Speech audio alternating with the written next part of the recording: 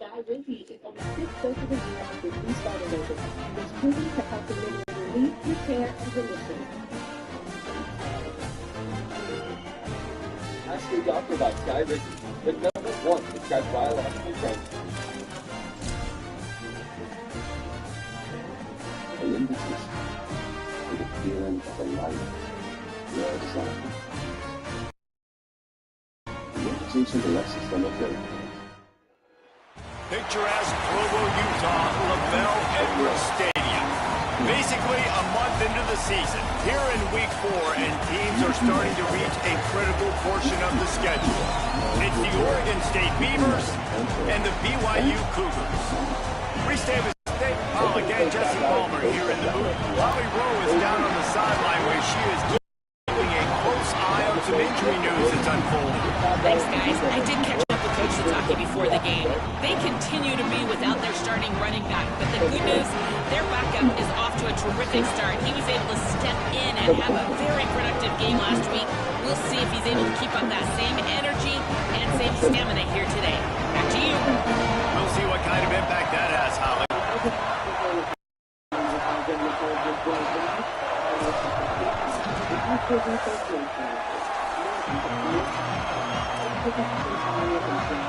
BYU about to kick it off as we get this game started.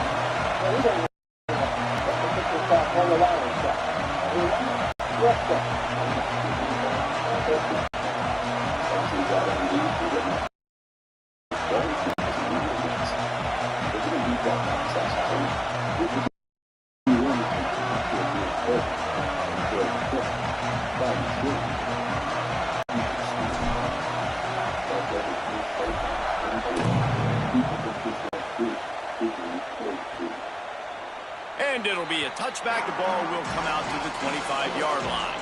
The Beavers offense will dial up the first ball plays in this one. And they've got the veteran, this senior quarterback, to guide the ship. Tough day in that last loss, threw a couple interceptions and did not throw a touchdown pass. This is what we expected. This crowd ready to make its presence known. On the option. Oh, he just held it. Man, it's a fumble. Defense swarming on that loose ball. It'll be a turnover. And that's a great job by the defender that time, locating the ball on the ground and hopping on it for a fumble recovery. And guys, that's the second straight game this guy has had a fumble recovery. Had one their last time out. He's got another one here.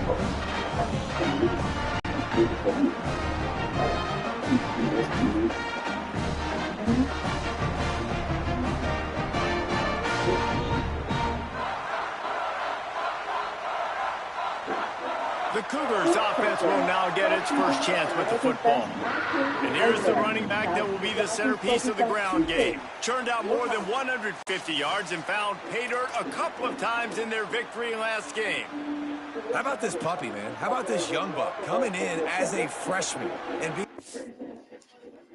You all look at it as like a competition. My answer to this question would be struggle. I think each and every person that walks into this locker room should have that mindset that you want to start getting some other short each and every day.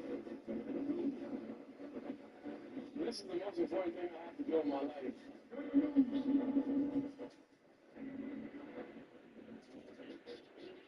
Browns quarterback Deshaun Watson was back on the field Saturday for the first time since 2024. He went 11 of 15 for 126 yards while leading Cleveland on its only two scoring drives. Watson now nearly 2 years removed from tearing his right Achilles tendon. Here's what first-year head coach Todd Monken had to say on a timeline for making a decision, and it's new on Sports Center. Would I like to have a decision today, of course, but I like a decision by next Monday, of course. Well, I'd love to have that decision. And we'll see. We've got a lot of football this week.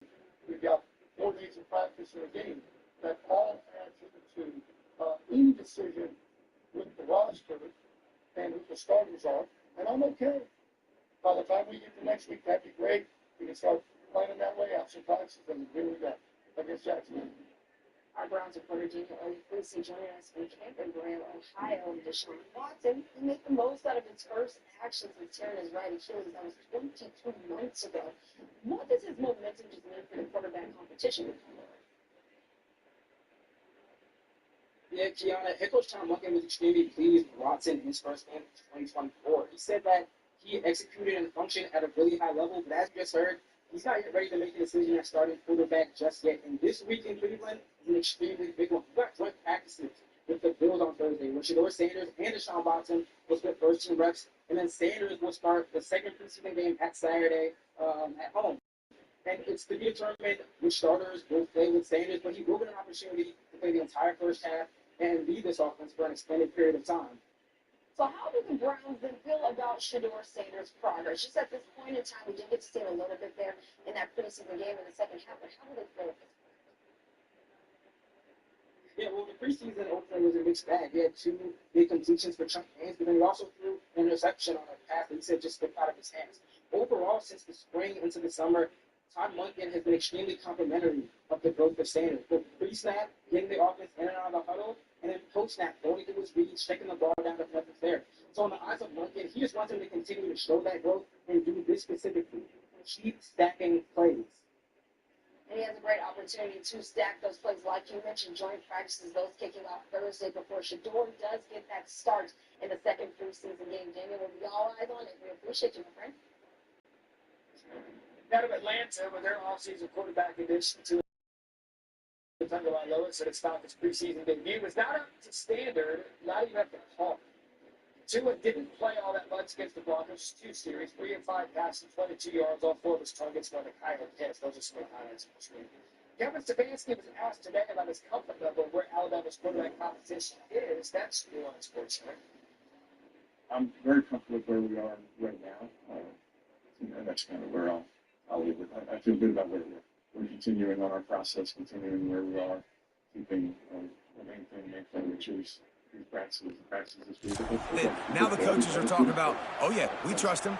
We trust him with a little and then a little bit more. And then we started to look around and go, Palmer, this dude's one of our best players, and he's played like that to start the season. That's the crazy part, David, because when we talked to the coaches, they said we have zero fear with this guy. We're not worried about him fumbling. We're not worried about him missing a blitz pickup. He understands the offense. He has the God-given ability from a physical standpoint. This guy just shot out of a cannon here in his first year, and he has been unbelievable to watch.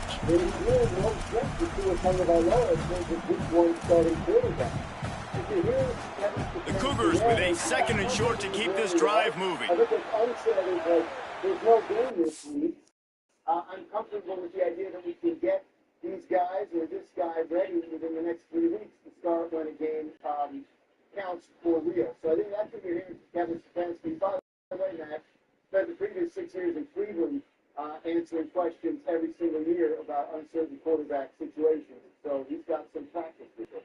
Anyone who's coached and played in Cleveland understands that quarterback list is long and nice.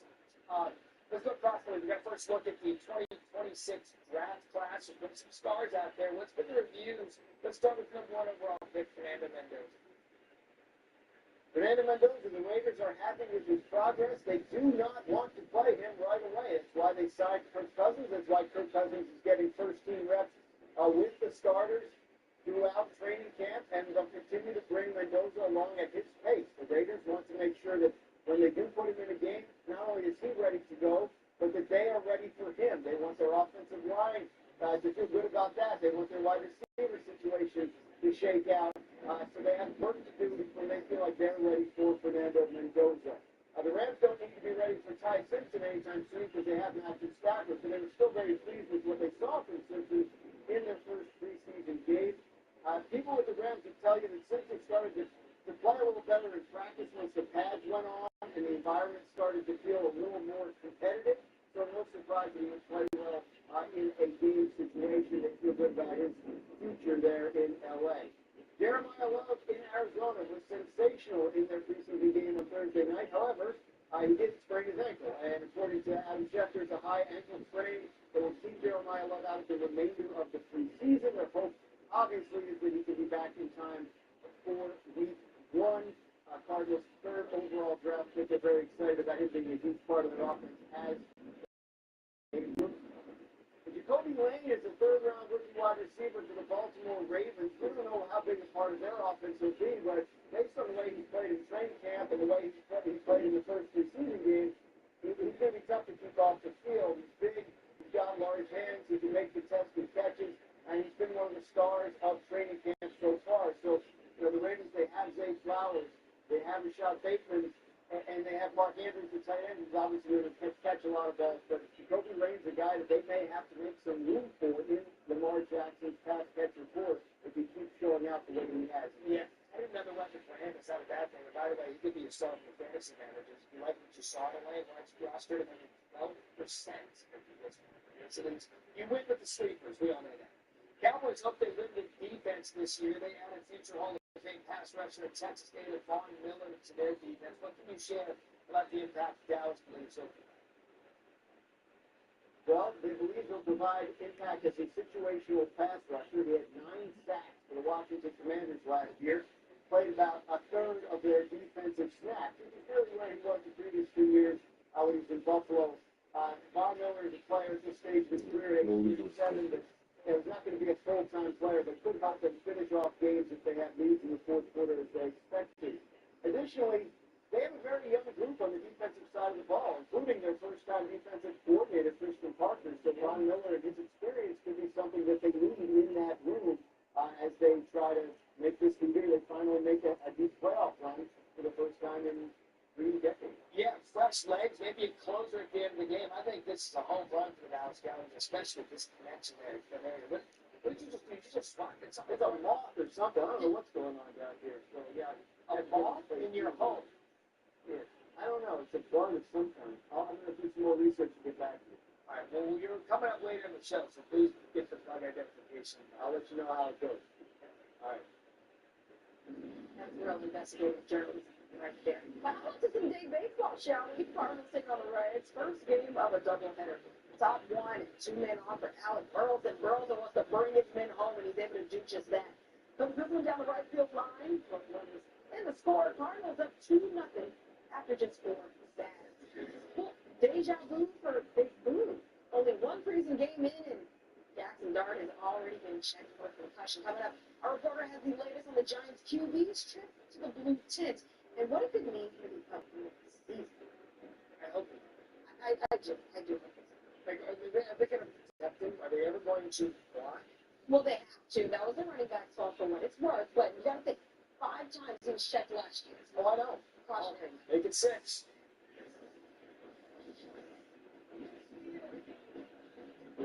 At Popeyes, we gave shrimp a bold Louisiana twist. Try 8 crunchy butterfly shrimp served classic or dusted in bold Popeye seasoning. Now available in favorites for only $5.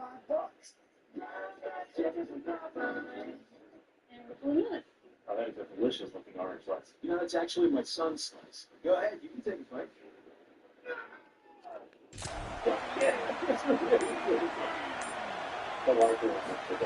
They go play action, Bryce Underwood. Rushes on. He'll be hauled down just inside the 10 at the 9 as they're trying to turn this into a score. It's so nice to be an offense on second down in short yardage situations. Why? I can take shots. If I want to, I can just act like I'm going to run to try to get the first down, take a deep shot down the field. I can run the football. The whole playbook is open to my disposal.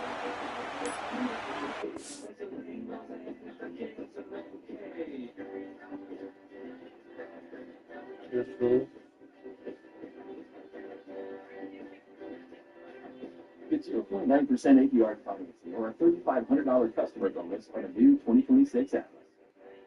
Get buyers back at Cracker Barrel. Boil wrap chickens and bold, slow-cooked flavor are back for summer adventures. Try our campfire slices and new breakfast skillet for a limited time. And texture made easy. Welcome home to Cracker Barrel.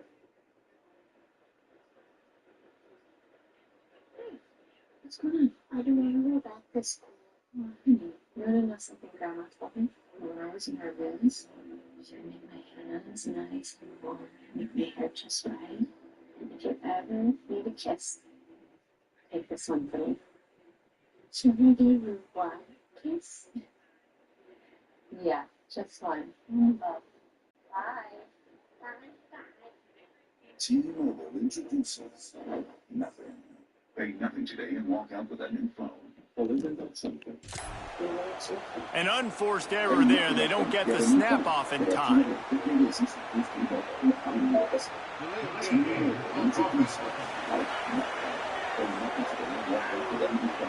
offense took a little bit too much time at the line there.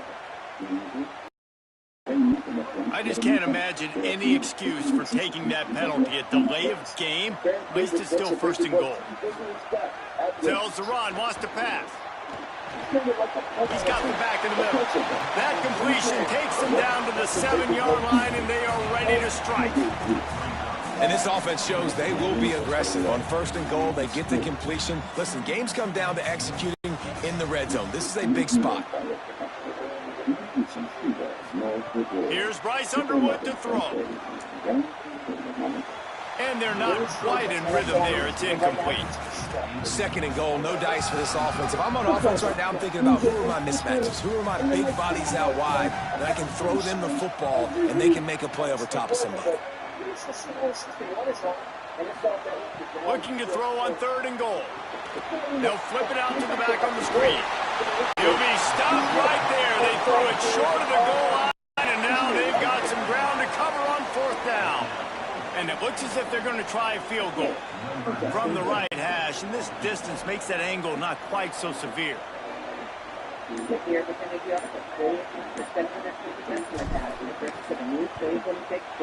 Absolutely perfect. And that'll put the first points of the game on the board. It's 3-0. And they don't get 7 on that opening drive, but they get 3. And this place is rocking. Night games are always so loud, so obnoxious, and these fans, they get something to cheer about with that first offensive possession.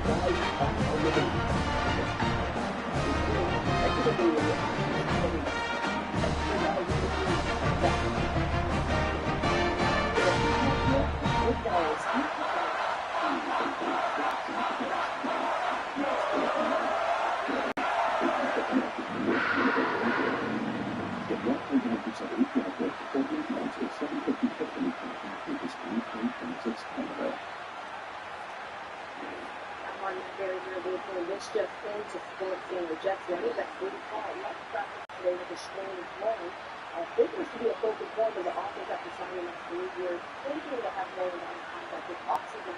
After them in the top 5 running back today.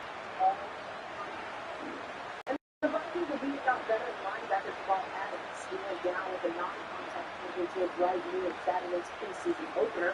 Adams has been played 5 injuries over the past 2 years last year. He played in double-digit games for his first team as a Giannis Sanders never was for Jackson Dart and Giants. It's the second quarterback. But the preseason opener right here, Dart was made good to be good medical care after that hit. And the opener against the Vikings, Dart made 5 trips to attempt to win the season. He's already won for one in the preseason. And that's Bill Jordan was there at MetLife Stadium. Cover the team, you know the team, you build out the Commanders, Jackson Dart. What can you tell us about his latest trip this season? Yeah, thanks, Matt. I actually asked Jackson after the game on Saturday and said, take us through what happened there in that play and into the touchdown he threw and play after he came back. And unsolicited in the middle of the answer, he said he's puzzled about the NFL, the process of bringing him back to the consistent. Because now, if you think about it, that's 6 times total for the Big Ten. One of those times he was diagnosed with a concussion. I want to take you through the process for a second. The NFL said it was a standard medical economy, right? And I've seen firsthand how this process works. They have multiple independent neurologists and medical trainers looking at the play in real time, the replays. And in this case, when you think about it, Jackson Dart lay there for 3 seconds and didn't move. And that could then indicate, right, to the medical spotter and the independent neurologist that maybe he needs to be checked. And that's what they decided in this case. It's definitely a narrative that has bothered him to some degree, but it's kind of the reality he has to live with. He's on the ground and he's going to not move for several seconds. Yeah, also, pop right back up and this conversation right there with all the stuff All right, so he's got to just play a little bit on and off the field and how he's doing it, especially with new offensive coordinator Matt Nagy. What can you tell us about that progression with AOC? Yeah, that's another part of this Jackson Dart equation. It's not automatically, year two quarterback jump, right? Because we're talking about a quarterback who now is running for the second year in this learning new offense. And the Giants are kind of trying to merge multiple offenses together, and Dart's learning. So it's kind of been a slow progression this summer. Nagy has even said that he's going to go through his highs and lows. Even in that game, the preseason game, it was 2 drives, but it kind of explained the whole Jackson-Dart predicament, right? The first drive, held the ball too long on the 3rd down, takes a sack. Second drive, ends up in the blue tent, comes back, kick later on, makes a spectacular against his body, sideline type throw. The fact that he still has those throws in the bag, I think. And he'll just take a knee, and this drive will start at the 25. But this is going to be a high. Here comes the Beaver offense ready to go. And the fumble on that last drive could have been much worse, David. They bailed him out. They held him to a field goal, so that's the good news. Now this offense has to get it going. Forget about the fumble, Jesse. Move on. Be positive. And they're upset with themselves, too. They're an offense that pride themselves on ball security. Let's see what they do right here. And they get to him behind the line. It'll be a loss of 2. Yeah, and this offense, man, you got to do a better job blocking. And I tell you what, that's kind of been a theme throughout the season. They haven't been high-powered. They haven't really figured out who they are yet. And they still got time. The season's not over yet, but this offense is still in identity mode. After getting knocked back to open this drive, it's 2nd and 12. They'll ride him again. Stopped again, and at least they made it back to the line of scrimmage this time. Well, to say that this guy was unblockable in their last game is definitely an understatement. He was living in the opponent's backfield. He does it again very early in this one, David. And I know he was a guy, this offensive line and this coaching staff were concerned about, and early on, they don't have an answer for him. I'm about to say that they still have the concerns because, geez, early on, he's in the backfield right away. Got to have some kind of an answer, man. First of all, maybe not run towards his side. There he goes at the 30. The 10. Touchdown, Oregon State. A great catch and run for 6.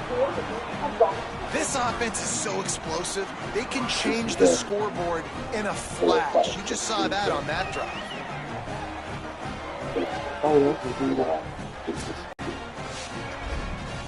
That's just that we just haven't played clean baseball for quite some time. I really wanted to win this thing because it could not.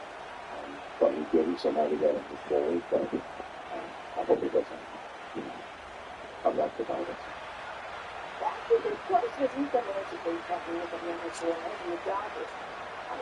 Now they'll line up for what they hope is automatic. And the extra point makes it 7-3. Quick strike offense on that 3-play scoring drive. And they cap it off with a play that can build momentum, a 78-yard touchdown pass. He'll bring it back from inside his 5. And he'll be stopped, returned, gets it out across the 25, stopped at the 26. BYU has it back. The Cougars ready to get into that playbook. A little bit of feeling each other out there, down 7-3 as they open this drive.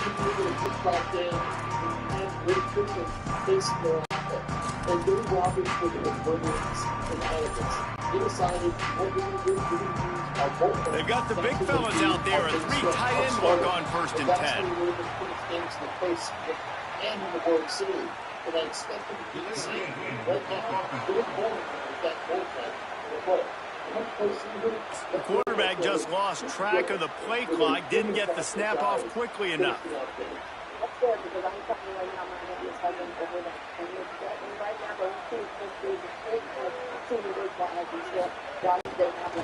Hand it to the back, fighting off the defender. Got to be smart, patient, great vision, uses all of that to get to the 29. 2nd and long here.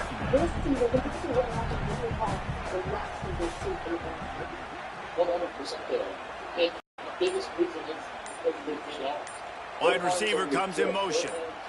That's the kind of play that can really get you going as they have a 1st down at the 43. I love that play call, and I love the timing of the pre-snap motion. Because the quarterback was able to get it to the receiver right behind the offensive line. Because of the timing, he was able to outflank the defense. That puts him out in space where he's able to use his speed. Nice job with the pre-snap motion and timing.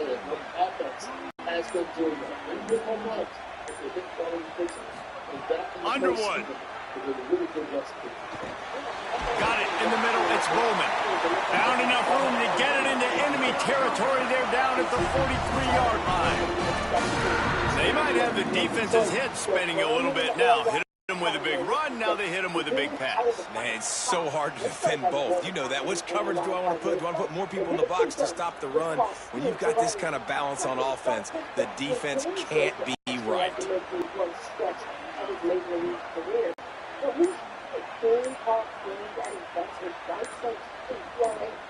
Looking to throw, it's Underwood. Fires to the big fella. Makes the catch, but goes no further, and it'll be a short pickup on that one. It must be nice for this quarterback knowing he's got this type of athlete playing the tight end position. He can work the middle of the field for him. He's a guy who can stretch it vertically as well, but this is a guy the QB will look for early and often in this game. They got 3 on the last pass. Here comes 2nd and 7. Wide receiver going in motion. Give to the back. And he's able to shed 1 tackle, but still just a very short game. You know, with defense, it's this pick or poison game, right? Like, I got to play a little bit soft and make them run the football, but when I do that, I give the running back space, and right there you can tell he takes advantage of it.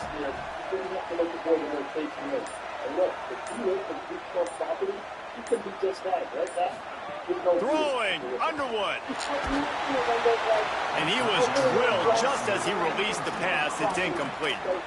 Yeah, and on money down defensively, you got to find ways to affect the quarterback. Nice job by the defense, getting the pressure, getting to him, getting a hit on him, and forcing the incompletion, and now forcing the 4th down. Finds him out of the backfield. Knocked down, but he's got enough to move the chains and convert that 4th down.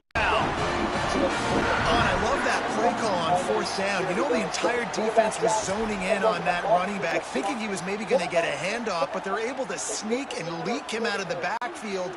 Behind the defense, he makes the catch and keeps the drive alive. Play fake, Underwood. Fires to the wideout. Wide open downfield.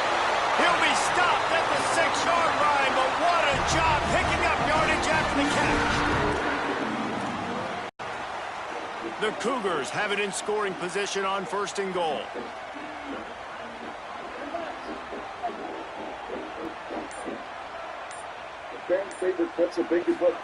Here's Underwood to throw. Whip it out to the back of the screen. They'll mark him down at the 2. The excellent execution on that throw and catch. The offense trying to throw it there quickly down close to the goal line. Nice job by the defense tackling the catch.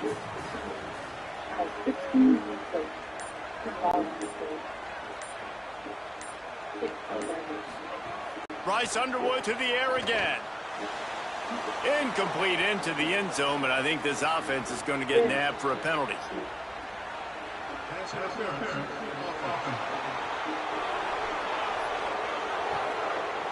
You don't see offensive pass interference called very often, so usually you know it's pretty blatant. It's pretty obvious. It's a severe push-off or, you know, obviously trying to break up a play so you don't give up a pick, but clear offensive pass interference on that play.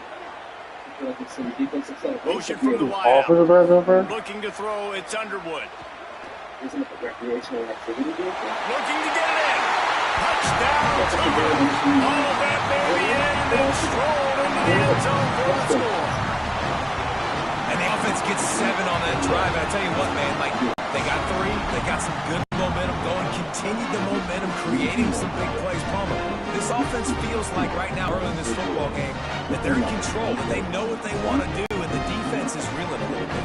Yeah, the defense needs a stop back the next time they come out. They've got to go back. They've got to get on the iPads. They've got to take a look at what this offense is doing to attack them, because they do look like they're on their heels right now. Obviously giving up a field goal early, but now a touchdown. The next time they take the field, they absolutely need a stop.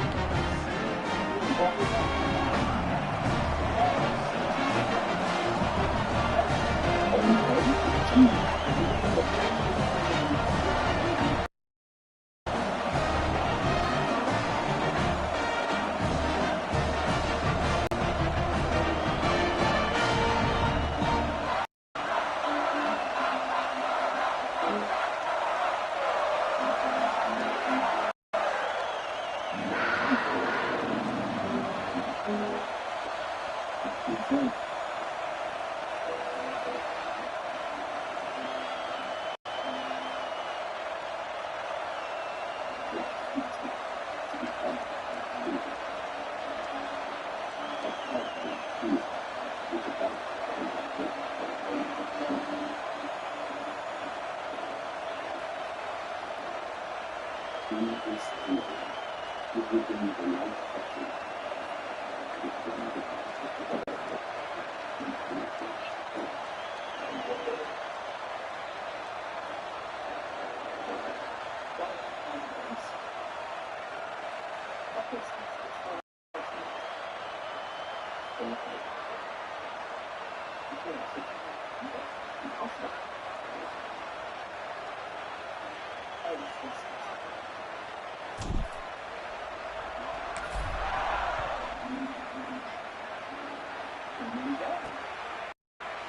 it'll be a touchback. The ball will come out to the 25-yard line. Oregon State takes over, ready to send the offense onto the field. We've had some early scores. They get the ball back, trailing by a field goal, 10-7.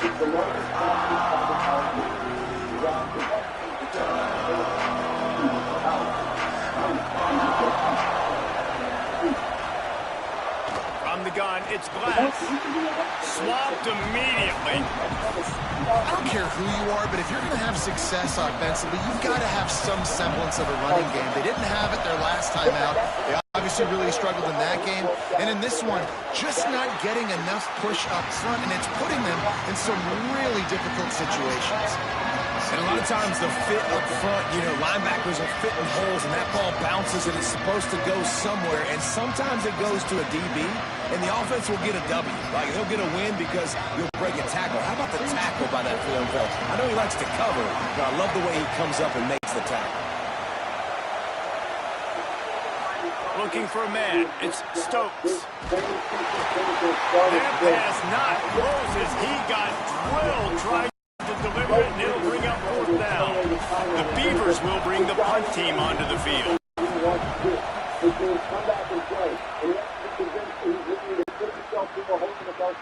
Makes a nice grab at the 25. Slips through the line. Very little will make the crowd hold its breath like a punt return, and he brought them to their feet on that one. So the BYU offense comes out to go on the attack. These teams putting up some early points, and now they have it back up 10-7.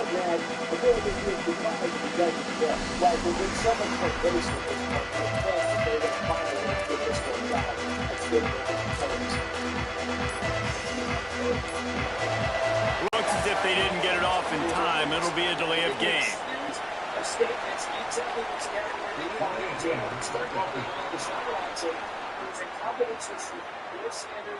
That is a completely avoidable penalty. The quarterback just went into brain lock and lost track of the play clock.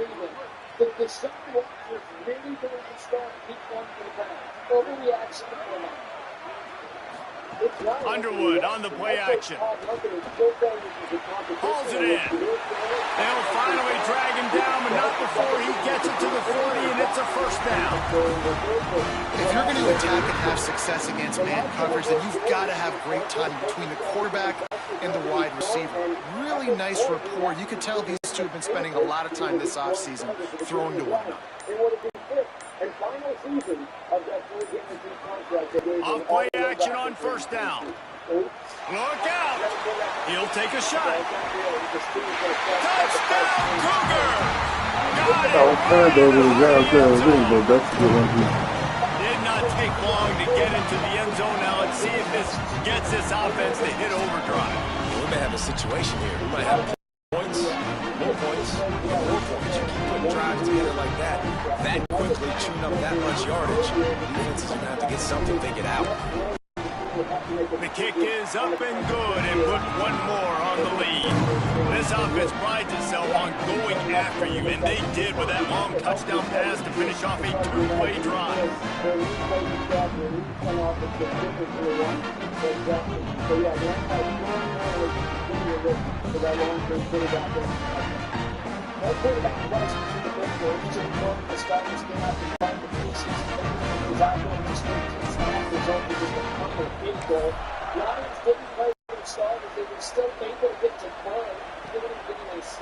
And he'll just take a knee, and this drive will start at the 25. Oregon State has it back, and here comes the Beaver offense. They didn't get much done the last time they had it, to punt it away from deep in their own territory, hoping this drive will be more productive. Defense all over it. Yeah, not great blocking up front. They're struggling to get the running game going. And tell you what, they got to find something. Last week it was a bad performance, and this offense has got to get some momentum early in this game and find something that they do really, really well and someone they can count on. Delay to the back. It's coming. He never had a chance on the draw. Tackled almost as soon as he got the ball. The defense blitzed on that last run, but it was the big fella on the inside that made the stop and made the play. Great job flying out of his stance, locating where the football was, and getting to the ball carrier. Really good job at the point of attack. On 3rd and long, hoping to throw beyond the sticks. He tosses one high and deep down the left side. And that one's incomplete. They weren't just trying to move the chains. They were trying to move the scoreboard. Instead, it's 4th down. And I think on that last play, that's an example of the quarterback trying to predetermine who he wants to throw to, and instead of letting the defense dictate who gets the ball. Man coverage, that guy was not open that time out on the perimeter of the field. Still, he gave him a chance, but that thing had incompletion written all over from the moment the ball left his hand. The BYU offense headed back out to go on the attack. They've jumped on top right out of the gate, trying to add to a 17-7 lead.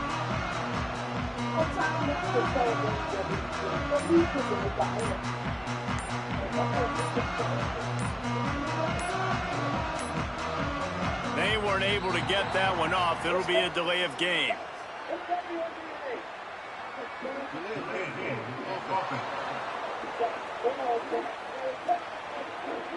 So frustrating to see an offense lose track of the play clock and pick up a penalty like that.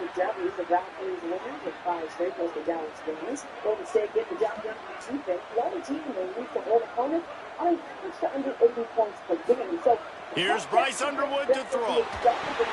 Setting up the screen. They make the stop, but a good pickup there on 1st down.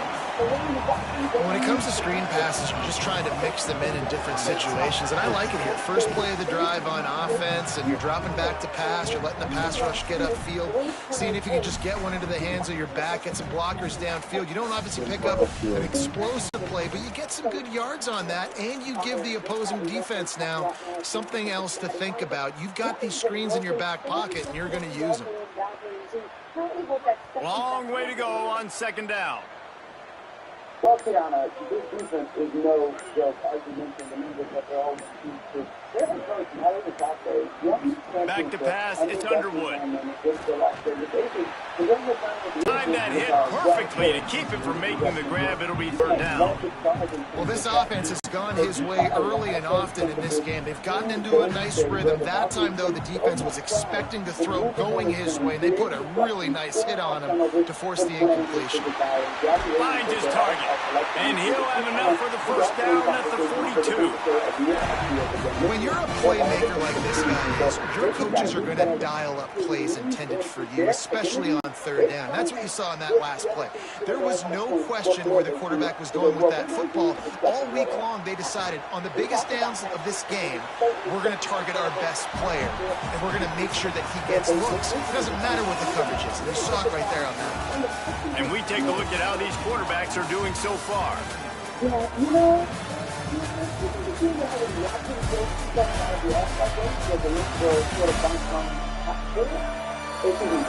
They largely dominated the 1st quarter and built a nice lead to get started. Because the Minnesota Elite are a well-ordered they are the top of the class, both in the country and in every category that we can look at. I mean, they've been sitting on top 2 in terms of defensive and offensive rating. As you watch this team, it's really hard to find a hole or weakness if they are all playing their best basketball. Alyssa Miles, he's only guilty rookie of the year, but he's next to the case. Now the Cougars are going to use the first of their 3 timeouts. And they'll have 2 left to work with here in the first half. It feels like this should be their year, although I'm sure the Aces and Valkyries will have something to say about that. Absolutely. I think about it. I love watching Oregon. It's just so fun to watch. But also something that's fun to watch is last night, they beat the Dream overtime. One of these teams, just like the team, So second down here as we're back at it after the break. Series this season, prior to that time, was 2-1 in favor of Atlanta. Underwood.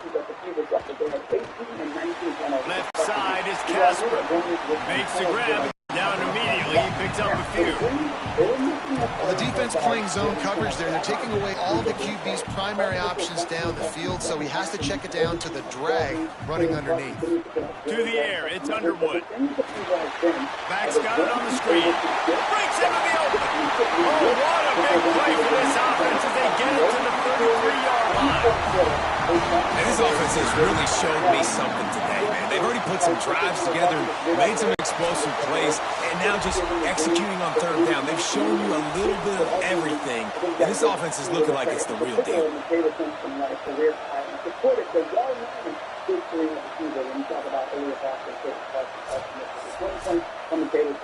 Giving that team more defensive versatility is a good sign for second right to it. They could see the power this year.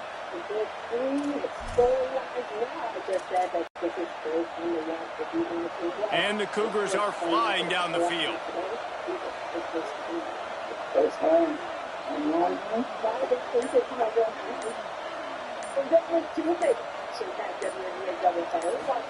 Throwing, Underwood. They'll run the screen. Didn't have much room to run and not a whole lot of help. Short gain there and still plenty of ground to cover for the first down. They'll need a bunch on second down.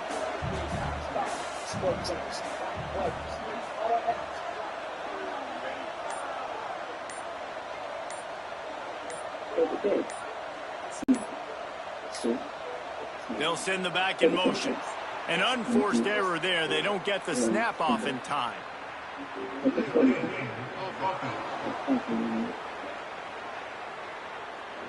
The delay of game pushes the offense back.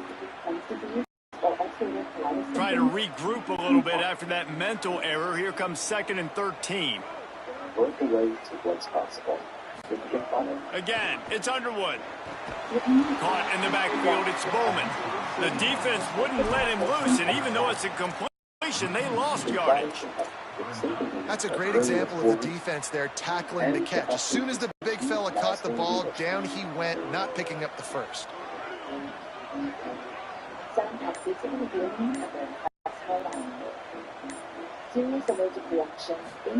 Bryce Underwood from the gun on third down. Watch his man. He stopped short of the first down marker, but there is a flag, and that looked like a clear face mask to me.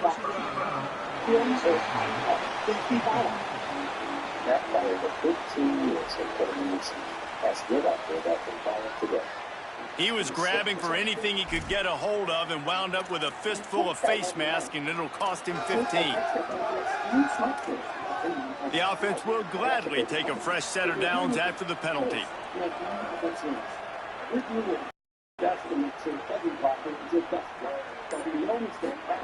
Here's Underwood to throw. Can't hold on in the face of the contact.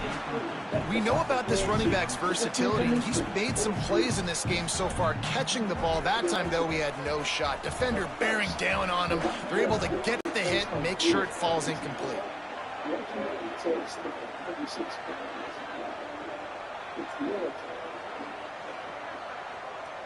Looking to pass. It's Underwood. Caught. They'll get it down to the 10-yard line on that completion. This quarterback right now is in a groove, and he's doing a nice job in pre-snap. He's reading the coverage, and he's getting an idea of where he wants to go with the football. That's why the ball's coming out of his hands so quickly. That's why he seems like he's in a great rhythm. Here comes the heat. And he was hit just as he released it, and it falls to the turf. That's a big missed opportunity by the defense there, guys. If he's able to make that interception, all of a sudden, their offense is back on the field. But now, because he dropped it, it's still fourth down. And, of course, they're in field goal range. Never a doubt. And that will extend their lead even further. And you want a touchdown, and you want to be aggressive, but, man, right down the middle, that obviously gives me some confidence down the road that I can trust this guy.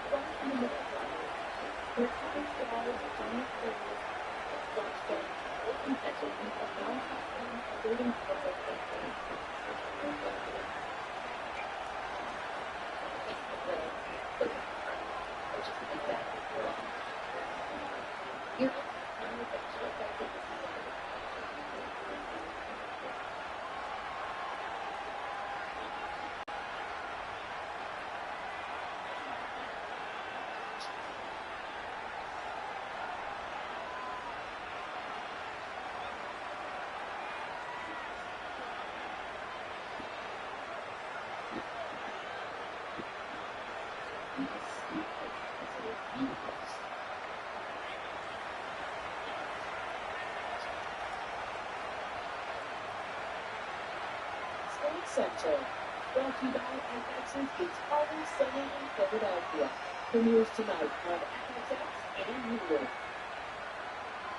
Guys, this just getting to sports and moved on to the live stream today. This week's event will be announced. Will be the final round of season on the stage. That's our senior star versus most of the winners. Now, resources tied up like that. That's what team champions by Michigan had been scheduled in the series. A legend in the industry has started its now under the everything on a historical day at its celebration. Romo is now its 47th president. It is one of the top voices in sports. Way back. Oh, yeah, good job. I tried it. The NFL partner on it, which is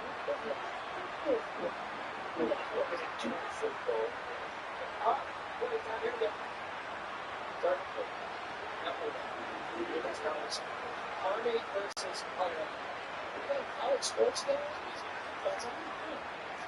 Hook the leg up. Oh, and diving. This special. No chance for that. I was going to that, but she has a lot of number 2 in the football league. Green Bay Packers, Arizona Records. What the fuck? The play that the guy was on local.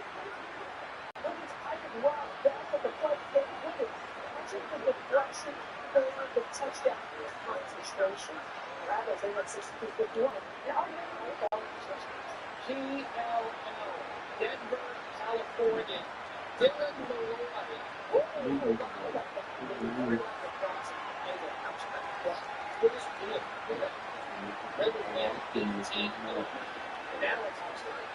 Saratoga Orange Range. Championship featuring 10 dogs in the Corning Championship on the watch. Carolina Dog 10, then it's Kona. Come on. Takes off flying, looking over the crossing the finish line for the Corning Championship. Even though these are the most awkward dogs of any dog in existence. But I want you to take a look at the concentration here. Billy, dog 4, Uncle Jane, dog 5, and quite different paths completely off the track. Look at these two. What did Corky's make with to look like that?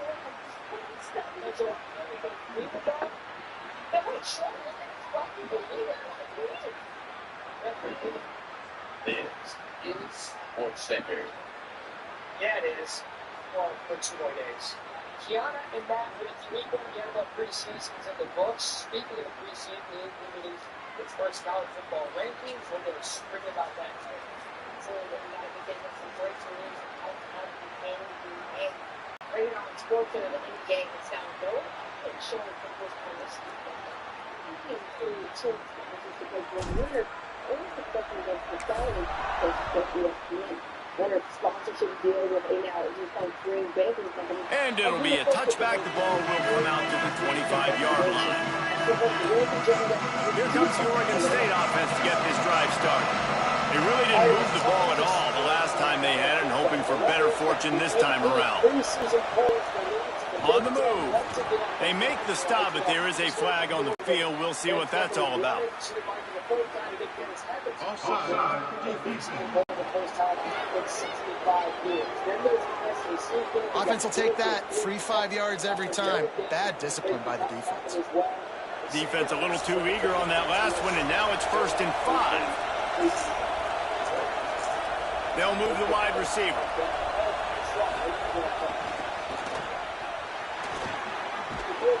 They work their way to the 35-yard line. It's a gain of 5. And the Beavers want to pick up the tempo.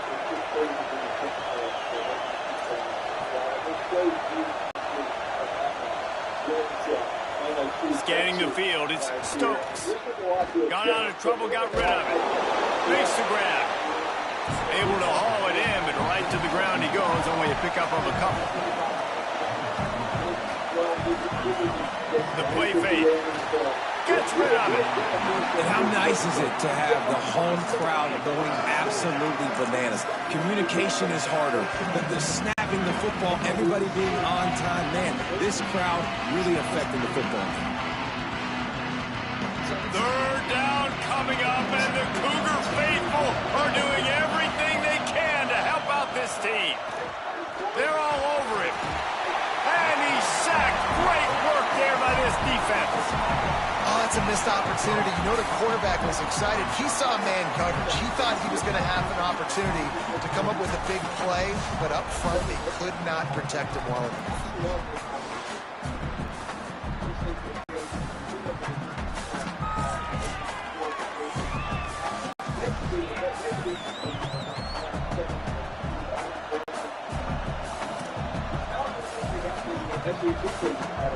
The Beavers decide to punt it away.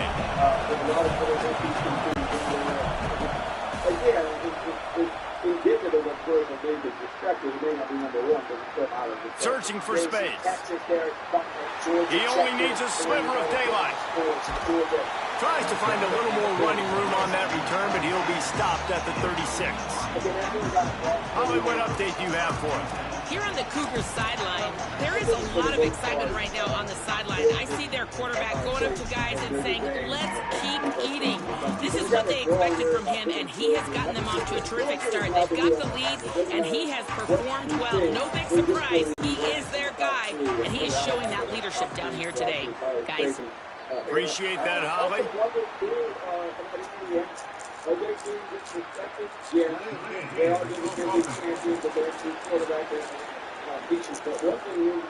The offense couldn't get the snap off in time, and it'll cost them. Yeah, I'll tell you, when you look at the top 5, every single one of those teams.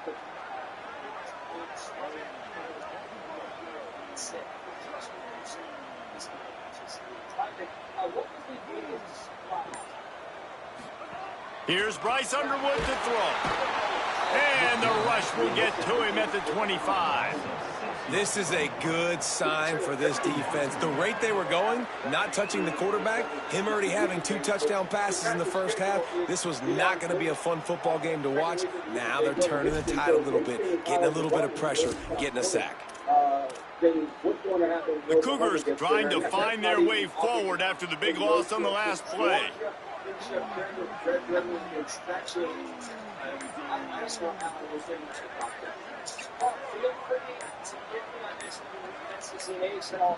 Looks as if they didn't get it off in time. It'll be a delay of game. I think that they're that team that could surprise and maybe go on a run fast. You get it with Texas last year. Offense took a little bit too much time at the line there. 2nd and forever after the delay. Did they lose their play sheets? I mean, call a play already. Play action with Underwood. Shoots it to the left. He's got an open man. He'll step out of bounds right at the 44. A big time pickup on that one.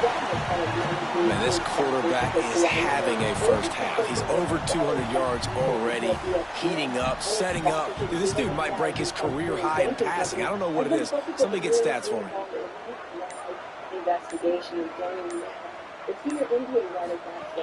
Off play action. Fires to the tight end. They've got it to the 49-yard line, and they'll move the chain.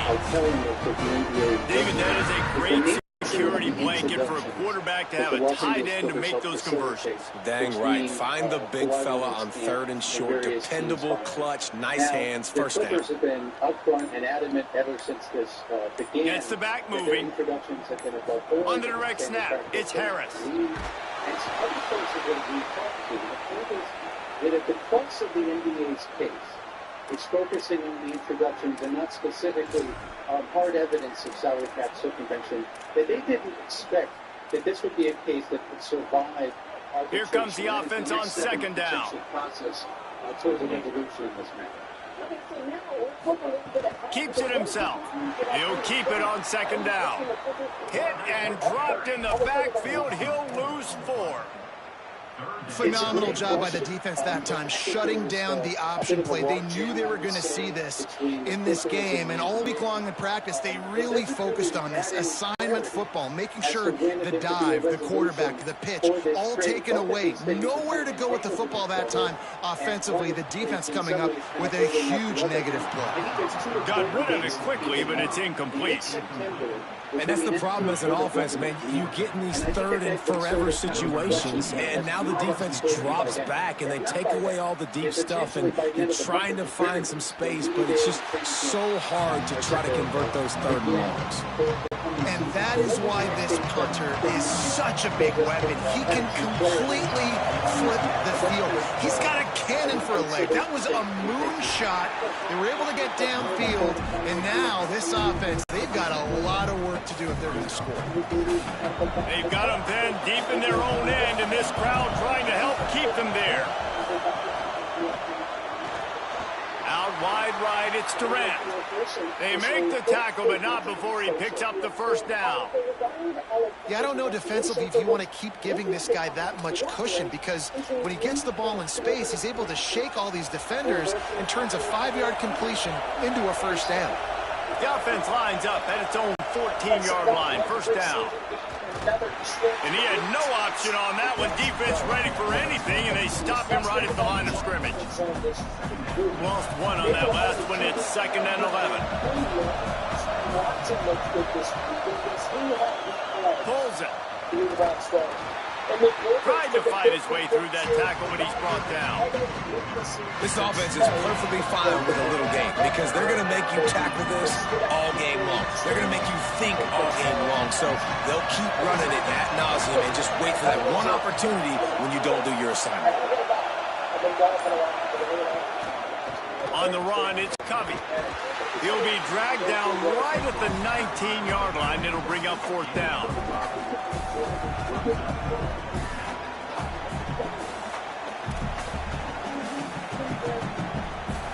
The Beavers line up to punt it away. He's getting a lot of work. 4th time he's punted tonight.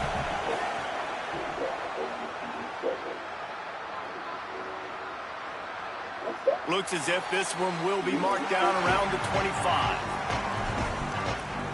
The Cougars offense takes the field to start this drive. They'll have another opportunity to extend this lead after punting last time, David. And it's important to put that punt behind you. It's over. Let it go. Get back to what you were doing that built this lead, Paul. Yeah, and defense, obviously, they won a few downs that last drive, so we got to put them on their heels here. Maybe mix up a few personnel groupings and try to show them some pictures they haven't seen yet. Gets it to the 46-yard line. 1st down for this offense.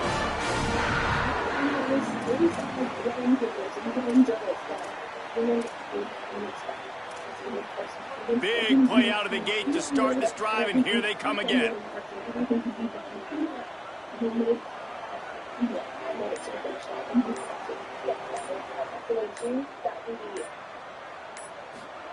Underwood. All kinds of room to throw that one in there. What a play there, and he rips off a big one all the way to the 16-yard line.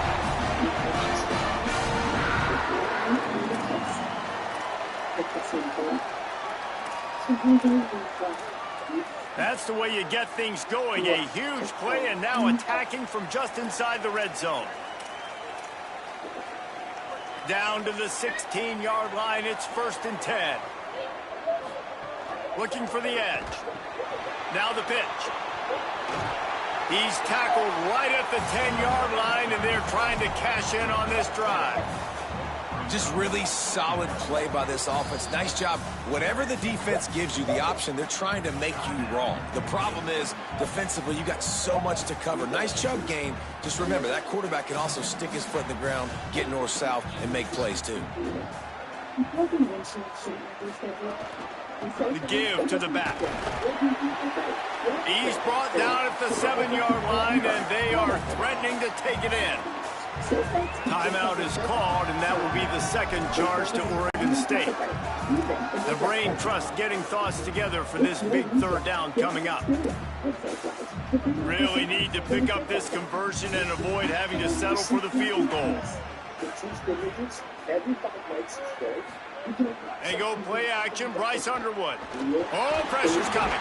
He sacked this defense all over him. Oregon State will use its final timeout here. Gives him a little time to dig deep in the play sheet and figure out what to do on fourth down. And this kicker has had a busy night. The field goal unit is out there for the third time. The holder will kneel at the 24, a 34-yarder coming from the right hash. Kick is good. The offense has 3 points to show for the drive. And now the lead is extended a little further. Man, so many more times we're going to say, go for it, be aggressive. Nice to have a guy you can depend on, and you know you're putting 3 on the board. Nice kick, nice job. And he'll just take a knee, and this drive will start at the 25. Working the sidelines, Holly Rowe. What do you have, Holly? Guys, here on the Beavers sideline, I can see a lot of conversations happening between the offensive line and the running back. They just haven't been able to get the ground game going. They're talking about he has got to be more patient, and they have got to get more of a push up front. The crowd is making it hard, though. I can tell you it is hard to hear, and they try to struggle and communicate. We'll see if they're able to come together against this very hostile crowd. Back to you. Thanks, Holly. Tight end in motion, see how the D reacts. Trying to get the corner. They put the brakes on it. And I think that time the quarterback made the wrong read. He was trying to pitch it. He didn't have to, though. There's a lot of green grass and space out in front of him. If he just holds on to that football, he might not score a touchdown, but he's definitely going to be able to at least get positive yards. I think that's a play on the option the quarterback would like to have back. Blasted as he lets it go. And they can't make the play on third down. Oh, you know what time it is when the defense gets that stop on third down. Fist up in the air. Nice job getting to the quarterback, putting some pressure on him, hitting him, forcing the incompletion. Fourth down, baby. A huge return there. Steps out of bounds, but man, did he put his team in great position. Holly Rowe has an update. Here on the BYU sideline, guys, I can feel the energy here and the chemistry between this quarterback and his star wide receiver. He's already got 100 yards receiving in this game, and the way they're talking on the sideline here, they want to keep that going. I think you're going to see him continue to get some downfield targets from his QB here in this game. I'll keep you posted. All right, Holly. They weren't able to get that one off. It'll be a delay of game.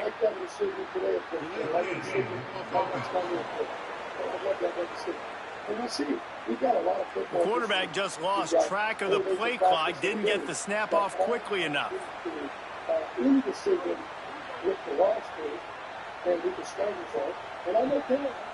Throw it, Underwood. He wants to take the top off. They went for it all in the first play of the drive and come up empty. In the last couple of weeks, man, you're getting a lot of consistency from this QB. And you got to love it as a play caller, man. You can drop him back. You can throw the ball a ton. You can trust him, getting the ball to different wide receivers. He's really in a good groove the last couple. Lets it fly deep downfield. And it's incomplete, going for the massive explosive play instead. They're looking at a third down. Trying to pick up a first down. Play fake, Underwood. Unloads to the wideout. Another incompletion on third down. And how about this? They're going to send the kicker out there to try to put a thunderfoot into one. And that is no good. And despite the missed field goal, guys, there's a bright side. They're still up by 16. Listen, he's a guy that makes 60-yarders in practice, so they give him that opportunity with his big leg. He misses it. The opponent didn't set up the return, so they're going to get the football back now. A pretty good field position. There's still a few ticks left on the clock. It's picked off, and they ruin the drive with a turnover. And he's dragged down after the interception, and that's how we'll close out the first half. And we are headed to halftime. Both squads headed into the locker room to make some adjustments. Gives us an opportunity to check in with Kevin Connors in our EA Sports College Football Studio Update. Guys, hard to believe we're a full month into the season. A lot of action in college football here in Week 4.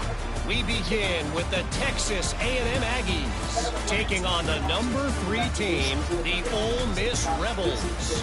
And it's Texas A&M coming away with a blowout victory in what looks like a major upset. Expect major changes in the polls this week. That gets their record to 3-0 on the season. Here now, some other games you may have interest in, and social media has some sharp opinions about the state of things right now. And now back to your game in Provo. What can you say about this playmaking receiver that's not abundantly clear? More than 100 yards in the first half. He's totally taken over this game. His team has the lead, and he's improving his draft stock as we speak. And with that, let's send it back to our broadcast team inside Lavelle Edwards Stadium. Thanks for that breakdown, Kevin. And the Beavers will kick it off to start the second half. Here he comes from inside his own 5. Makes a move. He's finally brought down after a big return that was almost a whole lot bigger. Holly, what did you find out coming out of halftime? Hey guys, the Cougars head coach told me coming out of the locker room, they have got to keep feeding their star wide receiver.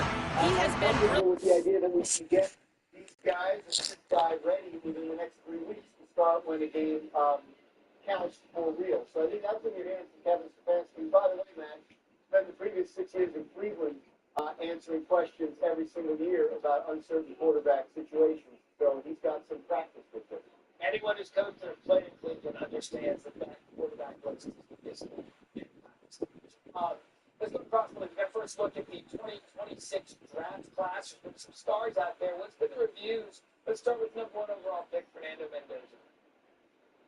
Fernando Mendoza, the Raiders are happy with his progress. They do not want to play him right away. That's why they signed Kirk Cousins. That's why Kirk Cousins is getting first-team reps with the starters throughout training camp, and they'll continue to bring Mendoza along at his pace. The Raiders want to make sure that when they do put him in a game, not only is he ready to go, but that they are ready for him. They want their offensive line to feel good about that. They want their wide receiver situation to shake out. So they have work to do before they feel like they're ready for Fernando Mendoza. The Rams don't need to be ready for Ty Simpson anytime soon because they have Matthew Stafford, but they were still very pleased with what they saw from Simpson in their first preseason games. People with the Rams will tell you that Simpson started to play a little better in practice once the pads went on and the environment started to feel a little more competitive. So no surprise that he would play well in a game situation. They feel good about his future there in L.A. Jeremiah Love in Arizona was sensational in their preseason game on Thursday night. However, he did sprain his ankle. In the first half, showing his experience against every type of defense they've tried to throw at him. He continues to be a problem, one the defense will have to solve if they expect to turn around this second half. Guys. And the ball is loose and live in the backfield. Everybody needs a little luck, and the offense just got it by falling on that fumble. Deep breath, right, man? You fumble that thing, you cough it up, you're like, oh, I really appreciate you, brother. I can't tell you how much I thank you because the coaches would have been all over me, but big-time break for the offense. He's been one of the stars of training camp so far. So the Ravens, they have Zay Flowers, they have Rashad Bateman, and they have Mark Andrews, the tight end, who's obviously going to catch a lot of balls. But Jacoby Lane's a guy that they may have to make some room for in Lamar Jackson's pass-catching force if he keeps showing out the way he has. Yeah, I didn't know the weapon for him. It's not a bad thing. By the way, he could be a star for fantasy managers. You like what you saw in Lane Wright's roster to 12% of the incidents. You win with the sleepers. We all know that. Cowboys hope they win with defense this year. They added future Hall of Fame pass rusher in Texas State Von Miller to their defense. What can you share about the impact Dallas believes he'll provide? Well, they believe he'll provide impact as a situational pass rusher. He had 9 sacks for the Washington Commanders last year. Played about a third of their defensive snaps, which is really where he was the previous 2 years when he was in Buffalo. Von Miller, as a player at this stage of his career at age 37, but he's not going to be a full-time player, but could help them finish off games if they have leads in the fourth quarter as they expect to. Additionally, they have a very young group on the defensive side of the ball, including their first-time defensive coordinator, Christian Parker. So Von Miller and his experience could be something that they need in that room as they try to make this the year they finally make a deep playoff run for the first time in 3 decades. Yeah, fresh legs, maybe a closer at the end of the game. I think this is a home run for the Dallas Cowboys, especially with this connection there. But what did you just do? Did you just swat it? It's a moth or something. I don't know what's going on down here. So, yeah, a moth in your home. Yeah, I don't know. It's a bug of some kind. I'm going to do some more research to get back to you. All right, well, you're coming up later in the show, so please get the bug identification. I'll let you know how it goes. All right. That's real investigative journalism right there. Now, how about some day baseball, shall we? Cardinals taking on the Reds. First game of a doubleheader. Top 1 and 2 men on for Alec Burleson. Burleson wants to bring his men home, and he's able to do just that. But this one down the right field line. The runners in the score. Cardinals up 2-0 after just 4 batters. Deja vu for Big Blue. Only one preseason game in, and Jackson Dart has already been checked for concussion. Coming up, our reporter has the latest on the Giants' QB's trip to the blue tent. And what it could mean for the upcoming season. I hope not. I do hope so. Are they going to protect him? Are they ever going to block? Well, they have to. That was the running back's fault for what it's worth. But you got to think, 5 times he was checked last year. Oh, I know. Okay, make it 6.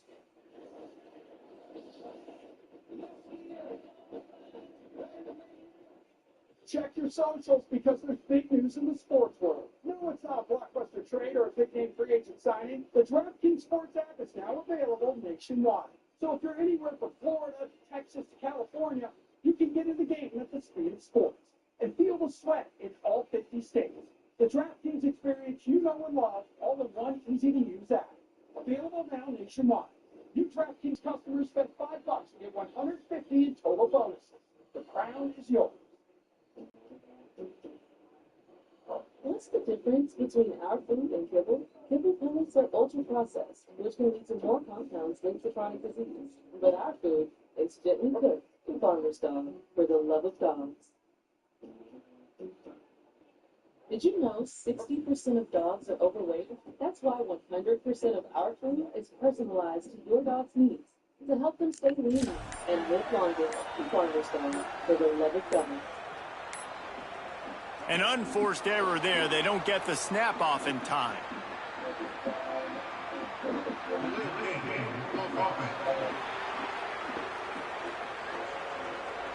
That is a completely avoidable penalty. The quarterback just went into brain lock and lost track of the play clock.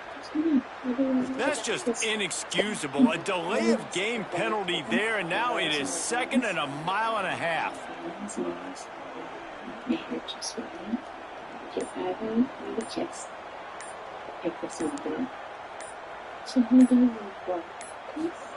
Here's Underwood to throw. Got it behind the line. It's Phillips. Taken down.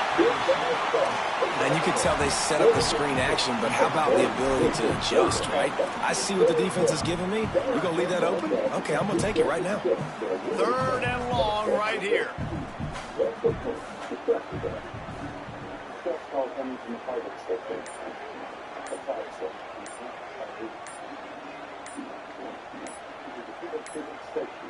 Looks as if they didn't get it off in time. It'll be a delay of game.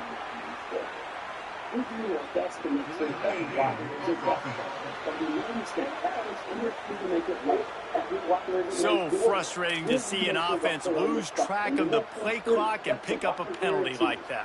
This 3rd down a little longer after that penalty. Dropping back, it's Underwood.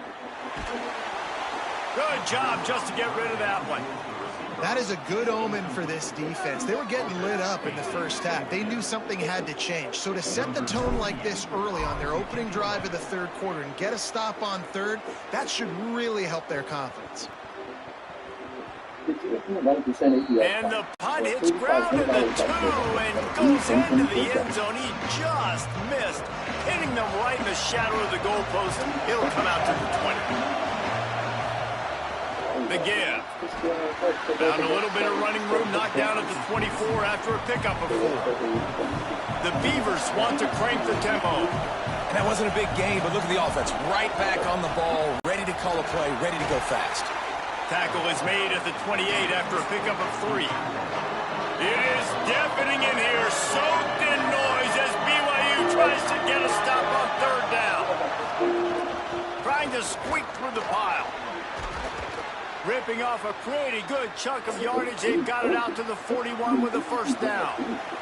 The Beavers come to the line with a fresh set of downs. And that's a good sign for this offense. A good third down conversion, running the football. Obviously, last possession was not what you want. Like the interception, the turnover. Good to get back on the field, get that first down. Now see how much more they'll be aggressive and maybe want to throw the football and put that mistake behind them. Another tough run for this offense, and I think a big reason why they're down on the scoreboard right now is they just haven't been able to get this guy going. They've tried. Oh, it's picked off. What a bad time for a mistake like that. Not a lot of room on the return, but he'd already got the most important thing, the ball, and they have it at the 46.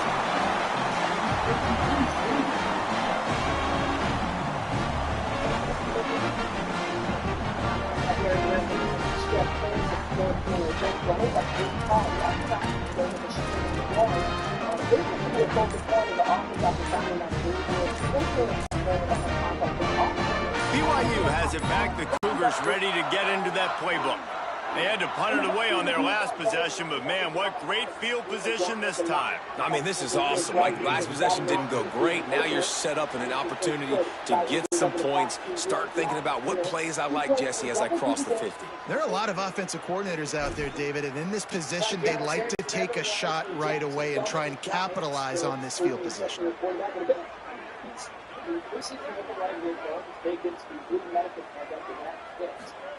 Here's Bryce Underwood to throw. Finds his man. It's Casper. He's down right there. Short gain on the ground. And quarterback receiver on the same page. Nice job seeing the zone, understanding the drag route concept. Easy pitch, easy catch. A lot of ground to cover, and they need a chunk here on second down.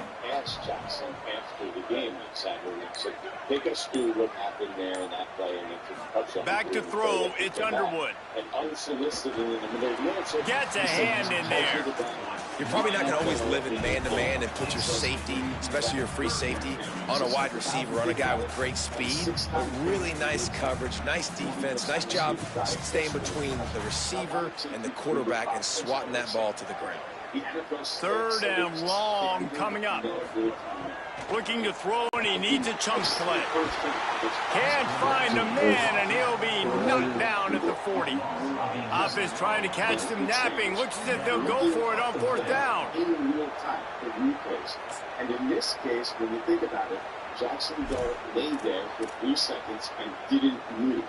And that could be there to indicate, right, to the medical spotter and the independent neurologist that maybe he needs to be checked, and that's what they decided. Well, it could be in the sky, but this looks like cover 3 with the one safety right there. It's kind of the reality. He's on the ground, and he's going to be not moved for several seconds. Yeah, also, I'll play back down maybe when I have this conversation. Bryce Underwood to throw for it on fourth. He's going to fire deep. Makes the catch, converts on fourth down, he's still on his feet. He's brought down, but not before he picks up the first down and a gutsy call to keep this drive alive. And they're showing you their intentions early in the game. It's fourth down, you're in your own end. We're going to be aggressive, and we're not just going to do this early. We're going to do this all game long. Awesome execution on a critical down. Multiple offenses together, and Dart's learning them. So it's kind of been a slow progression this summer. Nagy has even said that he's going to go through his highs and lows. Even in that game, the preseason game, it was 2 drives, but it kind of explained the whole Jackson-Dart predicament, right? The first drive held the ball too long on the third down, takes a sack. Second drive ends up in the blue tent, comes back in later on, makes a spectacular against his body sidearm type throw. The fact that he still has those throws in the bag, I think they weren't able to get that one off. It'll be a delay of game. That this is going to be a high-level quarterback that they can win with. They can win Super Bowl with. Remember, big part about why John Harbaugh came The offense couldn't get the snap off in time, and it'll cost them. When quarterbacks go through those growing pains in the NFL, especially when you're taking offensive coordinator. But everyone is the Giants, George. We got to know about those players coming back. Well, that's just a foolish penalty. You can't lose track of the play clock that close to the goal line, but still first and goal. Yeah, the Giants are practicing outside right now to some degree. He bullies his way all the way down to the 5-yard line. If at first you don't succeed, try again. I wouldn't be surprised if they just turn around and hand it off to him again here on second. In live drills, that's a step in the right direction for Neighbors. The regular season is still 27 days away. The Giants play their opener against the Dallas Cowboys. There is optimism that Malik Neighbors will be ready for week 1 this season. And what's the last time we've been able to see this optimism for the Giants? Picked up some of what they needed on first down. Now it's second and goal from the 5. Underwood. Rush right in his face. Incomplete. They fought for it, but it just squirted harmlessly to the ground. Well, that last incompletion is a good example of why your timing has to be so good as a quarterback, because the windows, they open and they close so quickly in this part of the field.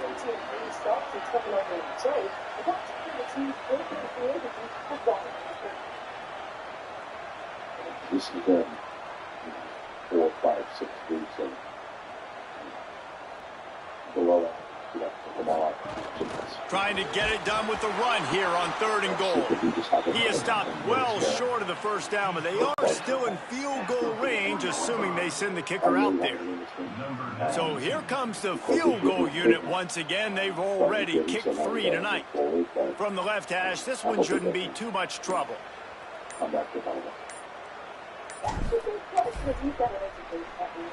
Absolutely center cut. And now the lead is even bigger. And that's not the way they wanted to end the drive, but nice job being ready and your field goal kicker coming through and putting 3 points on the board.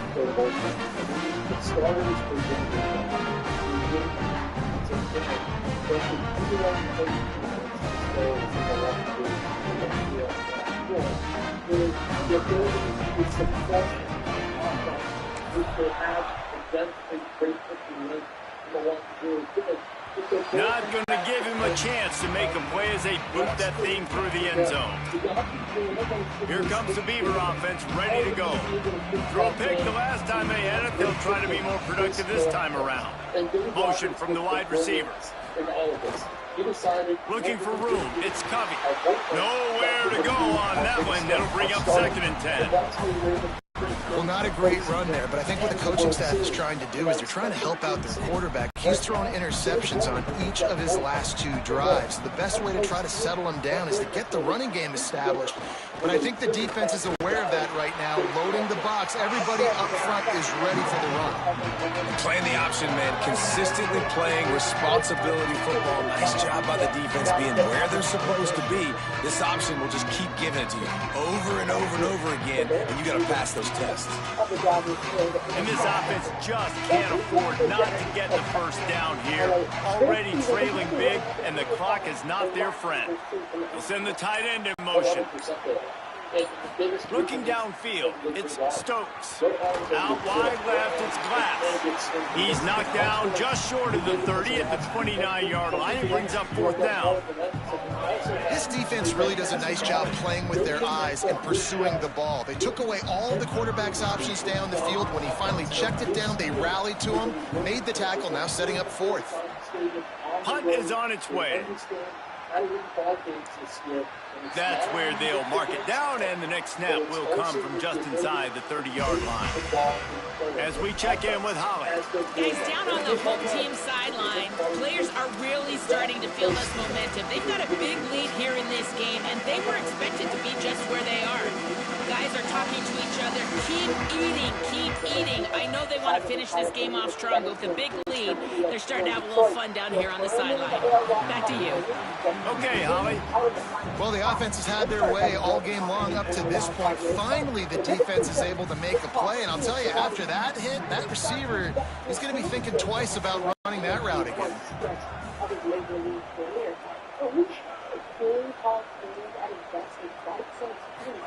Throwing, Underwood. Got rid of it in a hurry, but he couldn't find his man. It's incomplete.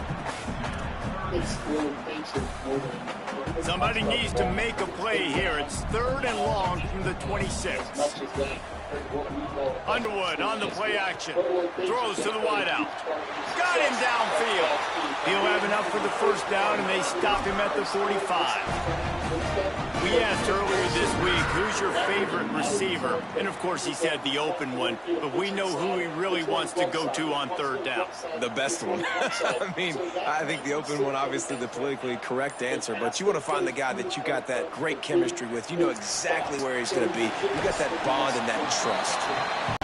I'll tell you, when you got a tight end like this, it makes it a lot easier calling pass plays on 1st down, even if the defense is in zone coverage. He did a really good job there, working his leverage, finding the soft spot, and making it an easy completion.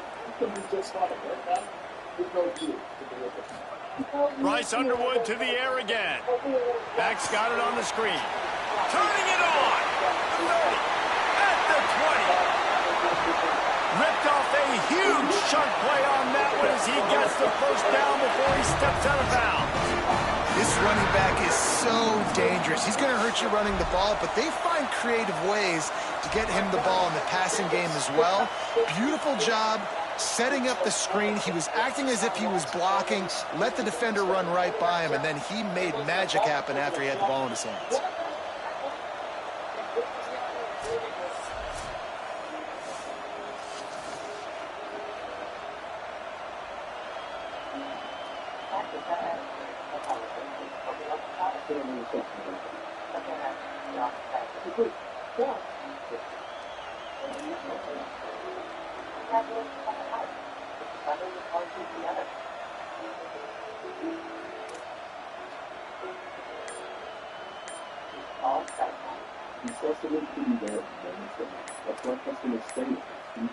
An unforced error there. They don't get the snap off in time.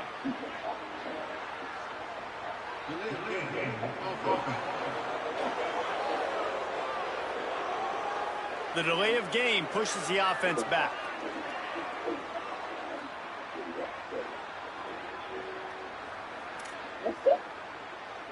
You know this kind of stuff? It's a cat getting too cool. Give them some taking screens. And guys, I don't know if they got the play call in quickly enough, but still the quarterback has to make sure the snap gets off on time. Nothing doing, and he was lucky to get back to the line of scrimmage. It's 2nd and goal. That back had nowhere to go. The defensive line ate up the blocks, but how about the linebacker swarming in, coming in and making a great play on the ball carrier?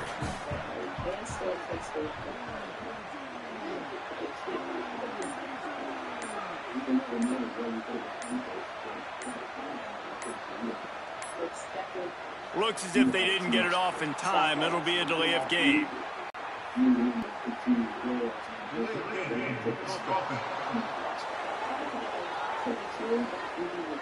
Offense took a little bit too much time at the line there.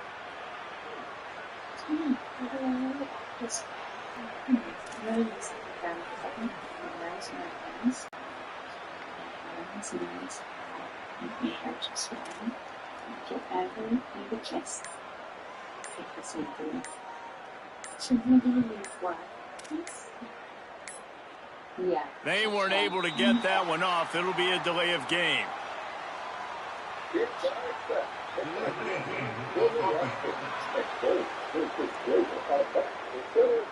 The quarterback just lost track of the play clock, didn't get the snap off quickly enough.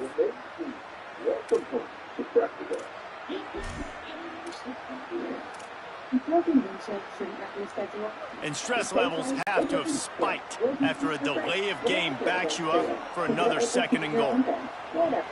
Quick screen to the speedster out wide. They get it down to the 7 on that pass play in prime position for a score. Nice job by the defense forcing the 3rd and goal. You can't allow any run after catch in these situations. Play aggressive, play tight, and play physical.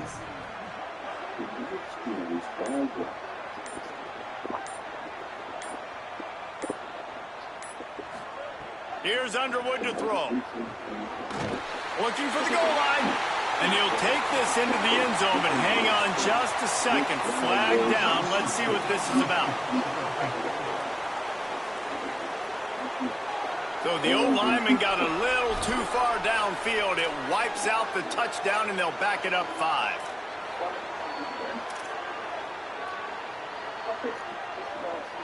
Third and goal, where defensive coordinators have to make a stand. Looking downfield, it's Underwood. That pass is well off target. He got hit as he was trying to throw, and they can't convert on 3rd down. And on 4th down, here comes the field goal unit.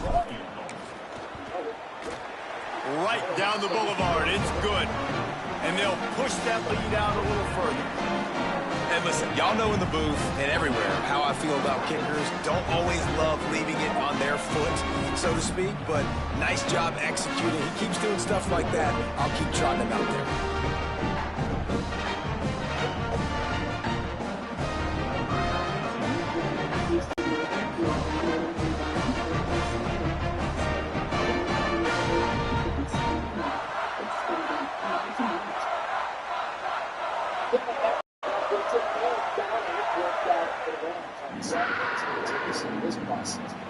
He wants to come out of the training. Alex Trainer in Team City is the 2nd time he's worked out for the team. This training camp, the coach signed a basic about a decision. Don't come up quote this time.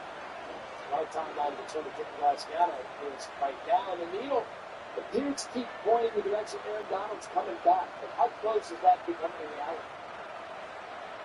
You know, it's the 2nd time he's gone to the facility and worked out. This training camp started, so yes, it's going to be on his timeline, but it does appear that he's trying to accelerate his timeline in terms of deciding whether this is something he wants to do. He's going to come back and play, and he has to be convinced that he's willing to put himself in the whole NFL season and that he can play at the level to which he is accustomed. The workout yesterday and over the weekend was And it'll be a touchback. The ball will come out to the 25-yard line. Oregon State takes over, ready to send the offense onto the field. Last time they had it, didn't pick up the 1st down. Let's see if they can put something together here. Sets his feet. It's Stokes. It's dropped after taking the hit. This offense hasn't been able to generate a lot of points in this one. Here in the 3rd quarter, you're seeing the defense and how much pride they take on being physical. It's not just stopping the run. Guys in the back end flying to the football in the air, getting hits on guys, that time on the receiver, knocking it loose. Crosses the 30 to the 31 and a 6-yard pickup. Positive plays, that's all you're looking for here in the option game. Not everything is going to be a 70-yard touchdown run, obviously, but if you can pick up positive yardage like that, your quarterback makes good decisions, pitching it out, and no one's accounting for the pitch man, he'll take that all day long. They don't get the 1st down, but why would you stop running option after a play like that? Shotgun snap on 3rd down. Throws for the tight end. Incomplete. A 50-50 ball won by no one that time. And you thought maybe in this 2nd half this offense could just find a rhythm, find something to take advantage of this defense, but the defense has really had their number, not putting up a lot of points, and again, an empty possession right there. On the return. Ran right through the defender, and now he's still running. He was working his way on the return toward midfield. They'll stop him at the 46. With an update on that, let's check in with Holly. Here on the Cougar sideline, Guys, they have a big lead right now, and they were expected to be here. One of the top teams in the country. They have performed that way here today. Even though some of the players are starting to celebrate just a little bit, coaches keep saying we have more work to do. If they really want to continue to be one of the best teams in the country, they have to keep their foot on the gas to end this game. Back to you. Appreciate that, Holly.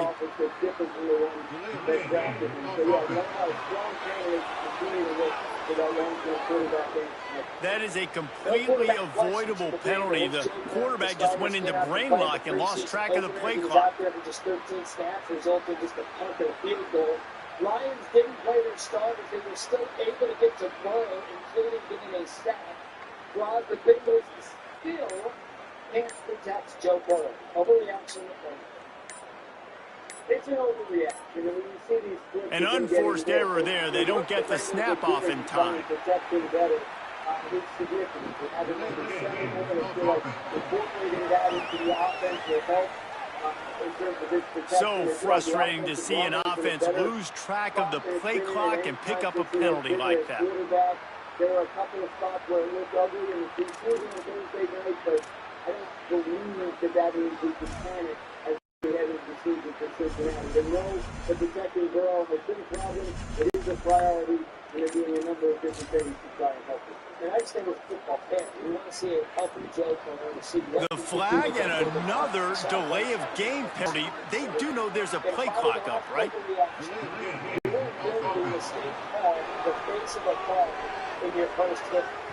The offense couldn't get the snap off in time, and it'll cost them. Well, it was a long I don't know exactly what it was. I thought it was a mosquito, but it wasn't that either. The good news is that we're using a past tense, which means that the threat has been neutralized. There's no further issue with the club. However, I will say this, both of my boys have been home from college all summer. This setup is in the basement. And apparently oblivious to the concept of the play clock, it's another delay of game penalty.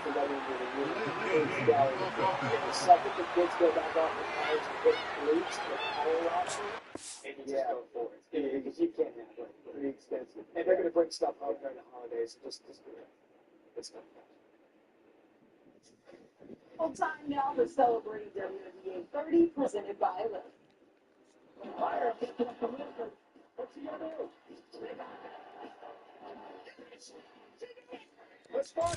Took a little bit too much time at the line there. Quarterback and running back set up in the pistol.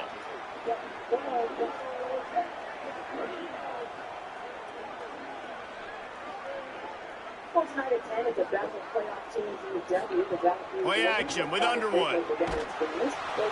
And he was hit just as he was releasing the pass, and it falls to the ground incomplete. Couldn't make the connection last time. Let's see if they throw it again. Selling the fake. Fires to the wideout. What a job to lay out and make the catch. It is plays like that that'll let you pile up some serious passing yards. Man, what an effort. I mean, the layout to be able to catch the football, keep it off the ground. Nice job by this receiver, and that's why this quarterback's had a day. Guys making plays all over the field. The give to the lone running back. And there was lots of space as he gets it to the 39-yard line. And how about that, man? If you're a defense, that's demoralizing. You get them in a known passing situation. They slip the run in there. All you got to do now, you're playing deep for pass, but now come up, just make the tackle. Force a fourth down. The defense could not get the back on the ground, Palmer, and he gets the first down. Yeah, David, and better gap integrity up front, too, on defense. I know you think it's going to be pass, but that doesn't give you an excuse to get out of your lane. Everybody's thinking sack the quarterback, but now they just opened a huge crease for that running back, and he took advantage of it. Can't hold on. He had it right down the middle, and he flat dropped it. They're lining up in the Wildcat. Let's see what they have dialed up for this one. Direct snap. It's Harris. Makes the catch. It's Underwood. A likely touchdown saving tackle, but the catch and run takes it down to the 7.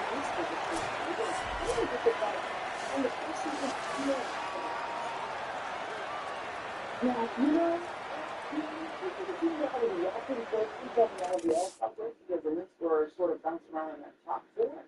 the Wings were bouncing around in that top four. But if the playoffs start today, the first round would be the ceiling for the Wings because the Minnesota Lynx are a well-oiled machine. They are the top of the class, both in the standings and in every category that we can look at. I mean, they've been sitting around top two in terms of defensive and offensive rating. As you watch this group, it's really hard to find a hole or weakness if they are all playing their best basketball. Olivia Miles not only will be Rookie of the Year, but she's making a case to be MVP as well. And so this team, the Lynx, to me, when you consider their path to get to this year, they have experienced their fair share of heartbreak, and it feels like this should be their year, although I'm sure the Aces and Valkyries will have something to say about that. Absolutely, and I say this all the time. I love watching Olivia Miles. She's so fun to watch, but also something that's fun to watch was last night, Beaver, they beat the Dream overtime. What did you think just of the Beaver in that win? So this series, this season, prior to last night, was 2-1 in favor of Atlanta. And then the two losses that the Fever suffered, they had 18 and 19 turnovers, respectively. And so I knew that going into this one, turnovers were going to be something that you had to watch. Now, for the Dream, they were missing their starting point guard, Jordan Canada. But I got to give the Fever their credit. Kelsey Mitchell found herself in the second half and into the overtime of the ballgame.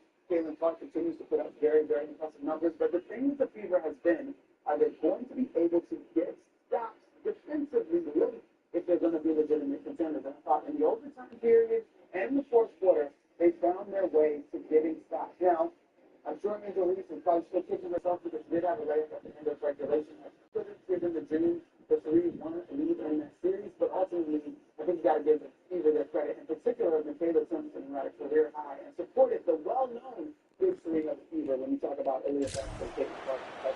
20 points from Michaela Simpson and giving that team more defensive versatility is a good sign to definitely like to as they pursue the title this year. As they get set to snap it, just about to reach the end of the quarter. They'll run it on first and goal. Defense makes the tackle, and that will probably be the final play of the third quarter. And you want to talk about his favorite receiver, it might be everybody based on the number of guys getting touches and a chance to show off their hands in the passing game.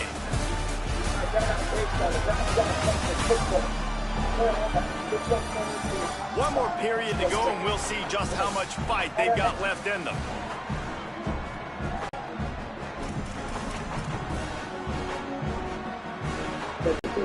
They'll try to open the quarter by cashing in on this big opportunity deep in the red zone.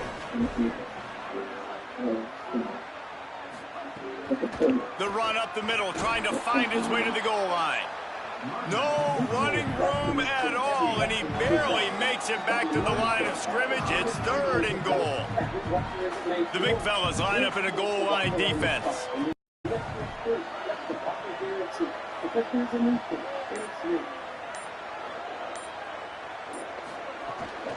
Turning to the running game here on third and goal.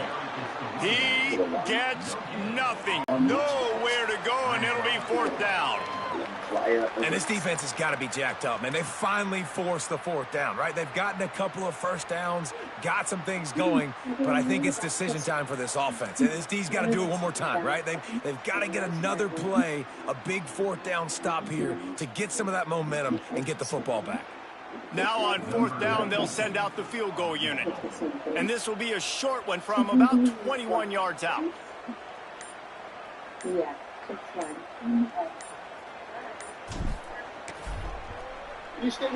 Dead center perfect. And that lead grows even bigger.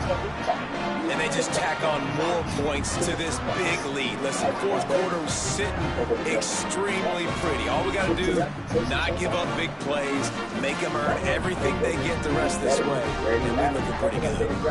Right now, they're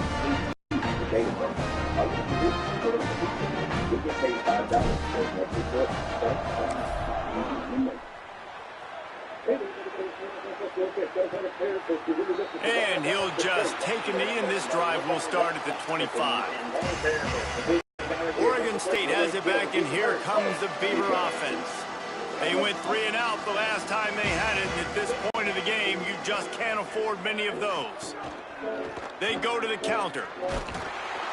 Didn't even get started. He'll be dropped for a loss of 3. offense has to find a way to run the football. They got to get more creative, but whatever that looks like for this offense, something to jumpstart them because nothing really going on the ground. Yeah, defensively, though, you got to give them credit, too, because they knew that physically they were going to try to be challenged up front. That was a big MO for this offense coming in.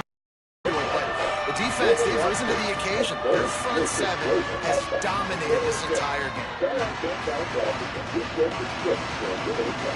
Third and long, a lot of ground to cover.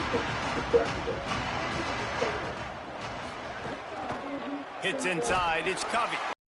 Knocked down immediately. They tried to surprise him on third and long with the run and nothing doing.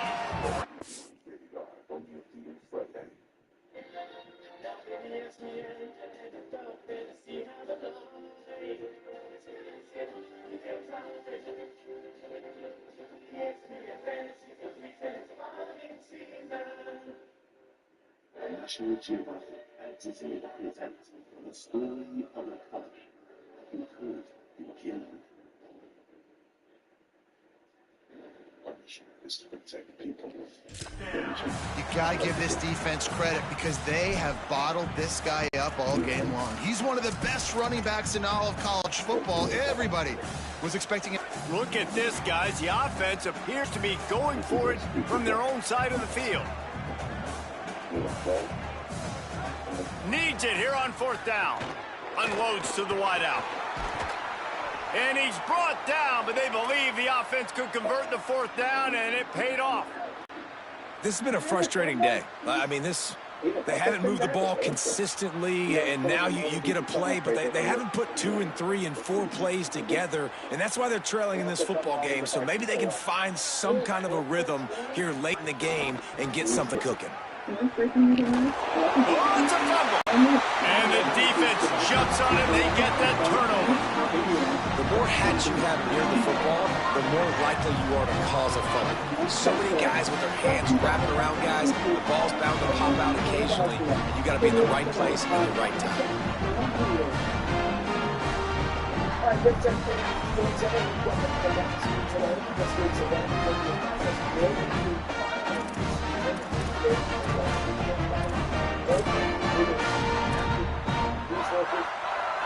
So the BYU offense comes out to go on the attack. Always good to get points on a drive, David, but chip shot field goals can leave you a little empty. And I think it's great to get points, but the great teams get touchdowns in the red area. You got to get out there this time and execute a little better on this drive. You're absolutely right, David. Generally, the best red zone offenses are the ones that run the ball the best. So let's see if they can be a little bit more physical on this drive.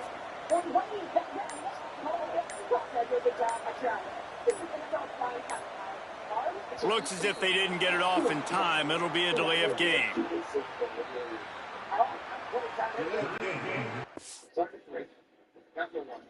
Women's college soccer. Army versus Colorado. We're playing college sports again already? That's on. Hope the labor. Oh, the diving header. Look at this. Special. No chance for goal. Colorado wins.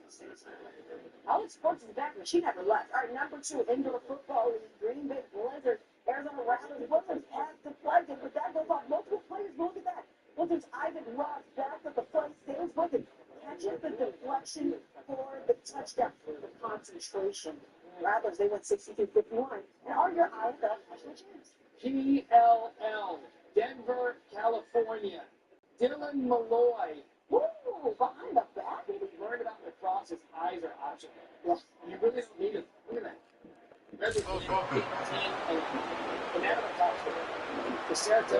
The quarterback just lost. Championship featuring 10 dogs in the Corgi Championship Dynamite. Keep an eye on dog 10. Then it's the owner. 10 shot flying. Looking slow to go. Crossing the finish line for the Corgi Cup Championship. Even though these are the most fun-flying dogs that anybody in existence. You know what? It doesn't look as concentration. Really, the quite different. Look at these two. Right out there with He's 8 with to look like that. It's a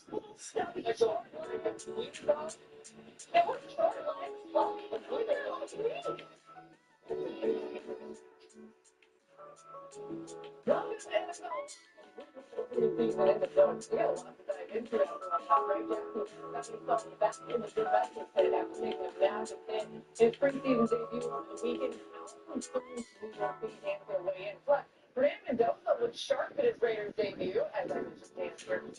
Get back to form. Still has looked like Fernando Mendoza and it looks like Buffalo has finally got the Josh Allen a real number season.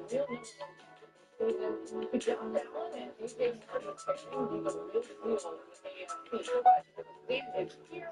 There's a lot to get to. I'm assuming it's football just in general. I don't know, anything. It's mid-August. Everyone's clamoring for the NFL. I am as well. So let's enjoy the last 2 weeks. Let's enjoy the last 2 weeks. This is a man who can convention this up in the draft. On that note, okay, here we go. First out here in the second time in this on Sunday, and the 3 time defensive player of the year was listed with players who according to the NFL transaction wire. I like that. You see him out there, you know what he can do, right? But I think the question is more about what it looks like long term, right? Now that it's been closer being a possibility, how would you look at this? How they manage it? They want to make sure he's ready down the stretch. There's an organization and team that clearly has been playing 17 plus, certainly to the 15 games. So wear on the body and how much you're going to value that. I would imagine you're trying to get him up to as many snaps as you can get per game. And really November and December. If you look at the beginning of the schedule, there's a really tough stretch with that week 2, 3, 4 games. And then after the bye week, you could play 7 straight plays. With the Packers, obviously Kansas City, San Francisco, divisional game. Dallas, and then those 2 games sandwiched around the Tampa Buccaneers. So if I'm showing the Rams, understanding 2 years since he's played, is it September we're trying to 15 meaningful snaps out of you, and as you go into the season, maybe that brings up to 35. And then is what's his usage? Is it defensive tackle? Is it passing game or passing situations defensive tackle? I think that's a little bit of a unknown and getting out of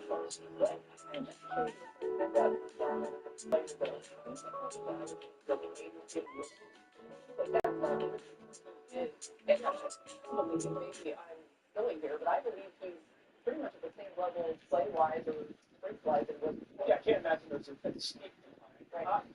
I don't think Aaron Donald's coming back to play football just to play football. It's not, I just want to get another season in. This is a championship caliber team. I want to be a part of a championship caliber team. One of the things that when I was with Sean McVay that I was immediately so taken aback with is he has such unbelievable leadership skills. And I would imagine this is a conversation that Sean McVay, Les Snead, general manager, and Aaron Donald have had is we understand that you want to come back week 1, play 70 snaps and be Aaron Donald of old. But we also understand the value of you being your very best when it's going to be needed most. February 14th is the Super Bowl. That's a long, long way away. And so I think it's that conversation and communication of what's going to be best for him and the team. When Aaron Donald played offenses, so quarterbacks, their average throw depth, right, 6 yards. So they're only throwing the ball 6 yards downfield, and average would be about 2.5 seconds holding on to the football. So if Aaron Donald is back, and obviously additional Myles Garrett, you're talking about a defensive line that the quarterbacks are going to have one thing on their mind: get it out of my hands, get it out of my hands, get it out of my hands. And so I think just for Chris Shula, the defensive coordinator, part of it is learning how to get Aaron Donald into the fold more so than how many reps we're going to play per game. Yeah, there's so much to maximize there. Now, do you think that we're having fun with this waiting game for Donald? And check out the Instagram post that his wife made today on her IG story, making a joke at the Donald weekend faking the Rams on a potential return. I think he's having fun because I think he's coming back. So that makes sense. That to me, if you're a Rams fan, is a good sign. I agree. Let's go to the news out of Arizona. Cardinals rookie running back Jeremiah Love dealing with a high ankle sprain. And on Saturday, their head coach Michael Floor said Love would miss this week and be evaluated next week. The Cardinals hoping Love can be ready to play week 1 against the Chargers in LA. Sources are out of after that. So, Dan, if Love potentially misses time to start the year, how much does that affect this Arizona offense? I mean, we saw them use it a lot in the preseason. Yeah, it obviously significant. When he was playing the other night, I'm not saying they're the same players, but there were moments when you watch him run, it looks like Adrian Peterson. The size, the violence, the shiftiness, and the strength. And so this is an offense that's very young and talented. And then you add him to it, he was going to be a focal point of theirs. Obviously, the two receivers on the perimeter, Marvin Harrison Jr., Mike Wilson, good players, Trey McBride. But he was going to add a new element to this offense and kind of overcome maybe what might be an average at best offensive line. But I do think if you're Arizona, you're trying to be smart. You're aware that you're not going to be a contender this season when it comes to a playoff push. He's a huge part of your potential future once you get more talent around the quarterback. So I think it'd be a significant loss when it comes to what to look forward to. Yeah. Back of the play clock didn't get the snap off quickly enough. Seriously, this just can't happen. A delay of game penalty, and it is second and long. The pitch. And he stopped right there. No gain on the play. It's a veteran defense. They've seen option before. They were prepared to see it in this game, and you're seeing it on that play right there. Everybody doing a great job with assignment football, staying in their gaps, accounting for anyone who can have the football. They were ready for the pitch guy that time, and they're able to make a quick stop. He gets inside the 40 to the 39, but he is still well short of that first down marker. It'll be fourth down. Love the push by the offensive line on that RPO play. Look how they just work the single teams and the double teams. You see linemen chipping off of their guys and climbing into the second level and getting a hat on the linebacker. That's why those types of plays are successful. So they're going to send out the field goal unit to try a long one. He says he's got a big leg. He's going to have to show it from 56 yards out. From 56 yards out, what a power leg. Never a doubt about that. Man, as a defensive coach, that's a win. When you can be already put in a bad position because your offense fumbles and they're in scoring position and you give up just 3, that is a situational football at its best. Nice job by this defense, handling a little adversity and just giving up the field goal.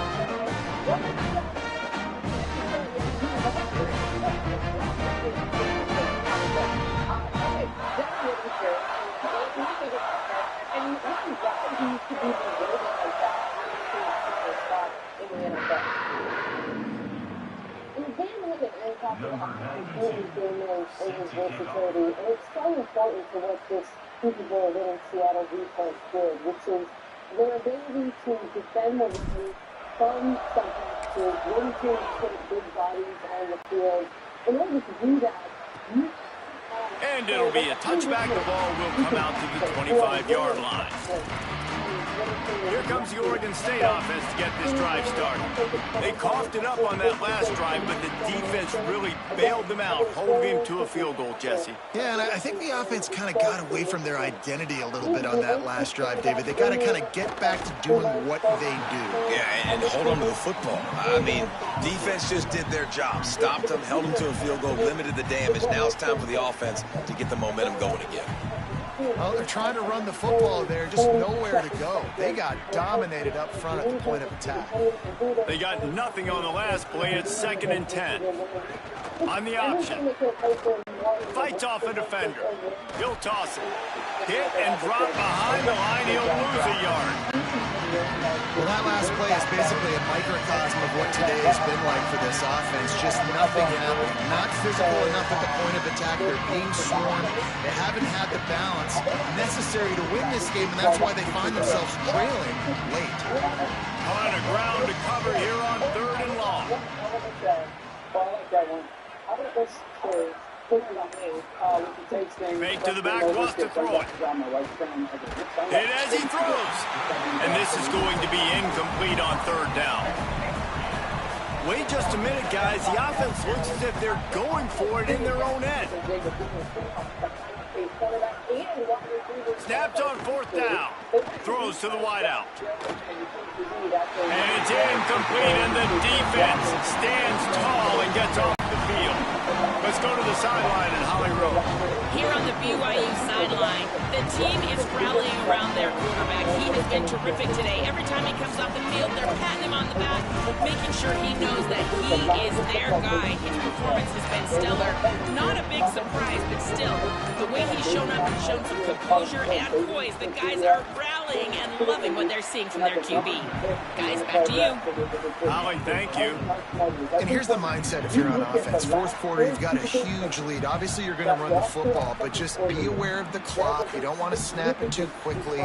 You're probably just doing safe runs inside the tackles like you saw right there. You just got to execute. You got to be aware, but you've got this game in hand so long as you don't turn it over. Right back to the well. Cook got some room, headed to the goal line. He rumbles all the way down to the 2-yard line. He gave a little bit of everything on that one. On first and goal, let's see if BYU can score here. Especially because offensively, on some of Walker, they really ran it back. Keeping chicken was a priority. You have time to catch the lead on this offensive line. They'll try to get it in with the run. Nothing doing, and he was lucky to get back to the line of scrimmage at second and goal. Defense rolling out the big bodies to try to stuff the run.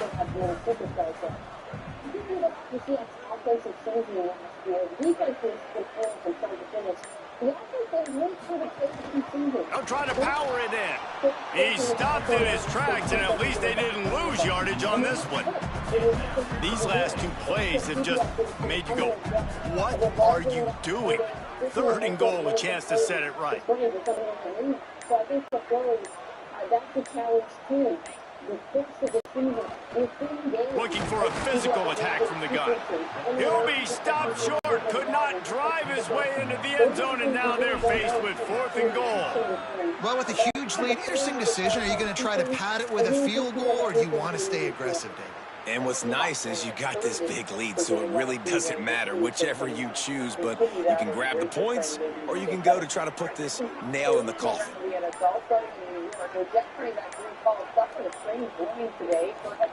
Keeps it himself. And now in the pitch, the ball's loose. Defense falls on the ball. Going to be a turnover. The defense comes up big time on the fourth down play, trying to get the stop, making sure he doesn't get a first down. The fumble, it's just the icing on the sundae. That's fine. We'll take it, but more importantly, they got the big stop and turnover on downs. And he swallowed up immediately. Stopped right at the line of scrimmage. Didn't get much on first down. It's 2nd and 9.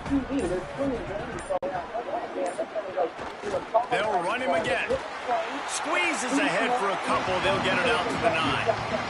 A lot of times you see these defenses, man, they pull the run blitzes. They understand the formations. It might be a run, play the percentages, and then you got to deal with the big defensive tackle inside. So more bodies near the line of scrimmage. Everybody's got to pick him up, but they didn't block the most important guy, the big fella right in the middle. Running inside. It's Covey. He did not make it a stone wall on third down. And the Beavers will line up to punt it away. He just wanted to get it out of there from his end zone. Trying to make one miss. That's a perfect example of not settling for a fair catch. Pick up whatever yardage you can and help out the offense. Let's see what Holly Rowe has for us on the sideline. Here on the BYU sideline, this is so fun to watch these guys hype up their wide receiver. Every time they come off the field, there is yet another celebration. He has been an incredible downfield target, over 160 yards receiving, and he continues to eat. The quarterback keeps telling him, hey, you're my guy. I'm looking for you every play. They are feeding off of his energy here today. Back to you. Holly, thank you.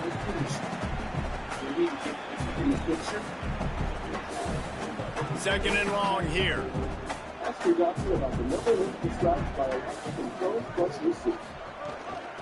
Rides to the back.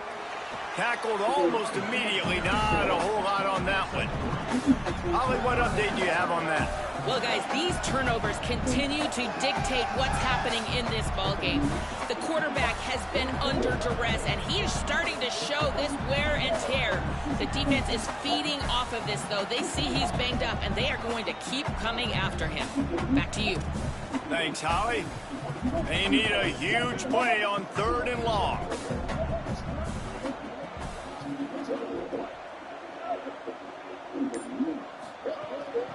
They'll run it. And that won't quite be enough for the first down as he's knocked down just short of the sticks. And this is exactly where you're going to be as an offensive coordinator. Like when you've got the lead late in the football game, just run the football, eat the clock. Man, they put a good day together. They've had their way with this defense. A lot of positive things to point to. This is one of those weeks when you watch tape, it's going to be really fun to watch it. Not like when you get beat up. A lot of big plays from this offense. Looking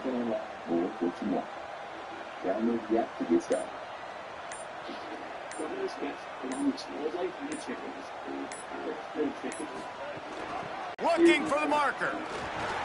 And he's brought down, but he picks up the first down, and the gamble pays off. The Cougars come to the line with a new set of downs.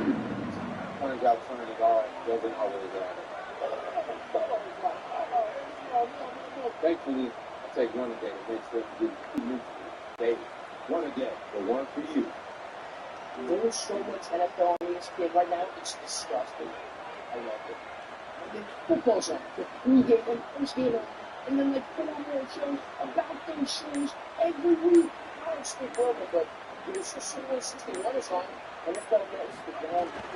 From the gun, running back on the move. That will be the final play as they make the stop, and the clock has expired here. This is what an elite team does. They know they're better. They go out, they take the figurative sledgehammer and hit them right between the eyes. And they just look good in every phase of the game. If I'm on the coaching staff, I don't know what you could ask for your guys to do better. I think the challenge now for this team is going out next week and trying to play with the same type of intensity and the same level of execution. Well, Jesse, it's easy to look good on the field when you look that good in your unit. Like when you look that good coming off the bus. Those dudes are good. This is a great team, and they proved it. Just domination from start to finish. This has been a advanced full synthetic motor oil. It helps maintain fuel efficiency and provides advanced protection from wear, friction, heat, and deposits. This 5-foot jug is a value of $28.45 after rebate. And backup power with a generate home standby generator. It automatically starts within seconds of sensing the power loss. Save over $1,000 in this home generator after 11% rebates.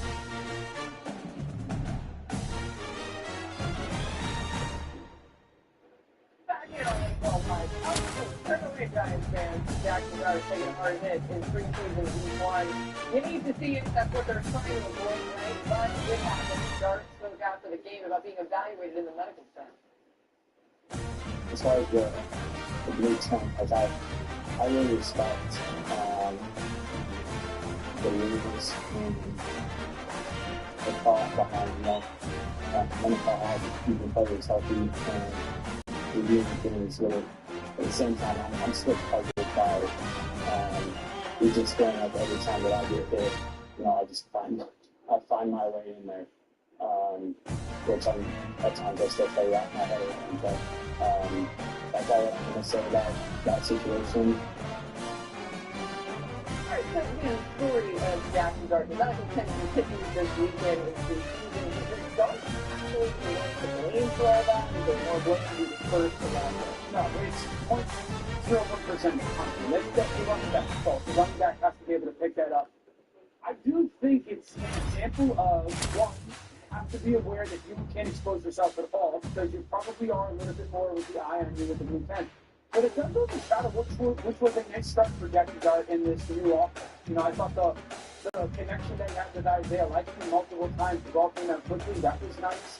You saw him make some plays in structure, out of structure. And so the decision-making was there under the new offense with Matt Nagy and his new tight end weapons. You'd love to see that. And then he has the broken play where, Malachi Fields adjusts to him and Scabo try to the same way, and it's this really nice play. That should be the storyline coming out of week one for the Giants, is some of these young players developing together and continuing to build hope for the season rather than Jackson Dart having another situation or issue with the tech. So I'm not giving on him, but I do think it's an opportunity to remind for the second kidney of it. You can't also get exposed yourself on first down and first quarter, something which is the last year learned from that.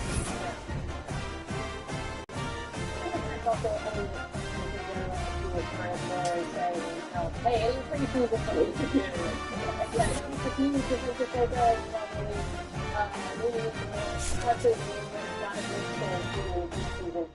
as far as the Giants go, when I'm watching like starters and preseason, when I'm looking for individual performances, you highlight the things. I think you might have also gotten very good news, blocking to the run, and that's been getting on the field too.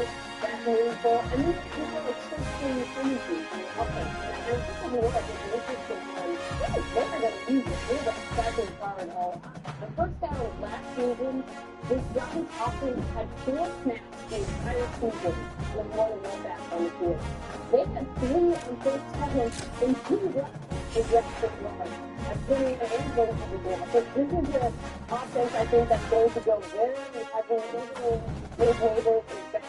That's going to be the identity between. Hopefully, they can get some great defense after that with the play action, with the tackle play action. But I do think to me that is going to get a big takeaway from this game. But I'm saying, what tactical cards in the end for a reason is going to be a huge part of the topic moving forward. Yeah, I mean, you mentioned those neighbors. How about this? Maybe we're going to go live from our Giants reporter Jordan around the week. Neighbors actually took reps and locked in on 11 field while wearing the red jersey. Usually the quarterback, he also 3 passes and 7-on-7 drills. So this is the first time in 14 locked drills since comparing the game. Great to see. There's been some questions around what really helps. But I think all really, if he's healthy, that changes the way we look at this offense. So keep an eye on that. AJTRIP. Von Miller is starting with the Cowboys. The 8-time Pro Bowler agreed to a 1-year contract worth $5.5 million. The now value is $7.5. One contract as well. And the team with the total history before Texas A&M. So it's not all in the way. And Dennis Palmertini in Denver, the Marcus Ware, said still on returning. You got a lot of guys that come in, older guys, former guys like me, and they compete. But it's different when you got somebody sitting in your seat with you that's going to get learning the same thing as you and just starting. Those guys, they look up to you with their whole careers, but now they get to play with them. It's a totally different mindset the boys are going to have now. But they're going to rely on the Cowboys, and now you just say, yeah, I grew up watching you, and now you're teammates. You didn't know how to play that career, right? But this is going to be awesome with the top 2 players for your season. They've done a lot of it. Do you see Von Miller having a big immediate impact on his job? It's something we have kind of a lot of at edge, and it actually reminds me a little bit of the Golden State where the players in the team do the defensive back, filling in as the defensive play as good defensive work. But the coach is very interesting, trying to make it quietly, yeah, I got there, that first time down, that was a lot of players that are really good at the run as well, so but I think the point is this. This is a defense that's going to rush for a lot, and now you have waves of pass rushers that you can send to the quarterback over the course of the game. So even if you're just maybe 2016 Von Miller, having him run the rest of the game in the next piece is going to be valuable for the season. Von Miller had 9 sacks. The Cowboys defense had 9 sacks on 3rd down as a group. So no, he is not going to be the guy that breaks the sack record. But 9 sacks in only 246 pass rushes is pretty darn good. So for a unit that is that good, the opportunity to have this guy in a clear and obvious pass rush situation 10 times a game, 12 times a game is going to be a massive deal. I think it's situationally a good addition. If we fast forward to December and you tell Cowboys fans, hey, Von Miller's got 10 sacks, that means the Cowboys are more than likely a top half defense. Yeah, played situational football, and they're probably going to be a playoff team. So I think that this is something that not only will, in those moments, give them the chance to either win one-on-one or maybe attract a little attention. But also, when you consider next year, there's two young pass rushers now to pass under him about some of the divisional opponents for speed and individual talent. Yeah, it's 7.5 of those 9 sacks and touchdowns and played with exactly 4 pass rushes.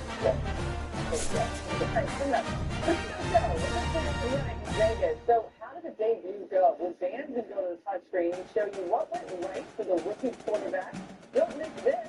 All around the #1 overall pick. It's next right here on NFL Live. We'll be right back.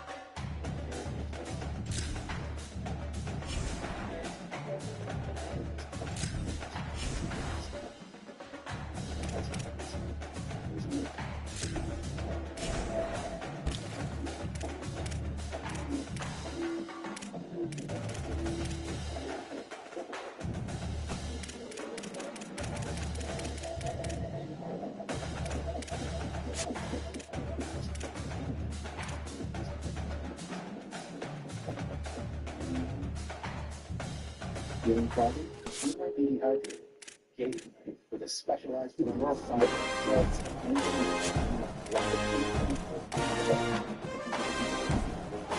hydrates faster This is a new experience before, and it's really comfortable and really good.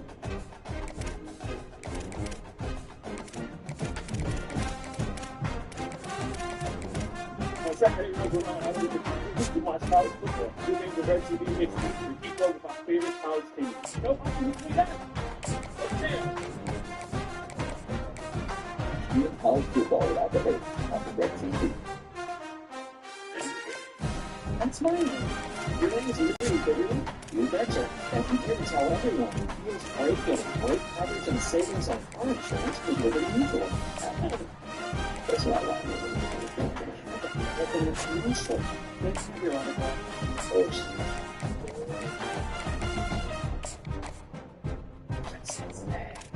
Great coverage, great savings.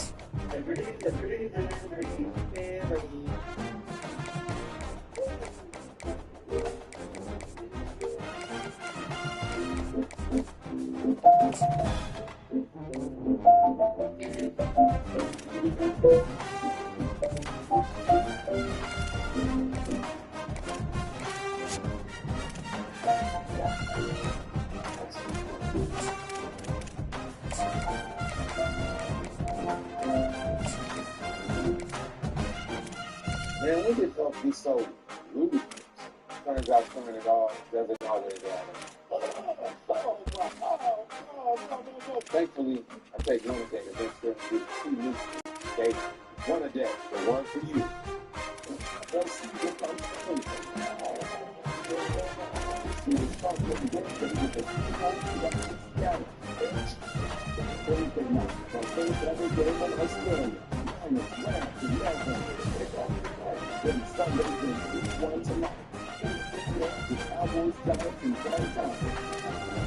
And Monday night, it's all weekend.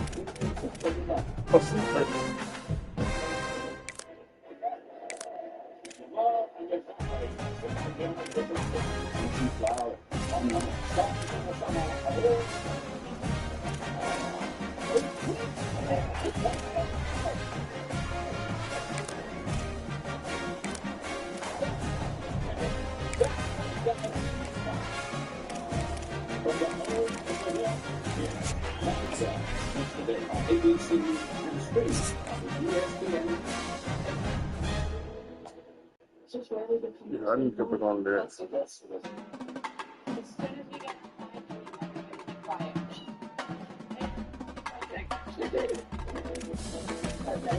Beautiful. I have this of one conference with its blessings and This one is literally not the voice, right? Out loud, reletting, yes.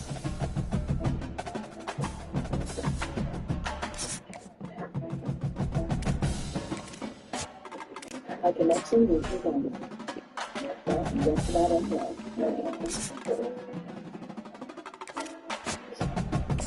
That's at Senator level. And that, let me know what they're in. That's right. There's no commitment. Xfinity. Welcome back to don't be confused. We're here in our Good Morning Football studio in Los Angeles. Manti, we started today with the details of Von Miller's signing with Dallas. How does Von Miller make the Cowboys better? Well, now you pair him opposite of Rashawn Gary. Von Miller said that if he gets out of bed, he can get you 8 sacks. So, well, you're looking at more than that because you have 2 Super Bowls and you're Super Bowl MVP. So add that to the equation, Jamie. Both teams are looking for the Dallas Cowboys in that defense. Veteran Von up front, looking Caleb Downs with the best. That good looking defense in Dallas. Tomorrow on our show, GMFB, we will start looking ahead at preseason week 2, specifically for the Raiders. Is there anything Fernando Mendoza could do to start week 1 of the regular season? We're still talking about this. We'll get into it here on Good Morning Football each and every weekday on NFL Network, 8 a.m. Eastern Time. And now, coworkers, to you, Robert, the NFL Live crew. Thanks to Jamie, and how about this? We're talking about Fernando Mendoza too, as we should. The number 1 overall pick, Fernando, starts the next preseason debut. He completed 10 of 15 passes for 97 yards and a touchdown during 4 drives. Mendoza said after his preseason debut about Raiders minority owner Tom Brady addressing the team the night before that first preseason game. Here's what he said. Mr. Brady was able to talk to our team last night, and he said that no matter how good of a high school college player you were, NFL is a different level. And I felt that tonight, and I have a lot to go. I don't know Mr. Brady. Always part of my work. Okay, we have to dive into the film as Mendoza's first NFL action. I'm really excited to see this. What do you like for him in his Raiders debut? Yeah, they attacked, and Fernando attacked some of the stuff. The main thing he did not do in college is that under center stuff. So this is really in that game that he's going to obviously start from under center. This concept, the single receiver is going to run what we call a lock stop route. Well, it's not that he's 21 timeline. Lock means he's not reading the coverage. The lock is the route. He wants to get to about 16 to 18 yards and split really between the numbers. And that's the location on that route. And when you do that, how do you get to go underneath the center, things that way. Then he is the ball. That one more, you get the snap, you got the ball. What we might belly the ball is you want the ball right under the line. If it's swing hands at some point, that's really good. Number 2, when you get to that pivot, I need you to not only throw the ball, but now I want you to lean down. We're going to see Fernando throw that ball and lean down. The handoff is going to look like a real lot. They're down to the perfect. Now, that block stop is definitely 16 to 18 yards. That means Fernando has to get the ball out right down the top of the drop. So you can see Fernando breakthrough position. That's well done. Pull the trigger, and that receiver just starts to drop it. Looks like that 16 to 18 yard revision. Told everybody should be calling on the 37 to 38 yard line. It's called in between the defenders on the 37 to 38 yard line. We just didn't see, I did not see a lot of that here. That's well done. Now we go to another under center. This time, don't put it on drop that center. Now, when we look underneath, it's going to be a 5-step drop, no quick. He's going to look up top to be the number 1 receiver, number 1 receiver, he's going to get up top. First thing I love, once again, outstanding throw. He wants to throw this out now. It's not there. That's the number 1 part of the read. So when he's looking, we have number 1 part of the read. He's putting, with a full line back in there. That he likes to throw right. So when he reads that, he's got to see who the linebacker is. He does. Realize that again, week 4-0 BYU, which is 13 Oklahoma. I told everyone, Jackson the one to come there. This is number 2. So this is going to do a really nice job of each of the and that ball's coming out. What's great is that linebacker's driving there. At the same time, it's Fernando resetting his throw to end up right behind him, and then the ball is coming on the right place. So those 2 plays are young men that really didn't do that stuff in the game. Typically, that was just considered my point on that level. To be showing it that quickly and executing a high level this early on, that's well done. By the way,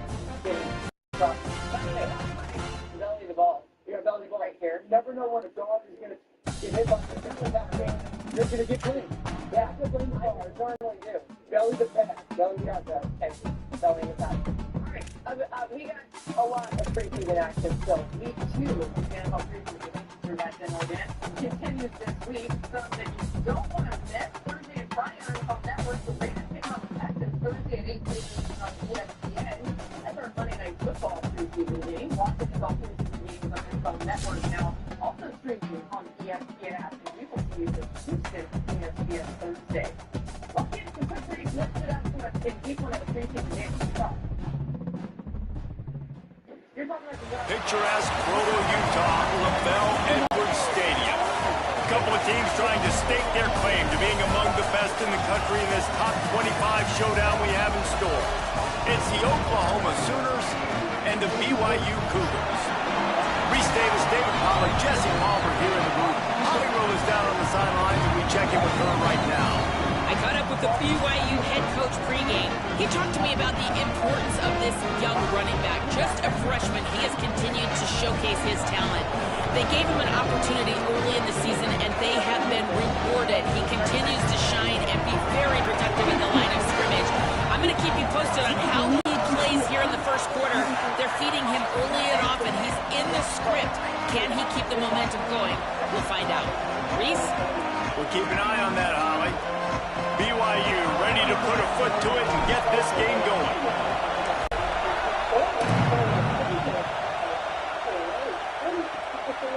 And he'll just take a knee, and this drive will start at the 25. So Oklahoma's offense going to get the chance to start this game off. And finding space to throw the football against this secondary will be a challenge. And this talented guy out wide, man, for this offense, he has had his way this season. This will be the biggest challenge for him. And what's the answers on that side? What do they present? Nobody's really been able to stop him, and he's going to get his. But, Palmer, how do they limit the damage, and how do they maybe focus on him and make others beat you? Well, they talked to us this week on defense, and they said, look, we want to play zone as much as we can. We need to bracket him as often as possible in and out, but we know he's going to line up in different spots. So, obviously, we've got to communicate. The one thing the quarterback told us this week is, I don't care where he lines up, and I don't care who they cover him with, if it's one or two guys, I'm still throwing him the football because I know he is going to make plays. We love to see this on offense. Early in drives, getting that kind of yardage keeps you ahead of the chains. Nice play by the defense to jar that one loose. In football, you hear the term quick but don't hurt. And you could tell when you run these RPOs, the QBs want to make that decision quick. And I think he hurried it a little bit too much, got the ball out quick, but obviously was inaccurate with his pass. This crowd going to try to make life miserable for these guys. Moves the pocket. It's Henderson. Got rid of it just in time. He didn't have a whole lot of time to get rid of that one. The defense was all over him right after the snap. No wonder that thing fell.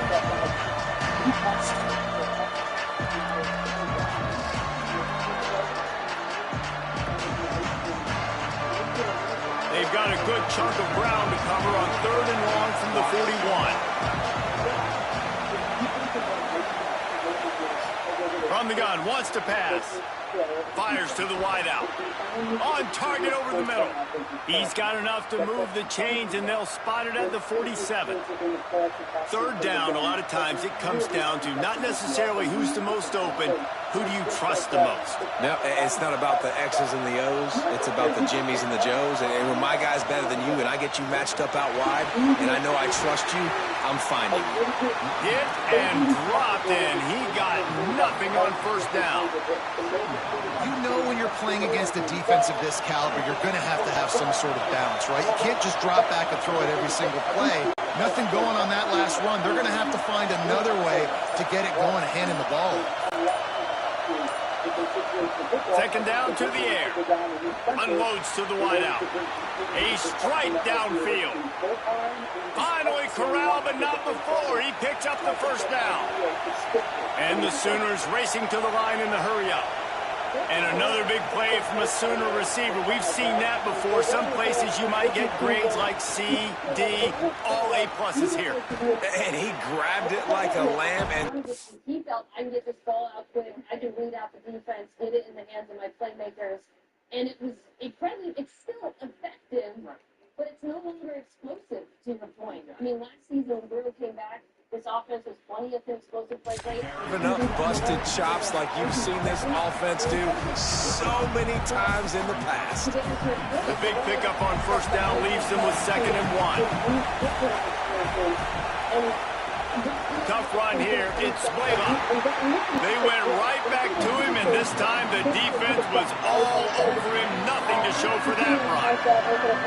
Defense is about firing off, hitting the offensive guys, and staying in your gaps. Everybody knowing where they're supposed to be.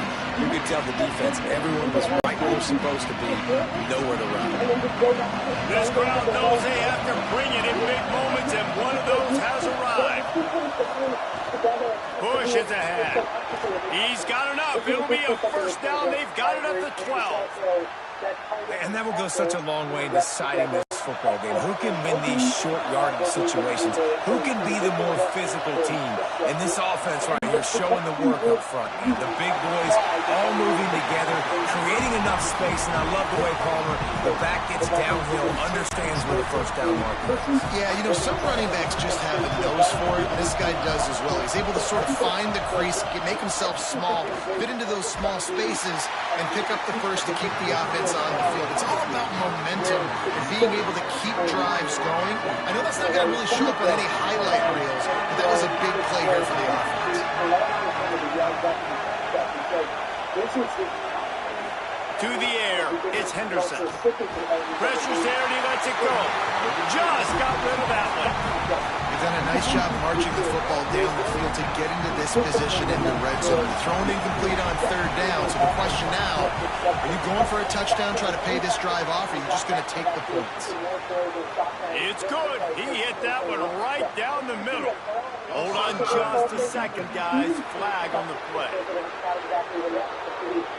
They'll decline the penalty here, and the result of the play stands.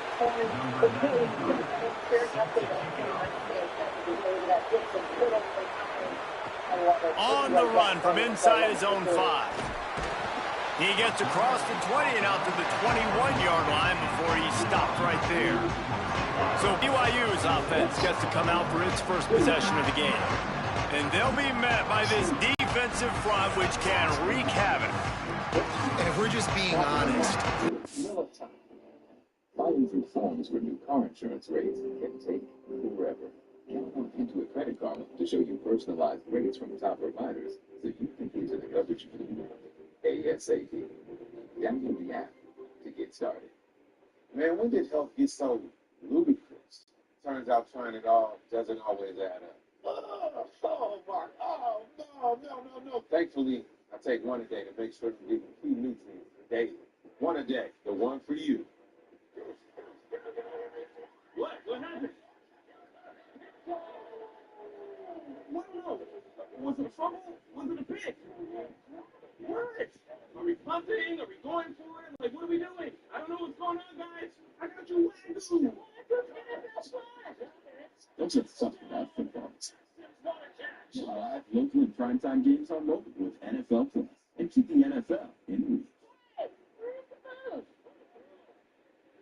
Headache? You might be dehydrated. Gatorade, with a clinically proven electrolyte blend, is engineered to improve hydration balance. Hydrates better than water. Is it in you? It's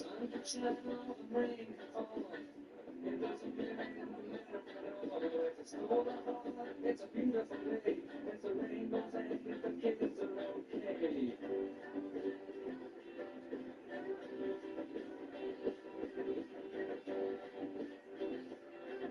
Get 0.9% APR financing or a $3,500 customer bonus on a new every offensive coordinator and quarterback's worst nightmare. When you've got an offensive line with a lot of inexperienced young players and freshmen going up against a D-line, David, with this type of talent, with this type of experience and explosiveness, they chew up goal lines and spit them out daily, and you know they're licking their chops. Bro, it's funny how you look at it from the offensive perspective, and immediately defensively, I'm like, it's hunting season. Like, we're going hunting. And here's the thing, we're going to find those freshmen up front. Like, that's the matchups that we got to make sure we dominate. So a great defensive line against some tough matchups on this offensive side.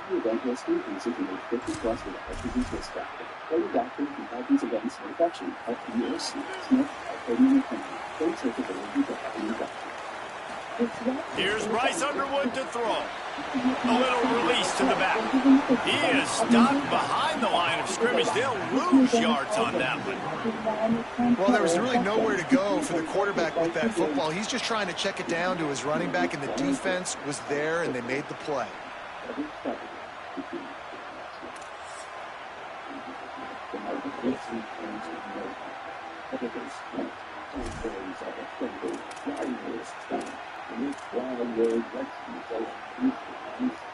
And the Cougars now with a long way to go to pick up the first down. Back to throw, it's Underwood. Under pressure. Left side, it's Bowman. There he goes. They bring him down, but the big play will move the sticks. It's very early in the college football season, but this coaching staff has to be very pleased by what they've seen from their quarterback. He's making real good decisions, and he's been accurate. That was his 100th completion early this year.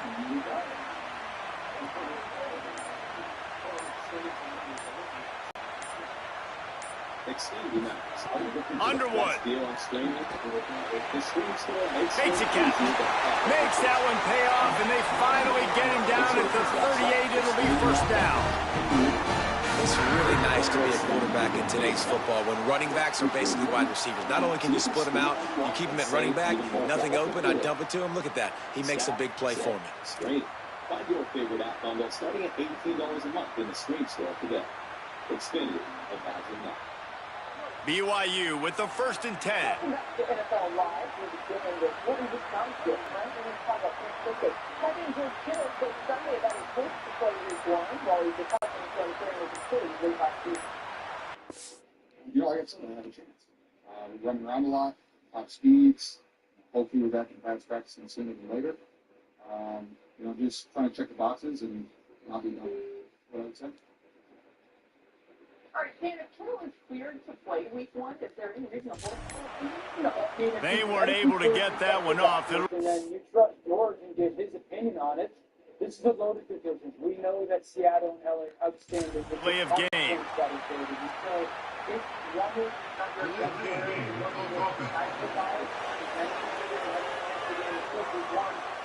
That is a completely avoidable penalty. The quarterback just went into brain lock and lost track of the play clock. Shoves back behind the chains. It's 1st and 15. They go play action. Bryce Underwood. And he gets it away. The offensive line has got to give him at least a little bit of time to survey the field. He had no chance that time, getting hit almost immediately after he got the ball. Offense gets set for 2nd down. Throwing, Underwood. Rushes on. This time on target. They finally get him on the ground, but he's got an explosive play for the first down. And you've already seen this QB, man. He's willing to spread the ball around and take what the defense gives him and not force it to his go-to guy. But it's not a surprise. When you get it to him, good things happen. He can chew up chunks of yards and make those big plays. The Cougars go back to work after moving the chains through the air.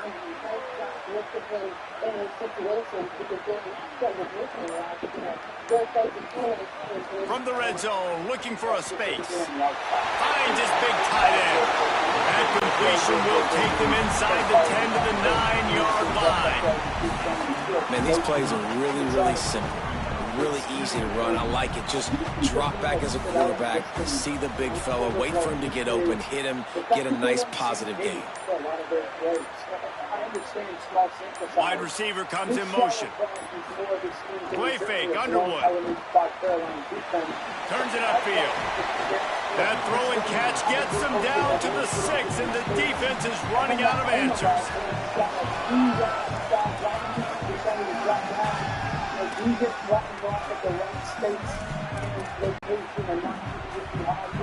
They'd love to pick up this 3rd down and get a fresh set with 1st and goal.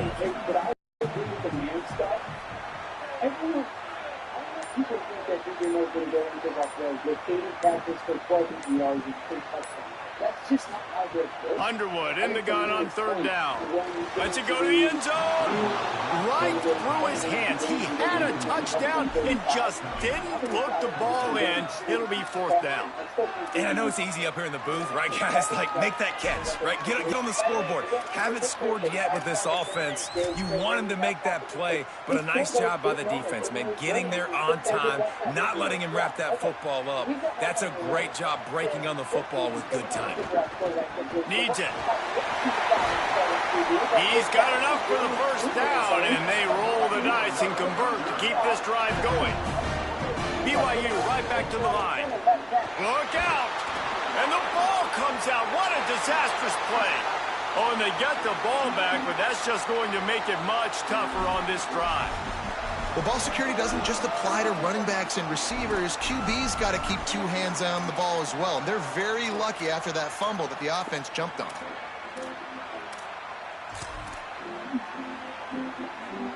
Defense rose up deep in its own end on that last play. Now a second and long coming.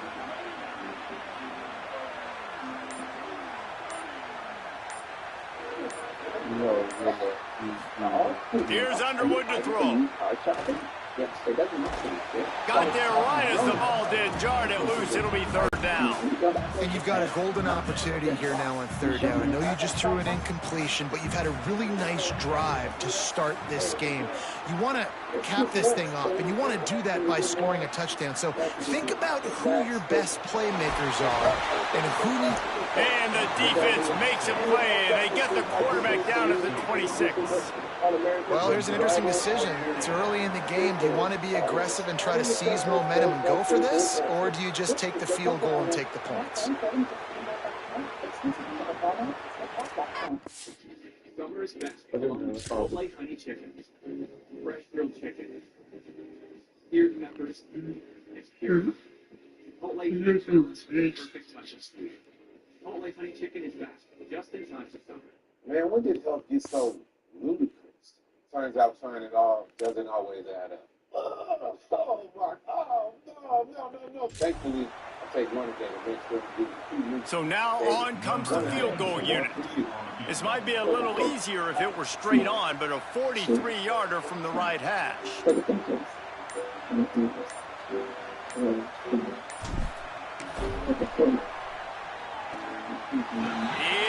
is good!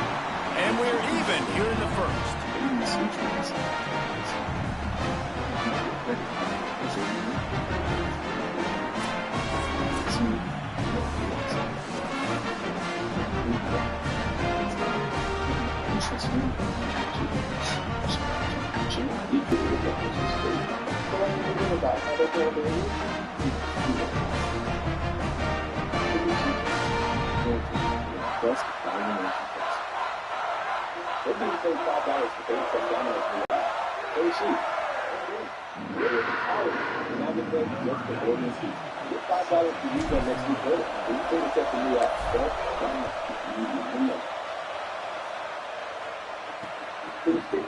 And it'll be a touchback. The ball will come out to the 25-yard line.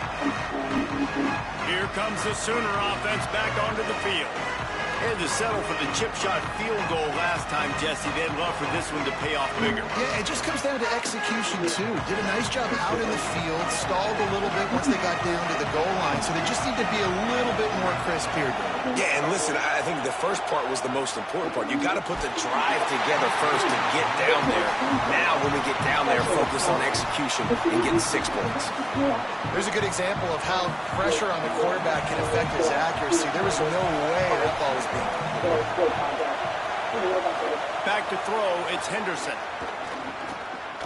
Extending the play. He found a little opening and got loose. They couldn't stop him in the backfield, so a solid pickup there. Third down coming up, and the Cougar faithful are doing everything they can to help out this team. From the gun, wants to pass. Pass rush, gets there, gets home, gets him down at the 23. And the defense gets a sack, and that's going to be the big determining factor in this football game. A week ago, he only got sacked 1 time. They've already got him on the ground. If they want to win this football game, they got to keep getting after the quarterback. On the return.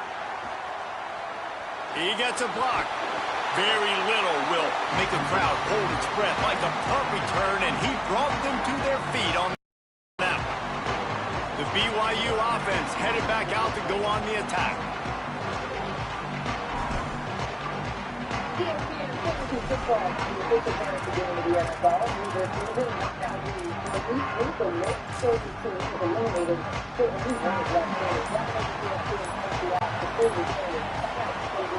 The ride. Give him a pickup of 2, now 2nd and 8. I think there's a couple schools of thought in how you run the football and how you throw the football. Like some people say, I run the football to set up the throw, right? To get people aggressive. But this offense kind of took it the other direction, right? They came out throwing the football, now soften them up. Now let's see if they can start to get that ground game going. Pulls it. Quarterback keep.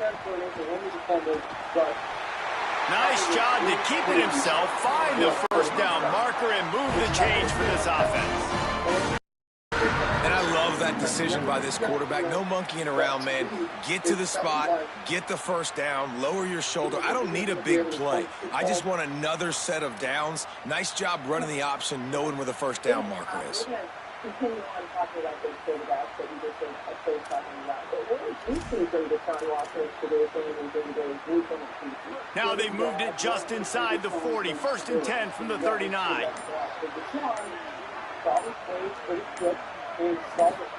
Here's Bryce Underwood to throw. They'll flip it out to the back on the screen. Pickup of 5 is now 2nd and 5. I'll tell you. When that curl defender stays, the ball has to come out 1, 2, 3 from Deshaun, and it's pinned on that receiver running the curl route. That looks like good Deshaun. Now, questionable Deshaun. Underneath the center play action, he wants to throw the stop right at the bottom of the screen. He doesn't. Reset to the top, and he goes immediately to the flat route, but he should be trying to find that number 2 receiver standing on the 20 green circle open. Instead, takes off scrambling. That was really the one play I had the biggest gripe on. Shador actually started the second half well. This is 3rd and long, all-out pressure, man-to-man. He's got to beat that middle linebacker and drift away from the pressure, understand that there's space to the bottom left corner of the screen, and just float the ball out there. 3rd and long conversion. Love this. Take same drop. This is 2nd down. He's at about the 12-yard line. Motions the back out. Reset the set to the You want to be overzealous. You want to be a blitzer all the time. I like running the screen right behind him. Did a great job throwing the screen.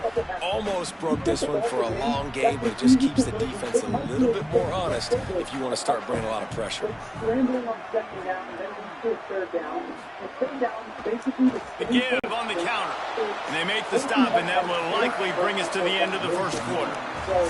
Absolutely nothing settled. Deadlocked after one period of play as we have a look at the stats. It's still something that we're looking to improve.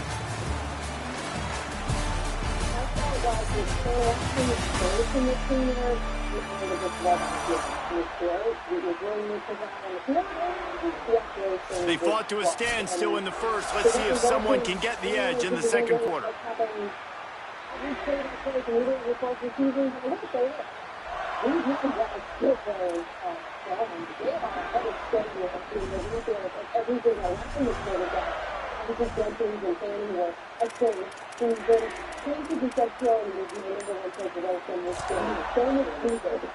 So they go back to work after the break, and it is 3rd down. An unforced error there. They don't get the snap off in time.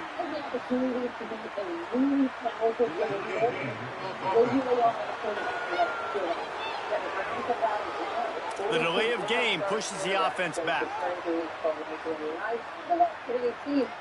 It's not one more thing before we go. We have to spend some time on that. Remember to an early happy birthday to a new favorite school critic and our guys in our last week. With a big dance. 3rd down is coming. Now a little bit farther to go after the penalty. Wide receiver going in motion. Underwood from the gun on 3rd down. Right side, it's Casper. Finds a crease at the 20. They finally get to him. What a play there to pick up the first down. One of the things I love about this wide receiver, it's not all bombs and posts and go routes. 3rd and long, you just just kind of run him not too far down the field. He makes the catch, and he's so dangerous, making moves, using his speed and elusiveness. He finds a way to get that first down and keep the offense on the field. Underwood. Got his man. That one takes it down to the 13-yard line. Love the location of the throw on that slant pass. Put it out in front of the receiver, put it on his face mask so he can catch it and try to advance. Going to work in the red zone. They can't pick up the first down without getting it into the end zone. Sets his feet. It's Underwood. Fires into the end zone. It falls incomplete. He was trying to find his man for 6. Ooh, quarterback lucky that one wasn't picked. You got to be really careful down here in the red zone because these windows are small and defenders close on the ball. That one should have been an INT. Lined up in the gun on 3rd down, Underwood. Oh, and he dropped it. He had a touchdown right in his hands and couldn't hang on. It'll be 4th down. This is a disappointing drive for the offense considering where this drive started, in their opponent territory. Now you're 4th and long. You've got to be better throwing the football in those types of situations. Smashes it between the uprights. And with that field goal, they now have the lead.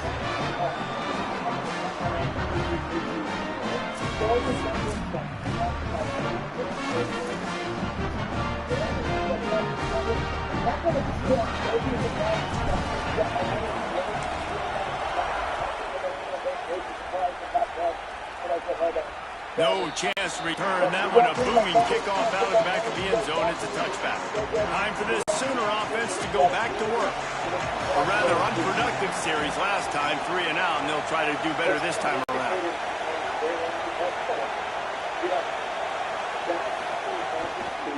Trying to establish the run. Might have picked up a couple on that one before he was knocked down. Nice first down defense. Great job being physical, understanding the chances of run are high. They come up, they get the back on the ground, forcing a 2nd down and long situation. Can't hang on after the hit, and it'll bring up 3rd down. My job is to make sure that ball comes loose, and I got to go through that guy, use my shoulder pad, drive my feet, really be physical, because if he bobbles it at all, or as soon as his hand gets to the ball, you can tell the difference when that body jerks forward and that ball starts to come loose and pop out. The Sooners will hustle to the line. And I don't know if this defense knows what just hit them because they gave up the completion, they gave up a first down, and now here's the offense back up at the line of scrimmage again, going tempo. Got his man. Good pick up, a little bit short of the sticks. This slot receiver is a guy the defense has to be careful of. He runs good routes, he's got some speed, and if you're not careful, this guy can gash you. The Sooners in a good spot here with 2nd and short. Straight ahead, it's Blaylock. Nowhere to go. Same song, 2nd verse, as this defense is ready for this guy. What a great play by the linebacker. You talk about filling a hole. Defensive line does their jobs. He comes in the hole and says, sit out, sir. The defense trying to get a stop on 3rd down from the 44. Moving the pocket, it's Henderson. Throws to the wideout. And this is going to be incomplete on 3rd. Yeah, just not able to connect that time with his target on the in-breaking route. Got to have a little bit better rhythm. You know these windows are going to be small over the middle of the field. That's why you try to put some extra mustard on it, but I think that time that's what forced the incomplete. Boy, if they don't convert this 4th down, there will be questions to be answered. Snaps it, and he has to have it. Snags it. They'll knock him down, but he moves the sticks, and the 4th down decision pays off big time. Well, you got to give this quarterback a ton of credit because he showed tremendous confidence on that throw. That wasn't just trying to throw to the sticks. That was being aggressive and throwing it down the field. Not a high percentage throw, but he had confidence in his guy to win one-on-one and to keep the drive alive. Makes the catch, but goes no further, and it'll be a short pickup on that one. On defense, man, it helps you a lot when you can be a linebacker or a corner or safety, anybody, and you see the QB throw the football. Now I can break on the football right away and limit gains like right here on this play. Short completion on 1st down, and here comes 2nd and 8. Keeping it on the ground inside. It's Blaylock. Knocked down behind the line of scrimmage. He'll lose a yard. And so far early in this game, and you've got to be impressed with this defense and the physicality and this stopping the run. You could tell it's a priority for this defense. They're up there. They're close to the line of scrimmage. The ground game right now not going, and the defense is dialed in on it. Third and long, and he'll try to throw for it. Out wide right, it's Blaylock. A big third down stop by this defense, but they are still in field goal range. And really nothing else the quarterback could have done there. He wanted to throw the ball further downfield, obviously, to move the sticks, but the defense just took everything away. So he had to check it down, and the defense was able to rally, now setting up for it. They'll have to settle for a field goal attempt.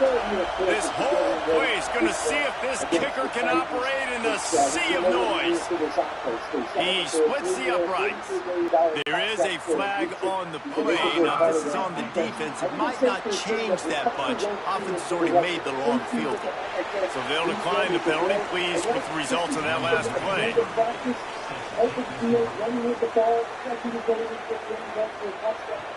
And he'll bring it back. Didn't find any crease in that kickoff coverage, and he'll be stopped at the 17. The Cougars offense takes the field to start this drive.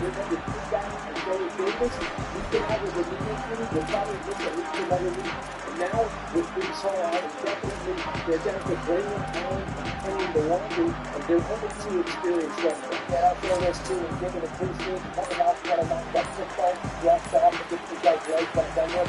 Looks as if they didn't get it off in time. It'll be a delay of game.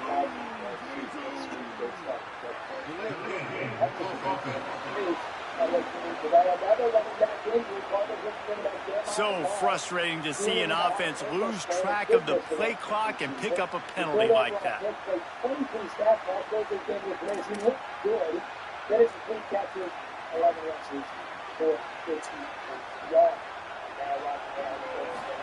Throwing, Underwood. Right side, it's Phillips. He works his way up to the 20-yard line and goes out of bounds there. The thing I like about this slot receiver, he's really intentional in his route running. The quarterback always knows exactly where he's going to be on the field. They've got great chemistry. In last week's game, he's probably roughly equivalent to a more than most running backs will get in preseason. So this is a chance for him. The Cardinals have very high hopes. Looking for a man, it's Underwood. Out wide left, it's Bowman. Really good job to pick up a chunk of yardage and get it out to the 39-yard line.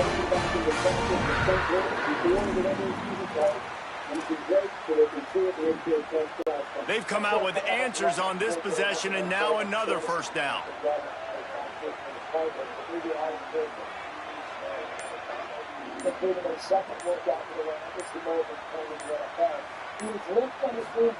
Here's Underwood to throw. Grabbed behind the line, it's Harris. Got the completion, but nowhere to go as that defense reacted quickly. The Cougars with a long way to go after the loss on the last play.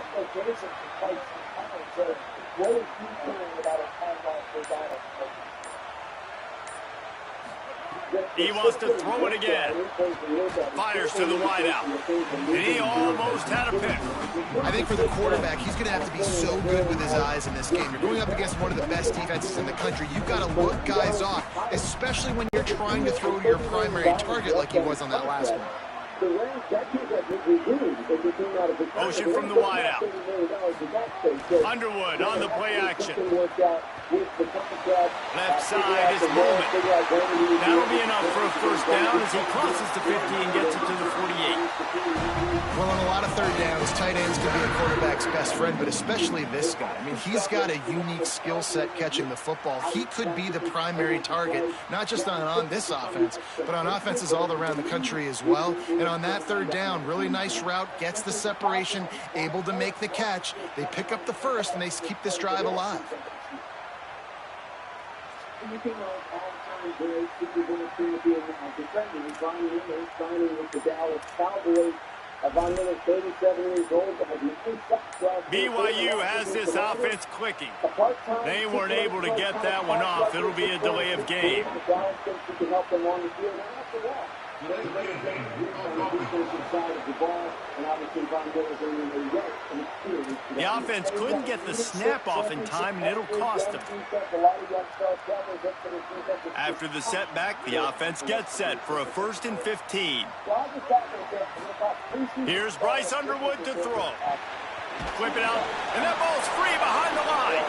Defense covering it up and not letting the offense get it back. It's a turnover. And that's a huge play by the defense. Great job. And great. Coach wants the officials to have another look at the monitor. Using a timeout here, thinks the call is going to end up going his way.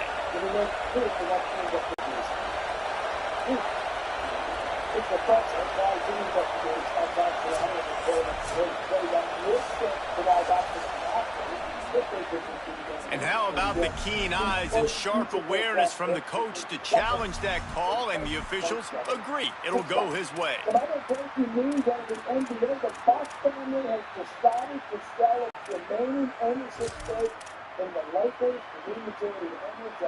Second down after the offense averted absolute disaster.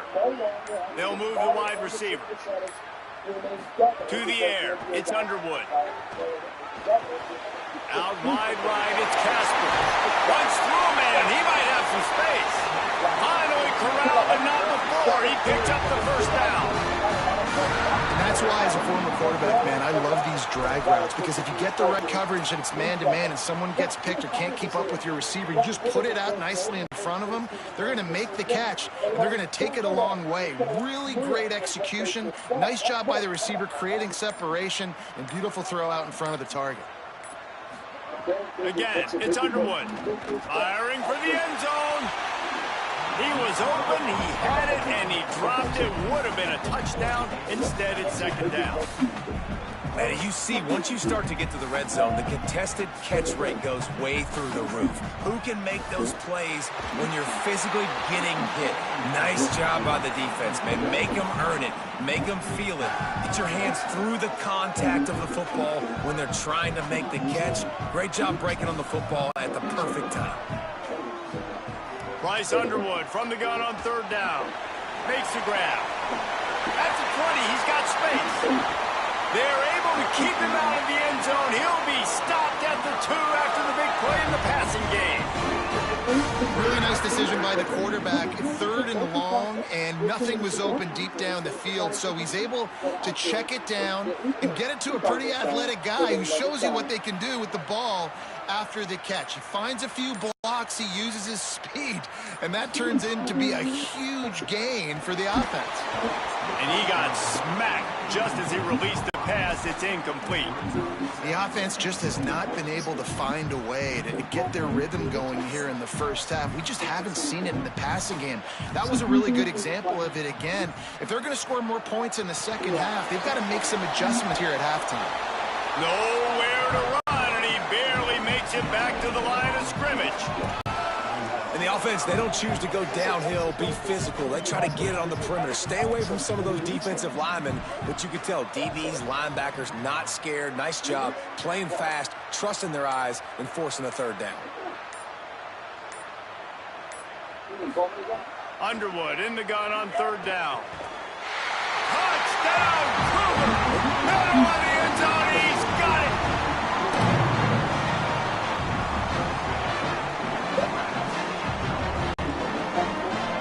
Ready to try the point after.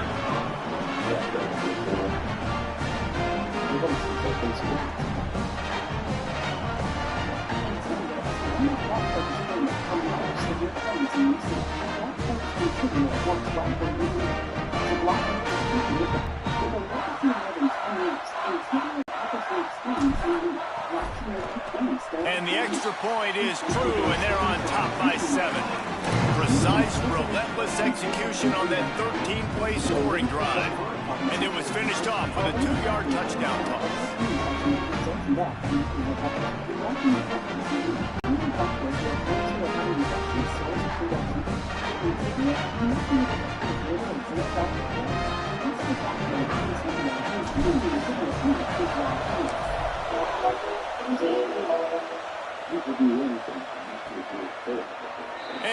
will just take a knee, and this drive will start at the 25.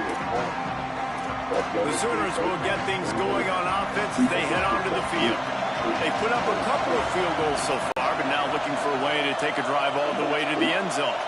Back in motion, trying to clear the picture. Now on the move. Dropped immediately. He got nothing on first down. Long way to go on second down.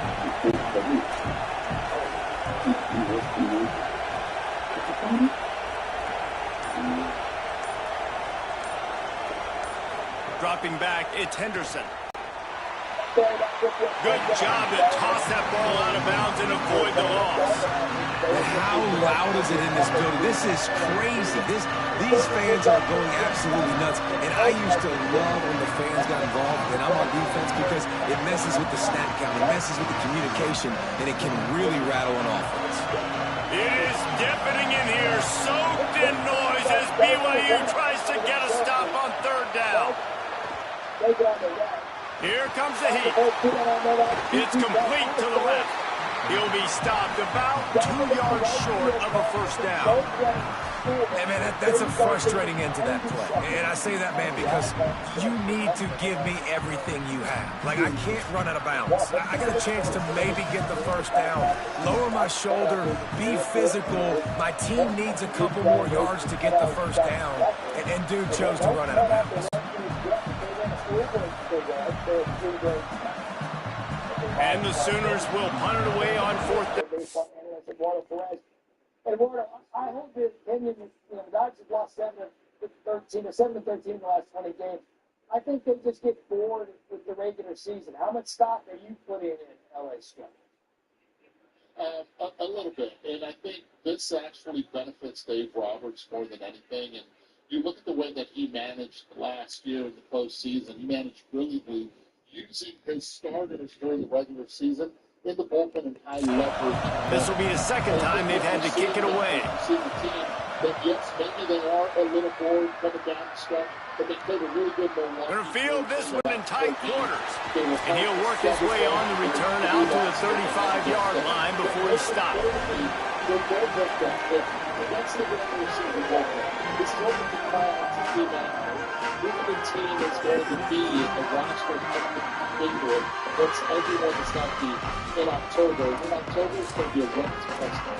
Okay, the bullpen, you're right, that's key. You got to do that thing. They'll start this drive from their own 35-yard line. An unforced error there. It's getting good. New York and Boston control the first two spots. 17 into the 2.5 games for the third and final spot. Toronto, the hottest in the bunch, going 7-3 in their last 10 games. So which team do you have getting that final wild-card spot in the AL? It's interesting because every week seems like there's a team that's in it and that same team that's out of it. I'm going to say the team that I saw today, maybe because I had a conversation with AJ Hinch, and I'm going to go with the Detroit Tigers. This is a team that really does believe that they can get in. I get it. They traded two major pieces when it comes to Terrence Schoolboy and Casey Mize, but they also got Jackson Jobe back. They have a team still that got a lot of healthy pieces back that know how to win down the stretch. To me, the Detroit Tigers are managed well. Plus, out of all the teams that are in that cluster, the run differential favors the snap off in time. at plus 83. I like the Tigers. Okay, you go to the end of Offense took a little bit too much time at the line there.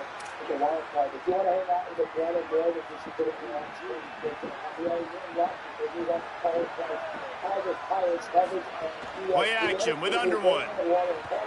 Bought a little time, lets it go. Out wide left is Bowman. He's brought down quickly. Minimal gain there, still a bit short of the first down. They'll need a bunch on second down.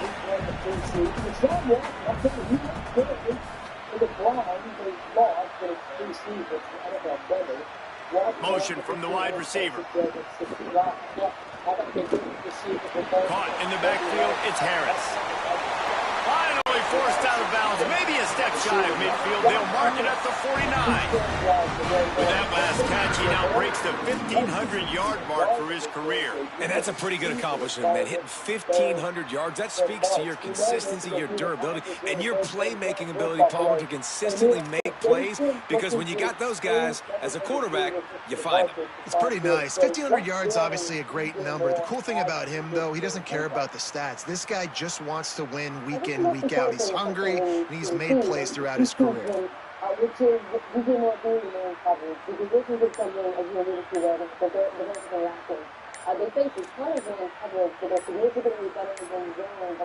Looks as if they didn't get it off in time. It'll be a delay of game.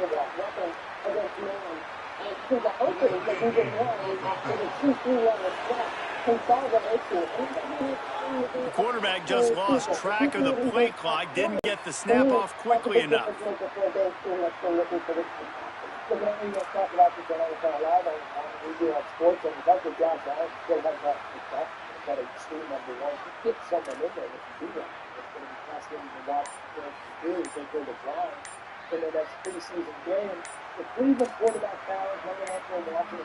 They weren't able to get that one off. It'll be a delay of game.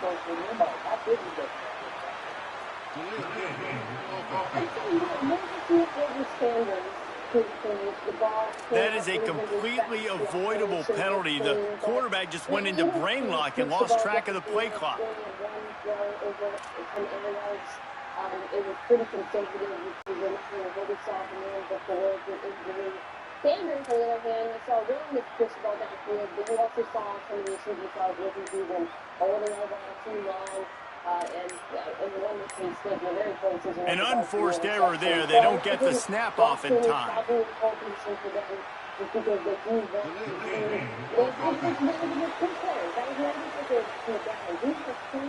The delay of game pushes the offense back. They just need a quarterback to be a full guy. I think that hurts that Watson. And if Deshaun Watson can give them just a touch of what he needs to do, I know it's been quite some time, but if he can do that with those playmakers at Brown, they're going to be a fun team to watch this season. If everything gets going on schedule with the quarterback,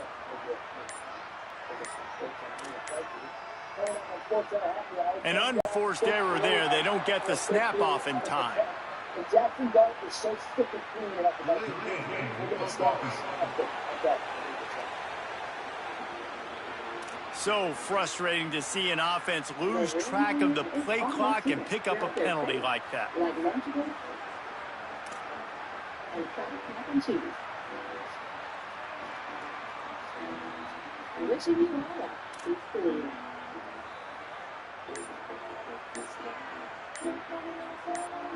You don't stop for much, so don't let pneumococcal pneumonia break you. Looks as if they didn't get it off in time. It'll be a delay of... Be proactive with CAPAXIVE, a vaccine specifically designed for adults to help protect against invasive pneumococcal disease and pneumonia caused by certain types of pneumococcal bacteria. Why CAPAXIVE?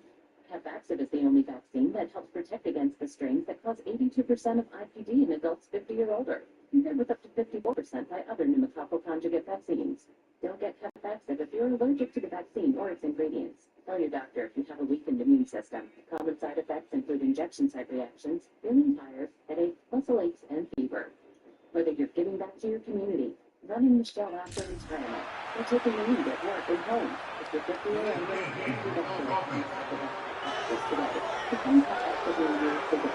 the offense couldn't get the snap off in time, and it'll cost them.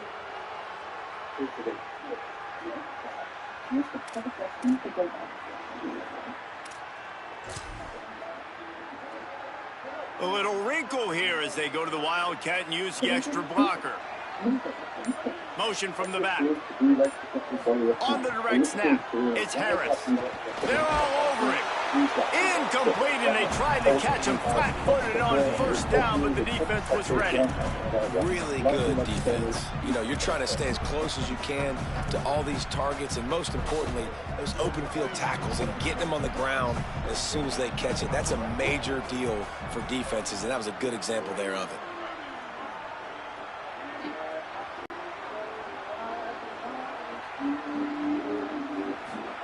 And go play action. Bryce Underwood unloads to the wideout and wings it incomplete. And this defense, we know, they present a lot of challenges. And you can see it right there, man. They shrink windows fast. They're a top 25 defense for a reason. You really better make sure you're dialed in today, or else they can make you pay in a hurry. Bryce Underwood to the air again. Throws it deep. Pass is knocked away, incomplete. And how good is it to have a linebacker who can cover that much ground? Looks as if BYU will have to punt it away. First time we've seen their punt team this afternoon. I think the overall ball experience was very seamless. It made it very easy. And the punt will go into the end zone, and the ball comes out to the 20 on the touchback. So here comes the Oklahoma offense. This late in the half, you're behind. You love to create something before the break to build momentum, Jesse. But you've also had some miscues on offense, a big part of why you're losing the game right now. I take it into halftime, make my adjustments, and come out ready in the second half. Yeah, I'm going to take it into halftime too, Paul. But I'm trying to put some points up right here. Be aggressive, set the tone, be like, hey, listen, this is what you're going to get in the second half, so find something really quickly you can go to. It's a fumble. Defense swarming on that loose ball. It'll be a turnover. How about this defense? Great job by the defense, forcing the turnover. You've already got a lead. Now you get the ball right back to your offense right before the half. Big-time momentum swing.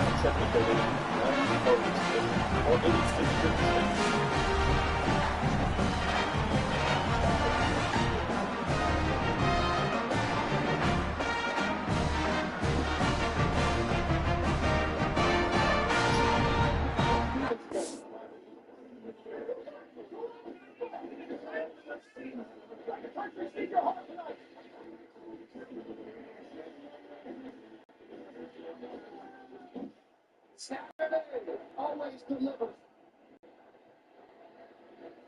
Few places in college football carry the weight of Notre Dame. The championship, the Heisman winners, the legends, they're impossible to ignore. And every player who walks through South Bend knows they're adding to a story much bigger than themselves.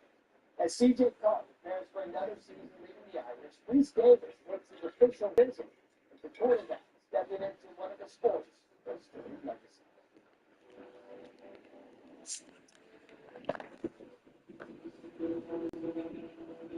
Have a look at this place, man.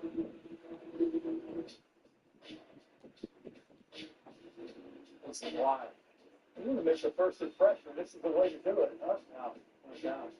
What have you learned about the Notre Dame lore and tradition and everything that makes this sort of awe-inspiring for college football? It's unbelievable. I didn't go any place and you see the Heisman Trophy and you see the awards that have been won by some of these legends that have been here. And you just feel it. I think it's a good reminder for us of the people who kind of built Notre Dame before us, and it's our responsibility now to keep that tradition going. But are you superstitious? Not really. I'm into routines. Some people call that superstition, but I just want to check one thing. Just follow me over here. I want to look and make sure that they've got room on the shelf for another Heisman. I'm with it. As long as they left room for that national championship trophy, we're good. All right, let's see what else. I think you're right. This is a power position there. It is. Something like that. What are you most excited about in terms of the hangout in this new facility? First time I walked in here, there's a nice little ping pong arena over there. That's our game around here. Not just a table full of arena. Let's look at it. I think that is so. But this is pretty high level here. Because I do feel the need. I need to warn you about something. All right, start playing. I watched the movie Party Street. You can't blame me for trying. Whoa! One. I got one. What was being competitive in something like this do help you as a football player? Yeah, Free kind of talks about competitive spirit as one of the pillars of Notre Dame football, and it means finding a way to win in anything you're doing. And I think we really believe that at Notre Dame, and anything we do, we're competing at it as hard as we can. We want to win, and we want to dominate. Where have you specifically gotten better with that? CK hard. It's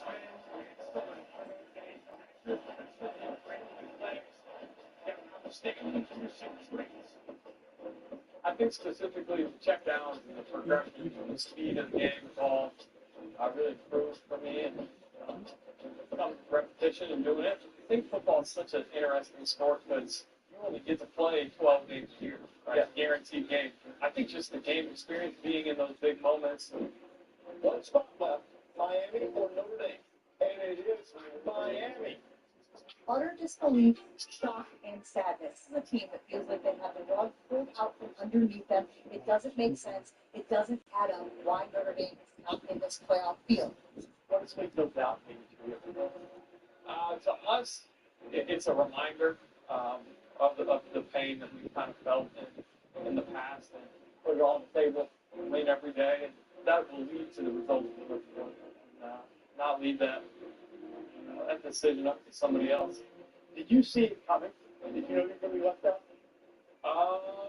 No, I didn't. You know, I thought we were one of the best teams in the country, and we could compete and played really well with any of those teams, matched up really well against them. And you got no backhand. I'm running around my backhand already. I'm here. Do we do this on camera? He's right here. He's right for the question. They can take a check down every now and then, and what we You can see the whole CJ Carr piece from Ree's Games on YouTube. What a great story there. We know the preseason polls were on the go. So we're bringing him back away down because this is his relative to the preseason background. Ohio State the same. He's got Notre Dame up to 2, AP has them at 4. Georgia not even in the top 5. He's got the Hurricanes up there. Better national champion Indiana is 3. So quite a difference between Wade McElroy's top 5 and AP top 5. As we bring him in now, we're going to point out 17 different things with this game. They'll get a chance to work on that hurry-up offense here in the final minute of the first half. Underwood throws toward the end zone. Got it. He stopped just short of the goal line, but they'll have it first and goal from the 1.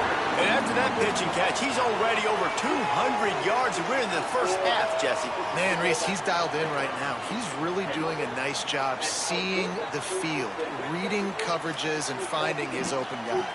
50 in America. But the first 2 weeks, they were still working on their new coordinator. This out really got things going, though. And the entire BYU lines up with a first and goal. Their entire linebacker room. You got a lockdown of Leonard Moore out there in the secondary. Kingston Diapolamalu Hassan is back after a torn ACL and is trending toward a week 1 return. They can go 5 deep at linebacker. And I think if you look at their pressure rates as well, you got to be very excited about it. So I think Notre Dame has every box. Tries it on the sneak. It's about navigating with and he's in. Touchdown. Man, what great offensive execution. You talk about addressing a 2-minute situation and using almost all of the clock, adding to your lead and creating more momentum going into the half. Great execution by this offense. They'll try to add another to their lead. And he tacks on the extra point. They got the ball in great field position, and bam, bam, 2 plays and into the end zone.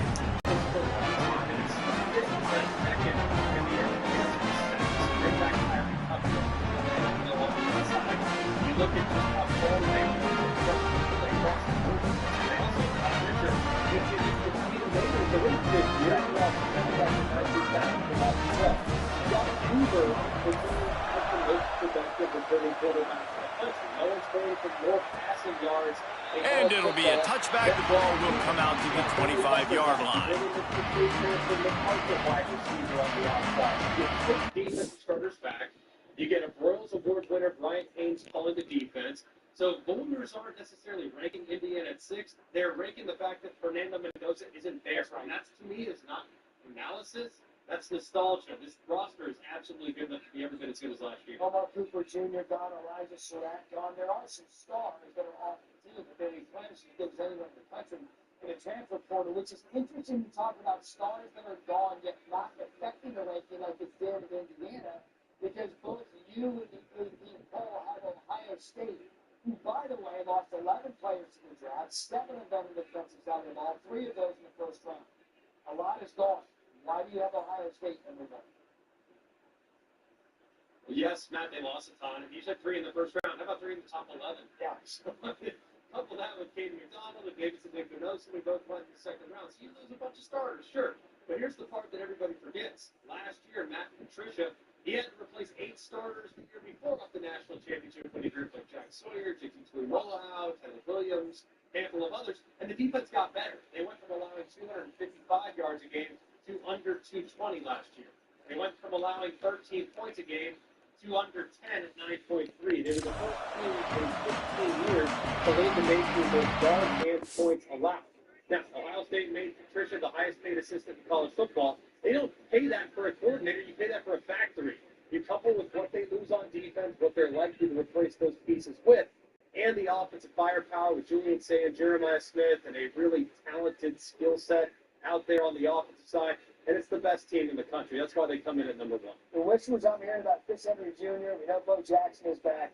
Ohio State, they don't rebuild, they reload. Quickly, Ohio State, Texas, week 2. Who you got? Ohio State, narrow. Stop. Very narrow. So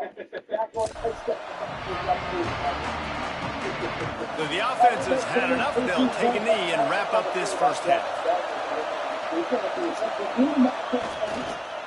evaluation of this even going with the Vikings. He was checked for contestants 5 times last year during the rookie season.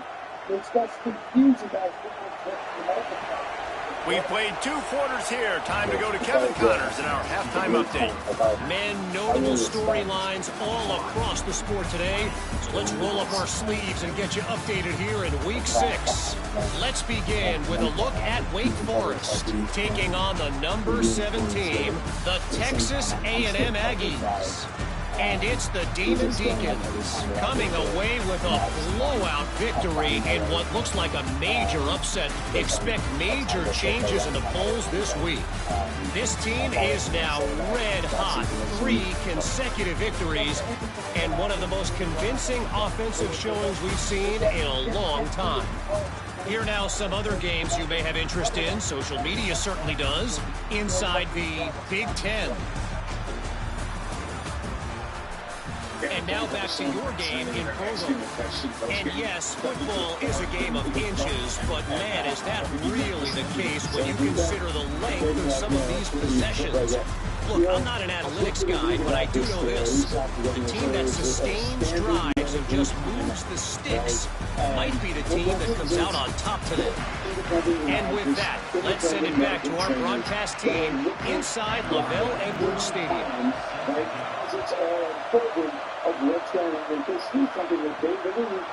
And he's coming out of the end zone. Tackled and brought down right at the 20-yard line. Good coverage there. What do they have to say coming out of halftime, Holly? Checking in with the BYU head coach at the half. He is so excited about how his quarterback has performed. They did have a lot of high expectations for him, and he has lived up to the challenge. They get the ball here, and they are expected to go right down the field, regain some of that momentum that their quarterback had in the first half, and make sure he is setting the tone for the second. Back to you. Okay, Holly.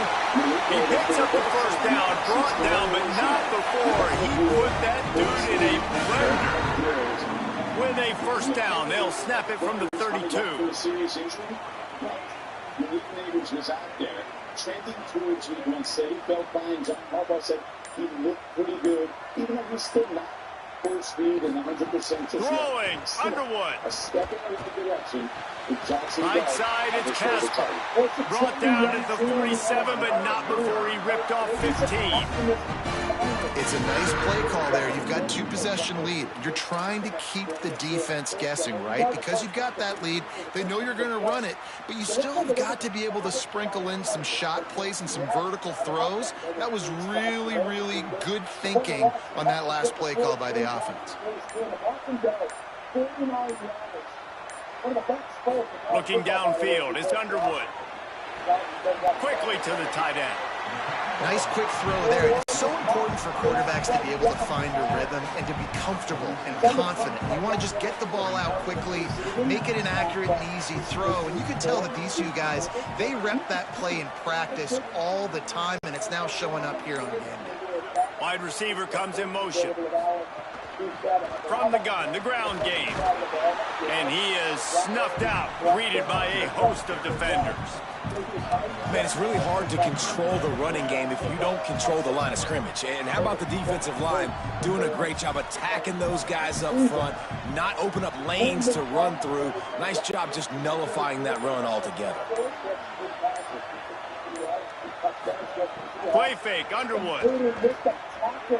Still looking to his right. Almost intercepted, and what a momentum swing that could have been, but they still force a fourth down. Great job by the defense there. They weren't surprised by that play call there on 3rd and short. They were expecting pass. They took everything away and forced the incompletion. This offense has already converted once on 4th down. Can they do it again?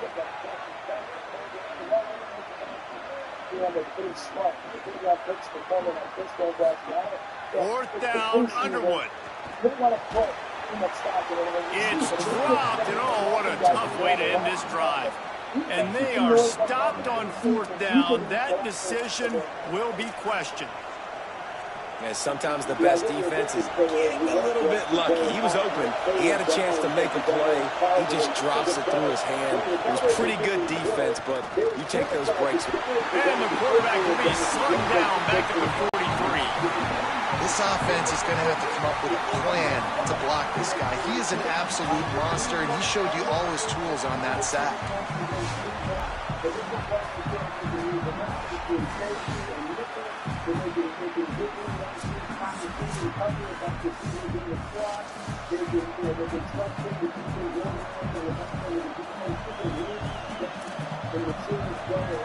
The Sooners trying to find their way forward after the big loss on the last play. A fake wants to throw. And here comes the pressure, and there he goes down again. And that's frustrating for an offense, man, because you've got great field position set up. You want to be aggressive. You want to take advantage of it. But in order to do that, the offensive line has to do their job. You've got to give your QB time. They don't do it. And back-to-back plays, they're going the completely wrong direction.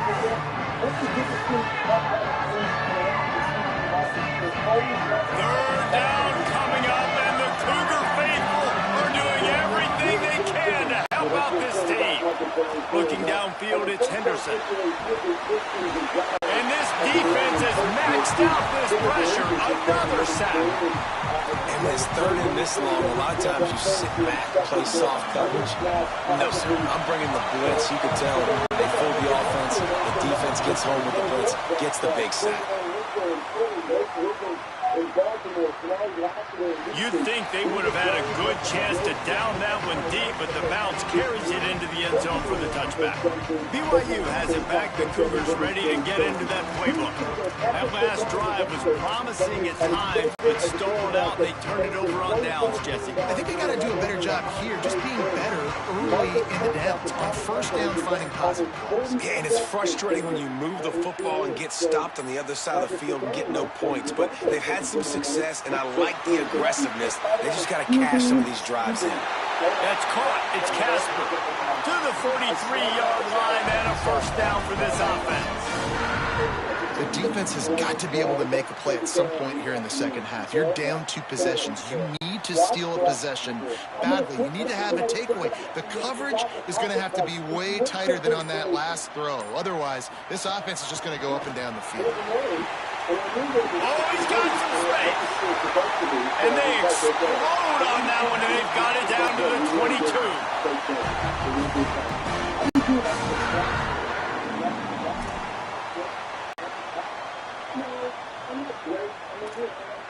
The defense's head may still be spinning. They're just outside the red zone now. 1st and 10 from the 22.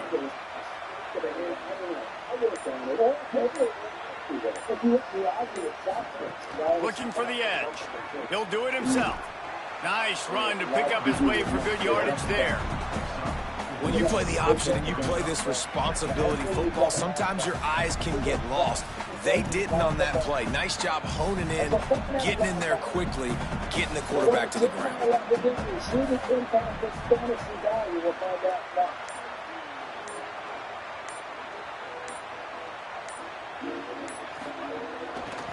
Hand off from the shotgun. He stopped at the 14-yard line, and they'll stay on the attack from there. This shouldn't be a surprise to anybody. If you've got the lead in the third quarter and you want to keep it, you got to bleed the clock. Best way to do that, run the football. And you're now seeing this offense call these run plays back to back. They are trying to be physical, and they're trying to stay on the field. Underwood on the play action. He took a hit as he threw it and couldn't deliver the football. It's incomplete, and fourth down's coming. So this field goal unit has been getting the job done. They've already made a couple here today. Splits the uprights. Good. And that will extend their lead even further.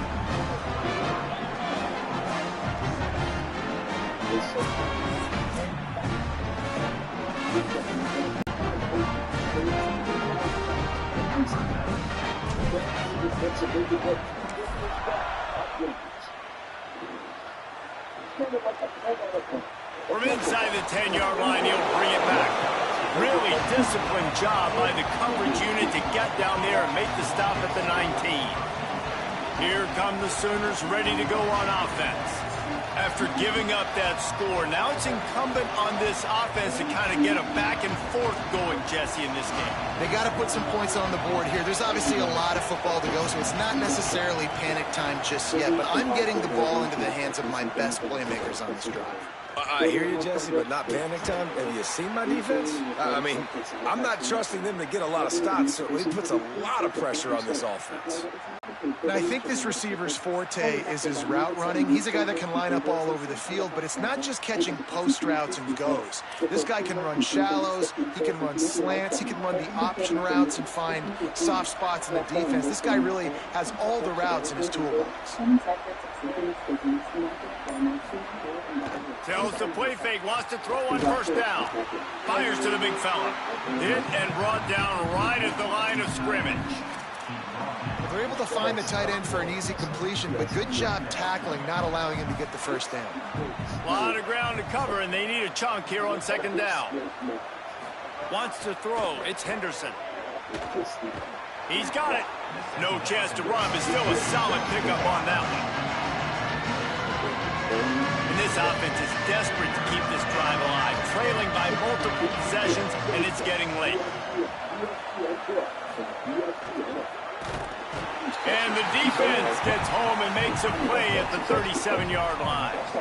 I love that play by the defense there. Hanging back, watching the QB's eyes. Great job in coverage on the back end, and then rallying to him when he decided to go try and run for it himself. Now this defense is set up fourth. Vets can even prescribe medication for many women. Discipline is always free. The vets will get more time with your pets and year-round peace of mind when it comes to their death. The Sooners will punt this one away. Consult a veterinarian for the customized treatment plan and have affordable VIA meds prescribed and delivered fast. You don't need to leave your house or scratch. Not a lot of room to field this one. They were playing with fire on that return, and he got loose for a good return of better than 30 yards. So the BYU offense comes out to go on the attack. They've got the lead here. Last time they settled for a field goal, but they've got to find that balance between being aggressive and careful. Man, I think they'll take that. I got the lead, Palmer. I got the football. I got to take care of the football, put a nice drive together, and just get some kind of points on this drive. No doubt. Lots to be happy about right now if you're this team. I think for this one, though, on this drive, it's about finding the one-on-one. Makes the catch, and he's free. He's at the 20. Touchdown, BYU! And the pummeling has started. No mid-season doldrums for these guys as they push out the lead in week 6. And this offense is clicking. Another touchdown. Didn't have to go far for this drive, but this offense is doing what they want, how they want, when they want.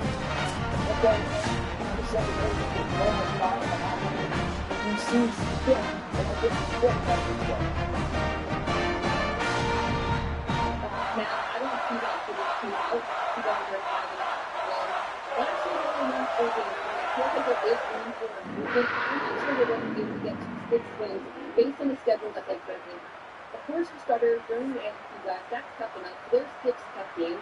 Then you go against the the non-divisional teams like the Seahawks, the Rams, the Bills, obviously other teams aren't coming, but then you add in the fact that on the road you play New England as well as San Fran. This is not going to be an easy schedule, especially when there's question marks around the quarterback position, whether it is Kirk Cousins or Mendoza. I just think all in all, in order to get the six wins, everything's going to have to go right for that offense and defense, and then coming down the schedule. Lining up to tack one more onto that lead. And the extra point is good. That's the kind of drive everybody loves. They'll see quarterback, one snap, put it in the end zone.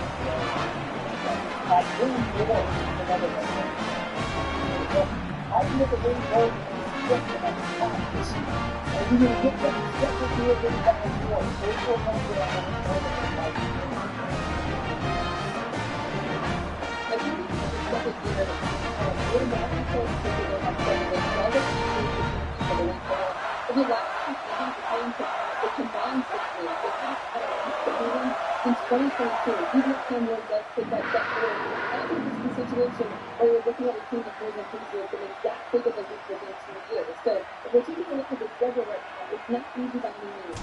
3 of Tennessee's toughest matchups come in the first 5 weeks. They play the Eagles, the Ravens, the Texans, and then look at the 12-week schedule, especially from these big. And he'll just take a knee, and this drive will start at the 25.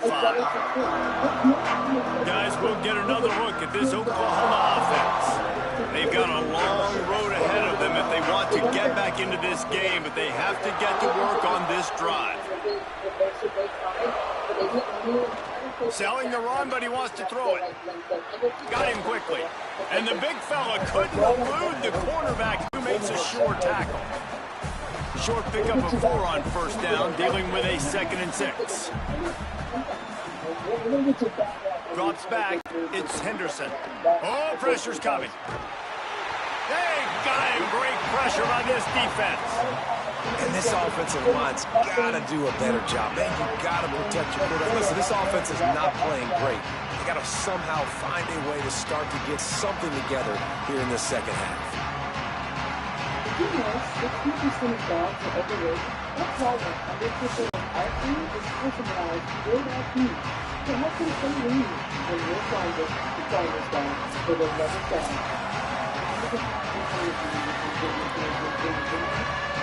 When you've already set your punter out 4 times, at least he knows he's going to get his varsity letter, and his leg might get a bigger workout if they don't convert.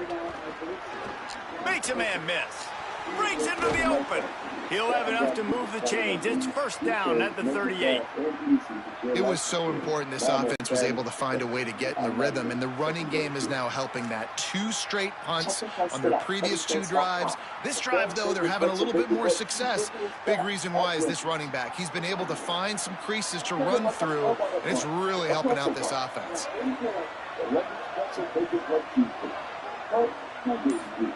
Fresh set of downs going up top. And his throw is incomplete. And we were talking about it at half, guys. Like, how are they going to crack this puzzle, right? This defense so elite in the first half. Second half, they come out. They're trying to throw the football, man. I just don't know where the weaknesses are. They're going to have to keep working and keep trying to make that big play and stay aggressive. But so far, on every level of this defense, they've been dominant. Wide receiver going in motion. Wants to go up top on 2nd down. Finds his tight end. And that corner came in hot despite knowing that he was giving up some size. Nice job by the defense staying glued to him. Getting him on the ground as soon as he catches the football. Knowing he's a threat. I'm not going to let this guy get out of my sights. Nice job by the defense.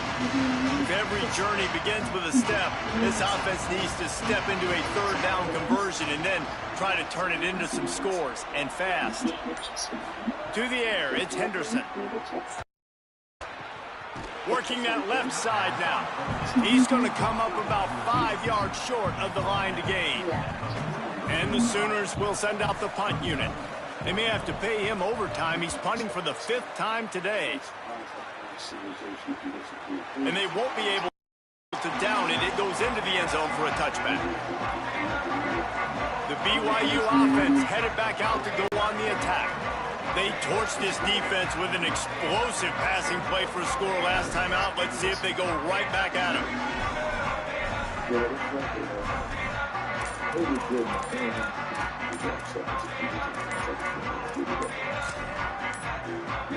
they'll snap it from the 20 for the opening play of this drive.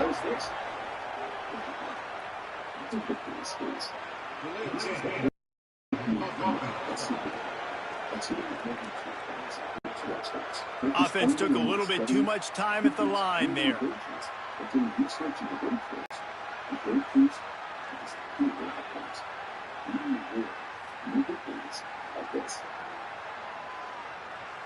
Chicago's greatest days are still ahead. But today, too many families have to act. And he's going to point to get more future. Chicago should never become... Another delay of game penalty. This is just slop. By making universal pre-K a reality for every child, raising the minimum wage, building the housing that Chicago needs. We dream big, we build boldly, and we just run it on rock. We're back on SportsCenter Happy Hour. Jeremiah Love, the Cardinals running back, dealing with a high ankle sprain that will likely keep him out the rest of the season. The third overall pick in this year's NFL draft is hopefully to be ready for Week 1 against the Chargers. We'll discuss more about Love and others as we let our senior fantasy football analyst Mike play it. And Mike, we just touched on the injury with Love. So how concerned do fantasy owners be not only about drafting Love with the injury, but also a crowded backfield there? Yeah, first of all, Matt, this one hurts. This is my guy this year, okay, so I'm not feeling great about this. It's only going to be a slight downgrade for me, a slight upgrade for Tyler Algier, who's available later in your draft. He's obviously his backup, will play more early this season. Love is limited. Oh, look, here's the thing. Love is already getting undervalued in fantasy. Now, this is for now. Here's the draft. The quarterback just lost track of the play clock, didn't get the snap off quickly enough.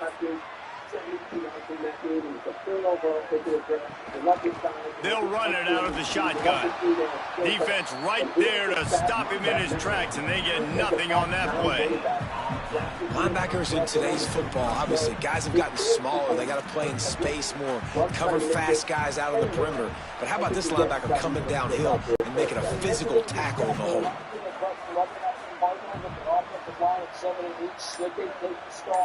Out of every game, but they went the best player on the board of offense. It's only a matter of time for Jeremiah Love. They weren't able to get that one off. It'll be a delay of game. Preseason week number 1.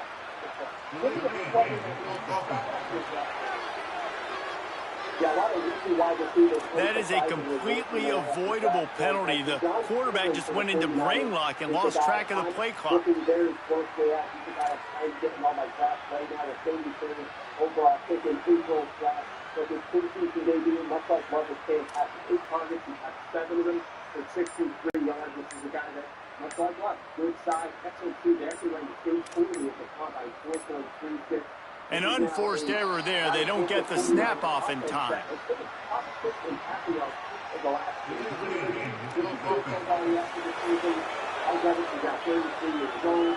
The delay of game pushes the offense back.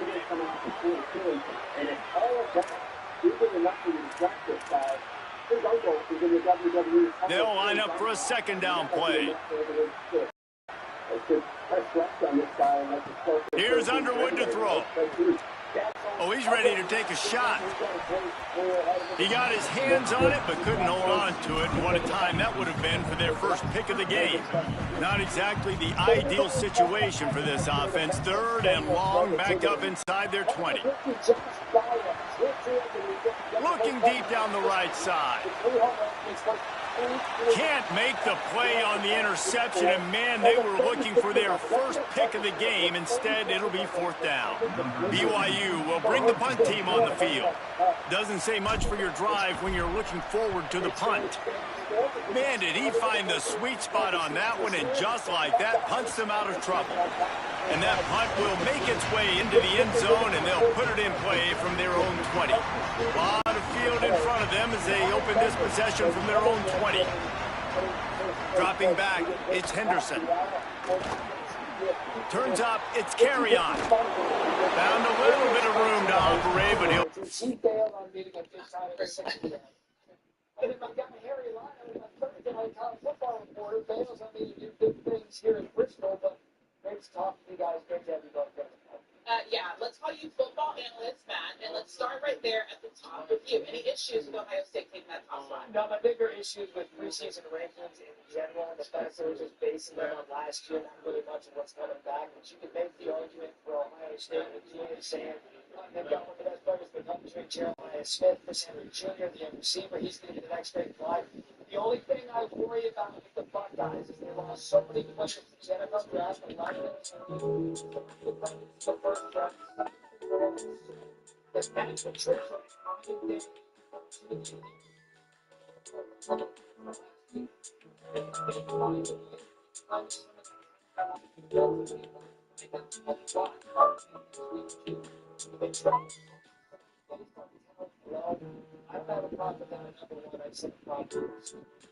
Yeah, 100%. Usually, we see at least one team five top in the preseason. Although when we look at this Ohio State team that we talked about this defense, yes, they lost. But just marked in week 1, 5 minutes in the NFL season. So you might see there. I think when you talk about Ohio State, that reloads. They do not rebuild. And so from that perspective, I think defensively they're going to be fine. Offensively, they have been most in the second five. They actually also have most of the second continuity. You need that in another one. He's a Heisman Final pressure. 77%. The weapons that he's going to have back. The continuity that offense is going to have. Smith, I think they're going to take it to another level this year. Rough way for the Buckeyes to end their season last year. No surprise, though, that the Big Ten has to get over the top spot. Chase City, they're in number 6. Are they They were doing a little bit of logo Indiana, which is crazy to say after they just went 15-0 and won the national championship, something that I never thought I was going to see in my Indiana team. A lot of this is built on what Personally calls his organization. It's a coaching staff that's been with him since at least 2019. It was built on a lot of JMU transfers. The transfer class they have this year, which started the quarterback position. It's a more movement and Wilson was in this last year. In the receiver position, they developed Charles Becker from really got the playoffs. They wanted to over Richard at the running back position. And then because of this core early in Colorado, that brought the attention to the class of 2023. You're not going to fit your belt really. They're bringing back Daily, McClellan, and on defensive line is line. They reloaded through it. Formally is even more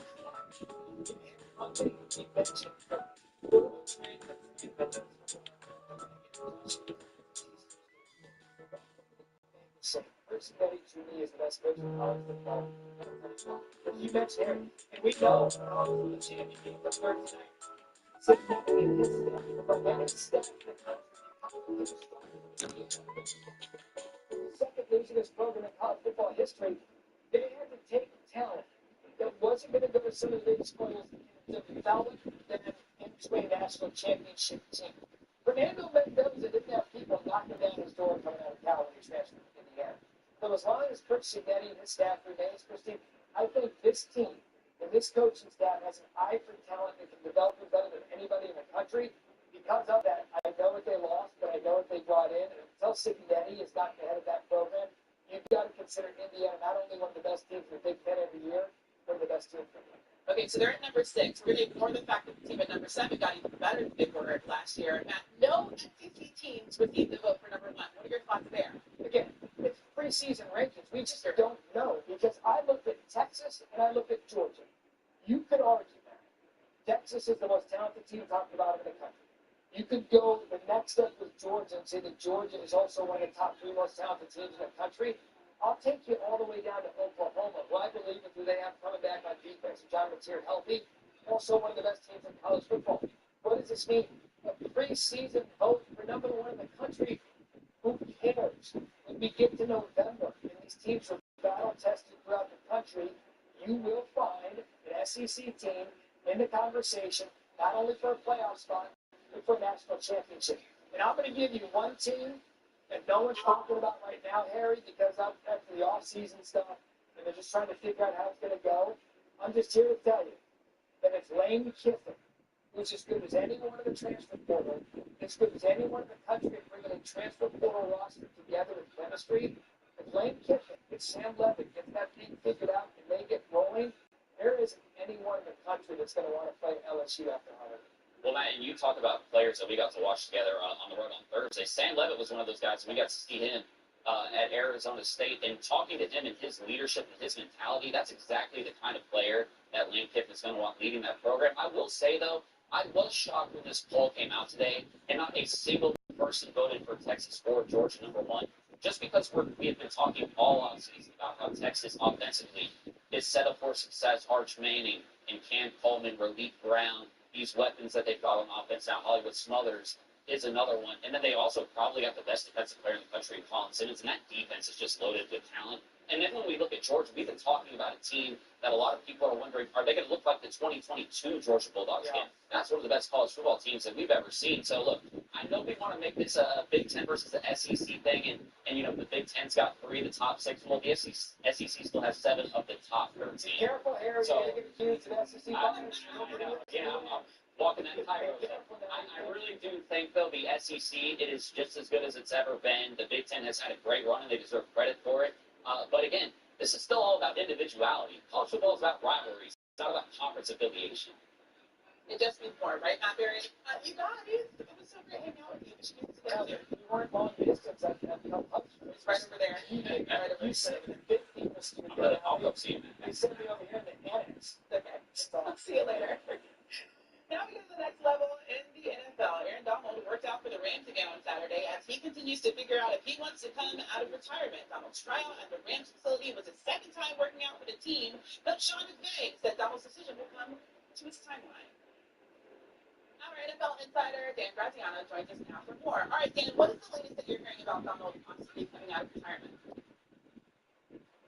And Christine, the fact that he worked out for a second time this month for the team is certainly an indication that we are close to reaching that conclusion. The Rams have been waiting for Aaron Donald to come to them and say, yes, I want to come out of retirement. I want to play again. And if that happens, then they have to talk about the contract situation. He retired with a year and $30 million left on his contract, so they'd have to figure that out because, frankly, they don't have $30 million in cap space. So there'd have to be an adjustment there. Just short of the first down. To get ready for the regular season. Remember, they're opening in Australia against the 49ers in week 1. So a lot of the particulars, they have to start with Aaron Donald playing when he wants back in.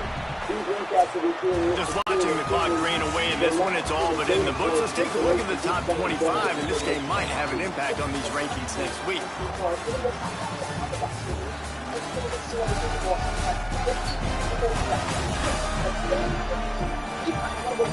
One more quarter to go, and it looks as if we are ready to play.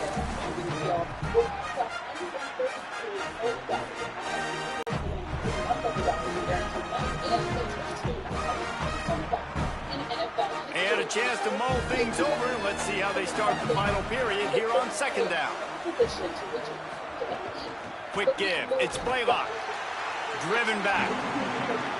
Man, we knew the linebackers were the strength of this defense, but coming in the offense, man, they felt really good about their running back. And so far, man, it's been a fun matchup to watch, but advantage to these guys that have been filling gaps, scraping, getting to the football, making plays. This linebacker really held down this rushing attack that they usually hang their hat on.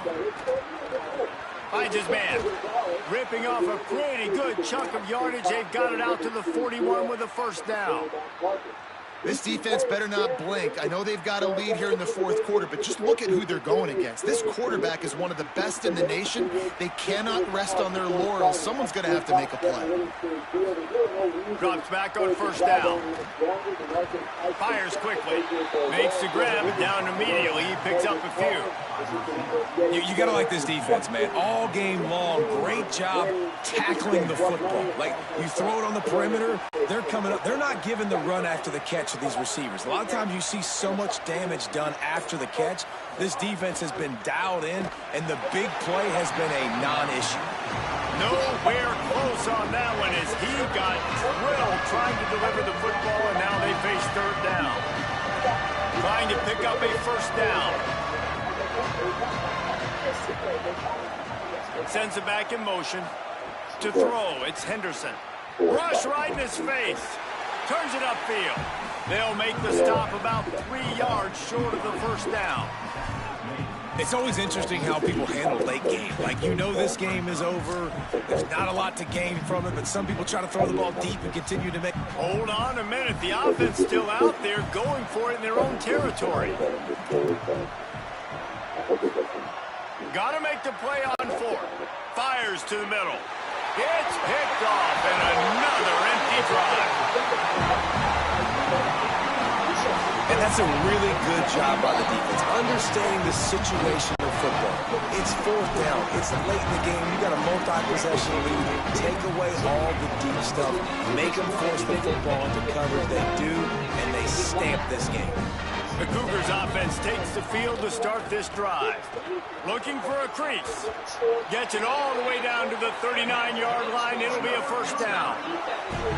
Fresh legs, man, and it is showing. Of course, this team had the bye last week, and you're seeing it right now late in the game, running the football, imposing their will against the defense that looks tired. Of course, they had to play last week, and you're seeing that right now.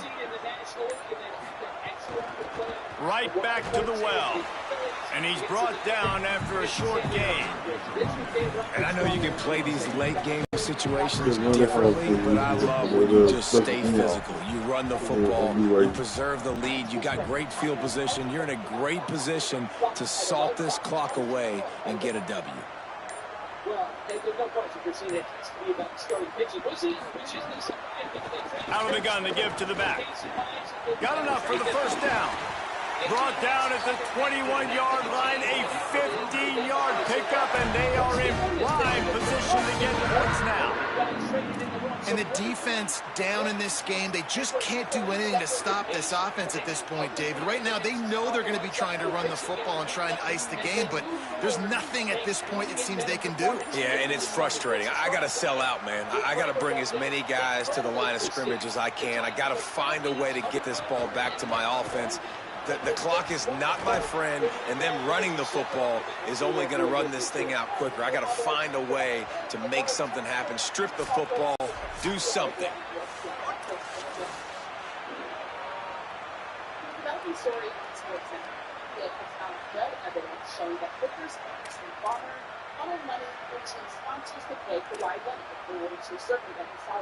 It'll be second down, and remember, they can pick up a first without scoring.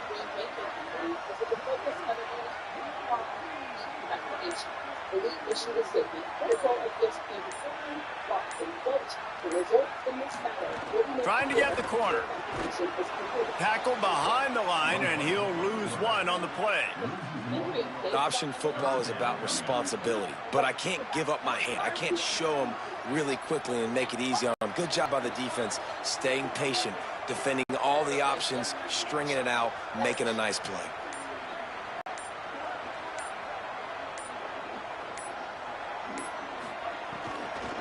Piles his way ahead. Stopped in the backfield, and that'll be a loss of 2. This field goal unit getting some serious run. They've already been out there 3 times. The kicker will try it again. And he'll try to knock it through from 33 yards out.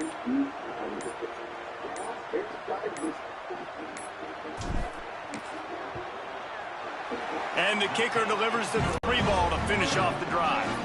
And now the lead is extended a little further.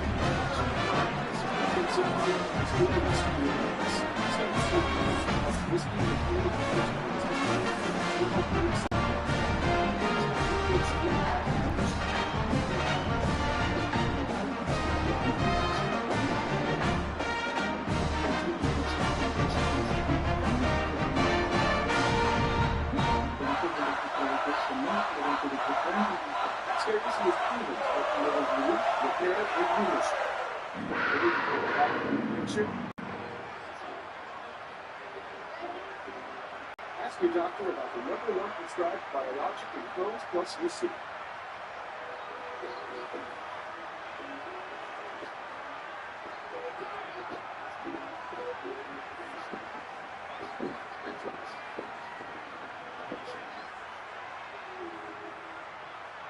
This is great for remembering you can customize and save hundreds of car insurance Liberty Mutual.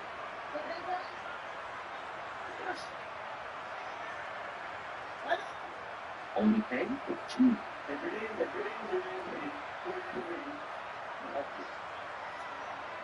Here. Feelings of children have become more empty. Okay? Yeah,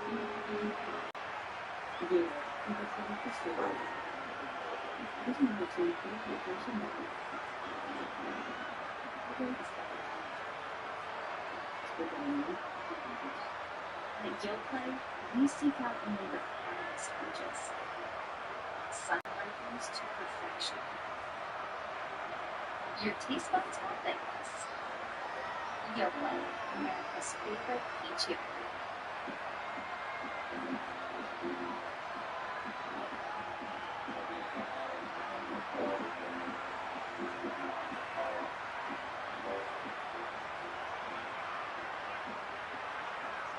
Backstage. It's needed for the Aussie. Super salad. Which uses select contracts. She's back with it. Three goods started at $14.99, but our back for a bit time. We transformed customer service with AI. She was getting all of it. It's expensive money. We don't have AI. Our AI is just going to be important. We don't have to remember it. Let's be its own business. Idea.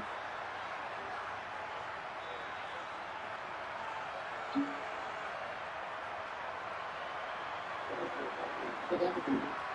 Make it a cocktail. Relax. Quality will be a big practice. It's our exactly right. What do we have things and goals will take flavor of that? Instead of the try our campfire classics and deep breakfast dinner for a limited time. And eventually make heat. Right at home. The breakfast. Only you're right. I don't do good. Let's go. But we gotta let that go. Just but you make it open with your closets. Find them. It's a no-brainer. I know it's big. It's the way. Yeah. And you slowly breathe. I'm always fixing anyway. You need to just follow the same feeling. I think you're okay. I'm the first dog. And now, depends on you. Oh, you must be able. Did you come?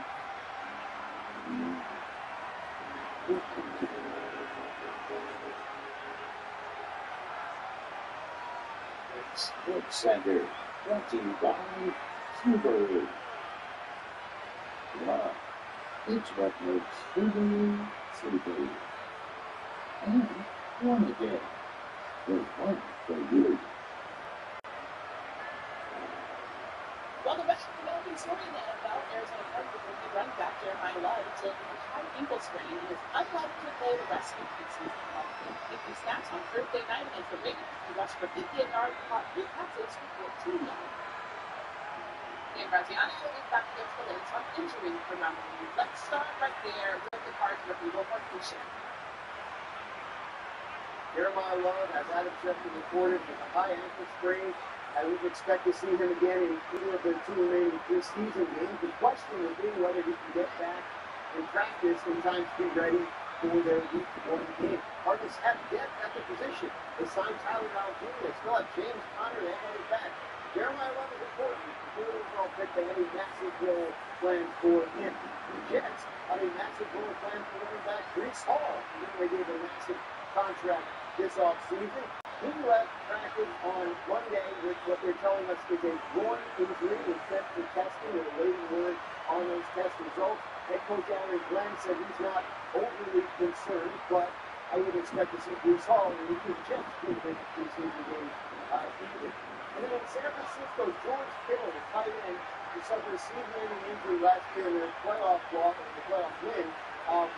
He's expecting and hoping to be back for Week 1, that Week 1 game against the Rams in Australia. Kittle trying to work his way back from a significant injury for Achilles, but thinks he has a chance to do that for Week 1, which is obviously the huge for the 49ers, since they're getting so many injuries this training camp, including running back Christian McCaffrey, who hasn't practiced this week for an entire week, but the team has only told us his fitness. 49ers dealing with several injuries to their roster. Meanwhile, in New York, Jackson Dart made another visit to the Blue Tent during his first preseason game of the season. What are you hearing about the quarterback? Well, Luke obviously has his eye on Jackson Dart, and that has bothered him. He mentioned after the game he's hoping that he's not getting officiated differently than other players. But the NFL would tell you what's happening with Jackson Dart is he's getting sent to the Blue Tent is not a punitive measure. This is an honest assessment of the concussion spotter. They was down on the ground for a little too long after that hit. They have reason to be concerned. So he gets sent to the tent, has to miss a couple of plays, and he goes right back in. First, Jackson Dart went to the Blue Tent 5 different times last year as a rookie. Only once was he diagnosed with a concussion. But the Giants would really like Jackson Dart to be conscious of getting rid of the ball more quickly when he's in the pocket, and therefore not taking as many of the hits. They work with him on what he's doing when he's out of the pocket. But inside the pocket, they want him to make sure he's aware of what's going on around him and gets rid of the ball quickly. So something that the young player has to work through. But certainly he and the Giants are hoping that the league is now keeping a too close an eye on him and calling it differently for him than for other players. Yeah, you mentioned him. He definitely wasn't happy. He finished 3 of 4 passing with 26 yards and a touchdown. He was sacked 2 times. So Graziano, and we have another developing story in the NFL. Pass rusher Von Miller is going home. The Texas native agreed to a 1-year contract with Dallas Cowboys worth up to $5.5 million with a maximum value of $79 million. Future Hall of Famer is 37 years old and entering his 15th season in the NFL. The Cowboys are 2 still currently back among active players. So what impact do you see coming in Dallas?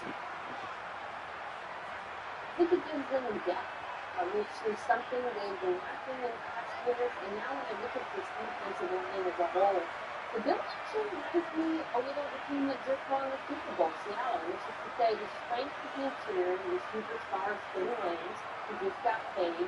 But then outside of them, at edge, you have a lot of options. You can send waves of pass rushers, and which is very pedagogic. Blocking was quite good last year as a rookie. Drafted him from Florida. Now you have more and suddenly different options. So that deep in the fourth quarter, that 4-man rush can continue leaning on new players the way Seattle did to great effect. Definitely seems to be an improved group. The ceiling of it, I think, will depend on whether or not any of those players will improve. Okay, Von had 9 sacks last season. Raiders his highest total was 1. So, as we wrap up week 1 of the preseason, what are your biggest takeaways? Cleveland Browns. It's funny because there's a quarterback position here that everyone's talking about, and Sean Watson and Short Sanders. And my takeaway wasn't really about the quarterbacks who looked about as expected. I really like this young group of skill players. They performed so well last year compared to tight end H.I. Jenkins. In case you could say Seattle one of the more impressive performances of preseason week 1, first-time draft pick, so much juice for that offense along with them. Cincinnati, with the shift around the personnel one. I know Burrow was under center really half the time when he was out there. He was entertaining the second most played football last year. And the kids now for a few years, the offense really ended up.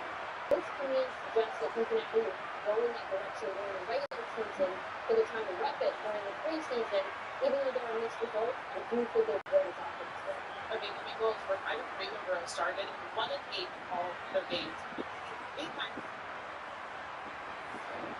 The Bears here at Sports Center earlier today, sources told Howard Schultz wants to be eliminated from the sell, its remaining 17.8% stake in the Lakers. The new majority owners, Josh Kushner and Bob Iger. If that transaction were to be completed, Jimmy Bucks will no longer be the team's governor, and the Bucks can lose ownership of the team and they back to 1979. Our senior writer, Sean is here with us from there. So, you have to read about split ownership. Yeah, I think we just gotten a letter from the Russell attorney saying that no sale of the remaining 17.8% Buck Family shares can be effectuated without the consent of all 3 of the trustees. Okay, that's Beatty Buck, Jones Buck, and Beanie Buck. Now, my reporting is 5 of the siblings voted to sell this money. Beanie Buck did not vote to sell. And so she's contending through her lawyer that the 5 siblings who voted to sell do not have the right to do that pursuant to a ruling in 2017, and this was also in court among the trustees. There was a coup that the older brothers tried to dislodge the control, and so it's in the hands of the lawyers. And I'll reach out to the men who.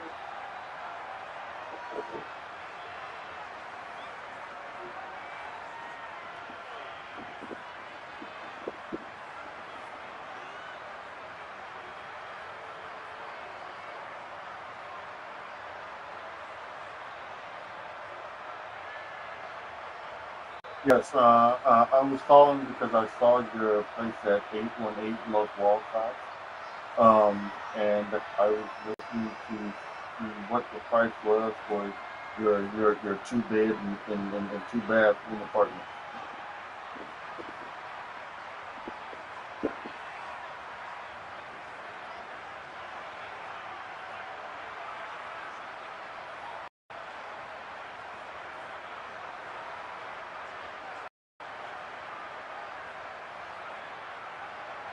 Okay. 773-220-7780. Sure. Andre, ANDRE, triplet, TRIPLETT.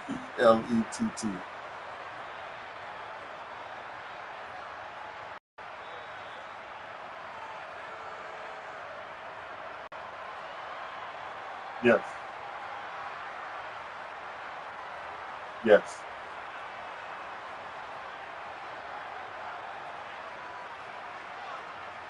Two. Yeah. Yeah. September 1st.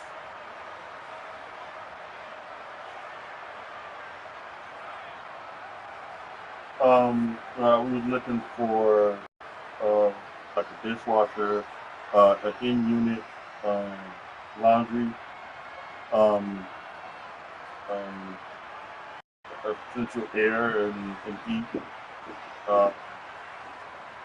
and maybe an elevator in the building. Is there an elevator in the building? Maybe.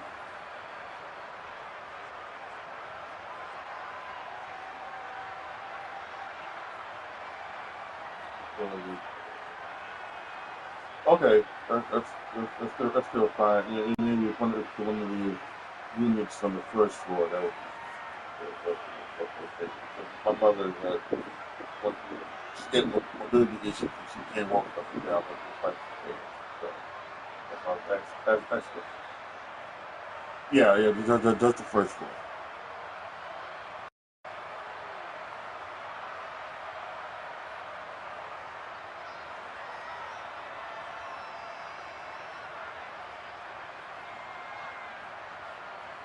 Yeah, it would be like 1900.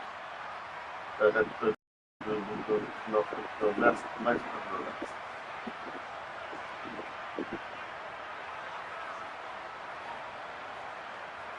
It is AJTRIPLETT20 @AOL.com.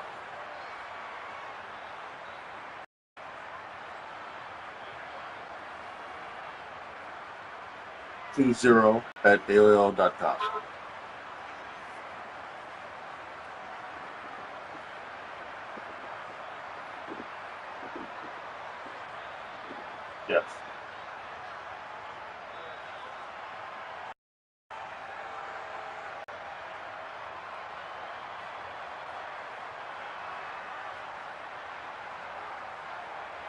I thought the occupied. I thought he's occupied.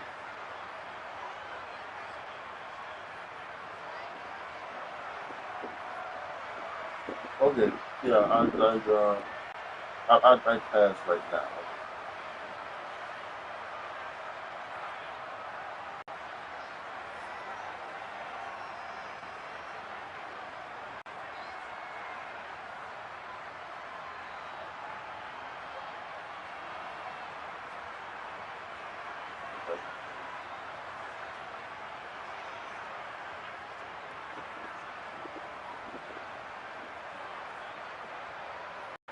I would have one. With like the people who like put this ad out on iPads, like are they doing that so that when the thing does come available, they have people already ready, or do you have to think that this may somehow be a fake ad?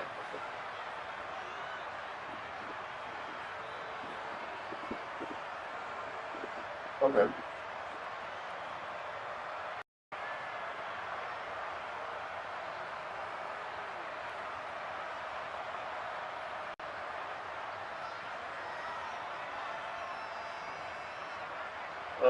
Yeah, yeah.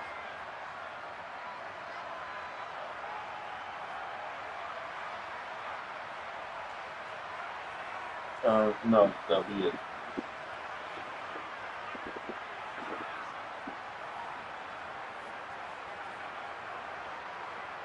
You too. Thank you very much.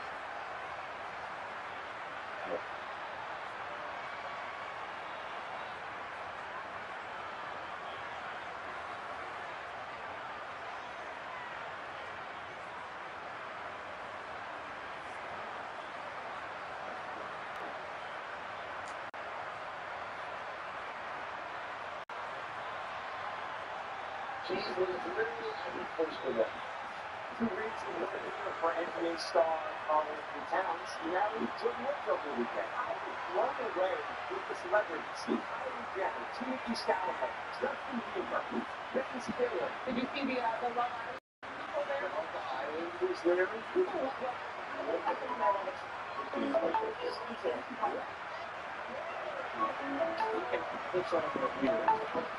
she said she was little. I used to be possessed as a child. Actually did happen. Her family performs an exorcism on her. This is makes her hotter. This makes her hotter. Her head's been even a bit. Gene Simmons hit first pitches at the Angels game. He wanted to throw a fifth pitch out. The Angels said, we're not going to throw 5 pitches out of respect for Jaden Daniels, who is currently in unlegal battle with LSU over his subscription. And this has become a huge meme ever since this entire thing came out. Like, I saw a picture of Deion Sanders, who famously only has like 4 toes, and it was like, showing respect to Jaden Daniels.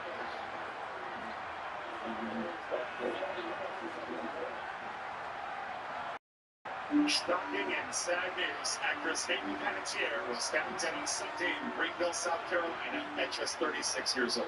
Law enforcement posted that they responded to a call in South Carolina where Hayden was found. Respond there. We obtained the dispatch audio where you can hear them saying, But still unclear as to what exactly transpired, or if Hayden's on-again, off-again boyfriend, Brian Nickerson, was involved. So she and Brian were in LA from Saturday to South Carolina. Yeah. Ryan apparently was living in their apartment. Yeah. It's unclear exactly who called the paramedics to leave. What's interesting here is that 2 ambulances spent 8 pictures were released. Nobody came out. The coroner's deputy showed up and then took Hayden's body away. So it seems there was somebody else who was in some sort of medical distress requiring an ambulance. Otherwise, why would there be 2 ambulances? Unclear. Kit was also found inside the apartment, although it's not known if it belonged to the paramedics or was already there. Hayden did have a history of substance abuse, which he was very open about in her report. She keeps saying there's no evidence of anything, still investigating those sorts of photos. It's so funny because when you think of Hayden Panettiere, like, her career was just insane. I mean, she was a child star. They go to the next step of her sixth grade. Remember people fell in love with her on her. Bring It On. She was also in And just recently, Spring 6.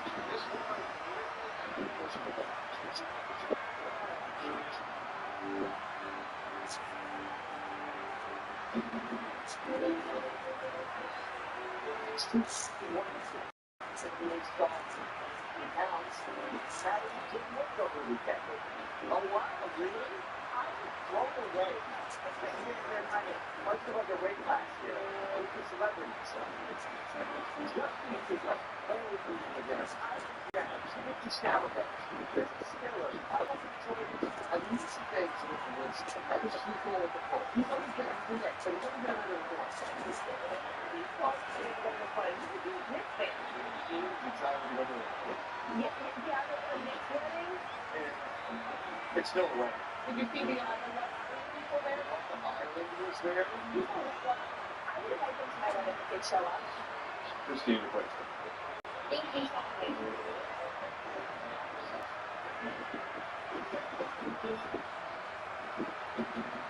Yeah, easy check that through.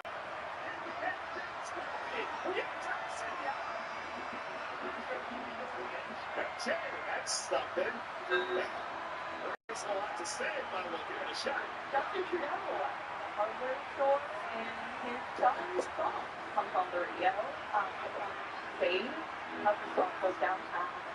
So, and journey in Canada, and she's Katie, her son, said they just started dancing right there this summer. On the pleasure, evidently. And he's like spinning it like you did the pop. And something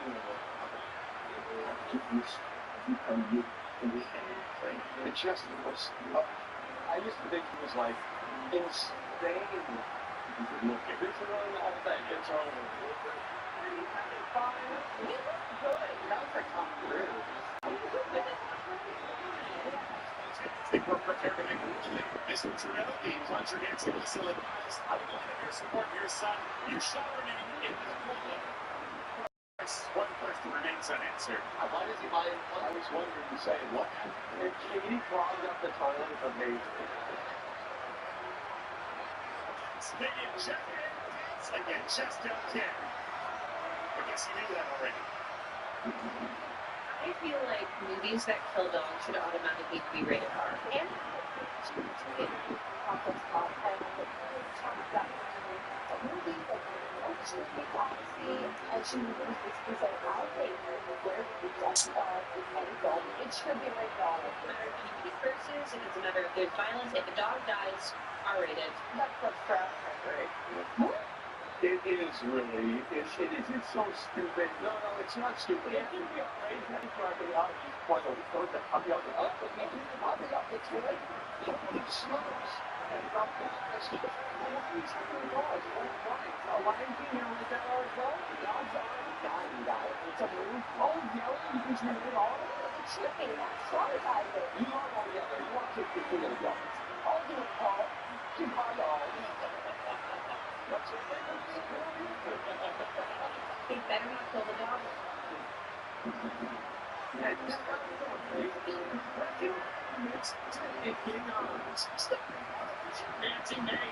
South Carolina Republican outgoing Congresswoman Nancy Mace is putting legislating behind and launching this YouTube show.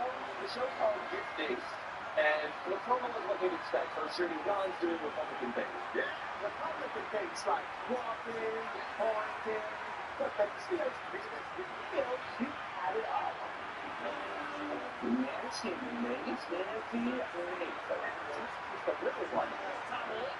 Some of them she got recently doing the rough in her life. She had the gate that ended, and then her staff started ditching her. She said we were not able to do that, so it was helping her get in touch with her family and what we thought. I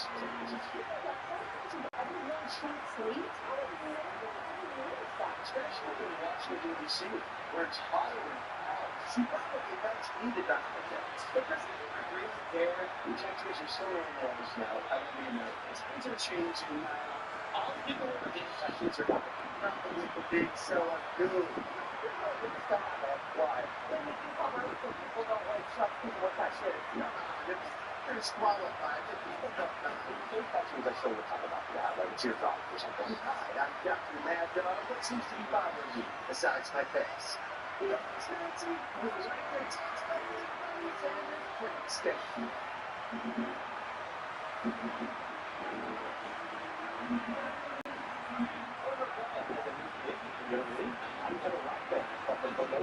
Named after the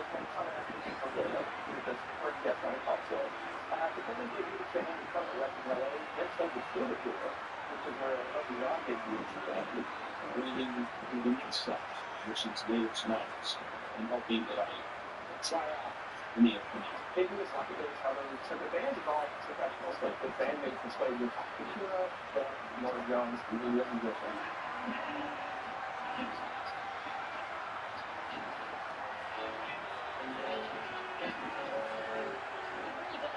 He's talented. He's super talented. I don't know that you can get this. I'll buy you lunch today if you can get this. Okay. Name the two actors and Father Knows Best the show. You start with that? Jeff, it's got the wrong show. You got the wrong show. We're thinking of 12 years then, and show it sounds great. We're looking at the retails.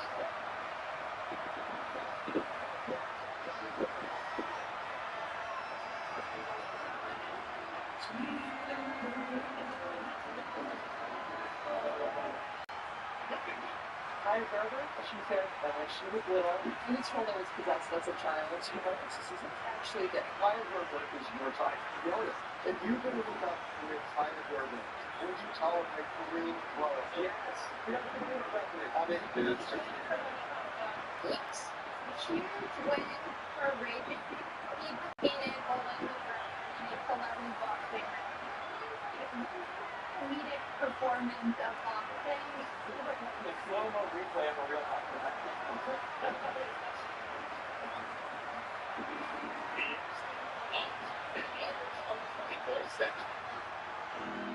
Michael LeBlanc is weed.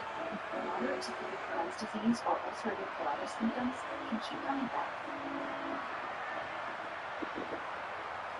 Wait, it's possible. It's true biology. The EU Iron 10 blocker for tummies and UCs offers self-administration from the start. VIA CASHAPP with symptom relief as early as 4 weeks. And can help patients achieve lasting remission. Some visible healing of the intestinal lining.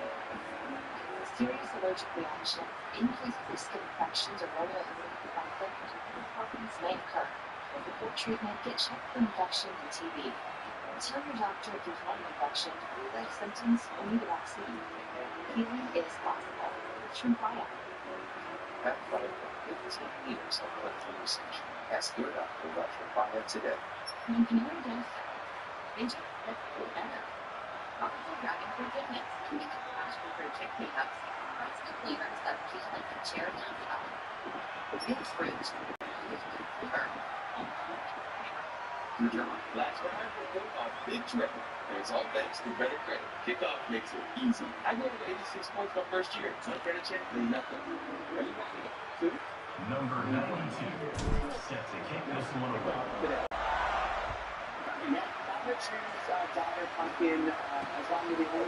And it'll be a touchback. The ball will come out to the 25-yard line. Here comes the Oklahoma offense. It looks as if this game is going to be one to just drag to the recycle bin, but the idea now is to finish strong and just take whatever happens in the rankings next week. We know what they're supposed to. A run inside. It's Blaylock. Runs ahead and powers his way for 4 yards out to the 30. Sometimes in your playbook, you have run plays that are called run-it runs. You leave the play on no matter what look the defense gives you. That time the defense was blitzing, but they just kept the play on. That is an attitude-type run that you can run into any kind of look, and it paid off for them. This time the defense was ready, and they stop him in his tracks. How about the job by this defense? They knew what they were getting into. A really good running back. We talked to him this week. It was the main focus point of this offense, stopping the run. I just want you to be okay. And so do we. For over 30 years, the Illinois Ear Injury Attorneys have helped thousands of injured people. Check out our 5-star reviews, or just ask around. Even someone you trust will tell you it's time to swing the heat downstairs. In the run game, boy, have they showed up and showed out and answered that challenge. Looking to throw, it's Henderson. Left side is Carry-On. Turning it on! The 50. Inside the 40. And a potentially touchdown-saving tackle made there after the long completion. The offense has struggled. They're not going to win this game, but trust me, this coaching staff is still trying to find things to build off of for next week. And after an explosive play like that, maybe they can generate just a little bit of momentum and gain a little bit of confidence that they can keep coaching up heading into their next game. Hands it off on the counter. They didn't get a push at all on that one. It'll be no gain on the play.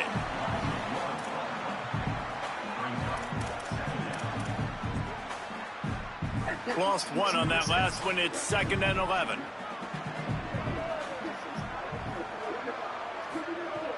Sells to fake. Not much of a chance there. He just had to get rid of it to avoid the sack. One of the biggest reasons today why this offense is losing in the game is they haven't been able to get it going throwing the football. This guy still has not thrown a touchdown pass. They thought coming into this game they were going to have tons of success throwing it, but you got to give the defense credit. They watched the film. They've been mixing up their looks defensively, trying to confuse this quarterback, and again, on that last deep shot, it falls incomplete. Gets it inside the 5, down to the 4, and it'll be 1st and goal. You got to be impressed by what you just saw from this offense. They're already in the red zone, right? The coach is telling the quarterback, be smart, don't do anything crazy with the football. We can't turn it over. We're already in field goal range, and he's like, no, man, I got my matchup one-on-one. I know where I'm going, and not just that. I'm not just going to get the first. I'm going to set you up now on the goal line. Let's roll. He steps and powers and works his way. They finally get him down at the 2.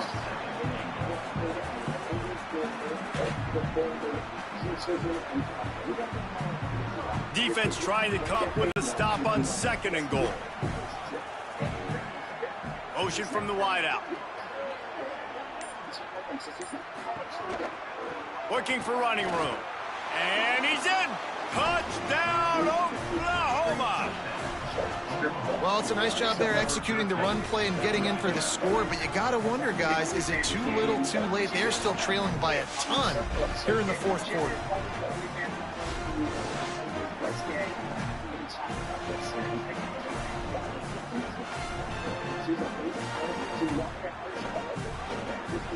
Lining up for the PAT.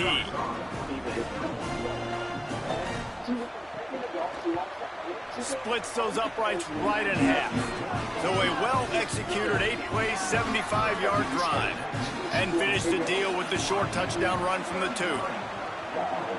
That's why they call them the hands team. They're able to secure the onside kick. Well, here in the 4th quarter. Jason just has a bead of sweat just rolling down his sideburn.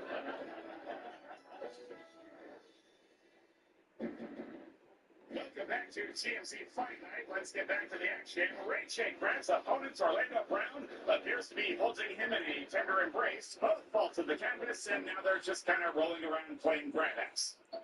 What the hell is this? Huge win for Ray J because he just defeated Orlando Brown in a celebrity boxing match. I didn't know it was this weekend. Too bad, because you missed the barn burner, my friends.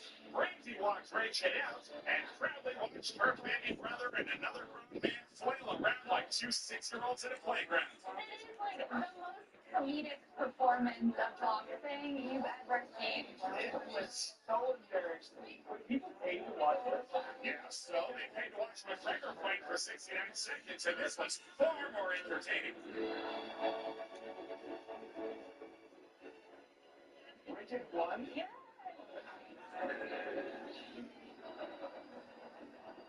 Well, he said he was going to Cancun to lock in for his training. Great place to lock in.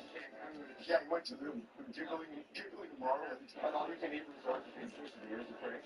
Great job, Brady. Congratulations.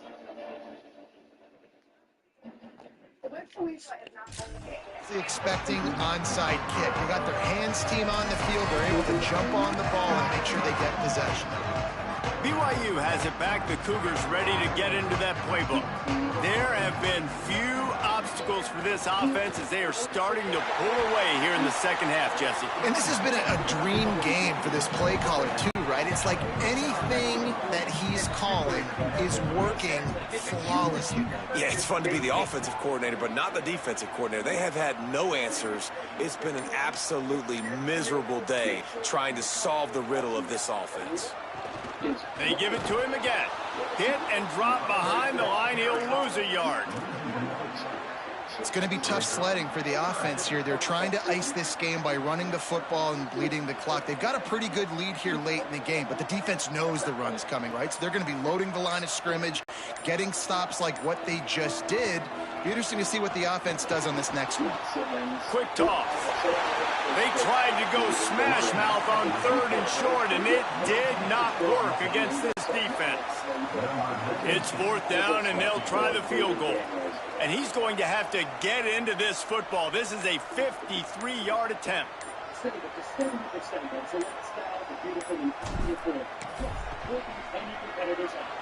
Didn't make him sweat at all. It's good. And now the lead is even bigger.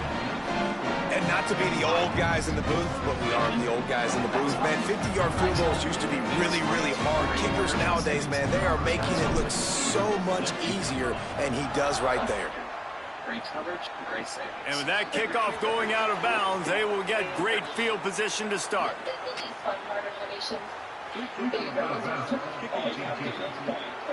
Ball is coming out to the 40 after that penalty on the kickoff.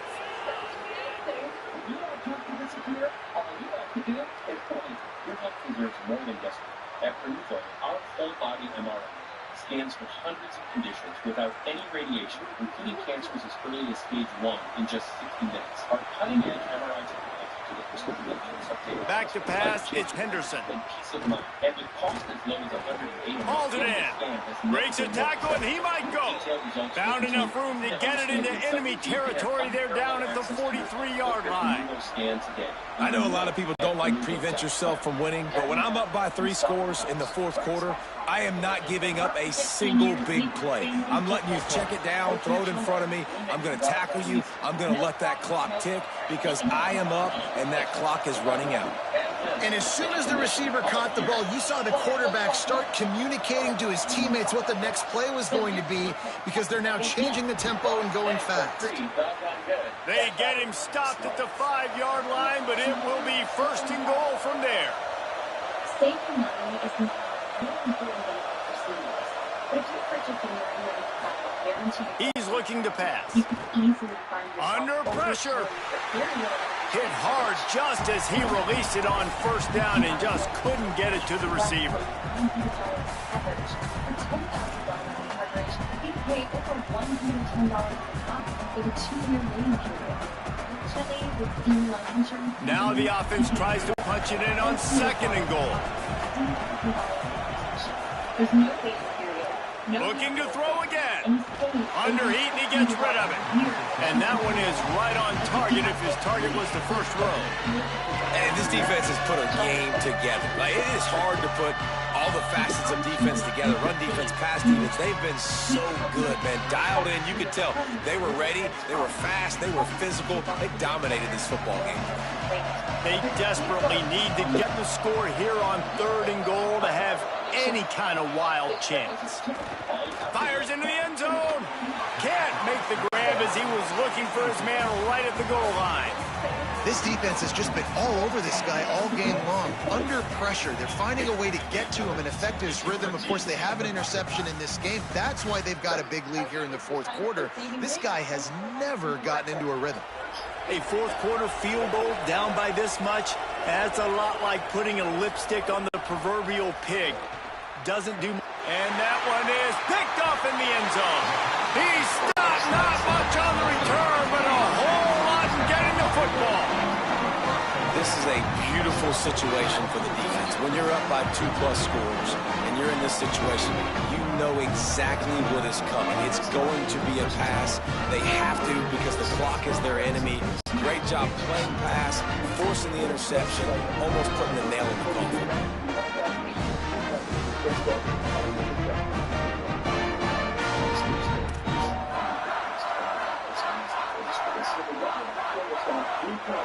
Let's check in quickly with Holly Rowe.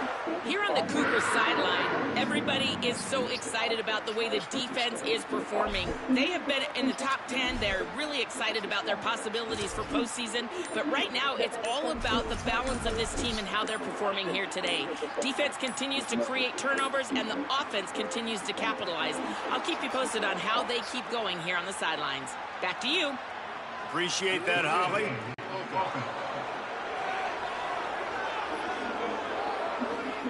So frustrating to see an offense lose track of the play clock and pick up a penalty like that. A ceremonial first pitch out of the 8 game.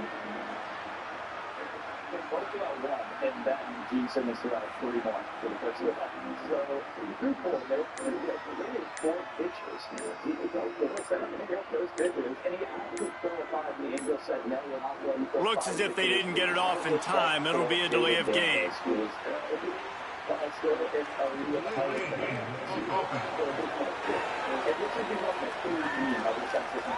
The offense couldn't get the snap off in time, and it'll cost them.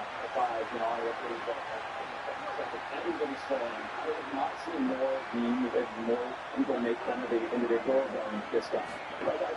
They keep it on the ground. Clock is their friend. Hit and stopped right there. Not much on that pickup. And I'm a fan of this, man. Run the football, eat the clock. We got the lead. This offense has put together a nice day, man. Like, just balance, rhythm, timing, play calling, everything has worked. That's why they built this lead. They've had a great day today.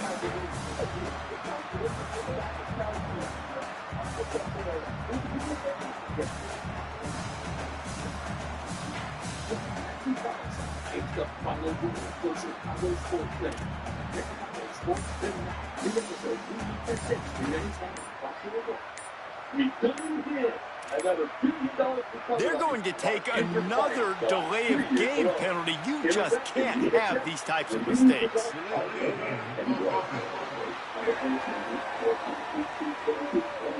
Offense took a little bit too much time at the line there. If you reach 50 80 points, and you think the BYTE insurance in a fixed budget, remember the 3 P's. The 3 what? 3 P's. What are the 3 P's?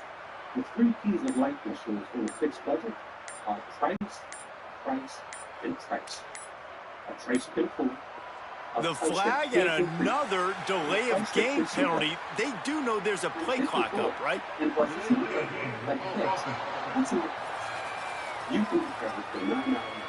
That penalty will back them up some more, half the distance to the goal. What's my price? Also, I just turned 80 and I'm on a fixed income. Second and forever after the delay. Did they lose their play sheets? I mean, call a play already. From the gun, the running back has it. Nowhere to go. And after taking a loss on that last run, a little bit of pressure right now for this offense. On their own side of the field, they've got the lead here in the 4th quarter, but this is a critical 3rd down that they have to convert. They don't want to give the ball back and put the pressure on their own defense. And this plan has guaranteed lifetime impact. On the option. Now the pitch.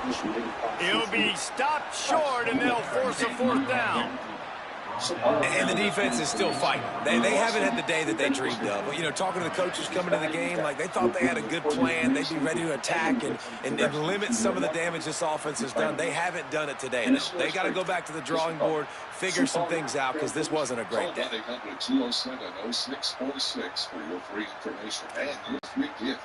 That's 1-800-207-0646. Here's one of this broadcast. 1-800-207-0646. Call now.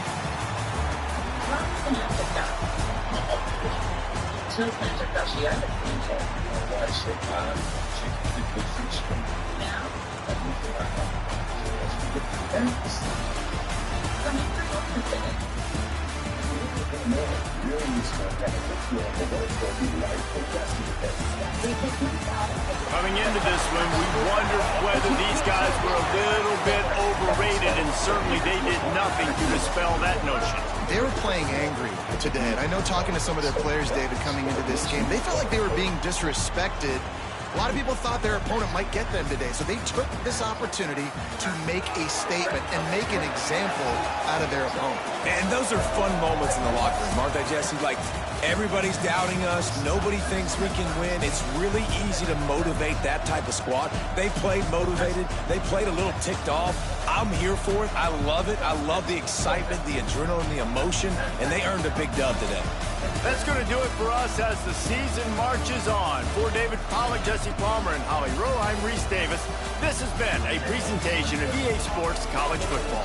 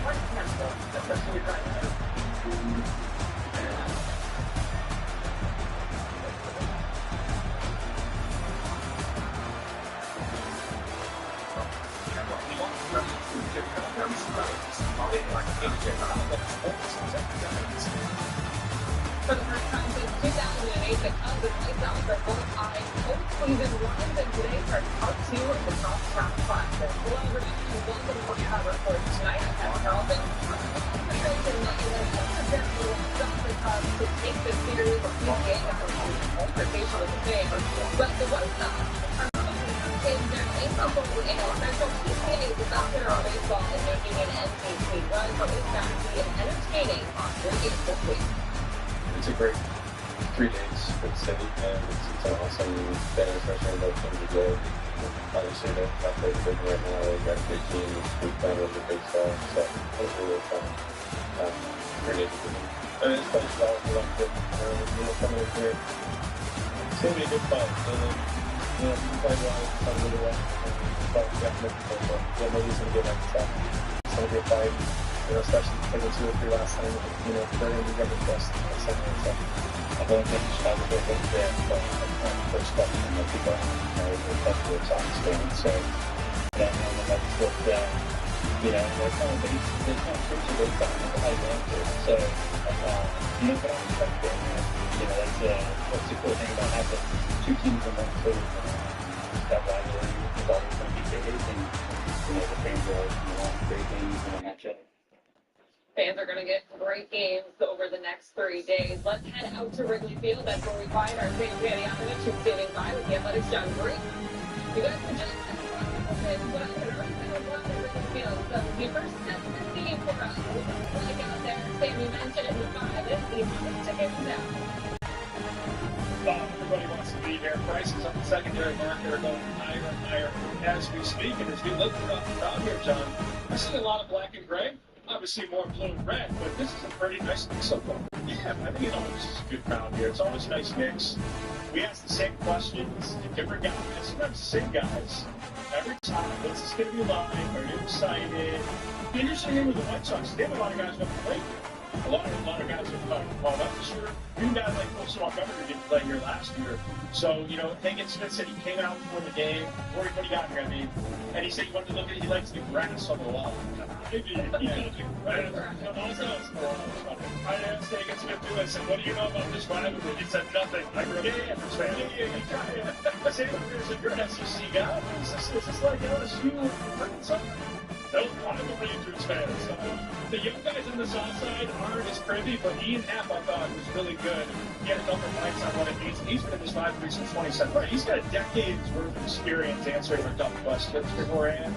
So, listen, the rule of 2 for this before the game is we try to stir up any kind of energy. There's some random reporter in there, that's Will Venable. He has so much animosity towards the Cubs as Ozzie Guillen. What if you're confused? I think he won 10 losses for them. No. It's funny you mention the young guys and the old guys because I was in the farmhouse ahead of the first part of the Crosstown Classic, and we were talking to PCA, and he was like, it's just another series. Like, I don't know why this is so special, but now I feel like the Cubs have to respect the White Sox and what they're doing this season, no? No, 100%. I mean, they definitely, the White Sox played with everyone dies this year. So there's a ton of respect now. Before it was kind of like, who are these guys? Like, I don't even think the Cubs knew how many people were. But now, no, there's a ton of respect. I mean, you've got Murakami, you've got Montgomery, you've got, the flamethrowers in the bullpen. They've got a lot of singles in action. They have a lot of guys that I think the Cubs absolutely, they're taking the scouting. We're not sleeping during the pregame scouting. So they know what they have to do as well. There are 3 players in Chicago right now with 28 home runs. Murakami, Vargas, and PCA. Y'all hit number 28 yesterday. Yeah, absolutely. So I mean, this is like, it's great to have star power here. I mean, I'm so old, as you can see by my hair. I remember covering this series in 08. When it was really like people were dreaming about a crosstown World Series. Of course, both those teams lost in the first round, but we can still dream, and I know there's been conversations of that. So when I was counsel today about a possibility of crosstown World Series, I heard he said I wasn't there, but I heard he said he was pro. The idea of playing in a World Series. Let's get into some of the nitty-gritty and start with the update on DSB Swanson, who suffered an oblique injury yesterday. Nico Horner, the shortstop, Pedro Ramirez is playing second base. Sam, what's the latest on the timeline for Swanson?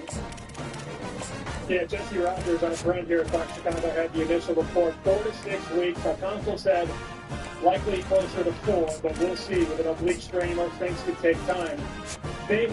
They have to imagine that if they make a playoff push, which they likely will, they'll be ready by game 1 of the playoffs. Yeah, absolutely. They're not rushing in for anything. They know he knows how to play. If he can come back like the last week of the season, great. But otherwise, they know where they're going to be right now, right? They're back to the Brewers. They're going to be playing in that wild card series, best of 3, all at home. So they'll be saving him for that. And, Nico Horner played, I think, almost close to 100 innings. They shortstop already this season. So Nico Horner can handle it. They have, thankfully, enough depth for them. Where when Matt Shaw comes back, they should be covered pretty well. Yeah, Kevin Gosselin also, Kathy, talked about that today. He said, look, I only had 2 starts there so far, and I could feel Dansby Swanson behind me because, as we know, the Cubs' #1 defense in several metrics. Gosselin's coming in here throwing that sinker that falls off the table. He loves getting those ground balls. He even mentioned, I'm going to miss Dansby Swanson, and I don't even know him that well. No, it is. It's even if Nico plays well, it's a big loss because Dansby and Nico work really well together. Like you said, the pitcher's best friend is that defense up the middle, and the Cubs have the best in baseball. And frankly, they're still close second. You guys are talking about some of the offensive numbers that we're going to see in this series. I want to talk about PCA because we're 3 months to the day since the finale on the south side in part 1 of this series. PCA's numbers since then, 23 homers, 55 RBIs, 13.6% walk percentage, a 1,021 OPS, and a 6.4 WAR. I don't know that we would have seen this version of PCA, the maturity that we've seen with him following what happened with the fan altercation. And I think that kind of encompasses what he has come into this year after signing the big contract and being able to put together this MVP-type season.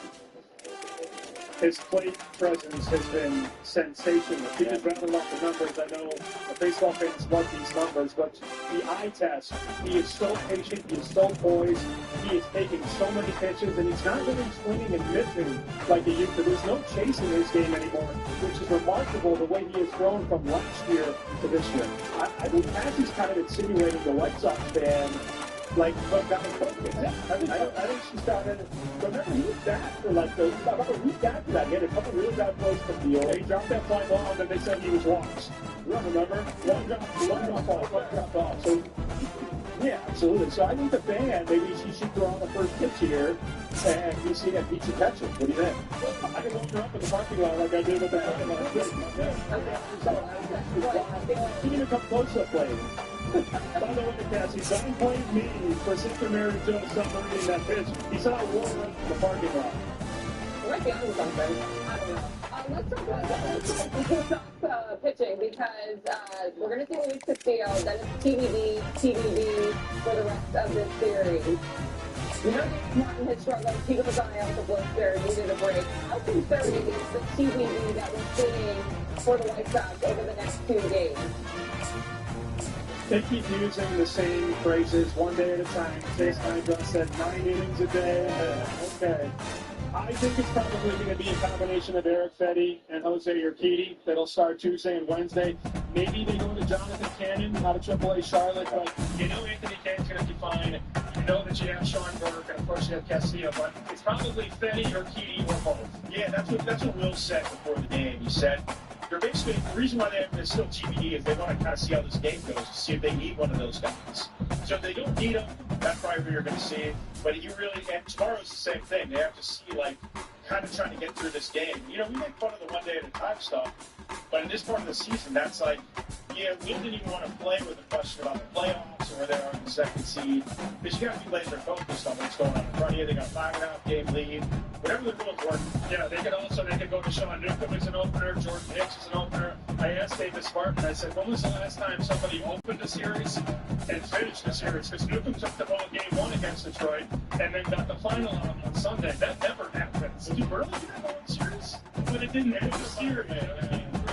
That's a crazy stat. Sean Newcomb opened the series and then literally closed the series. Yeah, they need to find who that rotation is going to be if they can trust come the postseason. When it comes to Shota Imanaga, who's starting tonight for the Cubs, he's had a long ball issue. He's given up 28 homers. That's the second most among starters in the big leagues. You know, Sox are top 5 in homers. Who thinks about it tonight? The big wind's kind of dead right. It's sort of swirling. You run the face earlier. Now it's kind of blowing out, so I think the wind might really affect it. You know, they have pretty good numbers against left-handed starters. So I would love to know what's going on in the advanced scouting meetings for both sides to see if the White Sox have found something they can attack with Shota, and see what the Cubs are trying to do with Shota to limit getting lit up on this White Sox line. And Shota leaves the ball over to Miguel Vargas. It's going to land up the street fast. Follow my shot. Are you going to be there or in the blue shirts? I'll probably be playing softball at that point. Okay. I didn't know what you're for this fantasy game or not. All right, John, what do you feel better about this series? I'll say the Cubs just because they're at home. But, I think it's going to be, it's going to be an executed series. I think what Chase Mycroft said I thought was kind of interesting in the sound we heard before was that he feels like the Cubs are going to be gunning for them, which I thought was really kind of a cool thing, that the Cubs should be gunning for the White Sox because they took 2 or 3 at home. Yeah, the Cubs are 19 games over 500, and Chase Mycroft says, we know they're going to be going for them. It's interesting. I like it. All right, it's going to be a fun 3 days over in Wrigleyville. The Athletics, John Greenberg, Stan Kenny, thanks for joining the show. Thanks. All right, we need to take time out from this on CST. This one, Dave Martin joins the show. Be ready to start the left half by the start of the season.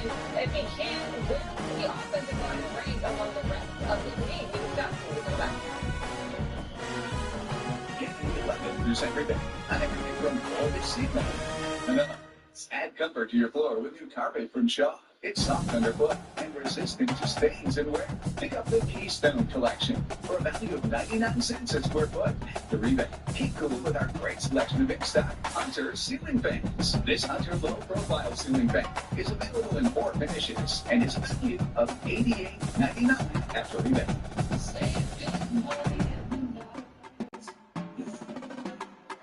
Ready, set, summer. Honda Summer Event. With impressive fuel efficiency, sleek exterior styling, and sport tune suspension, Honda has all you need to get summer ready as the most fuel-efficient full-line automaker in America. Right now, you can get a $259 per month lease or 3.99% APR on 2027 HRV all-wheel drive LX. If your child has moderate to severe eczema, they can stay at home with Dupixent or clears noticeably stage. Severe allergic reactions, including skin reactions, can occur that help right away for face, mouth, tongue, throat swelling, wheezing, or trouble breathing. Tell your doctor right away if you will see eye problems like eye pain or vision changes, skin symptoms, joint aches and pain, or a parasitic infection. Don't change or stop other treatments without talking to your doctor. He's the child's doctor about to fix it. Approved to treat kids as young as 6 months. I'm John Morgan of Morgan & Morgan. When my brother Jim was injured, we had nobody in our corner. And I promised myself long ago that no family would be left without somebody to fight for them. That promise became Morgan & Morgan. 35 years later, we kept it. So many families protected. $30 million recovered. We became America's largest injury firm for a reason. Size matters. Reputation matters. Results matter. There's only one Morgan & Morgan. ThePeople.com.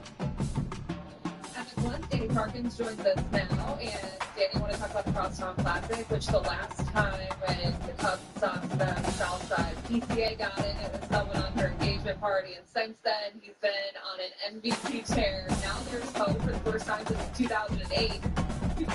Can we see a Cubs Sox World Series? Wishful thinking or fair game?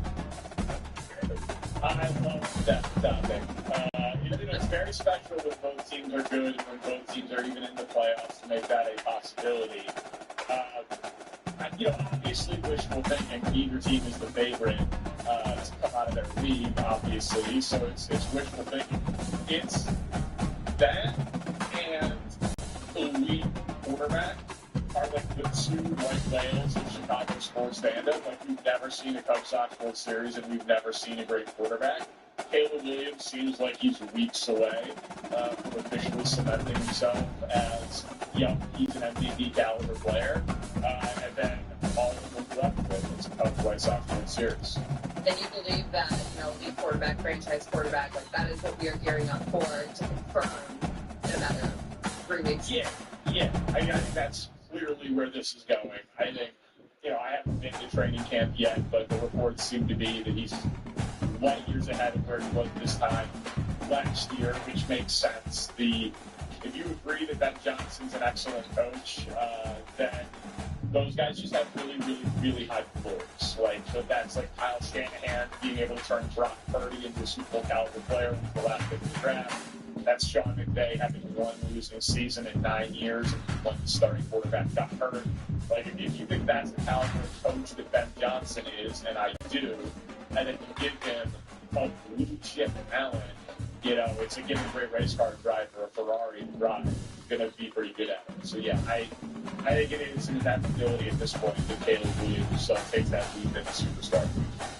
So we all know how the series ended last time in the rain when Evan Carroll walks it off for the Sox to win the series. Just as last week, we were talking about the White Sox and their lead in the division, the Tigers closing it, and they've been red hot despite selling off their top 2 pitchers. They go out and they sweep Detroit on the road. They have their largest lead in the division of the season so far. If the Sox go to Wrigley and take the series against the Cubs again this time, do you think Cubs fans will be able to withstand just what is actually going on the South Side? Because now I feel like a lot of people respect it. They think it's a good story, but once it impacts the Cubs to that degree, can they handle it? I think whether they handle it or not is more than a good story. That was a statement win series for the White Sox. Very impressive. How far they can take it, I have no idea. But it's... And this is not an apples-to-apples comparison, so I'm not saying that it is. But, the 2015 Cubs won 97 games, but there was a little bit of, they are really good. They're ahead of schedule. I wonder what's coming next. So while the White Sox are really not a 97-win team, and clearly they're not going to go into next year as one of the favorites to win the World Series, there's something about being a sports fan of a team that's ahead of schedule that just makes it feel really special and fun. And I think it does permeate into the clubhouse and onto the roster or onto the hardwood, whatever sport we're talking about, because it feels like a pressure's-off situation. If the Cubs win the series against the White Sox, it'll just be like that's what's supposed to happen. If the White Sox win the series against the Cubs, it'll talk about it determining who presented it. And while it's still, just being Cubs, the Sox are still in first place and the Cubs are still a wild card team, the pressure is more on Wrigley Field than the Cubs than it is on the White Sox. So it's more of a fun story. They're a good team. team that's playing with house money, that's playing free, playing very confident. And, by the way, I think the Cubs are playing very confident. Council the other day talking about the swagger that they're playing with. Like, I expect it to be high energy, not necessarily chippy, but, big stakes playoff atmosphere baseball in August. Doesn't get much better. Let's talk about the Bears. We didn't see Caleb Williams. Ben Johnson says he didn't see him in a game. He knows what to expect. First, I want to go get started being activated on the club list. Just 7 months after rupturing his patellar tendon, Ben Johnson was in Arizona back in March, saying he didn't know they were going to have this season. This is obviously a very quick rehab for that injury. Do you see him starting, let's say, in the first month of the season at left tackle for the Bears, or is that wishful thinking and we're getting way ahead of ourselves this small piece of news that seems pretty major? If anything, it should teach us that we could use a little bit more journalism around all of this stuff. Because, I'm not saying that the people on the Bears beat aren't good, even though I've had my issues with them. They've had their issues in the past. It happens on the national level with Adam Schefter and Ian Rappaport. These guys are just, they regurgitate stuff from agents or teams and you don't get real stories. Like, Kobe Bryant was 8 weeks, now he might miss the whole season. Ozzie Phillips is going to be the whole season, now he might play week 1. Like, we are just completely at the beck and call of these teams. And so, and I don't mean this to you, Cassie, in any way, and I don't mean to be confrontational in any way, but I have no idea. You know what I mean? That's it's a dangerous topic because, none of us are doctors. We're nowhere to it. We're not doctors, but also the information that we're going off of is from a team that is incentivized to not tell us the truth. You know what I mean? And that's not Bears specific. That is NFL specific. The NFL, that teams are not corporate victims. They're just not. And then the biggest journalists in the industry do either do not push because they don't want to impact their sources of relationship with the team, or cannot push because it's just so darn off. And so, I just, obviously I, like everybody else, went into this year thinking that Ozzie Fabilla was not in the running for left tackle, and now he might start week 1. But I don't know. I think you know better than you started week 1 because I missed Braxton Jones last year, and I know Braxton Jones is not, he's not going to be Bears left tackle of the future. But he suffered a very harsh injury and he had to undergo surgery, and it was not the football side, it was the mental side. His mind and his body couldn't work together. He wasn't confident. And so that would be my fear with Ozzie, and I don't know what he's like. We haven't talked to him much because he's only played one season, and not a full one at that, not being active for a handful of games at the start of the year. What role does that play? This is one of those things, I think it's a totally fair line of questioning. I guess I would say, the Bears have a huge question mark at left tackle. And they should have a really good offensive line that, if they get good play at left tackle, can be a great offensive line. The offensive line should be a strength, even if left tackle is a question mark again. But it could be, top 5 unit in the league if they get good production at left tackle. So, this is one of those things that, unfortunately, we're going to have to trust them on. And trust me, I'm not comfortable trusting anybody. But, they're going to play whoever is best. My gut tells me they're not going to play one guy for only 17 games. And this is going to be an evolving storyline. But hopefully, and Ben Johnson's got a pretty good track record with this, with going back to being 6th in yards last year, what they were able to do on the ground, what they were able to do when play call in Detroit, where they were number 1 points per game over 3 years. He should be able to hide a bad offensive line. And he should be able to scheme open stuff for DeAndre Swift, where they're still an effective run team, even if they have one offensive lineman who's not up to the task for stretches of time. So, again, maybe you want me to plant the flag and say, this is going to be the guy. I don't know that, but I don't think they know it. Exactly. I don't think they know it. And what I do know is that Ben Johnson is going to be able to handle that. Like that is the amount of, that is like the level of uncertainty on the offensive line that I think they can overcome. Now, with Joe Tooney, knock on wood, went down tomorrow, and now the captain of your offensive line, the guy who's comfortable with protection, and your both guys on the left side who pulled out, then it's like sounding a lot of But I think they're in pretty good shape in front of Jim. Okay, so I made a comment after the game on Saturday that it felt extra scrimmagey for a preseason game. You know, the starters on offense, they had a productive throwing session ahead of time. One thing that came out of it, though, is this tweet that I'm looking at right now. Someone posted, I can see the Hammond skyline from my seat at Soldier Field, and has 1.9 million views. And we all know that George McCaskey, Kevin Warren gave an update on the stadium, or lack thereof, an update earlier in the week. And then George was asked about it on the broadcast in game. What did you make of hearing from the two leaders of this stadium dramatic saga this weekend, them doubling down on Hammond, and then seeing the refineries? Okay. The guy or person who tweeted that thing out, you know, I never really understood the shit. Signing off his tweet screen, I don't really get it. Janitor. Yeah, I think it is an interesting case study in like pictures worth 1,000 words. I honestly, like, did people not know what Hammond, Indiana looks like? Like, do you guys not gamble? Like, I've spent a lot of hours at the casino, the Riverboat casinos in Hammond, Indiana. You drive over to Bowleg. And you know you passed into Indiana when you drove over there? Yeah, because you paid the toll. And you get the McDonald's. And then you get McDonald's, and then you go gamble for 10 hours, and then you drive home like an upstanding member of society in your 20s, okay? Like, I've done it dozens and dozens and dozens of times. I thought everybody knew that it was kind of an eyesore.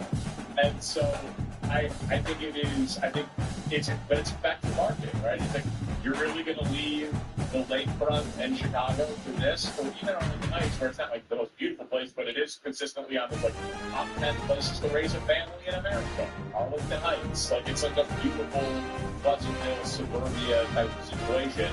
I think the whole story is joyless. I hate talking about it. It's only to make billionaires richer. So I personally am enjoying all of the PR missteps by all of these people. I think they should have a put back in their face for how this is going. The shovels are not in the ground. Notice that. Good job by Kevin Warren not setting any more artificial deadlines. It's only like 3 artificial deadlines too late to come to that realization. And, you know, if they go to Indiana, I'll still watch on TV. And if they go to Arlington Heights, I'll still watch on TV. Well, they don't have any plans right now to sell Arlington Heights. They haven't even talked about it. And there's a report that Politico, like Roger Goodell, stepped in after this press conference. Again, it's a saga. There's now no timeline. And we just need Danny Perkins join us. Yeah. There's so many good things. Again, haven't I made it clear I don't like Bob? This story sucks. Like, it's we know why.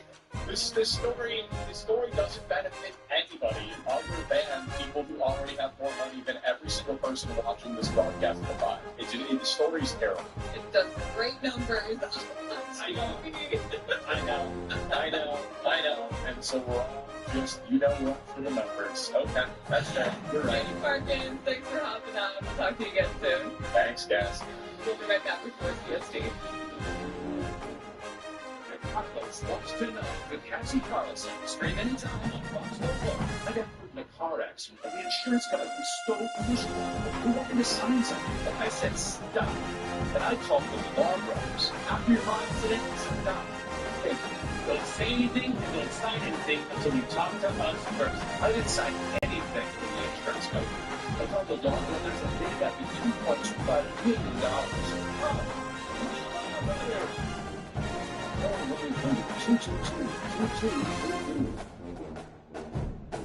Chamberlain University, Toledo nurses are at the heart of the Chicago community, and the competence and compassion go hand in hand.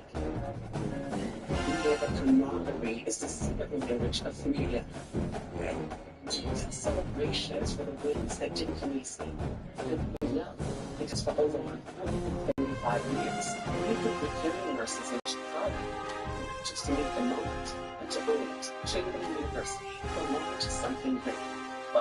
Just these fans. What do you see as the parts of the whole? I took this for that for wins. And here, that's all I try these and makes a lot of Washington for this Australian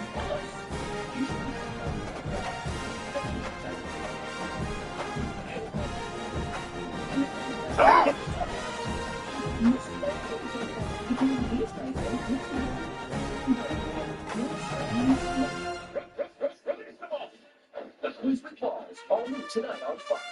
Being the weather authority isn't something that I take lightly. From your phone, people power. We now have the technology to be able to get down to that street level. To really look into the story. Delivering critical weather information that's thorough and accurate and it's happening. And that's what it means to be the weather authority. Make sure you catch our sports programming during the week. You can watch all of our PSP content on our digital platform. Stream the show at 6 o'clock on Fox Chicago Plus and Fox Local. Extended interviews and more can be found on our YouTube page at Fox 32 Chicago. Before we go, a couple things from the Bears. Report from Jeremy Fowler that Kyle Benunga is going to be out multiple weeks with a hyperextended knee he suffered in practice. And the Bears do sign former first-round edge rusher Marcus Davenport. That's going to do it for us tonight. We'll see you back here tomorrow for First and North and even Blanton at Chicago Sports.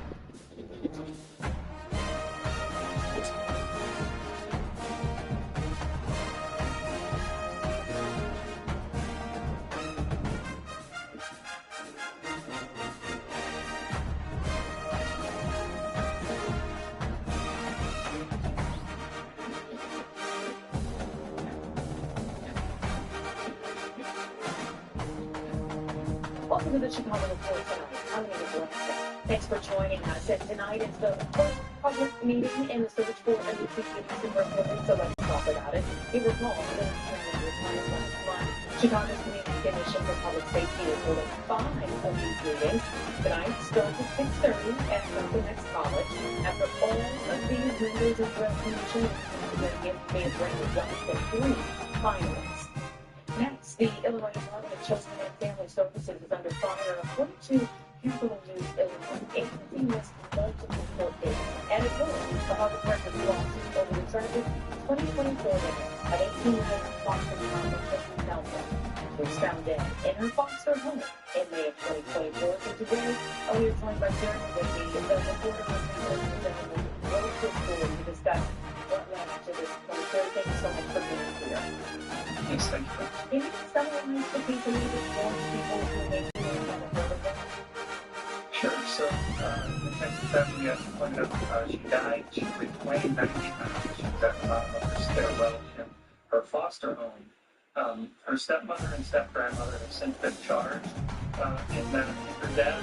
But our reporter, Beth Hunsloper, is the one who's really digging into this, and she essentially tried to get all the documents she could, and that eventually led her to seeking 2 free personnel files, police workers, and 1 supervisor who had been monitoring her in her final days. And DCFS just denied that request, so in March we decided to sue, and then which led to them just kind of not responding by lawsuit, even though we served them with the paper, the summons to be in court. They didn't respond, they didn't come to court, and that's sort of led to where we are today, where we missed 2 court dates, and it really took some digging and us writing a story about them not responding to get a response from the government, which assured us that we're going to get the next one. Yeah, let's work down a few things there, starting with the initial thing that prompted your organization to look deeper into this. I mean, what was it? It was just the fact that a child died in foster care here, and DCFS, we tried to get the record of that first. They fought us, tried to get them to release a timeline of the event. They said that the prosecutors didn't want them to, but that one contacted the prosecutor's office. They said, no, we're okay with that being released. So finally, once they released that, we tried to get more information about the people who were supposed to have been monitoring Mackenzie through a contract with DCFS. And DCFS blamed significant miscommunication for missing multiple court dates and failing to respond. That seems like maybe a bit of an understatement given what has happened here. Were you surprised that it ignored the order, and did you all find out that they had done something like this before? We were surprised. The first time we met during the Olympic taken back that they didn't respond, but we did immediately write a story about it. The judge said, DCFS hasn't responded. We're going to fine them $5,000 for not responding to this, and order them 5 days to get to Captain Illinois down. Keith and Lynn, so we filed another motion to essentially get the judge to get the director to try to explain what was going on, and they missed that court date too on August 11th, and that's when we decided, we're going to have to put some publicity on this to try to get a response here. Governor Pritzker, you mentioned, defended the agency's leadership. He actually expressed confidence that the DCFS director, Heidi Muller, will personally appear in the upcoming September 9th hearing. Let's all hope so, but given the severity of a judge finding the agency in violation of the law, were you even taken aback by Governor Pritzker's administration responding when they did? I was a little bit surprised. Things happen, but we served them. It's not that we just served them the one time. After they missed the first court date, we served them with another document at the DCFS, essentially headquarters in downtown Springfield, to make sure they knew about the next one, and they missed that too. So, all the down to the department at this time, they're going to give us a full explanation, but that's going to come in court on September 9th. Go to our next hearing. Well, we will see daily fines being threatened by the judge in a mandatory appearance set. What are you and your legal team at Capitol News, Illinois, expecting to happen next month in that court date? I believe it's in Sangamon County. Yeah, hopefully we have the documents and some clarity as to where the miscommunications are, and hopefully an explanation as to how they prevent that from happening in the future. Because we didn't skip any steps here. We did everything we could to make them aware of this, and it ended up we had to write the story to draw some attention to them. Well, and mentioning preventing things like this from happening in the future, let's talk about that with the remaining time that we have here, because your reporting does highlight the first concerns over how caseworkers documented business prior to the case's death, and more. So how does this fit into the broader recurring controversy with the state's foster care oversight? What I noticed is anytime me or anyone writes a story about DCFS, the emails come in like a fire hose. People telling you the problems they've had with the agency.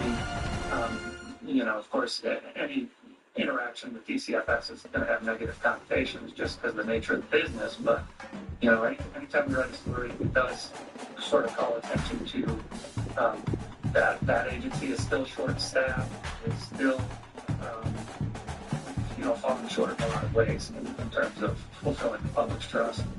Yeah, we've had, unfortunately, this wouldn't be the first story about a child dying in DCFS custody, and so I think it does warrant more questions, but that also requires more response, more transparency on their behalf as well. Thank you so much for the good reporting you all are doing, pushing for more of that. I believe that these children deserve that.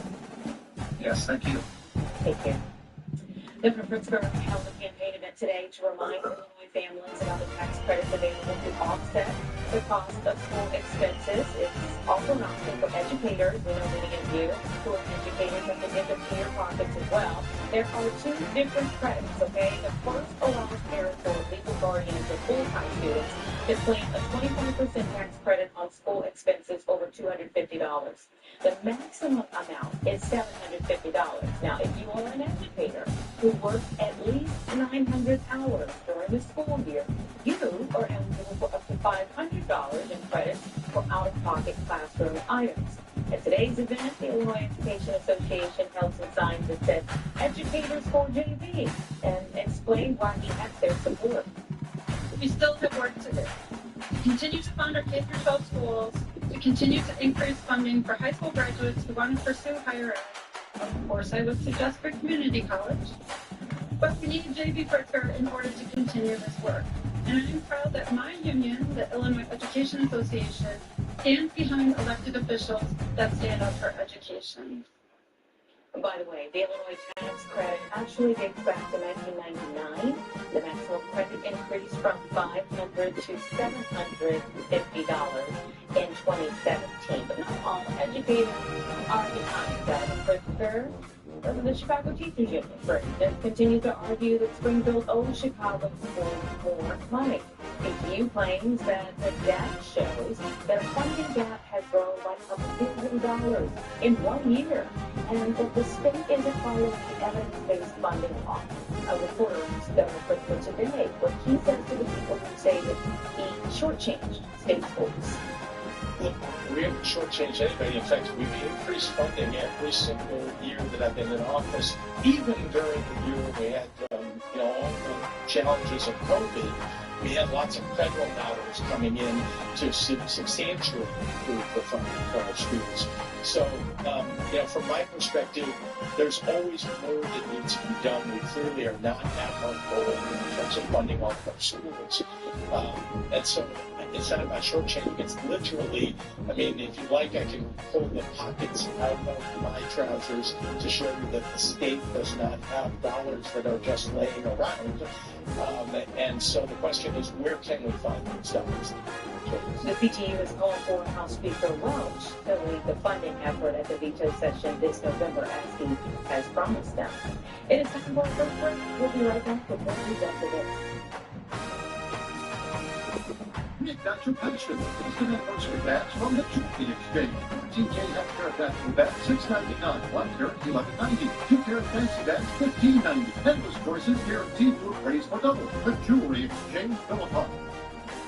If you've been looking for affordable auto insurance in Chicagoland, I know one name keeps popping up again and again and again. Because everyone knows the same thing. Insurance is insurance. Save for yourself.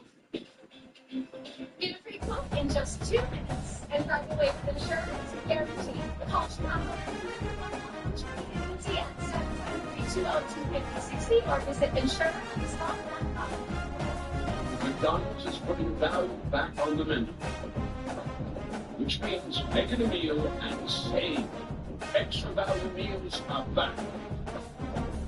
Start your day with a $5 extra value meal at McDonald's. Save money is now more important than ever for seniors. But if you purchase a $9.95 guaranteed acceptance plan, you could easily find yourself overpaying for very little life insurance coverage.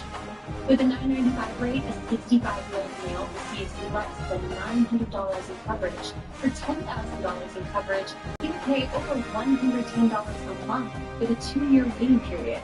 Fortunately, with senior life insurance companies, he pays less than $58 a month up to $1,000 in protection. There's no waiting period, no medical exam, and he saves over $600 a year by choosing senior life. A 65-year-old female saves over $400 a year. Don't overpay for your life insurance. Call now to see how much money you could save with senior life. We can help you get cash back from your current overpriced policy. Call now to lock in your coverage and low monthly rate. For your free quote, call now. Welcome to the Chicago Report. The investigation looks at what went wrong and has been discovered that 56 people lost in the case at a Chicago funeral home recently.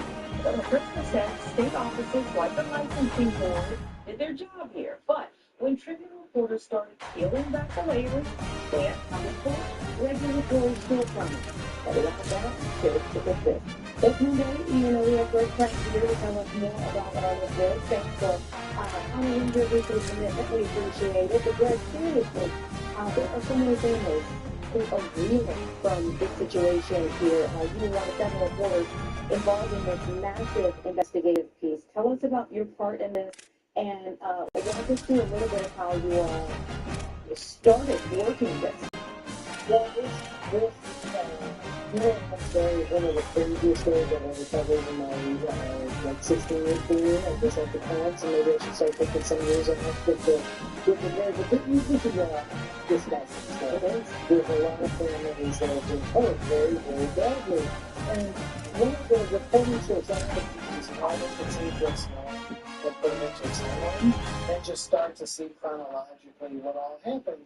So let's find out when these people got their licenses. Let's find out when they first... One of the hidden gems in college football, Merlin Olsen Field at Maverick Stadium in Logan, Utah.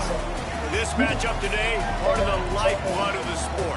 A rivalry game where the results will be remembered for a lifetime. It's the BYU Cougars and the Utah State Aggies. Reese Davis, David Pollock, Jesse Palmer with you, and Holly Rowe is down on the sideline. Hello, Holly. Catching up with the Utah State head coach before the game, he told me this is a crucial game to stay focused. He understands coming into this loud and breezy environment against a team that is not ranked in the top 25 could be easy to overlook. But he's shown his players tape all week, and he said, we have to understand every play matters. We cannot look ahead to next week, or this week will be a disaster. Guys, back to you. Thank you, Holly. Really looking forward to this matchup.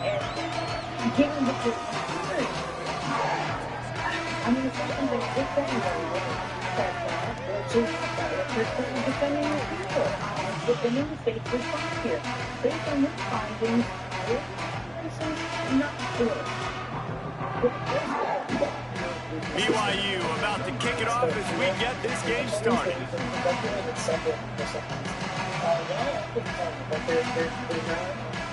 They're not together. In 2009, the cemetery was taking the bodies out and throwing them in the field, and then putting the new bodies. Absolutely disgusting. They recommended let's do it all. One group is responsible for both right now. The IDFDR is the licensing board responsible for funeral homes. The state comptroller is responsible for crematories. And it just doesn't make sense because you start to build gaps, and they're both filled with human remains with the deceased. So it starts with the laws being underneath that. I think that the licensing board is overworked, is a nice way to put it, and maybe not aggressive enough. I'm really scared. I've been here a couple of times to talk about the plastic surgery of the deaths, and the licensing board was just sitting around for years and years while really getting hurt. And so you got to wonder whether they're aggressive enough, and we found that they'd gone to this funeral home twice in the last year and didn't find anything worth shutting them down. Didn't find anything worth shutting them down, but people who lived in the neighborhood said they had smelled. Like, you're going inside, and you're not finding anything to shut them down. People in the neighborhood, outside of the facility, are saying they had horrible smells in that area. So, state officials, speaking of the aggressive aspect of the state officials, as you said, previously shut down Heights Crematory, red flags there. Park and Johanna Morgan associated with it. Park more so. Johanna specifically on the South Chicago Chapel. And why weren't these infractions enough to trigger more aggressive routine inspections at the very least of the facilities? And we've even since the South Chicago Chapel in connection to Bohemian Crematory that is now under investigation as well.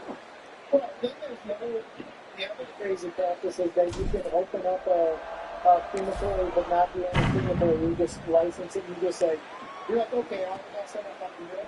And he'll just take a knee, and this drive will start at the 25. The Aggies offense will be first on the attack. Redemption might be on their mind as they took a whipping the last time these two squared off. They sure did, Reese. And their best players made a lot of mistakes the last time out, especially on offense. David, it's really important in this one. The stars have to play like stars. They got to stat it up, and they've got to start fast. And they got to remember what happened and they got to remember the celebration, the on-field antics, the social media, all of it that came with it, the embarrassment of last time. So, yes, your big players, they got to play big, especially in these rivalry games.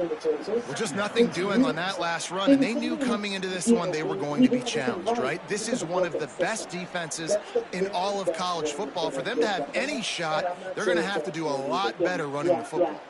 Now what they had in mind to start this drive, here comes 2nd and 13. Instead of these routine inspections. Yeah, you know, it's a really... Anderson will throw. Fires to the tight end. And then if you get somebody who's a repeat offender, you would think that you would just be inspecting regularly, every 2 weeks. So, any more milestones that you all are anticipating coming up to us? And this is not the way they envisioned the opening drive going, with the 3rd and long coming up. Looking downfield, and he needs a bunch. He'll try to do it himself. At the 35, he's open. He'll have enough for the first down, and they stop him at the 45. And the Aggies headed quickly to the line. And on the 3rd play of the drive, 3rd down, it's the scrambling ability of this quarterback that goes and picks up the first down. He was so calm back there. He never got flustered. Nobody open, no problem. If you give this guy 1 yard to run, he's going to tuck it and take off, and that's exactly what happened there. And I think this is the key in this game, man. These rivalry games, it's about passion, about emotion. And coming to this game, we saw him last week, man. He had over 100. Last year in the blowout, he was a non-factor. He's got to be the catalyst in this game. You can't have a repeat of what happened a year ago, or you're throwing the football because you're behind and you got beat down. Got to establish the line of scrimmage. They'll have to push the ball down the field here on 3rd and long. The precedent that I believe in kind of working with CPD one back in the backfield, he gets the carry. And the defense is swarming to keep him from getting to the first down. The Aggies send out the punt team to kick it away. Very similar to the ball here. Where they host these solid punt headed toward the sideline, trying to make it tough in a to different return. way than a different ball on the stretch is allowed to. The Cougars offense will come out to go on the attack for the first time. And here comes Bryce Underwood. More than 300 yards passing and a couple of touchdowns last time out. Yeah, and you know, when we talk to the coaching staff, they just sort of say, hey, we're going to go as our quarterback goes. They're on a nice little win streak right now, and the biggest reason why is because the play of the guy behind center. He has been lights out throwing it. He's been making big plays, keeping the offense on rhythm and avoiding the turnovers. That's all been critical. He keeps playing like this, they're going to keep winning games. Good call, good execution as they move the chains, and they have a first down at the 38. And David, we know when you're playing on the road how important it is to try and steal momentum early and quiet the crowd. You gash the defense with a run like that to pick up a big first down, that'll do it. And that's really a tone setter, I think, for this offense. And you're sending a direct message to the opponent. We are going to be physical, and we're going to try to run this thing down your throat. And they got a chance to respond, and the crowd hopefully can get behind them and get back in it. The defense has got to do a better job. They got to stop the run. They got to tackle, get more hats to the football. This will be a challenge. They're going to run the football. They better be bad enough to stop it. Now, I know you two never faced off against each other in an actual rivalry game other than the Thanksgiving morning turkey bowl. But knowing you two the way I do, the way you know each other, Jesse, what would you have done to try to throw Pollock off a little bit on a stage like this? In our opening 10-play script, I would have... Ladies, it's a bet. I'll give you $1,500 for it. And that's generous. Watch this. Does your generous offer include the $5,000 emergency room bill? Well, no. And what about the $3,000 for lost wages? That's my girls. I'll check the files. We've got the files, and we're here for maximum compensation. If you've been hurt in an auto accident, call us. We fight like family because we know what matters most. Devin King, and part of your Fox Chicago, home of the Bears team. When you fight a fire, you become family. When it's not when everybody comes home. Sometimes in the middle, things change. All we have is each other. I don't know where people got it. when it matters most. We go in together, we come out together. Chicago Fire, Fridays at 11 on Fox Chicago Plus. On to the latest on the war with Iran. The ceasefire deal signed by President Trump and Iran has expired. The agreement calls for the immediate end to military conflict between both sides and a maximum of 60 days to discuss Iran's nuclear program. President Trump has said that he is not in a hurry to reach a new agreement. He also threatened to bomb the neighboring country of Oman as it gets in the way of U.S. attempts to control the Strait of Hormuz. The waterway is critical for transporting oil. The entire situation, this conflict, has highlighted that over time. And Iran's blockade has caused oil prices to soar nationwide. So we're breaking down the latest with Matteo Farzane, a Northeastern Illinois University professor and Iranian native. Thank you so much for coming back here to the show. We appreciate it. Let's go ahead and break down the breakdown. Like, how are we here? I don't think that you're surprised given our previous conversations. No, not at all. Yeah. I think we called it out 6 months ago when we first started talking about this. Everybody was hopeful this is going to be a short stint. But apparently, again, not to want to sound like a broken record, we are dealing with an unconventional president with unconventional approaches to international diplomacy. And we basically let out a genie out of the bottle. And it's going to be, I don't know what it will take to put it back in the bottle. I doubt anybody can do that at this point. In a 60-day memorandum window, never really felt solid, but that was what was set into motion. Without a permanent deal now, it does feel a little odd to ask, given all of the things that have happened since the beginning, including loss of life for our American heroes. But are we back at square one? We are back to square one, to put it very mildly.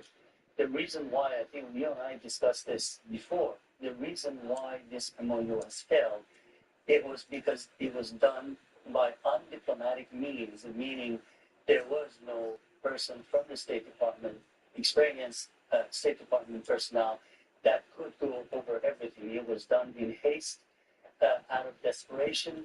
The wording was vague. I think I remember several times we mentioned this was a wish list for Iran that nobody would have probably signed up to. And that wish list was accepted by the United States government, and the president had signed it. He just showed it in one of the footages just now when President Trump signed on to it. So in some ways, I would say vague wording, being too hopeful, being too desperate perhaps, despite the fact that he keeps coming back and says, we have won this war, I don't know, up to time, and that basically is not the case right now. When you speak of desperate, there are many reasons why the U.S. would be desperate to get out of this. There are many reasons why President Trump would want to immediately get out of this, especially with the midterms coming up very quickly here.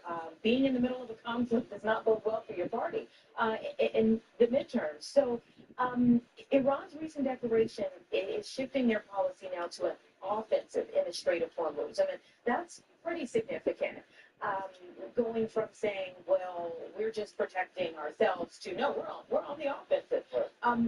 Does that escalate tension? I mean, how should we be interpreting this? No party can say that they're on the offensive unless they are sure that they can deliver on their promises. And if history is any indication, Iran has done that in the immediate history. It has delivered the superpower of the world, meaning the United States, back down by signing that MOU that everybody was very doubtful about. And that was perhaps the most significant sign that we're in a situation that we cannot continue this war. We are running out of stockpiles of missiles that respond to their attacks. The genie's out of the bottle. Iran has demonstrated, for better or for worse, and this by no means is that we're taking sides with the Islamic Republic and the way it's treating its own people. But when we're talking about international politics, Iran apparently has destroyed pretty much all of the American bases that were used to attack the country from February 28th for the 40-day war that went on. Without those bases, with the situation with our Navy and the USS Lincoln and all the others that we're having trouble with supplying, this is not going anywhere good for anyone. This also means that for Iranians, their economy is going into a worse situation than it already was. So this is not a win, a total win for Iran, especially for the Iranian people. But as far as the government is David concerned, Pollock this cut is a huge blocked. win for them. Maybe even double team high load. Chop blocked on every single play early. Which is illegal, you bum. That's fine. But that's fine. You know what? I guess in retaliation to that, we would have just roughed the passer over and over, taking the 15-yard penalty. That's what's fun about this, Reese. It's petty. It's sometimes it crosses the line of dirty, but that's why rivalries are so fun. Out wide right, it's Bowman. They bring him down, but the big play will move the sticks. Such a nice job in pass protection. You got the corner route there to the tight end. It's going to take the big fella a little while to get to that area of the field, so you got to build a nice pocket for the quarterback to throw from. And all five guys up front doing their job individually, working together in tandem beautifully. That's what really allowed that play to work. Rush is on. Got him for the sack. This defense turning up the intensity. This defense knew coming into this game, playing one of the fastest quarterbacks in the country, they were going to have to find a way to get him off rhythm. They're going to have to be careful doing it because of that speed, but that is huge for their confidence. They get their first sack of the game here in the first half, and you can all of a sudden see the body language on this defense. It has changed. There he goes. They make the stop, but not before he takes a chunk out of what they need to move the sticks. This offense is going to challenge the defense with their assignment football in the option game, and they're doing it here early in the first quarter. Great job by the quarterback, making all of his reads.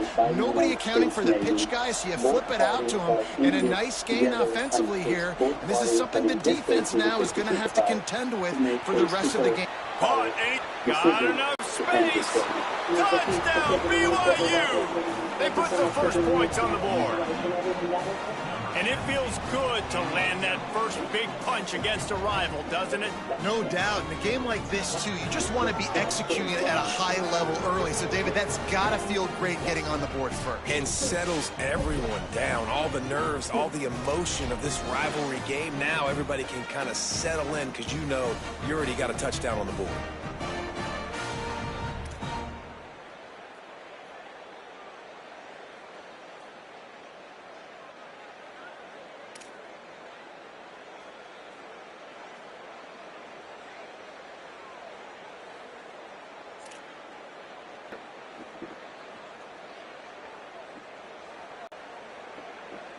Getting ready for the extra point after the first score of the game. And he's got the extra point, and it's 7-0 to start this one. They put together a 74-yard touchdown drive, and the scoring play comes on a touchdown pass from 22 yards out.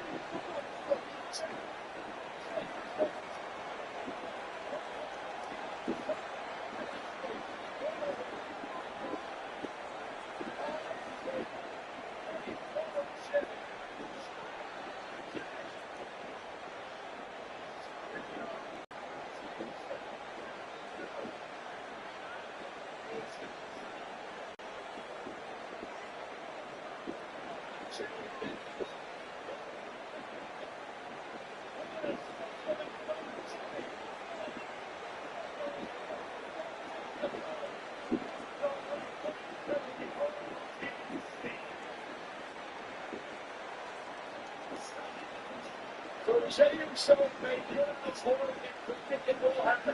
He will deliver photos of color to the world champion. The travel chief will bring Solo headed back to the bloodline. And then it's a press for the winning regional champion. Jack Gable. He puts the color on the line. This is the Hall of Famer. A legendary. And it'll be a touchback. The ball will come out to the 25-yard line. Utah State sending its offense back onto the field. Finding themselves down 7-0, they'd love to get a drive going here. From the gun, it's White. Nice move there. Good call, good execution as they move the chains and they have a first down at the 38. Here's this offense with a fresh set of downs. Quick give. Nowhere to go on that one. It'll bring up 2nd and 10. Yeah, stopping the run is about physicality. It's about I'm bigger than you. I'm stronger than you up front. Really nice job by the defense, showing their strength, bowing up, stuffing the run. Right back to it. Pretty good effort on that one to work his way up to the 42.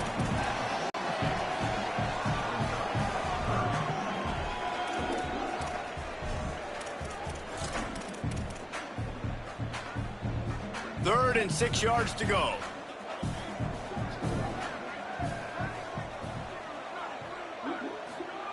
Anderson wants to throw. Immediately fires to the middle.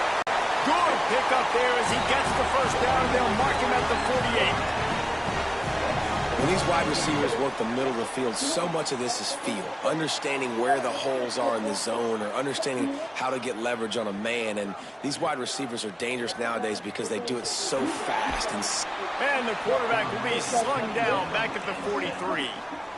All right, this quarterback is going to have to start playing with a clock going off in his head. He knows he cannot hold on to the football too long with players like that getting after him.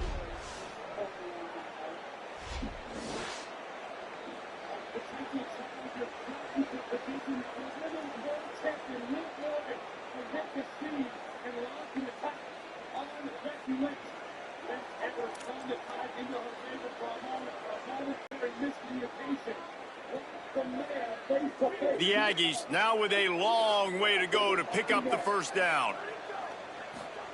2nd down, gonna throw it. Look out! Nowhere close on that one as he got drilled trying to deliver the football, and now they face 3rd down.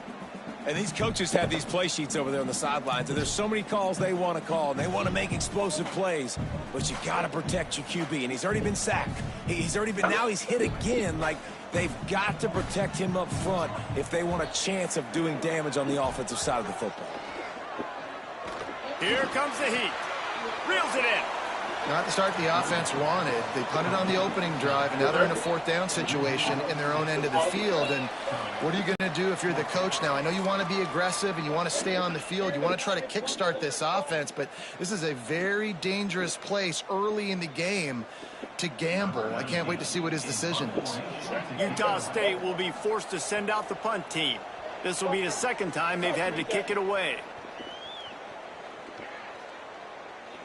And the punt hits at the 6, and they can't down it, and it'll be a touchback. So the BYU offense comes out to go on the attack. Already a solid start to this one. Now back to work with this 7-0 lead.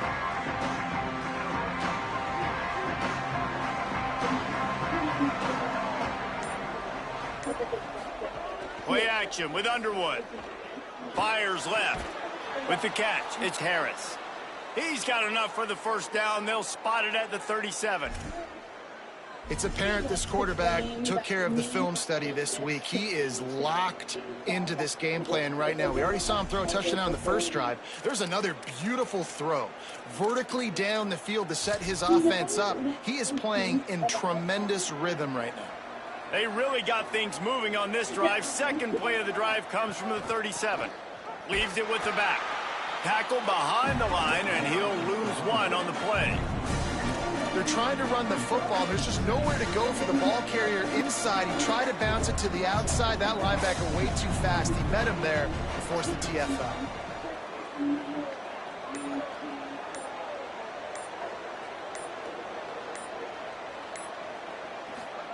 Here's Bryce Underwood to throw.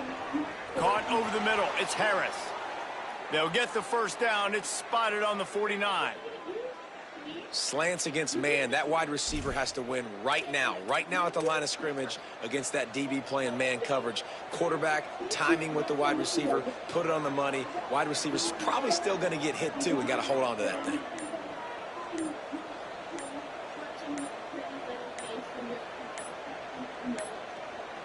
They weren't able to get that one off. It'll be a delay of game.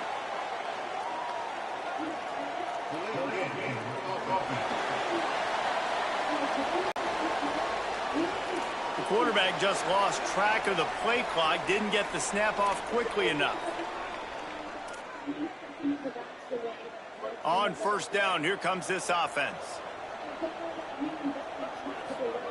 They go play action. Bryce Underwood throws to the wideout. Almost picked off. Oh, and on defense, you just got to be able to finish that play. That defender had the football in his hands. He's just got to catch it. That should have been an interception. On play action. They're all over it. Just gets rid of that one. It's not just about sacks and getting the quarterback on the ground. When you can hurry him up, speed up that thought process, get near his legs, all those things lead to incompletions and sometimes mistakes. Underwood setting up the screen. He's going to be a little short. It'll be fourth down from the 44. Really nice individual effort that time by the wide receiver. He was trying to get the first down. There was no way he was going out of bounds there on third, fighting for every inch he could get. Didn't quite get there. Now you've got a big decision if you're the head coach. You're going to stay on the field and try to go for this thing. So look at this. They're sending out the kicker to try along.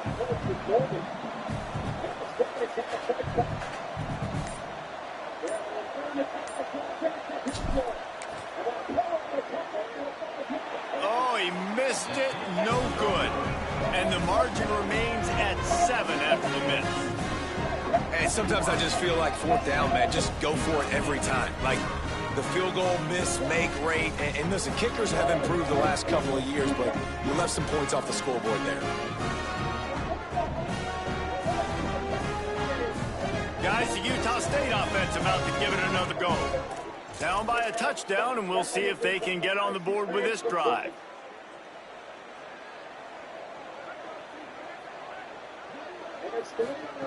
Anderson will throw. Oh, pressure's coming. Gets down, and like they say, touchdown, first down, or get down, and he got 2 of those on that one. Hey, listen, it's important at that position to be able to be good off schedule. Everything's easy when it's on time. You can get the ball out, but when things break down and they get off schedule, you've got to have a guy back there that can make the right decisions. He did exactly that. The give to the running back from the shotgun. Stop behind the line. He'll lose a yard.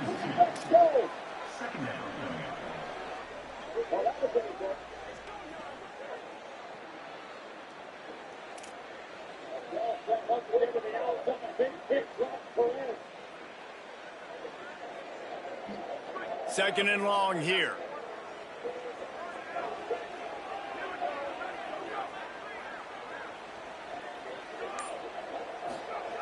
The throw on second down, and they need a lot. Back's got it on the screen. And they'll make the stop, and we are headed to the end of the first period.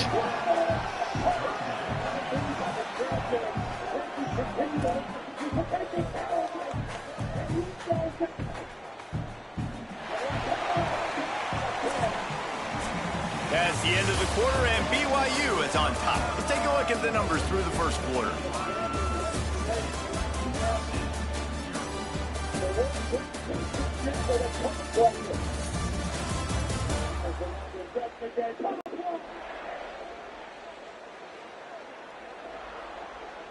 Heading in the opposite directions now as we crank it up in the second. This offense had a little extra time to think about it. Let's see what they have on third down. From the gun, wants to pass. Always a welcome play for the defense as they get a sack at the 47. Well, this guy's become a bit of a problem for opposing offenses. In their last game, he had 2 sacks, and he's dominating again, getting his first sack in this game now. He right now is wrecking people's game plans, and this offense better find out how to slow him down.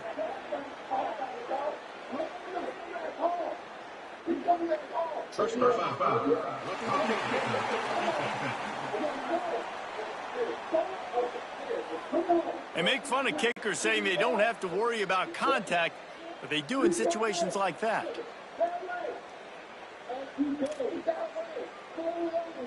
So the offense keeps this drive alive thanks to the roughing the punter penalty. Out of the shotgun, they go to the ground. He is snowed under, nowhere to go, and it'll be second and long. Stopping the run is very high on every defensive coordinator's list. Making the team one-dimensional. Nice job.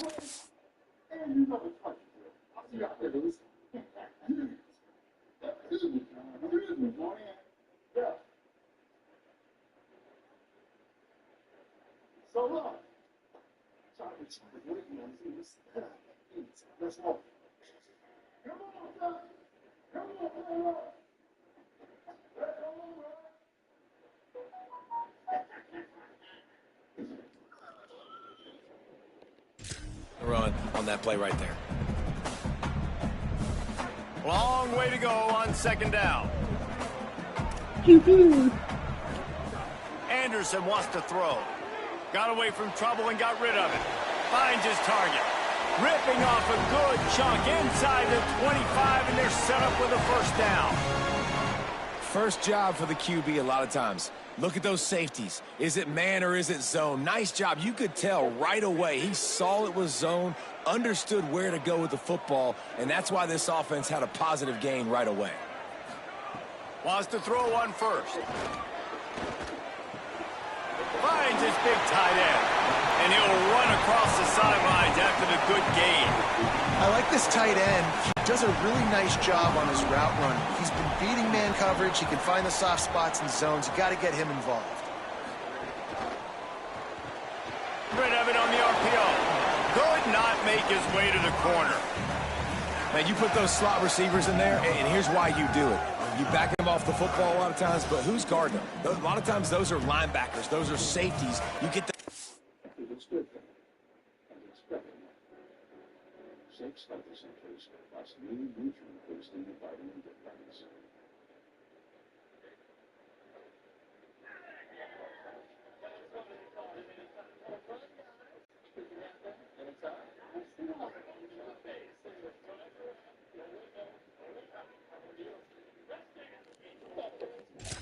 matchups where you can feature one of your speedsters, and a lot of times good things happen.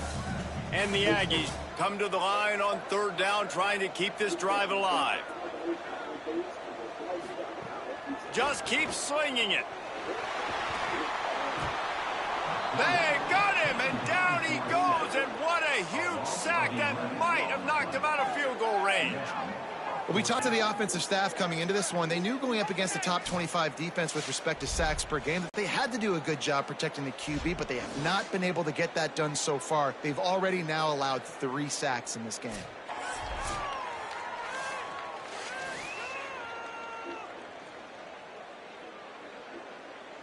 They'll send out the kicker here. This one will be a 45-yard attempt, and he'll kick it from the left side. Never a doubt. That'll bring him to within 4.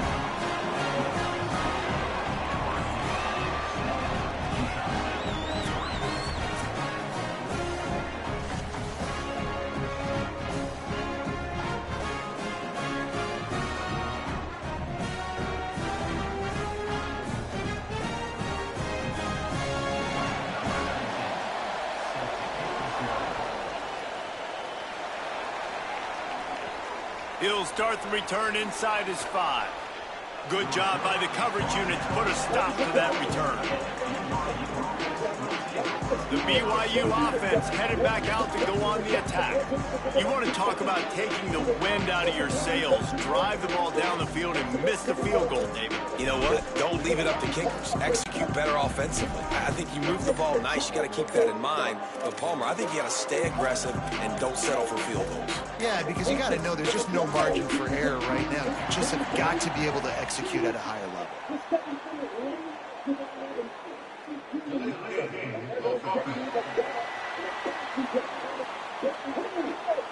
That is a completely avoidable penalty. The quarterback just went into brain lock and lost track of the play clock.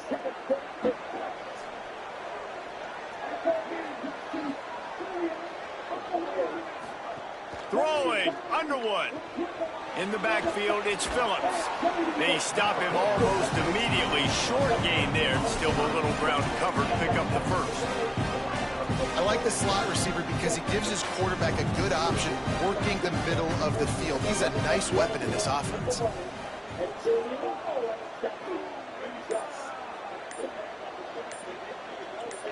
Looking to throw, it's Underwood. Rush right in his face. And he was drilled just as he released the pass. It's incomplete. A good job by this defense. Great job in the secondary. Eyes on the quarterback. They took away the first option, made him go to option 2, made him go through his progression, and then they got time to get home and get a hit on the quarterback.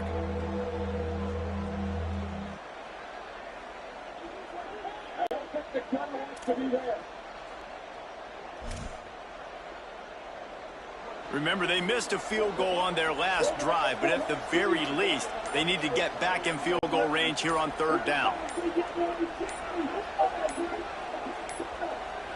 An unforced error there. They don't get the snap off in time.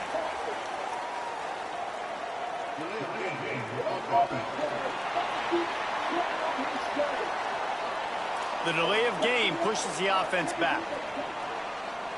Still third down, but more ground to cover after the flag.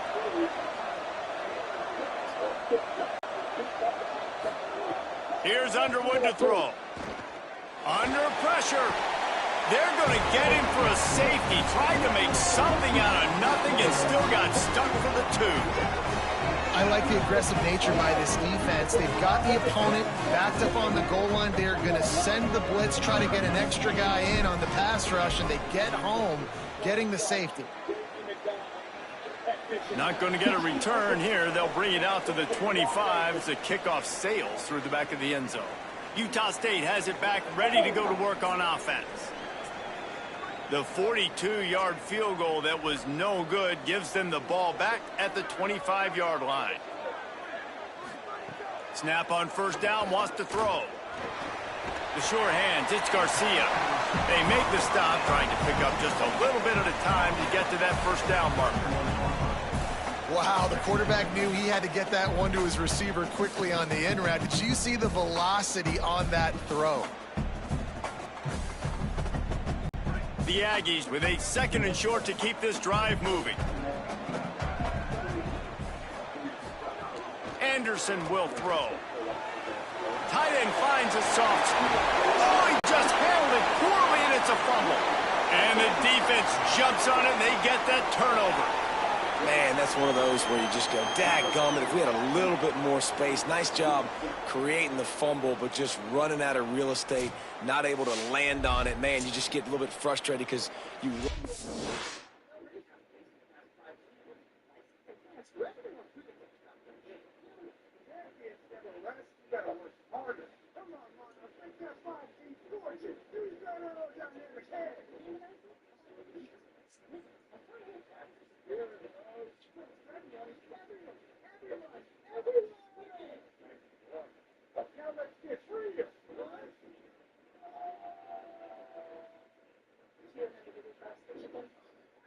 So sorry.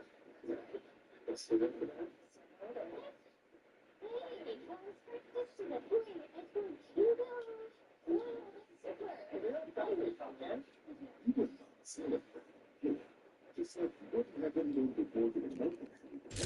Turnover, you caused the fumble, you just couldn't secure it.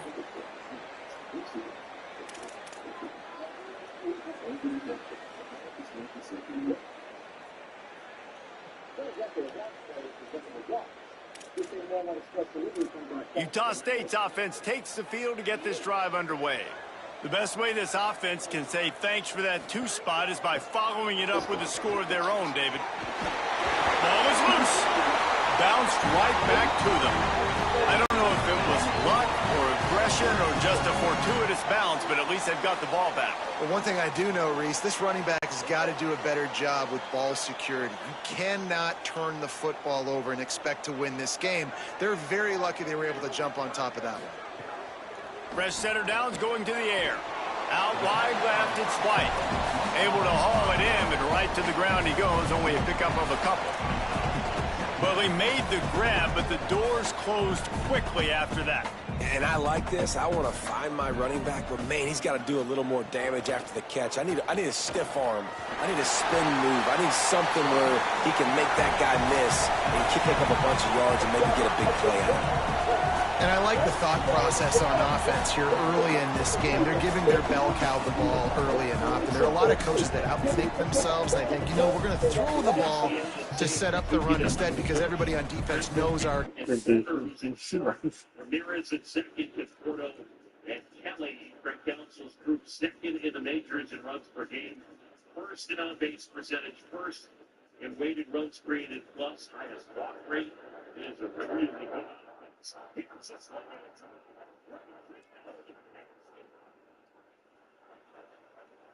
It's a really good offense because of that guy. He Armstrong.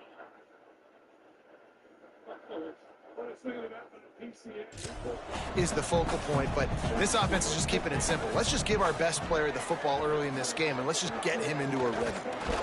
Knocked down in the backfield, 2 yards behind the line.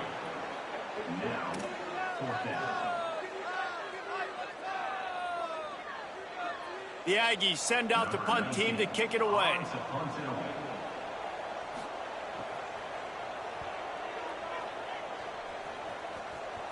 How about this? It's out of bounds inside the 10, and they're going to mark it right around the 5-yard line. What a great job there. The Cougars offense takes the field to start this drive. And the last time they had the ball, they wound up giving up a safety, Jesse. Yeah, that was ungood the last time they had the ball. So they got to do something here offensively to get into a rhythm, running and throwing the football. Try to find that consistency. And try to find something positive with this offense. Forget about the safety. Those don't happen very often. Try to get some first downs together. Get some good mojo going.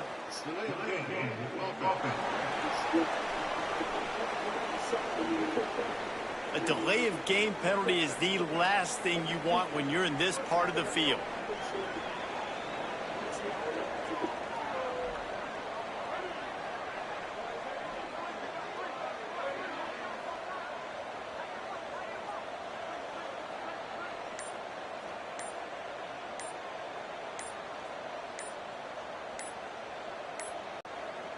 They'll move the wide receiver.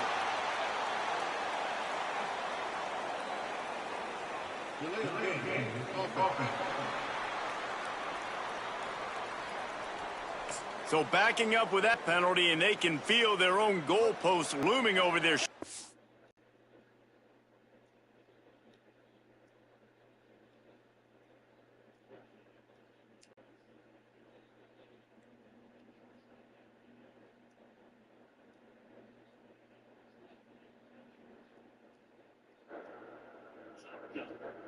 In the air, towards Lucy.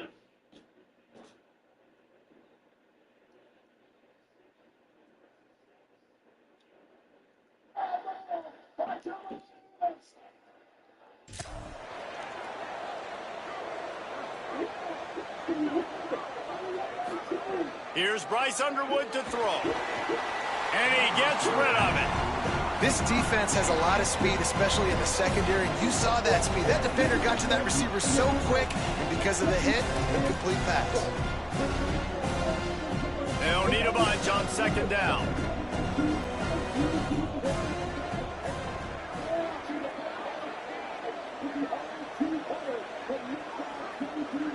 Quarterback signaling to his guys. Back's against the wall, and they'll let it fly again. And he was hit just as he released it, and it falls to the turf. And that's a really good job by this defense. Complete defensive effort. When the back end makes the quarterback hold the football a little longer than he wants to, and then the pass rush gets home, hits him, and forces the incompletion. Underwood from the gun on third down. Soft spot in the middle. He stopped just short of his own 20-yard line, but it is enough for the first down. This dude is just exceptional in every facet. So fluid, such a great route runner, and a big play there. And money down, third down, find him. I mean, you want to find that matchup because he's going to win, and gets a good release, gets down the field. You see that's your playmaker, that's your guy. Get it. Trying to get behind the defense. And they can't make the connection, going for a big play on first down. Long incompletions are okay.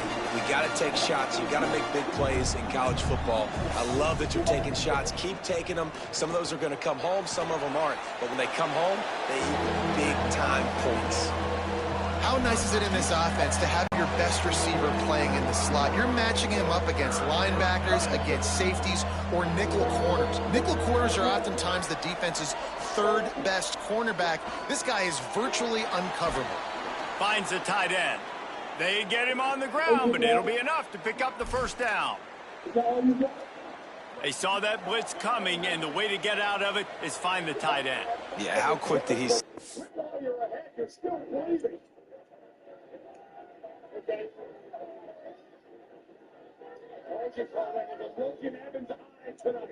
I've never seen before. Javon's here to stand on business. Yeah, but there's a look at good passes. To the right hand.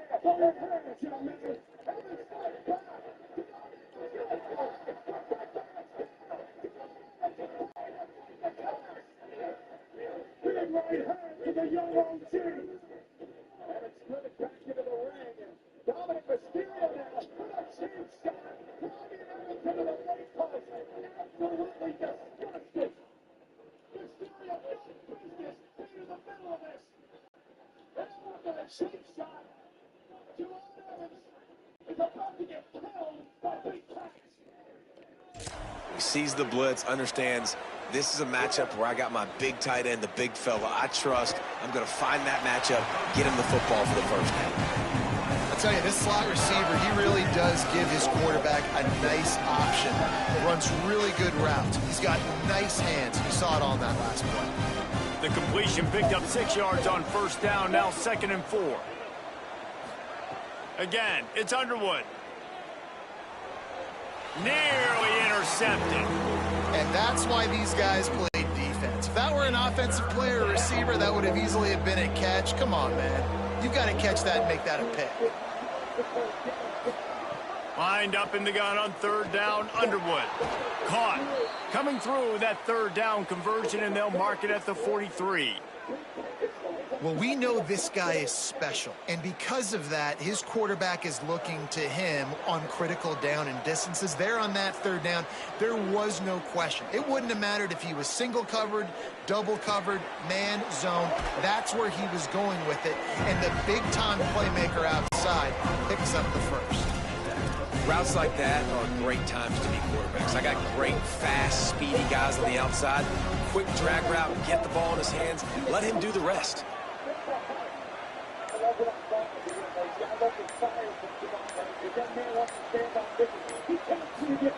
Underwood fires to the right. Got a man. It's Bowman. Really good surge for this offense. They move the chains, and he's got it at the 34.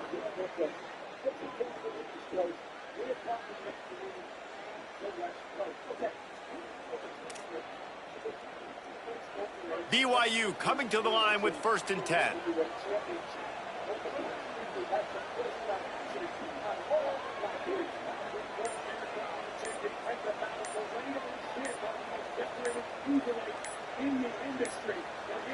Looks as if they didn't get it off in time. It'll be a delay of game.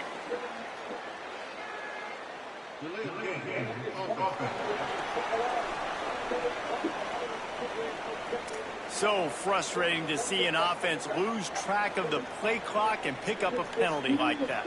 After the flag, 1st and 15 for this offense.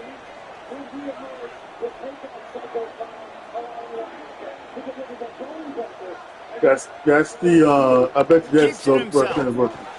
He'll pitch it. He'll go out of bounds, but a solid pickup on the run. This offense is just like Novocaine. Like, it's just give it time. It just keeps working. It's a slow death, right? Like, they continue to just chip away.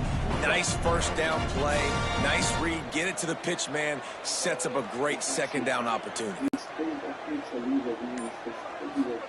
Throwing, Underwood. That's reeled in. It's Casper. Gets away from one. Finds some space. And he'll be brought down, and he has them set up with a 1st and goal as we've reached the 2-minute timeout.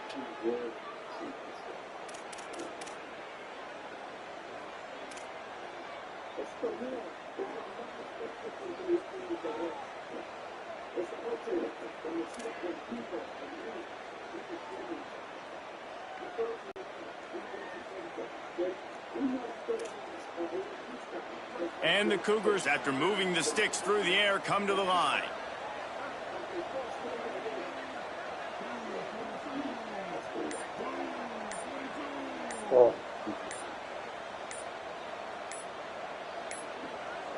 They weren't able to get that one off. It'll be a delay of game.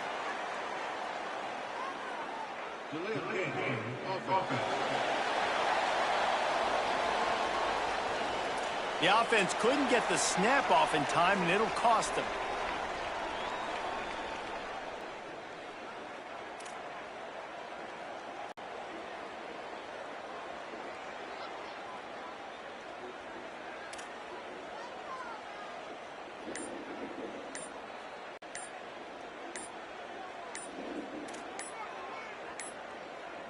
Looks as if they didn't get it off in time. It'll be a delay of game.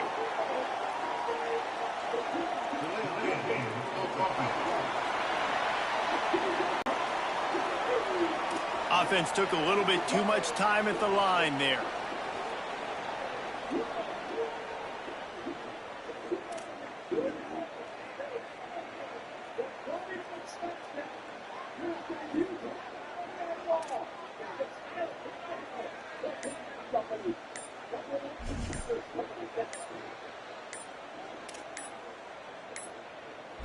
An unforced error there. They don't get the snap off in time.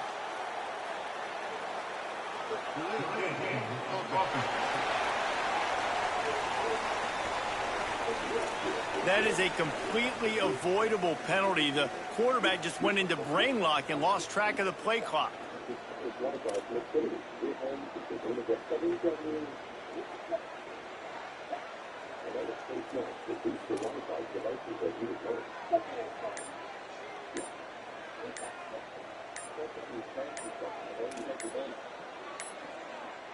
They weren't able to get that one off. It'll be a delay of game.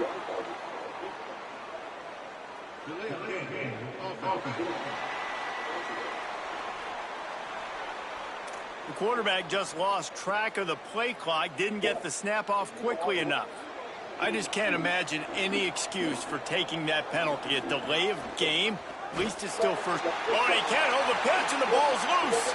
He picks up the fumble, but they'll blow it dead right there. And remember, at this stage of the game, the only person who can advance a fumble for the offense is the fumbler.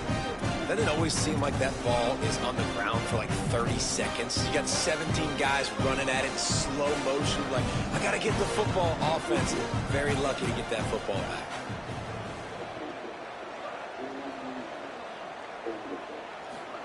Here's Underwood to throw. They'll run the screen. Oh, he's got some space. Makes the tackle. Well, short completion setting up third down now. Who is your best playmaker that you can target in this area of the field? Now 3rd and goal and tough yardage to cover here.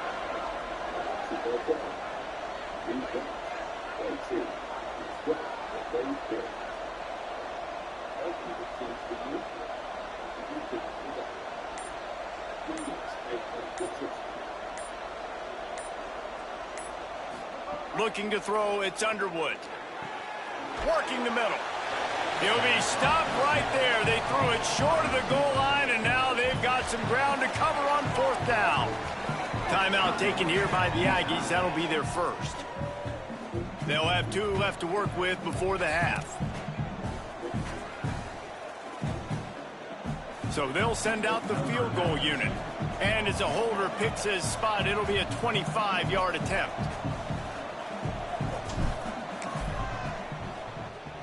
It's good. Easy call for the refs. The lead now 5 here in the second.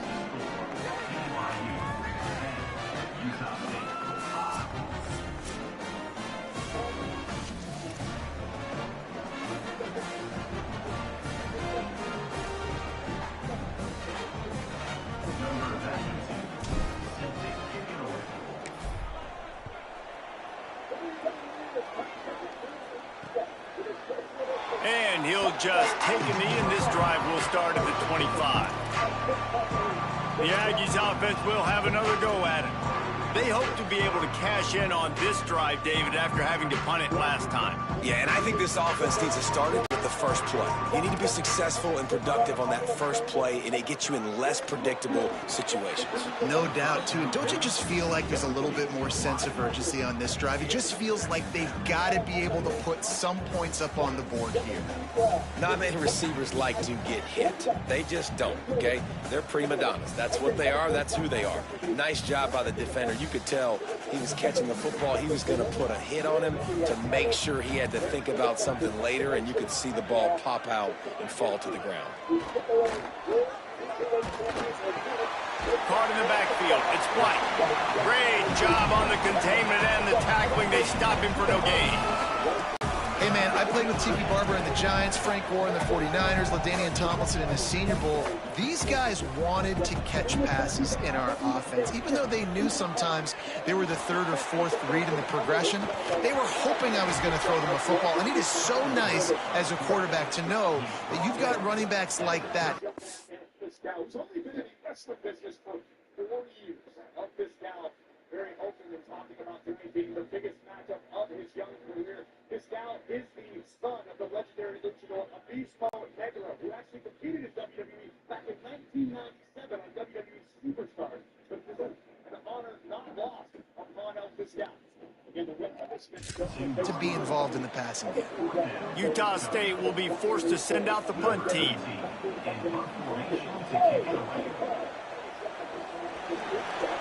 That's the end of the second quarter. That means it's time to join Kevin and our halftime update. Guys, it is my pleasure to welcome everyone into the Week 7 edition of the EA Sports College Football Update Show. We start with Tennessee taking on the #1 team, the South Carolina Gamecocks.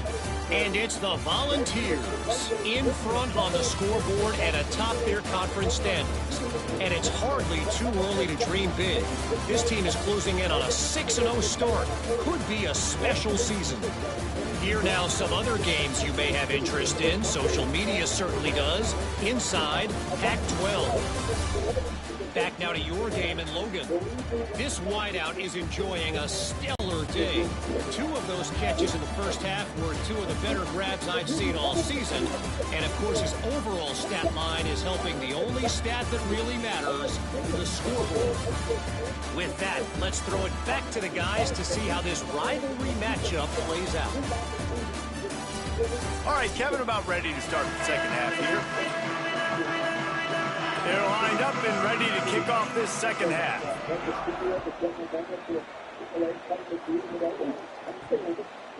And he's coming out of the end zone. Tackled at the 24. Almost breaks even with the yardage he would have gotten with a touchback.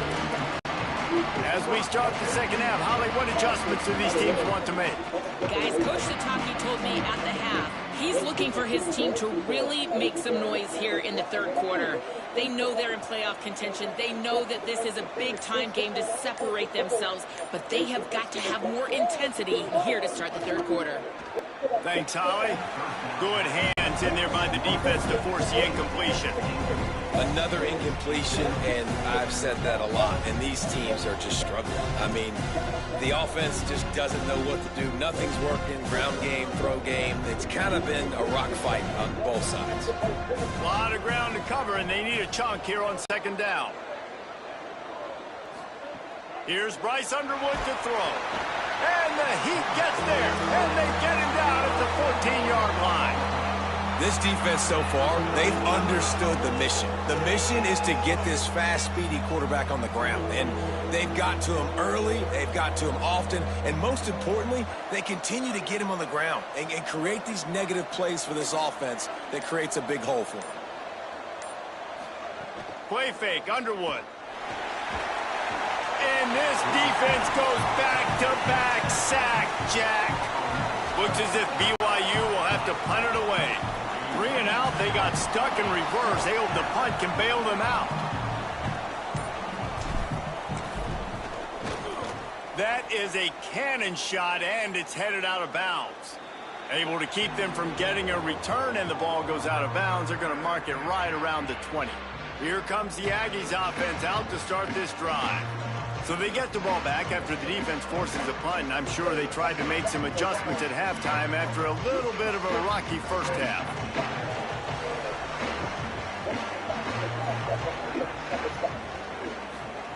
Anderson wants to throw. Right side, it's White. Hit and brought down right at the line of scrimmage.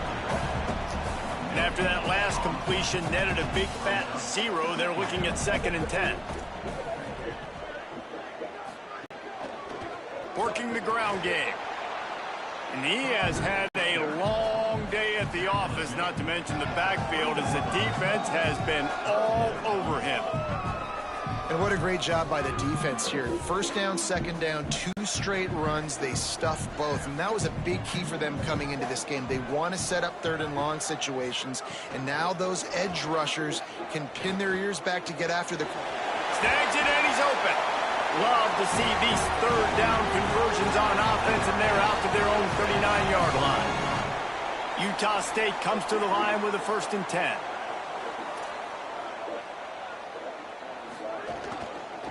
Pulls it, trying to get the corner. And he's able to shed 1 tackle and gets a pretty good pickup. And you're seeing his dynamic ability to run the football, that time on the option play. I know he doesn't pick up the 1st down, but that's still a good chunk of yardage, and the defense wasn't ready for it. Moving forward, expect the offense to go back to the option play again and see if someone will finally take the quarterback and force him to pitch it. Back to pass on 2nd down. Grabbed in the backfield. It's White. The defense wouldn't let it. You've invited us into your house. Now, welcome to ours. We're truly safe. Get your tickets today. Ladies and gentlemen, the Lucios from Friday Night Raw on AAA Friday Night SmackDown are battling it out to determine who will face the winner September 14th in Mexico City for the World Heavyweight Championship. This is the first round matchup. The Cruiserweight Champion, AAA Cruiserweight Champion, Ray Phoenix against El Fiscal. Rock the job, Fiscal. Been incredibly impressive thus far tonight. And Fiscal, though, with Ray Phoenix up on his shoulders.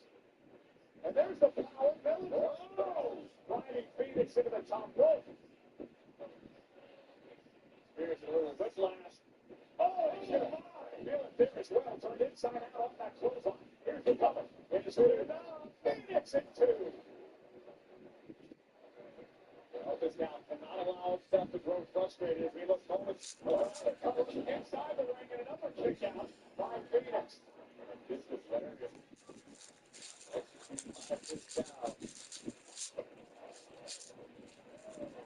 Phoenix once again, the living embodiment of animal, the lucha libre spirit. It's now continuing to onslaught. There, and it was a completion, but they lost yardage. Listen, if I'm a QB, 2nd down, I want to check the ball down and get a manageable 3rd down, but when this defense is flying around like this, so fast closing out, he got to that running back, got him on the ground so fast, the running back had nowhere to go. Tight coverage and an incomplete pass. The defense knocks it away and forces a 4th down. And this is a situation here in the 3rd quarter this offense did not want to be in, facing a top 10 defense, one of the best units in the entire country. They didn't want to get down on the scoreboard like this and all of a sudden have to throw the football when the defense knew that was going to happen. The incompletion there is not a big surprise. This defense knows what's coming, and it's all because of the points right now on the scoreboard. He's able to pick his way for just a bit, but he'll be stopped at the 18. Good job by the punt teams. BYU has it back. The Cougars ready to get into that playbook. And points have been hard to come by in this one. They'll try to put together a drive.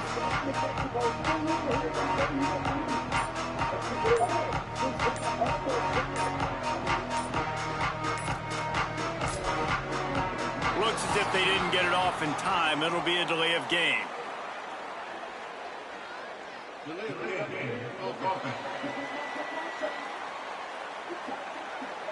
So frustrating to see an offense lose track of the play clock and pick up a penalty like that.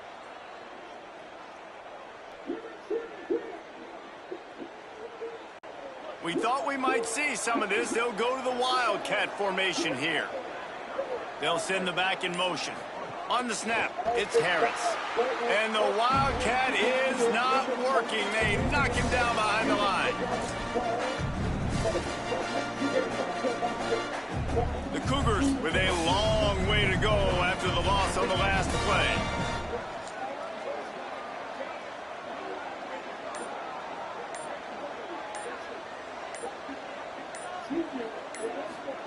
Underwood on the play action. Fires to the wideout. Makes the catch. It's Harris. A little more space. Open up that playbook even more as they pick up the first down out to the 30. QBs and wide receivers spend all offseason together throwing the football on air. I mean, really developing that chemistry and timing. Understanding, I get man coverage, I'm throwing this to you right now. It'll be 1st and 10 from the 30.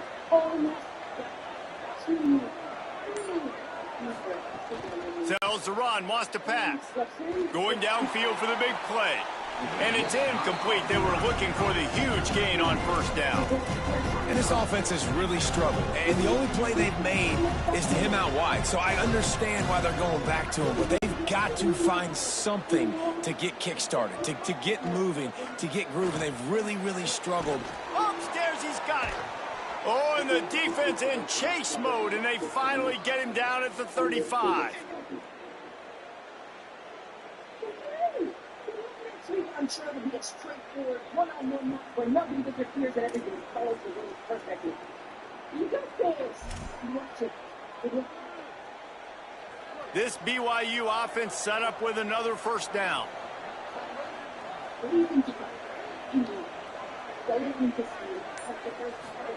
Play action with Underwood.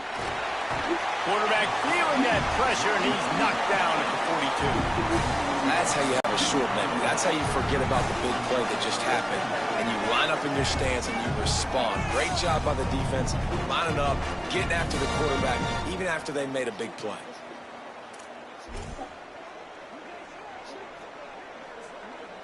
First down sack, pushes it back. Now it's 2nd down.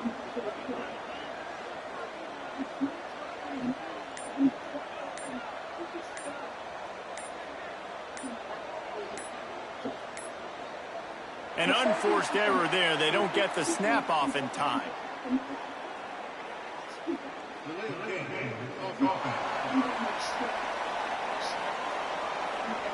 The delay of game pushes the offense back.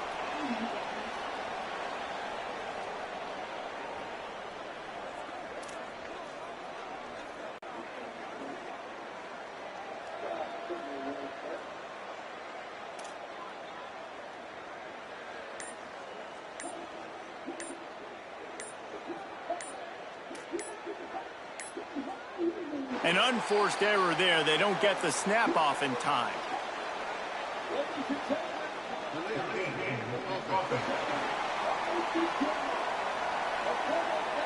Offense took a little bit too much time at the line there.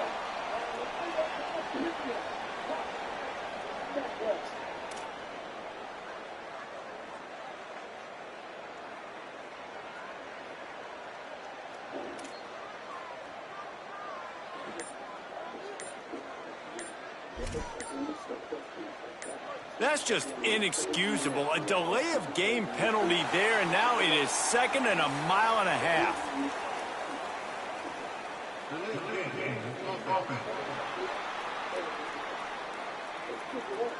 The offense couldn't get the snap off in time, and it'll cost them. Seriously, this just can't happen. A delay of game penalty, and it is second and long. From the gun, they'll try to impose their will. Found a little crease and turned that into a productive run. You just sense the frustration starting to build, not only on offense, but I think with this running back as well. He is so talented. He's had some massive games throughout his career. Just haven't been able to get him going early in this game. That was a pretty good run there. Let's see if he can turn it on here in the second half. They stop him right there. They tried to convert with the run, and the defense was up for the challenge. How about that? You don't see those, touch passes go for negative yards very often. Usually this is a short flip that counts as a completion that goes a long way, but the defense aggressive. Saw it, pulled the trigger, came outside, made sure he didn't get outside and get to that edge. Nice job by the defense. BYU will bring the punt team on the field. This will be a second time they've had to kick it away.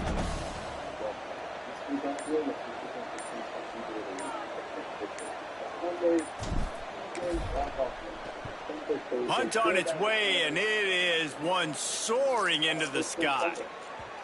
And they can't get on top of it to down it, so that ball will come out to the 20.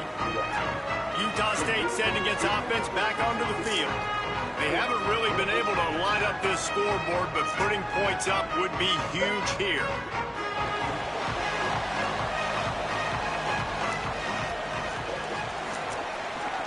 From the gun, and they get to him behind the line. It'll be a loss of 2.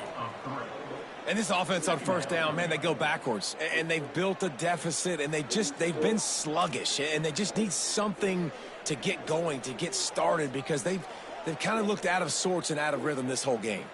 Not what they had in mind to start this drive. Here comes 2nd and 13. Anderson will throw. Nowhere close on that one as he got drilled trying to deliver the football, and now they face 3rd down.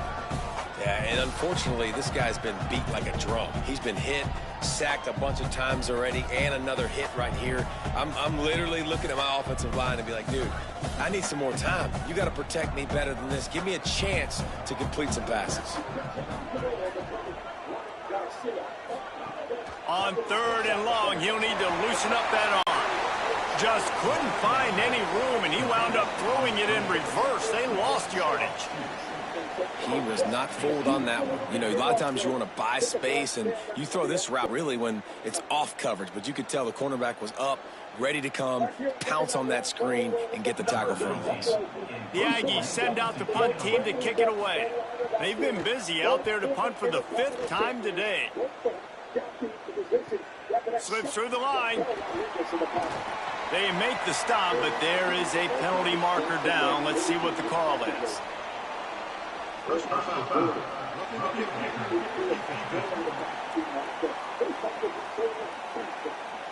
That was a reckless hit by the defender. The kickers are in a vulnerable spot, and they have to protect them.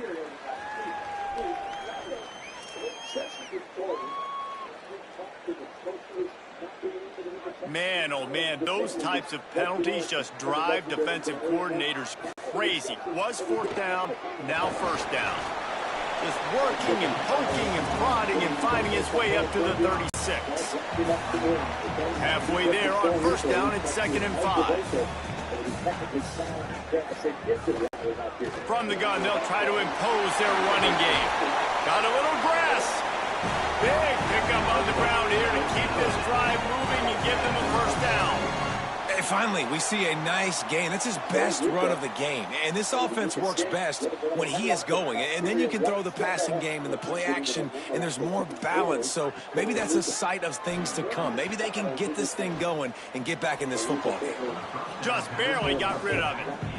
Yeah, I don't know if the quarterback got confused on 1st down. He might have thought the defense was going to be in man coverage that time, but they were in zone. They fooled him and just didn't seem like he had his eyes in the right place, was forcing that ball to his intended target. The window way too small. The guy was not open, so that didn't have that chance to be complete.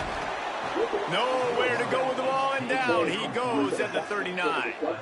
Well, we've seen this offense struggle early in this game, protecting the quarterback. They went in at halftime, thought they'd made the right adjustments, but it's not looking like it right now. They're still having issues keeping this guy standing up straight. Up front, they're just getting beat across the board.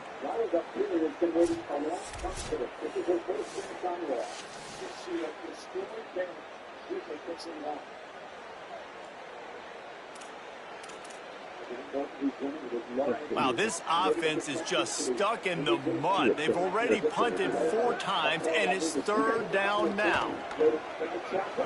Back's got it on the screen.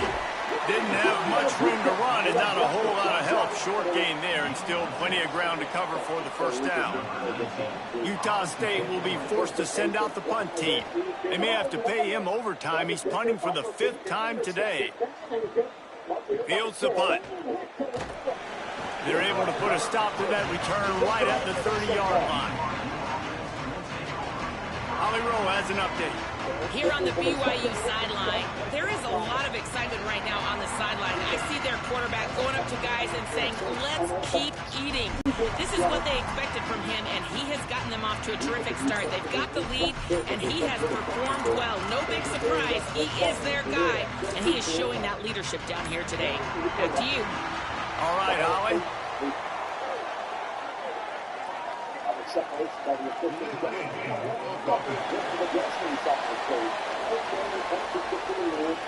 That is a completely avoidable penalty. The quarterback just went into brain lock and lost track of the play clock.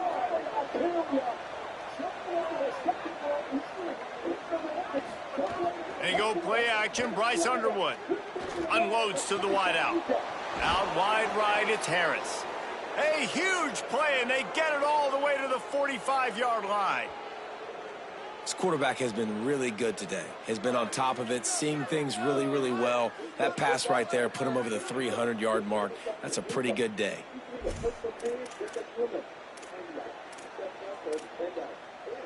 The Cougars come to the line on the heels of that big pass play.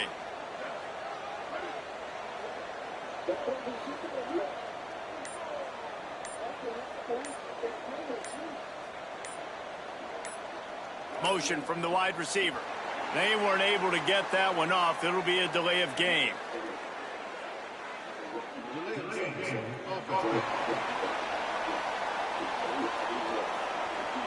The quarterback just lost track of the play clock, didn't get the snap off quickly enough.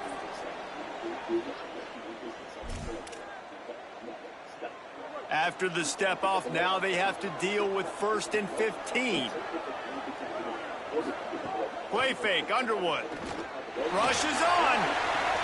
Left side is Harris. Good execution. They move the sticks, and they've got it at the 33. He's been a matchup problem all season long. Defenses just don't know how to solve the puzzle. And with that last catch, over 500 yards receiving now on the year for him.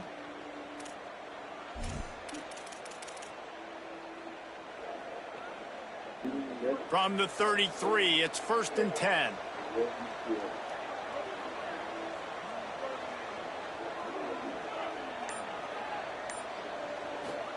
Underwood.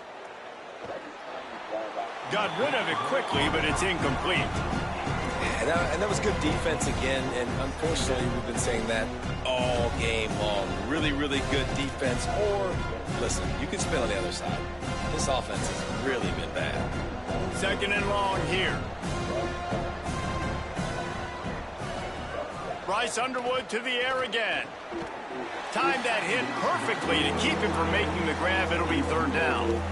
Well, nice job by the defense here in back-to-back plays. 2 straight incompletions. You've given up some yards, and the opponent's in field goal range. This is a place a lot of D coordinators like to send the blitz, because if you sack the quarterback and create a negative play, you knock them out of field goal range. Bryce Underwood from the gun on 3rd down. Misses again. It's incomplete, and that's 3 in a row.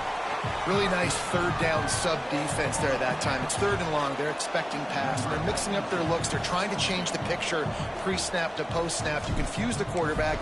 Now forcing the incompletion, setting up 4th. Absolutely perfect. How about it? 50 plus, no problem. Big leg, nice accuracy. That's a big-time kick for this young man.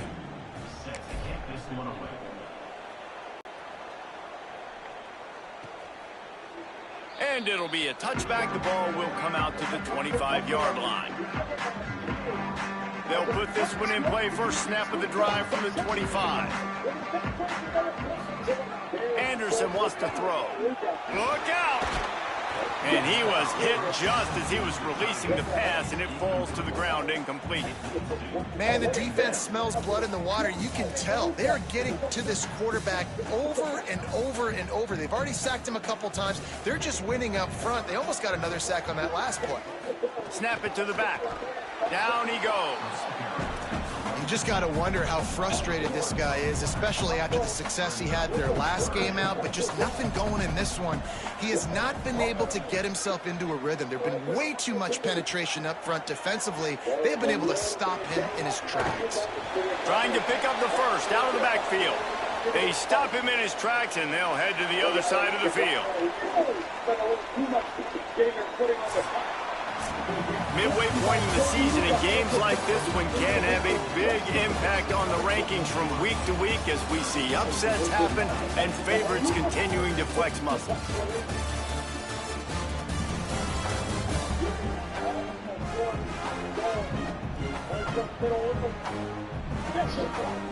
And we're just about ready to go with the final quarter.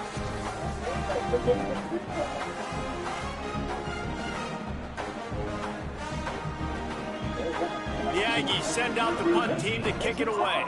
And these guys have been busy. Sixth punt of the day.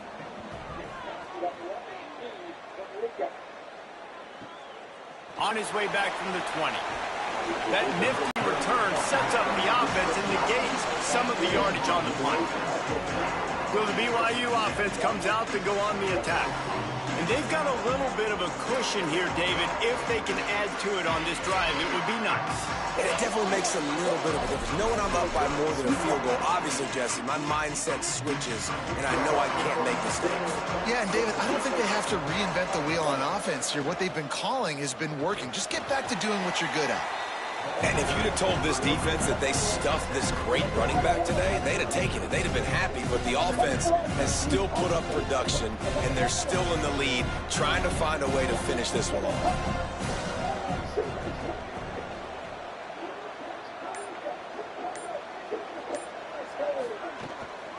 They give it back to him.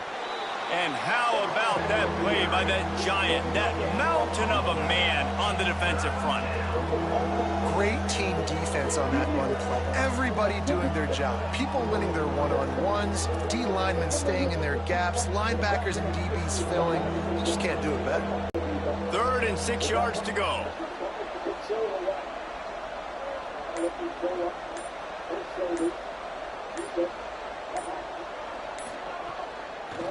Give to the back. Great penetration by this defense, and they knock him down behind the line. A loss of 1. Well, you got to give the defense credit. They knew a big key in this one was slowing this dude down, especially after how well he played the last time out. They have been swarming him. They have been gang tackling him and getting a lot of penetration up front. Looks as if BYU will have to punt it away. They'll look to pin him deep.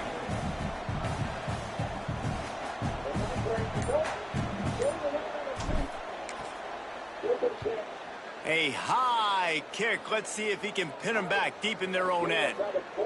Coverage team does a good job. Touches it dead. No return on this one. That's a great job downing the football, setting your defense up, great field position. A lot of times you let that thing bounce one too many times and it climbs in the end zone, but that was a good job of making sure you downed it and set your D up. This offense is so deep, it's teetering on the edge of a safety.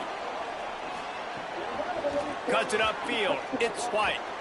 Some hard running there, but just too many defenders as he stopped for a loss. And you gotta love this defensive performance so far. Done such a good job against the running back that you saw last week, man. He can go off. He can make big plays. He can chew some yardage up and keep an offense on. Nowhere to go, and now the ball's out. Ball was loose in their own end zone, and the defense recovered it for a touchdown.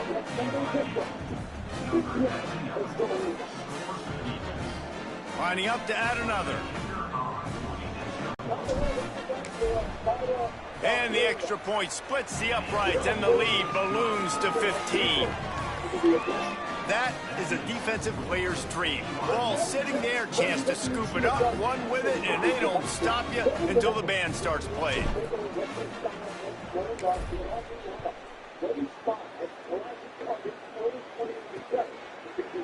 And he'll just take a knee, and this drive will start at the 25.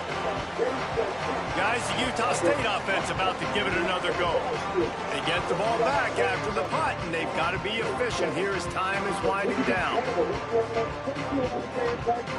Split backs here.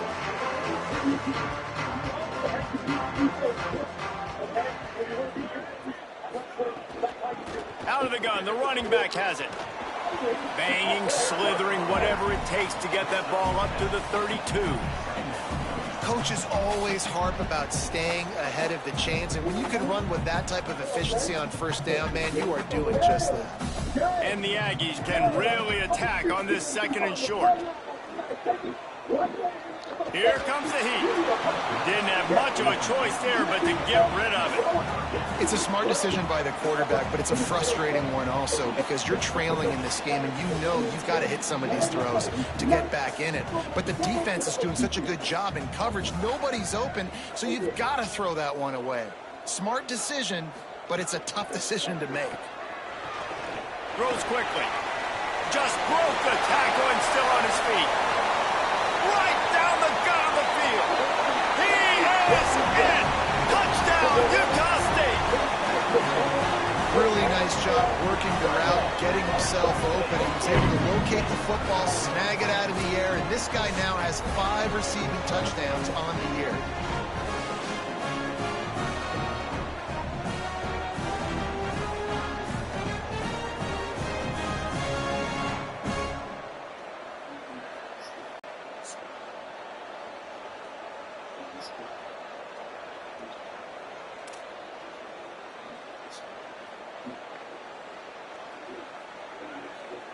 And with the lead sitting at 9, they'll try to make it a one-possession game. And the PAT will draw them 1 point closer. Quick strike offense on that 3-play scoring drive. And they finish things off with a big play, 68 yards on the touchdown pass.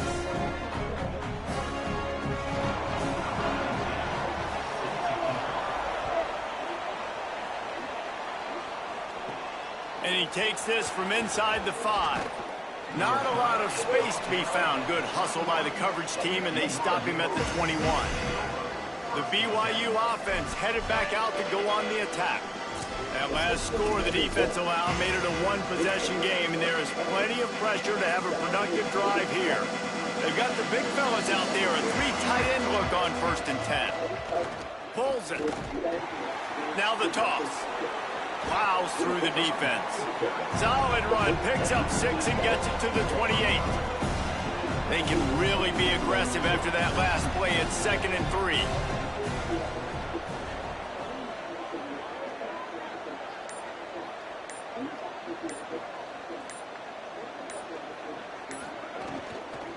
Might as well run him again. Just smothered on the play. And it's been a struggle for the run game for this offense. Man, this is something they hang their hat on. You saw last week, you saw the highlights, and just give it to the running back. Let him do his thing. Haven't been able to get him going. I don't know what's going on, but they got to find a way to get their talented back some space so he can make some plays.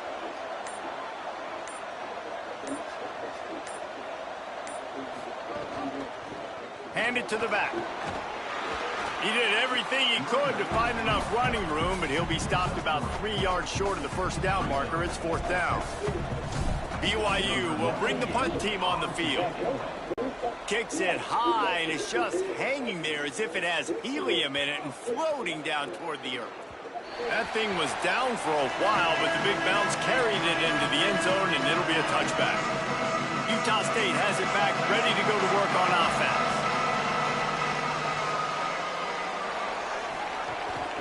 They'll run it. Hit and dropped, and he got nothing on 1st down.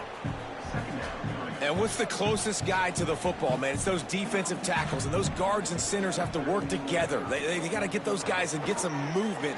They don't on this play, and the big fella eats. Nowhere to go. When you run into him, you usually meet the ground. This defense has kept them backed up. Now one more stop, and they can get off the field on 3rd and long. They're all over him. That pass is well off target. He got hit as he was trying to throw, and they can't convert on 3rd down. They've already got a bunch of sacks on them today and another quarterback pressure. This offense has to try to find a way to get the ball out a little bit quicker, to protect their quarterback a little bit more. Whether it's screens, whether it's draws, whether it's rolling your quarterback, something has to change for this offense to protect the quarterback a little bit better. And they could not afford that giveaway on special teams. Of course, they're losing. They need another possession to get back in this one. And now handing it back to the opponent, they might find themselves in an even deeper hole.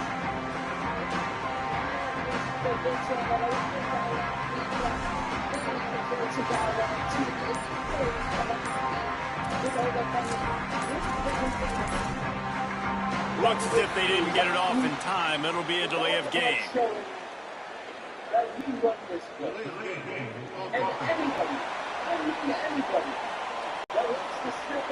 So frustrating to see an offense lose track of the play clock and pick up a penalty like that.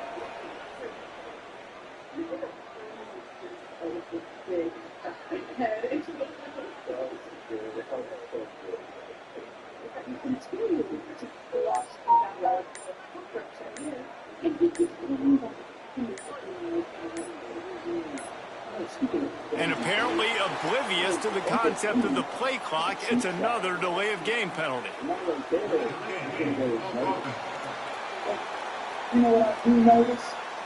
That penalty will back them up some more, half the distance to the goal.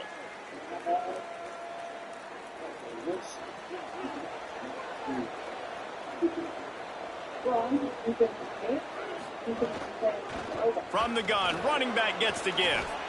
Dropped immediately. He got nothing on 1st down.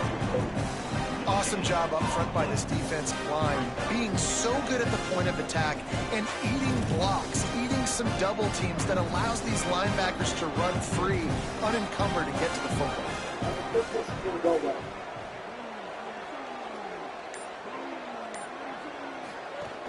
Handoff again.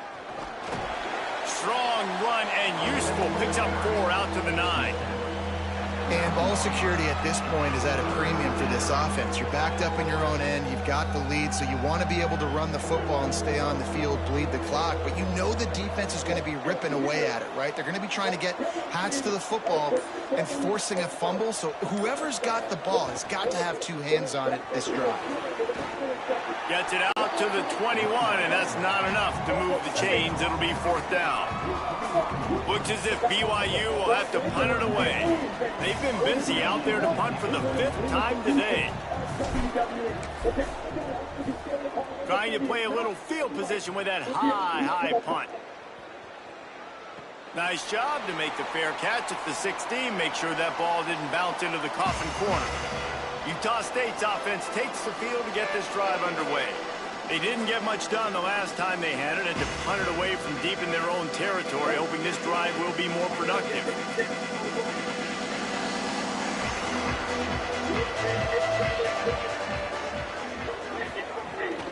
Hits inside, it's White. That's a fumble. Defense falls on the ball. Going to be a turnover. You've got to have better ball security on offense. The football possession, that is priceless. Losing possession, turning the ball over, that kills you in games. That loses games. And that is a bad play at a bad time. Ladies and gentlemen, my name is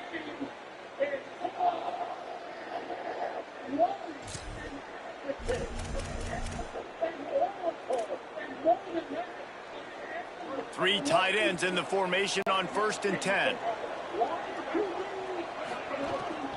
Trying to establish the run. Past the 6. Defense comes up with a stop, but not before he moves the chains and takes it inside the 10 to the 8. So this offense with an opportunity to put this game in a hammerlock if they can score and bleed the clock.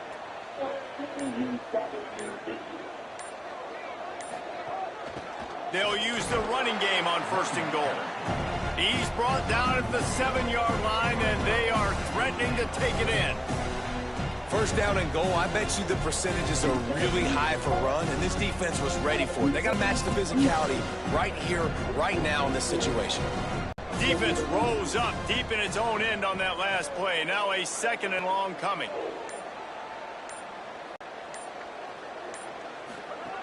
The run up the middle, trying to power to the goal line. He's brought down at the 6, but the defense feeling the heat to make a stop here. There's a reason you drag the record books to the recycle bin in a rivalry game. Upsets, and we've got one looming.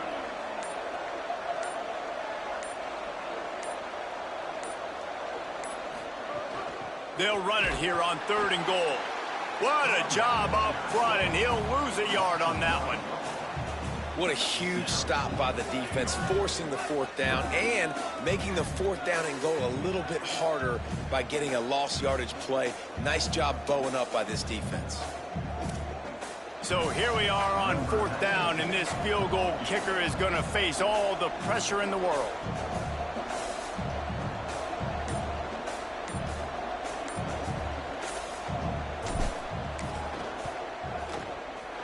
And it's no good. Still up by 8 after the miss. Well, everybody in the stadium thought that was an automatic 3. Not so fast. Bad miss by the kicker.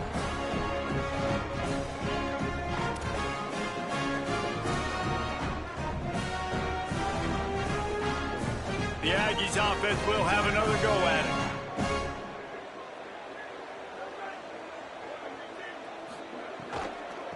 On the run, it's White. Nice move to keep running. And winning 1st downs is a priority for a defense, and you can't get bludgeoned. You can't get physically beat at the point of attack. You know the percentages. It's usually pretty good on 1st down that they're going to run the football. So them getting that big chunk, getting in 2nd and short, not a good job by this defense. That'll be good enough for a 1st down. They'll mark it at the 30. The big fella in the middle, man. Those defensive tackles, they go such a long way in deciding and really stopping the other team's run game. Just forcing contact with those guards and those centers, owning the line of scrimmage, and getting running backs on the ground. Now on 1st down from the 30. Sells the run, looking to pass. And he can't find anyone open, and down he goes. A sack here late in the 4th. I tell you what, if I'm this QB, I am ill as a hornet at my offensive line. Are you kidding me? That's the 6th time they put me on the ground. Dudes, will y'all protect me a little bit better, please?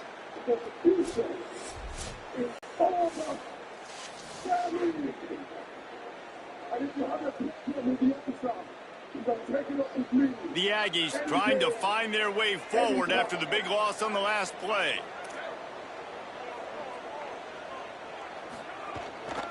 They believe they can run right here. Hit and drop behind the line, he'll lose a yard. Sprinting to the line to try to get this one off. Clock's running. That means you take a permanent step away from me.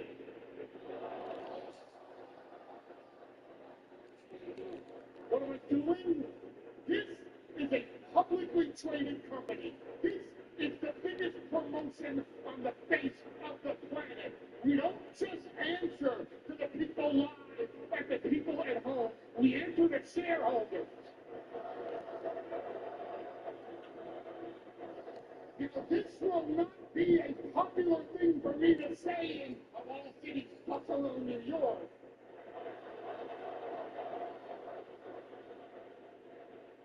Two of us in this ring seem to understand that right now. Someone appears to be learning. Here's what I know after 40 years in this business. Where two main eventers are standing in the ring, you don't do an impromptu match to decide who the future is. The future is someone that understands box office. The future is someone that understands main event. The future is someone that understands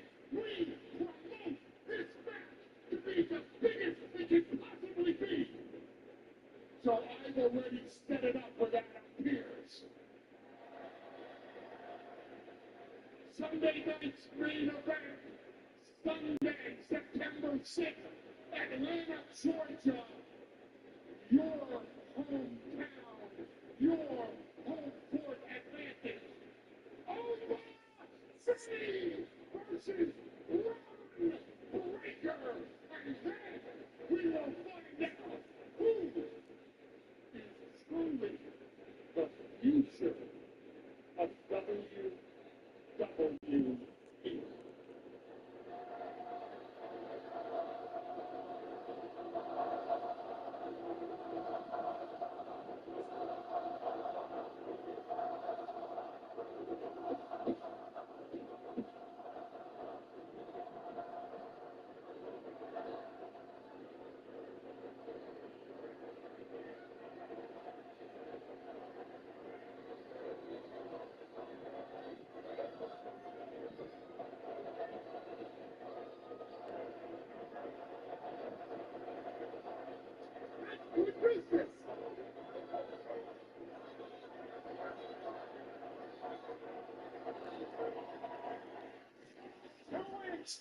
From this coming Sunday, what a collision! Only the future of WWE going head-to-head at Sunday night's main event. Sunday night's main event, Atlanta, Georgia, just got even bigger. This is huge. On 3rd and long, no secret what he needs here. And he avoids the sack.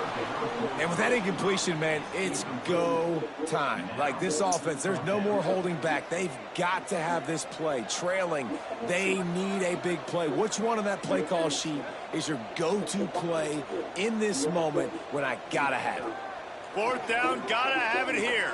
Throws to the wideout. It's incomplete, and they desperately needed to keep that drive going, and they couldn't make the connection. And that's a play the quarterback would love to have back. Late in the game, trailing by only 1 possession on 4th down, it looked like there was a window to put that football in, to get the catch, keep the drive going. The quarterback has an inaccurate pass. It falls incomplete, and that is probably going to do it. Timeout taken here by the Aggies. That'll be their first. And now what will they come up with on this 2nd down play? After the productive 1st down play, it's 2nd and 6.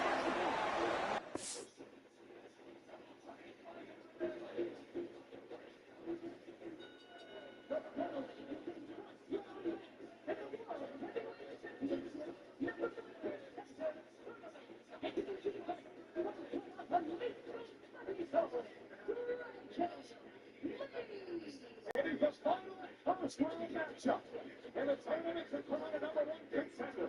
The Roman Reigns World title. Right back to the well. He'll be brought down quickly after a very short game. Trying to save time on defense, they use their 2nd timeout. They'll take a moment to gather their thoughts and put together a plan for this 3rd down play.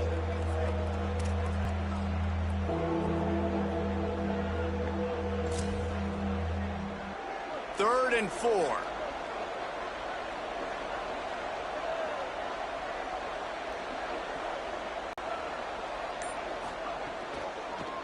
Looking for running room. He's got enough for the 1st down, and that ought to do it. They ought to be able to run out the clock from here. Now the Aggies will use their last timeout. And they're really frustrated having to use that after giving up the 1st down.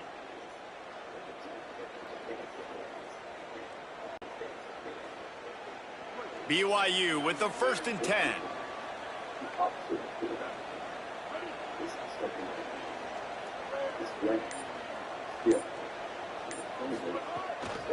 They'll keep it on the ground, trying to milk the clock. He'll be stopped just short of the end zone, but they'll have it 1st and goal. Yeah, it's make or break time for this defense. Now, they got to get a stop, and if that's bringing more bodies in, bringing more beef in, they're running the football right up the gut, right at you. They're not going to throw the football in this situation. Time to be more physical and get this big stop.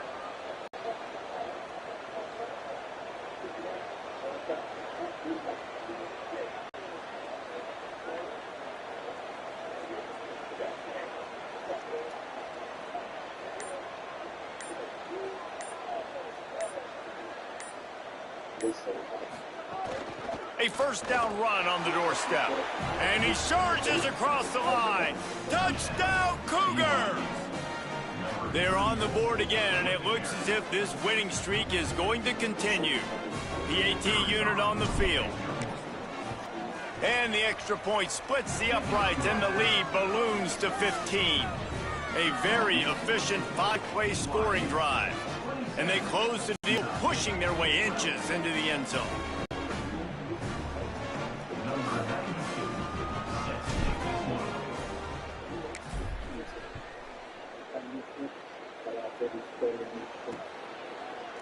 And it'll be a touchback. The ball will come out to the 25-yard line. Here comes the Aggies offense out to start this drive. I know the situation looks bleak, but have we nothing if we don't have hope, David? Amen. I mean, keep hope alive, pitch this pill around, use every second you got, make this game, Palmer, as close as you possibly can. Crazier things have happened in college football, man. Let's just go find out. Let's find out where the playmakers are lined up and see if they can make something positive happen. The time is precious. He's out of bounds to stop the clock after gaining 11. They've got it at the 37. It's 1st and 10. Anderson will throw. Oh, pressure's coming. Chucked it away just as he was hit. And the defense is smelling blood in the water at this juncture. They know the offense is going to throw it, and that's why you see these D linemen and linebackers, man, they are pinning their ears back, getting after the quarterback, and the hit that time helped force the incompletion. Long way to go on 2nd down. From the gun, he'll try to throw. He wants a big play here late. And it's incomplete, going for the massive explosive play instead. They're looking at a 3rd down.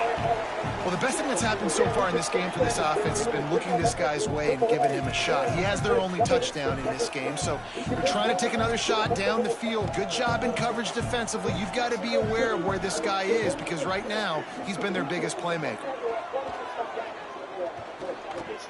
Rush right in his face. Unloads in the nick of time. This offense hasn't had a ton of success today, and it's because I think of some of the issues in the passing game. They've never had the rhythm. Protection has been a bit spotty and iffy. Quarterback's got to raise his level of play here late in this 2-minute All right, let me jump in here. They are going to go for it on 4th down, and I'm not sure they have much choice in this situation. Needs it here on 4th down. Here's a throw downfield late. Ball falls to the turf. The final pass is incomplete, and that's going to do it for this one. They get the win. They are now bowl eligible, but when you have a 0 in the loss column, there are much bigger fish to fry.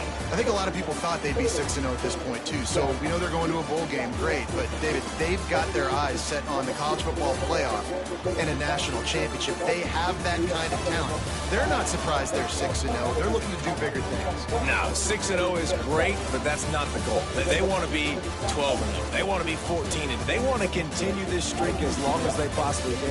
Extremely talented. Nobody's surprised.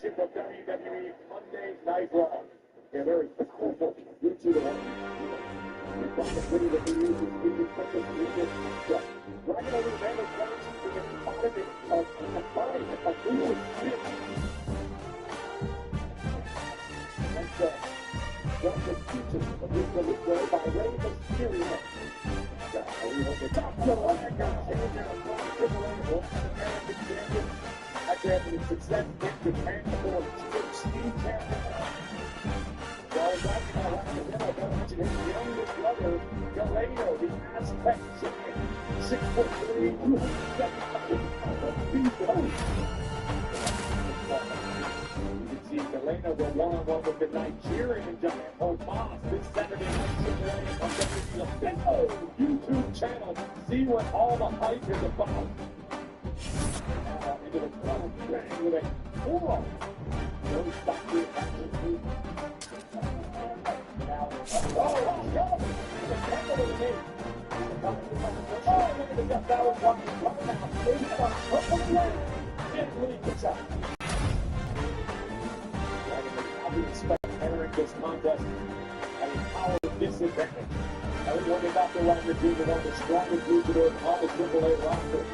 He's very flagging well, but he slipped to his stuff. His game plan, his drive, with his speed, and fucking that. And then he's, that football backwards.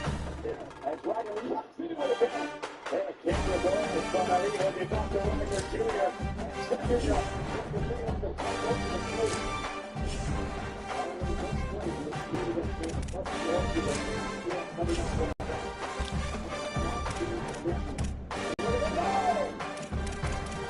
Rapic propelled himself into the step on the front. Dragon Lee, very impressive. Big time opportunity for Wagner to punch his ticket to the next round. Again, the winner of this match will face Brady Weekend next week as the semi-finals. Semi-finals all up on the reminder. 6 Eastern, the West Coast on Netflix. Central Sunday Night Raw. This is the Wagner Wars. Allowing Dragon Lee to build momentum and pick up speed.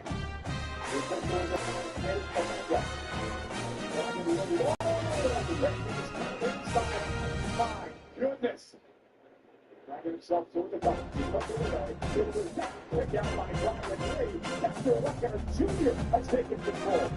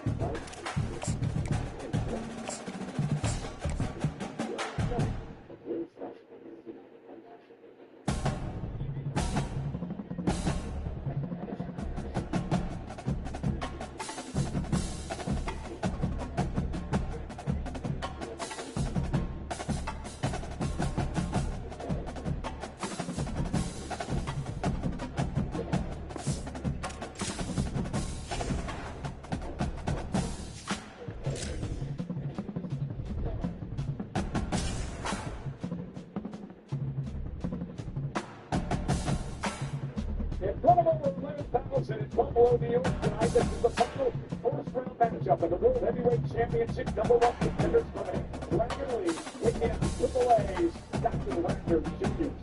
And he holds it up to Wagner Jr. Wagner 3 off the rope. Here he goes. Dragon all the way. Beautiful German suplex. And then in the opening, Dragon Lee was looking for him. Wagner on the short. Big champagne palm strike right on the chin of Wagner. On the LBT by Dragon Lee, and Wagner live and rolling into the bottom rope. Looking for West Whitley on the front.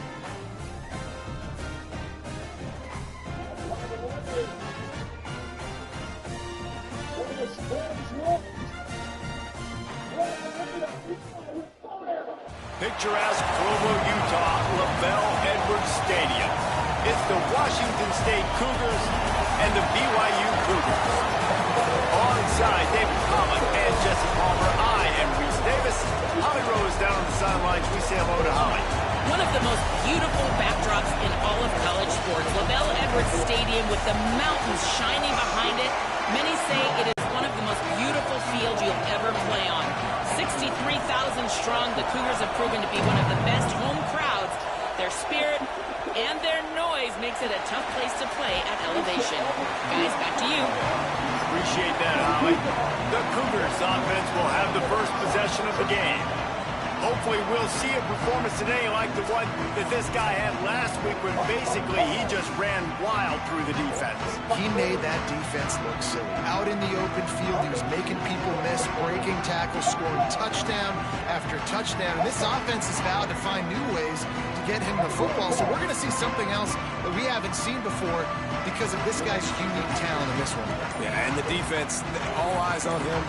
That will be the main focus.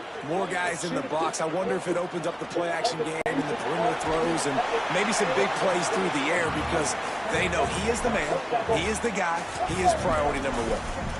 It's got to feel good as an offense knowing that early in the drive you can turn around, hand it off, get a push up front, and go get positive yardage.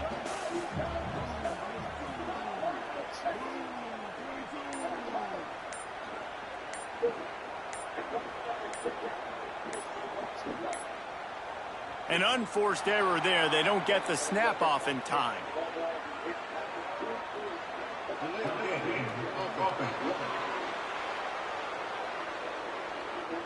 The delay of game pushes the offense back. Second down coming up.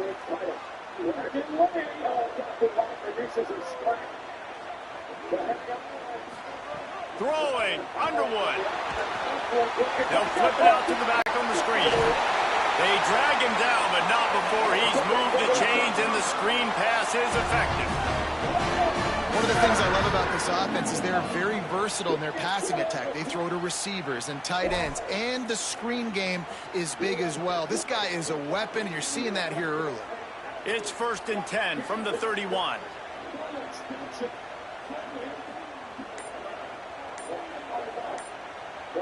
Looking to pass. It's Underwood. Makes the grab along the sidelines, and they get enough for the first down. And, man, that's not a surprise that they come to their go-to guy early. This is an offense that's so much fun to watch, and it's because they know who they are. They know how to get the ball to their playmakers. And on the first drive, Palmer, get your guy a touch, get him involved. You know, receivers got some feelings, Jesse. I love that they're getting him lathered up and a touch early in this football game. Yeah, he's definitely one of those guys who feels like he's open every single play, so it is a good idea to get him going early. For the defense, that's a bit of a jab in the face right there because you came into this game, you know who's going to get the ball. You know where they're throwing it. You've got to do a better job now disguising your coverages to try and limit him and take him away as much as possible. Got his man on the right. And man, you gotta love that from your corner. Willing to pull the trigger right away. Obviously, the running back slips out of the backfield. They throw him the football, but he doesn't waste any time. He doesn't hesitate, pulls the trigger, runs at him, makes the nice tackle, and gets the stop. Got quite a ways to go to keep this drive going. It's 3rd down from the 45.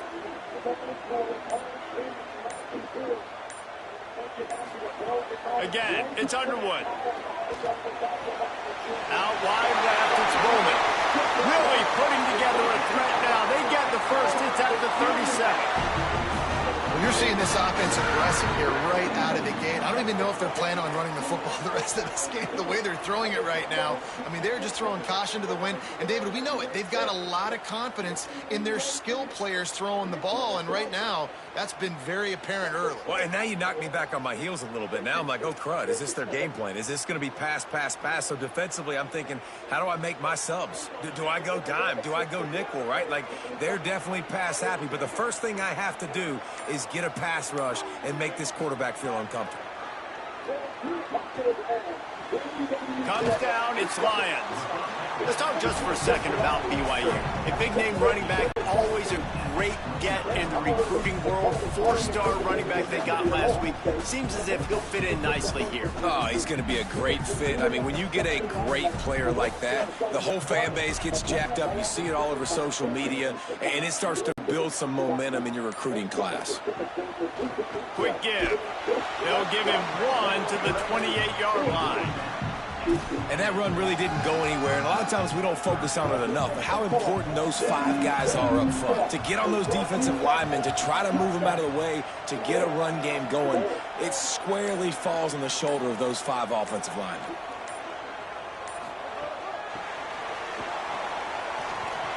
Not able to get outside. They tried to run wide, and they got nothing. It'll be 4th down.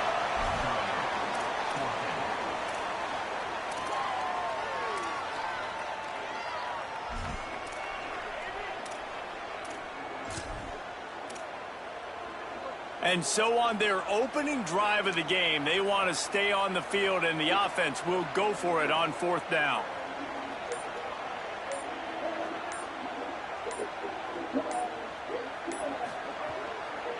Looking for the marker. They'll knock him down, but he moves the sticks, and the 4th down decision pays off big time. We're seeing analytics become a bigger part of college football each and every year, and there is a good example of it. Opening drive of the game, you're across the 50, 4th down, and it says run the ball and go for it. Even if you don't get it, your opponent's going to have to drive away as there's still a lot of football left to play. Hindsight's always 20/20, but that was an excellent decision by the head coach.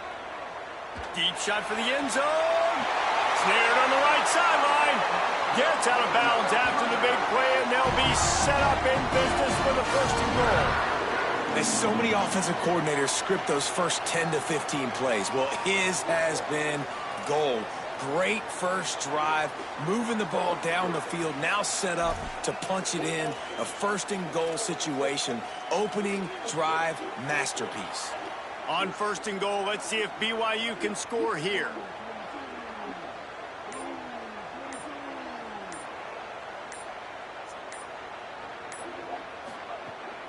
They'll try to get it in with the run.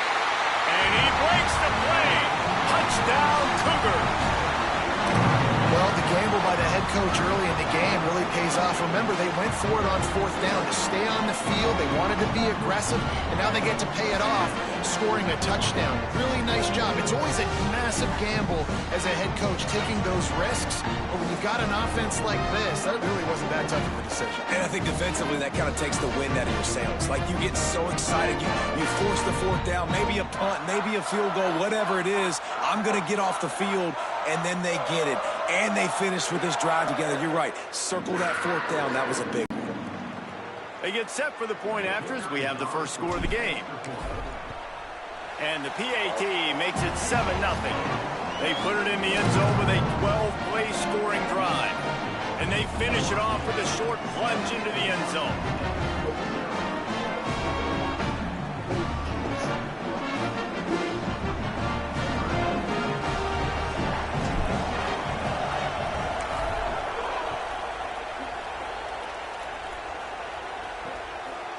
And he'll just take a knee, and this drive will start at the 25. So Washington State's offense takes the field for the first time in this game. And standing in the way is one of the best defensive lines in the country. And, man, he is going to be tasked at that QB spot with a tremendous challenge. This unit, they're top 10 in sacks, and they're going to be pinning their ears back, flying around like you've watched them on tape. And so, Palmer, when you're a QB, man, you know you're going against guys that can get to you fast, that win, that hit quarterbacks. Like, what's going through your head to start a football game? You are not going to be able to get through your entire progression. You are going 1 to 2, and if that's not open, you're taking off or you're throwing it away. You better know where your check down throw is each and every time you drop back, because against this pass rush, you are not going to have a lot of time. Makes the grab. They bring him down, but a solid pickup to put them in position to pick up a first down. After the completion, we see there is a man down, and the clock will stop to check on him. That is their freshman offensive lineman, and boy, they hope this isn't too serious. Holly Rowe will keep an eye on that.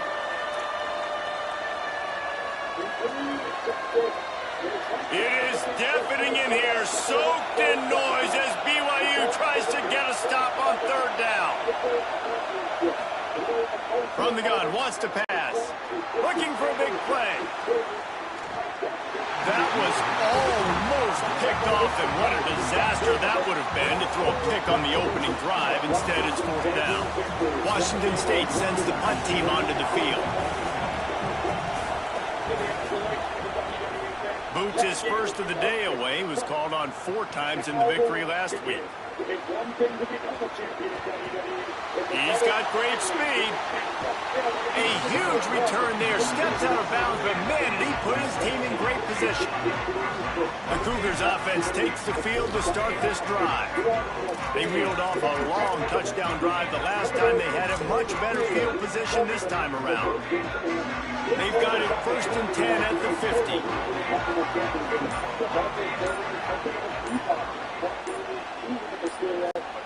Here's Underwood to throw. Just can't pull the trigger, and the quarterback is sacked at the 41. I think a big part of the formula to this team's success is their ability to get after the quarterback. In game 1, they had 6 sacks and obviously won that football game. They know coming into this one today, they have got to be able to get after the quarterback, and they're off to a great start. Taken down. Quarterbacks love the short passing game early in games because it really helps them get into a rhythm. So nice job by the offensive coordinator giving his quarterback an easy throw, something he can see, and something that he knows he can complete.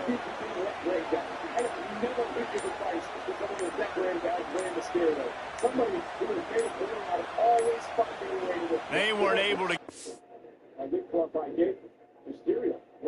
Quickness to start this matchup this week to the legs. Cover picked out by leg. He's going to a call on his own. A stalemate here. And there we go. That went off. It'll be a delay of game.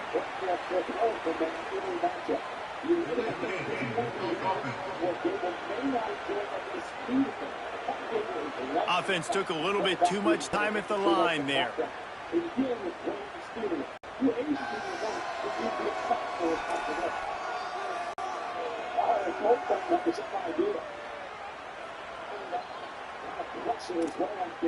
This 3rd down a little longer after that penalty. Wide receiver comes in motion. Another delay of game penalty. This is just sloppy.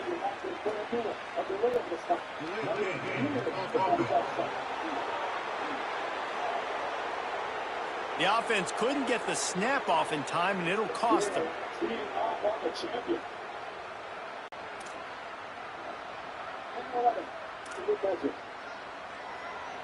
Still 3rd down, but a little less manageable after that penalty.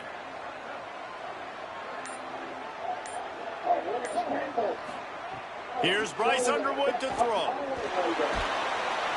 Here comes the rush, and they've got him wrapped up at the 28. Wait just a second. They're leaving the offense on the field. They're going to go for it in this situation. Before they snap it on 4th down, we have a timeout call. After using an early one, 2 left for them to spend.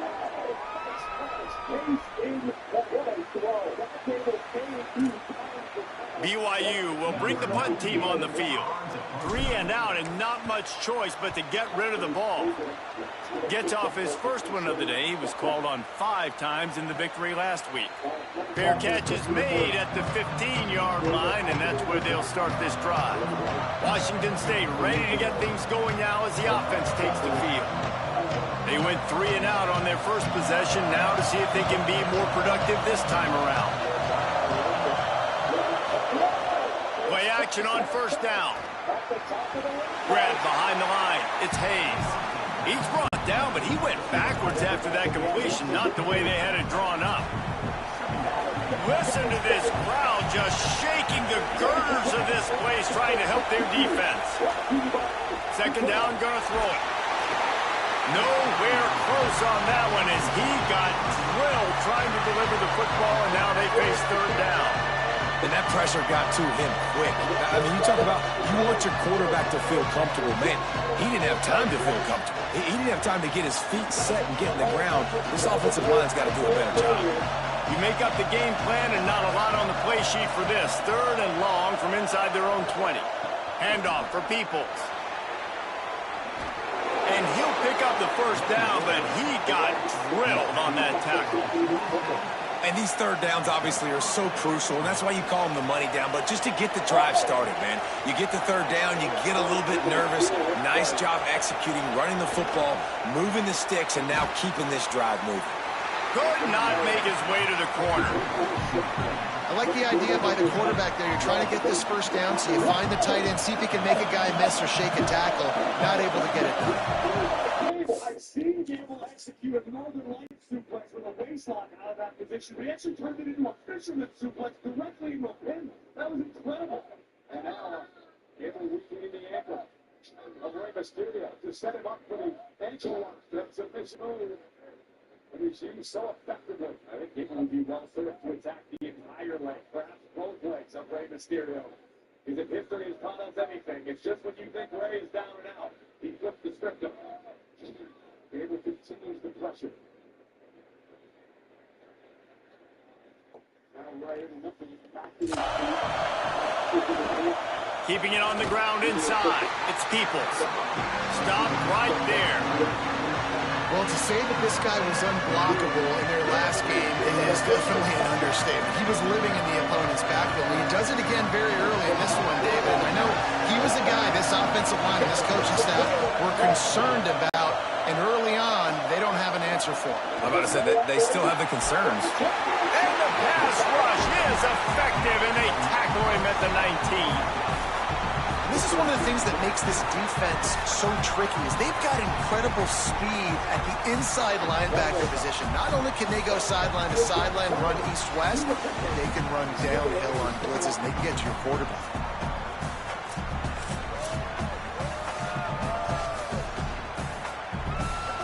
Washington State sends out the punt unit.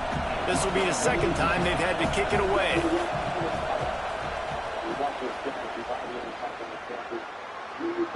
He gets a block. There he goes. Open it up. He just about took that one all the way to the house. They finally get him down after a tremendous return. BYU has it back. The Cougars ready to get into that playbook. You get field position like this, and you're not likely to punt the way they did the last time they had the ball. Yeah, great job by the defense, setting them up in an opportunity to get some points on the board quickly. This is an opportunity you got to capitalize on this field position. You must come away with points here if you're on offense.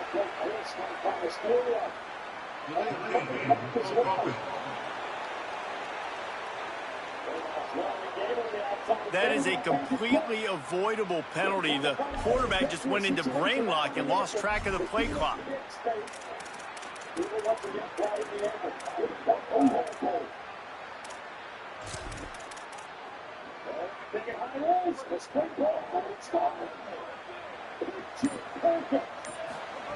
Underwood.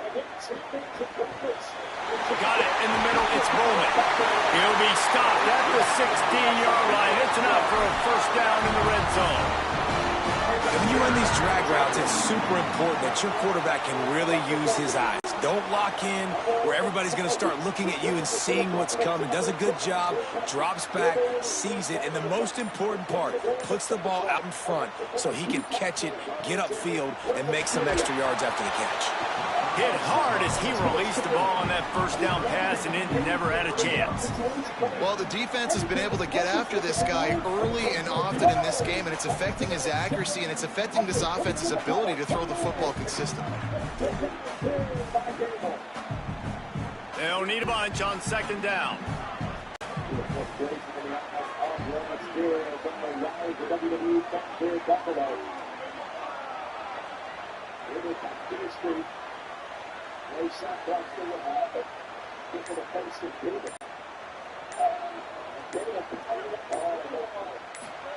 Throwing, Underwood. Oh, the hangman DDT. He sacked this defense all over him. And how about the defense getting home with the pass rush? Playing man coverage in the back end. You need to win up front. Those guys got to get to the quarterback. Do a great job rushing the passer. I can play man when I got a pass rush like that. Wide receiver going in motion. Underwood in the gun on third down. Got his man. Lowers those pads.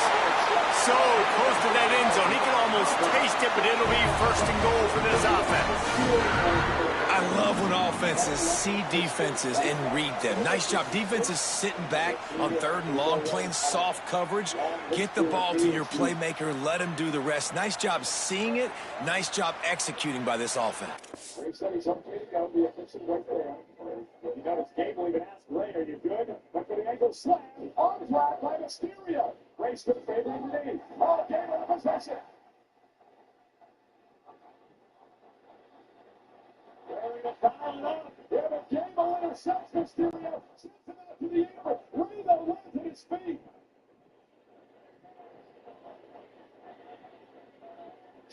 CM Seth calling by the challenger. Gable misses wildly. Caught. Ray caught. Turns it into a DDT. Cover. Gable scores. BYU lines up with a first and goal.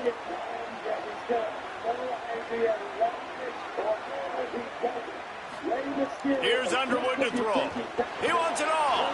It's incomplete. He was shooting for the end zone right there. Can the D deny them on second and goal?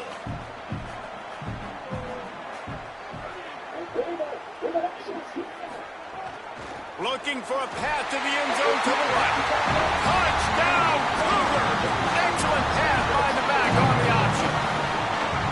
And he's in for a second touchdown, man. He knows what to do when he gets down there. He knows how to get in the end zone. And I love when you can run the football as you get close to that goal line. Be the more physical team, and they're doing just that. And with the extra point, they pushed the lead out a little further. So that scoring drive took only 6 plays. It was closed out by the short yardage touchdown.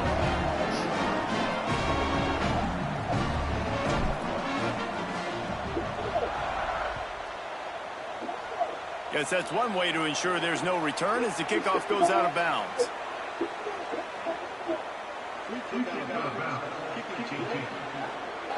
Don't know if the defense will appreciate having to defend a short field from the start after that penalty. Ready to fire from the pistol.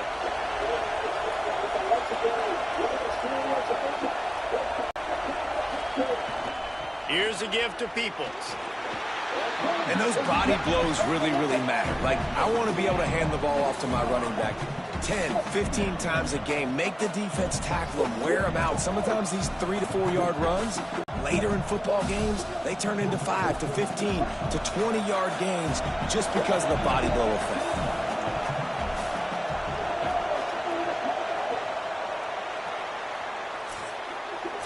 We've reached the break. BYU is on top. As we take a look at the stats, things a little one-sided so far.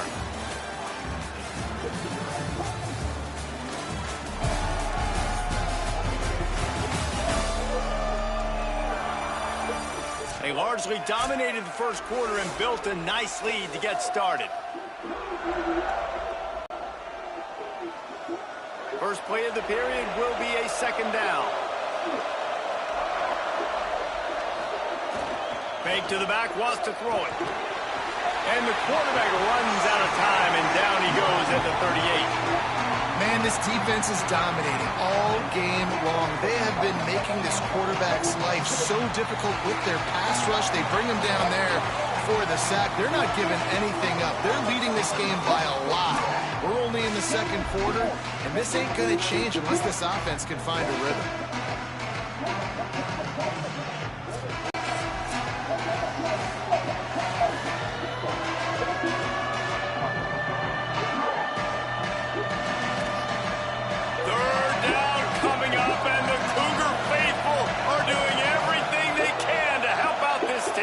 Fucking amazing. That was fucking amazing.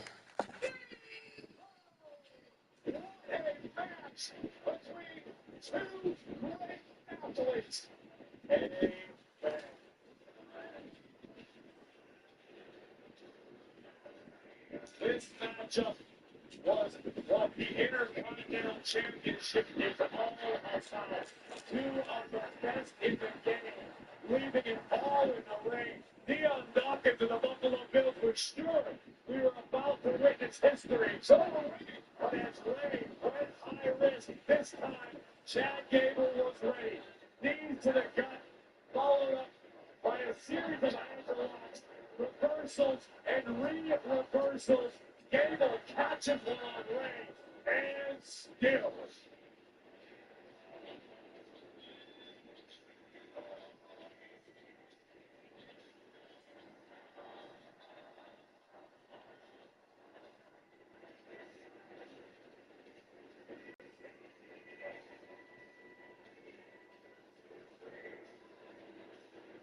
a show of respect by one of the classiest men in the history of our business, the legendary Rey Mysterio. But what a title protection! His first title defense of success for Chad Gable. Well, ladies and gentlemen, next week we are in Ottawa, Canada for Monday Night Raw here on Netflix. And a reminder, a special start time of 6 o'clock on the East Coast of the United States. That's 3 o'clock on the West Coast. And we have a show next week. Ottawa, you will witness firsthand the in-ring return of La Primera. Stephanie Macaire competes for the first time since WrestleMania, and she goes one-on-one with Roxanne Perez of the Judgment Day. And it's semi-final time of the World Heavyweight Championship #1 Contenders Tournament. Who will move a step closer to Mexico City? It could be Penta. It could be Lamarca. And the other side of the bracket, we found out tonight that the AAA World Cruiserweight Champion, Ray Phoenix, will battle Dragon Lee in our other semifinal contest. Crocodiles followed a combustible situation. There's the contrast sign. Looking to throw, and he needs a chunk play. Big hit, knocks the ball away, and it'll force him into a 4th down. You can just start to sense the frustration building for this offense after that incompletion. Right now, setting up 4th down. They haven't yet scored a touchdown. They just can't find a rhythm in this game. Obviously, the defense, the big reason for that. But if this offense wants a chance to win, they have got to start stringing some completions together and get this quarterback in a better rhythm. He gets it up to the 34-yard line before he stopped, and that's where the offense will set up shop. So the BYU offense comes out to go on the attack. They've had a really productive first half so far, and they'll try to add to it here.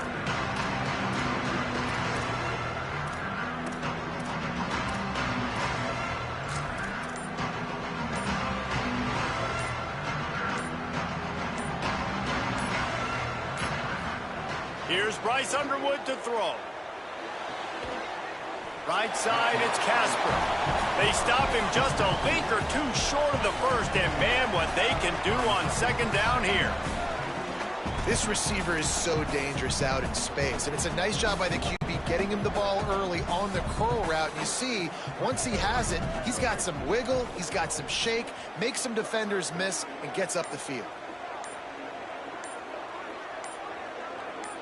To the air, it's Underwood. Flip it out to the back on the screen. Past the 45. Really putting together a threat now. They get the first. It's at the 37.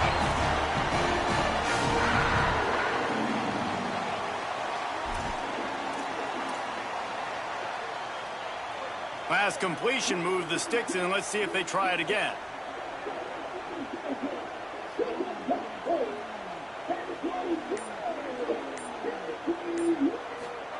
Underwood.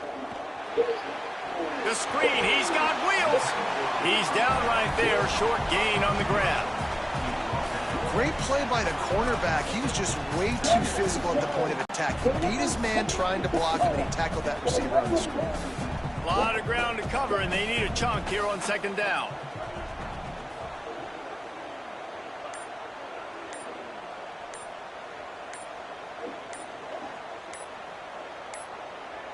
Looks as if they didn't get it off in time. It'll be a delay of game.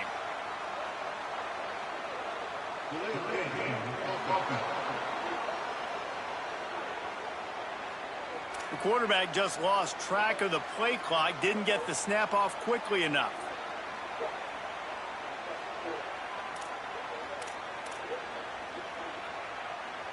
They'll try to get things off on time after the delay of game. Now it's 2nd and 12.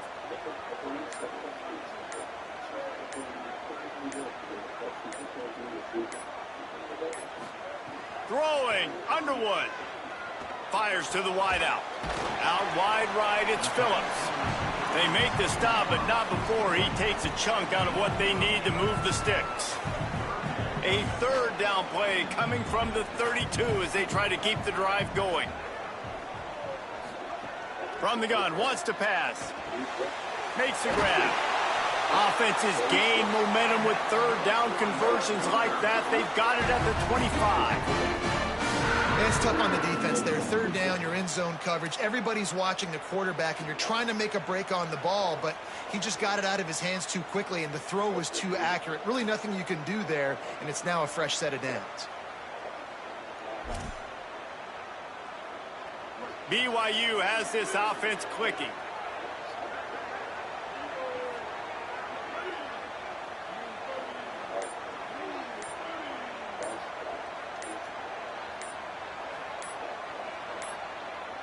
An unforced error there. They don't get the snap off in time.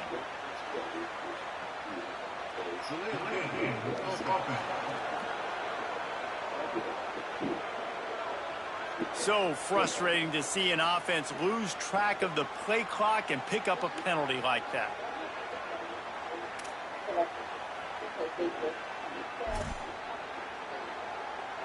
Looking for a productive play on first down.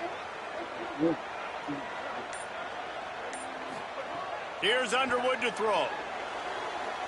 He'll be thinking about that one, almost an interception.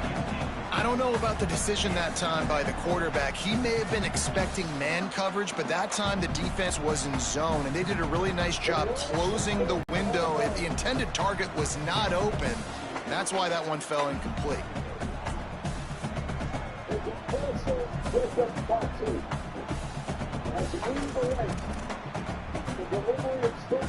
After the incompletion, looking at second down.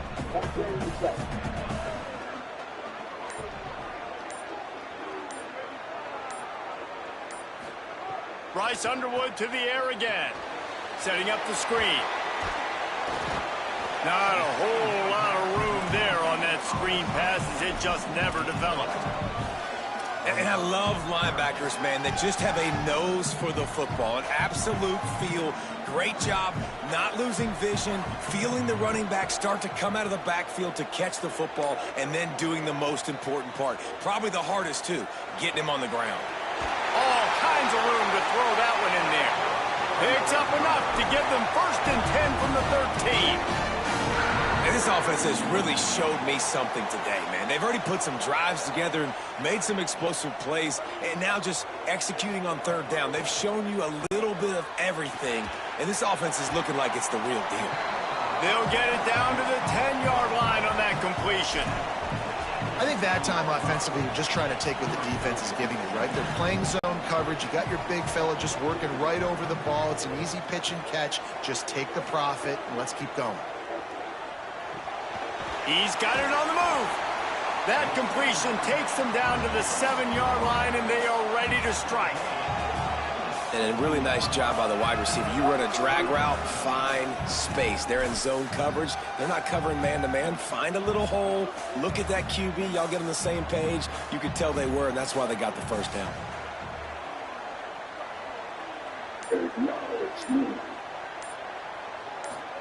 Here's Bryce Underwood to throw. He caught it. He's brought down, but there's a flag on the field. Let's see which way that's going to go.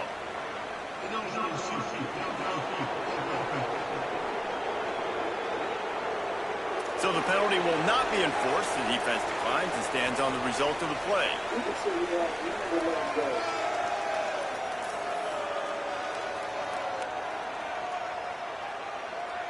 But there's a receipt for that guy to look. So let's not waste any more time. Now it looks as if they'll settle for the field goal try. And he'll boot one from the right hash. He ought to be able to navigate that angle from this distance. It is good. And they'll push that lead out a little further. Man, so many more times we're going to say, go for it, be aggressive. Nice to have a guy you can depend on. And you know you're putting 3 on the board. Nice kick, nice job.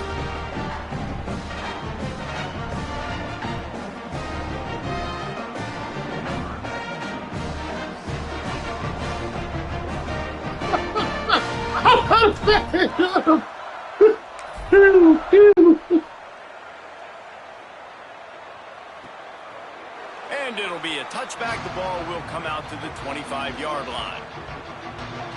Working the sidelines, Holly Rowe. What do you have, Holly? Guys, here on the Washington State sideline, I can see a lot of conversations happening between the offensive line and the running back. They just haven't been able to get the ground game going. They're talking about he has got to be more patient, and they have got to give more of a push up front. The crowd is making it hard, though. I can tell you it is hard to hear as they try to struggle and communicate. We'll see if they're able to come together against this very hostile crowd. Guys, back to you. Holly, thank you. Timed it perfectly to knock it free and forces the third down. The big tight end tries to make a catch, and you can tell he extends for the ball, but great job by the defender getting in there, making the hit, dislodging the football out at the same time as he's going to catch it, and the big tight end couldn't hold on to it. Got his man downfield. That's the kind of play that can really get you going as they have a first down at the 43. And the Cougars want to crank the tempo. Well, this team found themselves in a hole really quickly. Good things need to start happening, and they got to happen now. There's a big play that the offense desperately needed.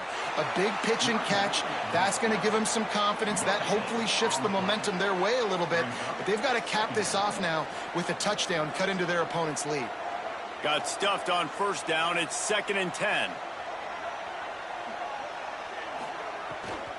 Just feeds the running back. A 3-yard gain there. It'll be 3rd and 7. 3rd and long. A lot of ground to cover. From the gun. Wants to pass. Unloads it left. Wide open downfield. He'll be stopped, but not before he carries it down to the 9-yard line, and that's why you get the ball in the hands of your playmakers. And that big gainer on the last one has them ready to go from inside the 10. They'll run it with James Peoples. Beck's going for the goal line, and he waltzes in for the score. Touchdown, Wazoo! This is a guy that put a lot of pressure on himself coming in this season. He felt like he was ready to have a breakout year. He knew he had all the tools in the toolbox to be able to get it done, and he's showing it. That's his 10th rushing touchdown on the season.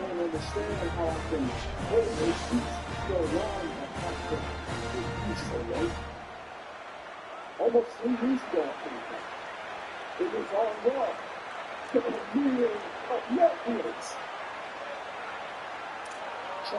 Now they'll line up for what they hope is automatic.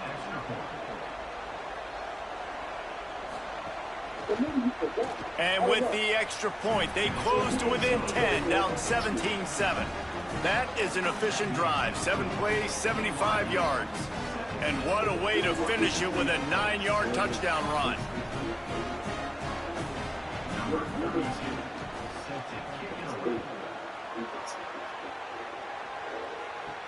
From inside his own 10, he'll try to help out their field position. He gets across the 20 and out to the 21-yard line before he stopped right there. The BYU offense headed back out to go on the attack.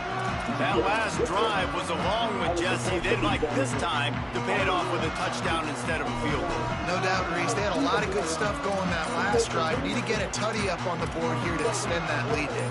And I think you definitely want a touchdown, but if you put another long drive together, get points, multiple possessions in a row, start to let those body blows add up and wear this defense out.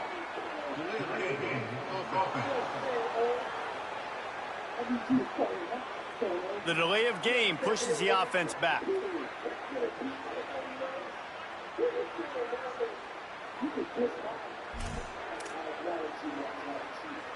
Quarterback by himself in the backfield.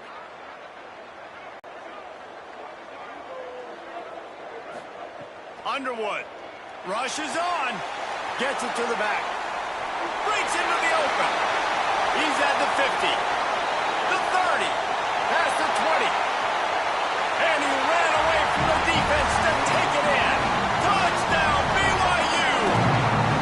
They are seizing control and taking away hope as they push out the lead in this Week 8 showdown. Man, how hard is it to defend when you have a weapon like this at running back that can play wide receiver? You can design ways to get the football in his hand. Palmer, once once you get in his hands, he'll do the rest. Yeah, no doubt. I mean, and oftentimes those are easier throws for quarterbacks. These running backs, they're just naturally so good when they have the football out in space. Their vision, their creativity, their ability to make people miss. And this guy shows you right there a difficult guy to stop now if you're this defense moving forward. So the question, why are you looking me at the eye? Why aren't you down on your knees? They'll try to add another to their lead.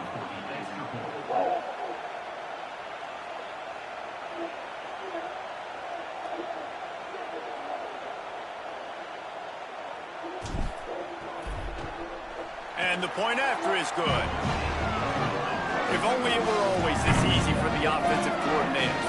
One play, big chunk yardage, put points on the board just like that.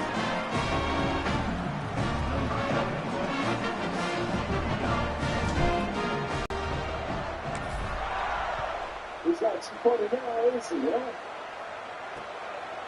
And he'll just take a knee, and this drive will start at the 25. Here comes the Wazoo offense onto the field again. Trailing now by 17, David. This is an opportunity that they need to answer. And down by 17, it's not panic mode yet. Like, I know we just gave up some points and our defense hasn't played great. I think this offense can still be who they are and stay consistent. No doubt, lots of football to go, but you do get the feeling this is the time. Makes the grab in their space. These are the main men. If you disrespect them, you disrespect me.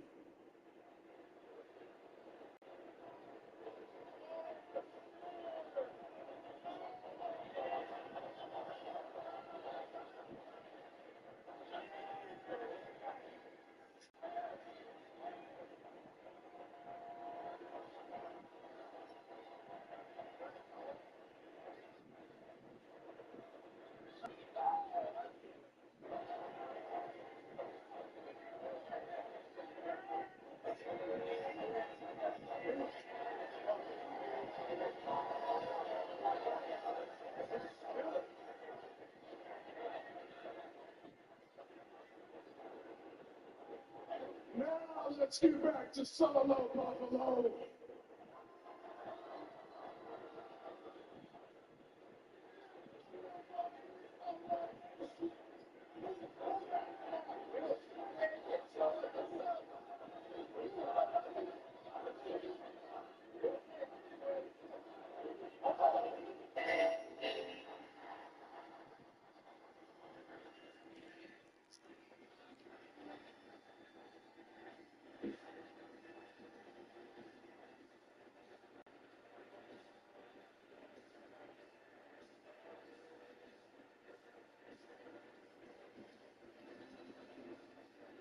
And the Usos going after LA Knight, who apparently did not heed the warning of the bloodline.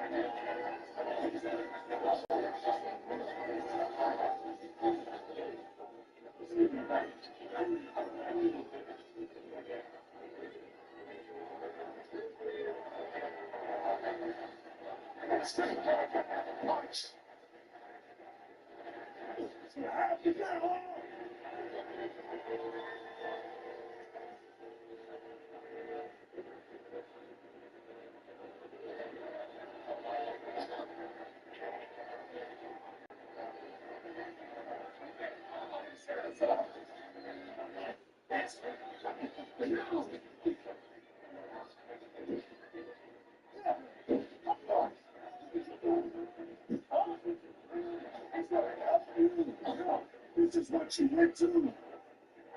Make it family. I brought you in. You gotta make some tough decisions now. And then, I I shouldn't have to do. You do. You try to get you see them all.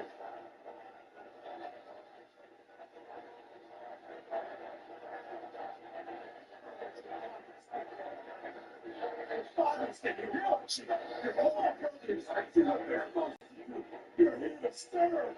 Come on. Serve your family now. You know what to do. You know what to do. You know what to do. I'm sorry. I'm sorry. I'm sorry. I'm sorry. I'm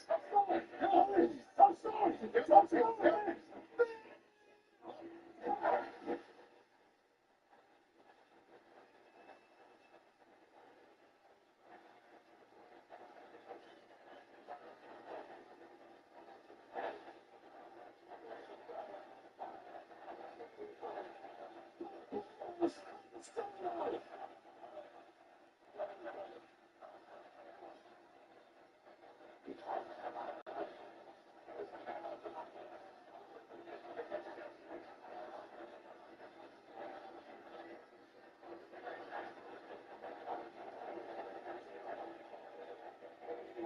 It's almost a time for them.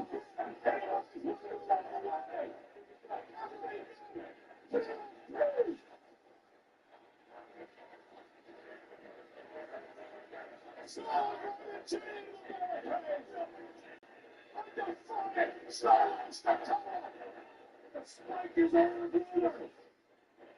He's trying to change it.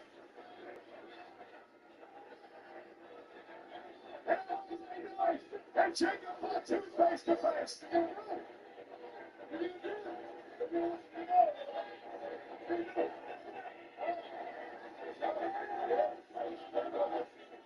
Jacob refusing to raise a finger.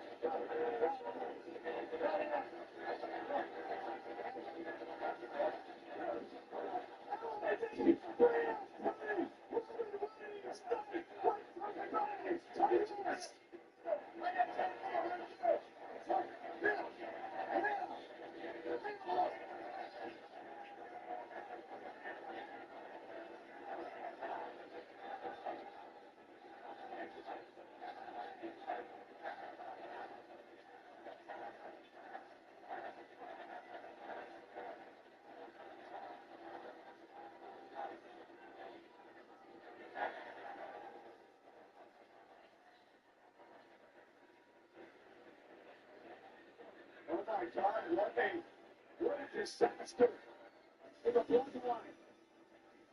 What have you done? I mean, you know, that's finally going to title shot that it's missed off over an 8 to 0. You're on the bloodline.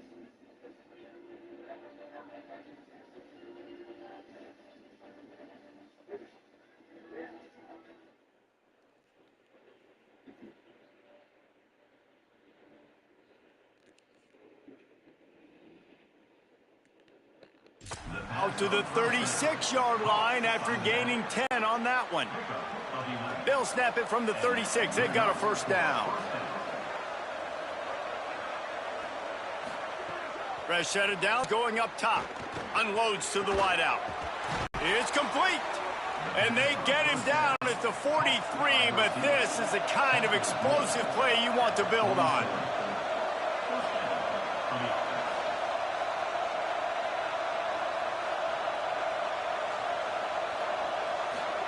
Jet sweep to the receiver.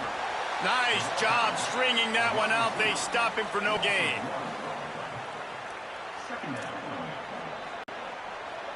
Second and long here.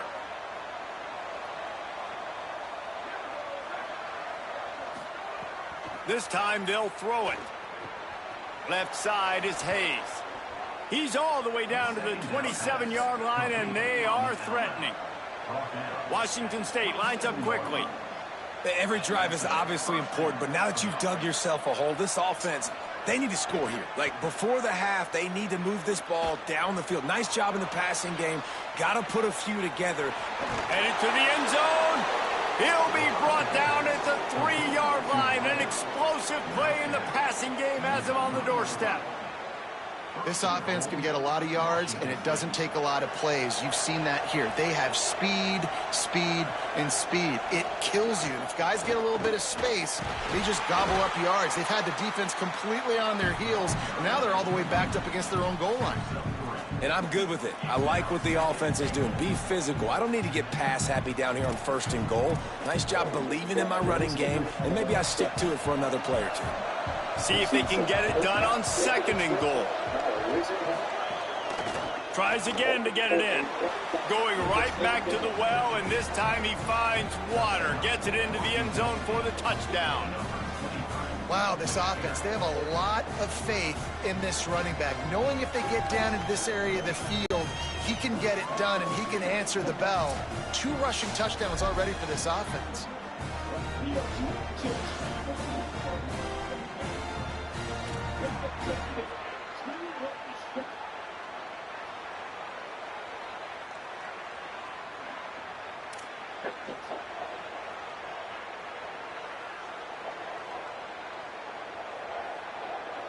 They'll try to tack one more on their score.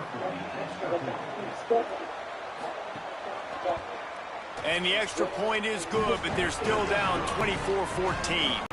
That is an efficient drive. 7 plays, 75 yards. And they close the deal, pushing their way inches into the end zone. Bringing it out. And the returner will be knocked down. Let's see what Holly Rowe has for us on the sideline. Here on the Cougars sideline, this has turned into a ground attack. Both teams able to run the ball, but they want to answer right now, see if they can continue to get some momentum. But keep in mind, they also want that passing attack to come alive. We'll see what they're able to do right here on this drive. I'll keep you posted on how things develop here on the sideline. Guys? Thanks, Holly. I think you don't give up that 4 hits on the sideline something on the guy. I don't know what you're supposed to do with it. Offense took a little bit too much time at the line there. Yeah, and we talked about how difficult it is to push it coming off the bench. Dealing with an elite fastball, top of the zone.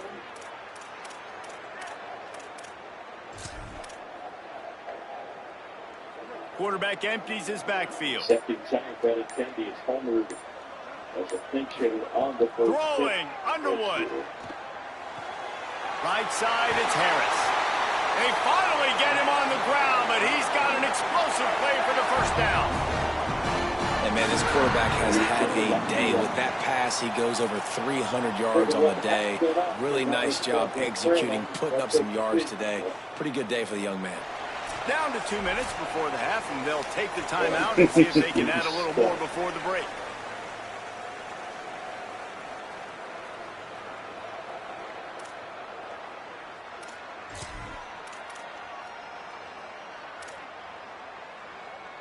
The Cougars peeled off a huge chunk of yardage through the air and now back to the line.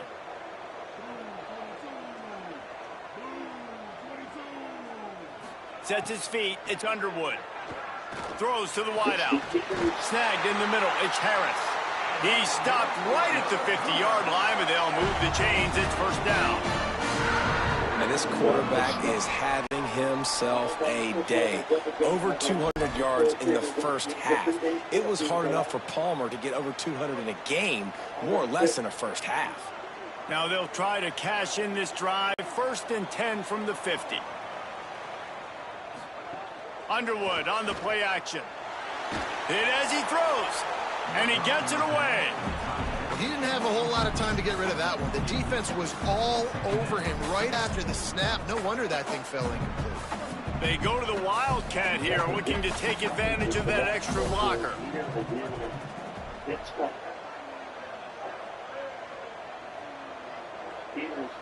On the direct snap, it's Harris. Trying to escape and get it himself. Found a little room out of the Wildcat that time, just short of the first down. The Cougars lining up, just needing a few tough inches on 3rd down.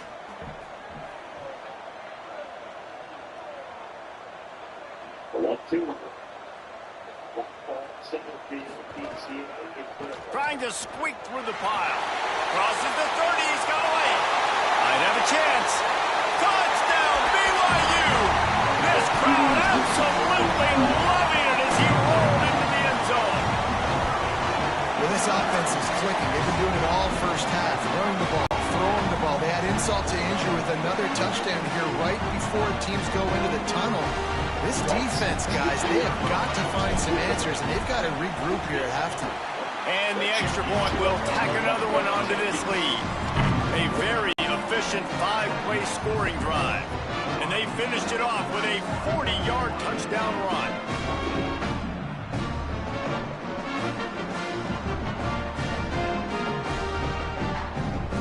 Will be Banks in Virginia.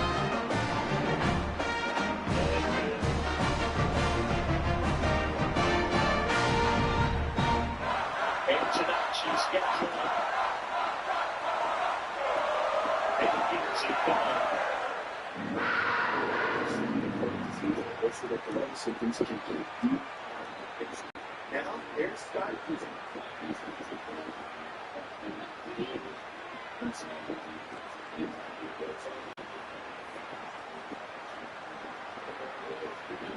Get back in the pitch. Feel significant circular defense early this week. Scatters the improvement of recently air damage and intestinal line in 12 weeks. And people achieve life remission. Don't be allergic. Serious allergic reaction, increased infections, or the probability of harm may occur before treatment can check for infections in TB. Clean up during any flu or symptoms of disease. Liver problems leading to hospitalization may occur for treated for growth and usage. Seriously is proven to deliver relief, repair, and remission. Ready to get back in the picture? Ask your doctor about the number one prescribed biologic approach plus UC. There's a busy one in safety. Not that is the safest new program.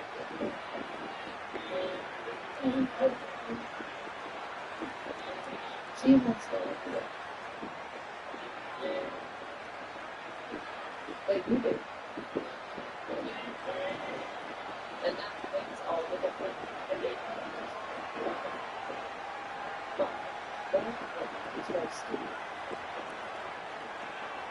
Well, Peterson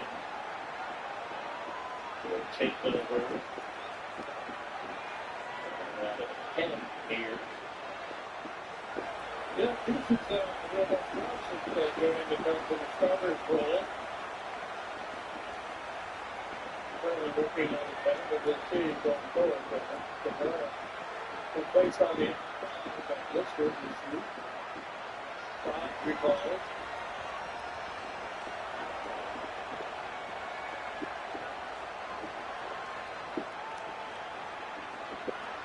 This one to that six. The outside of the Maryland, more than willing to hang in there. Big one for the team.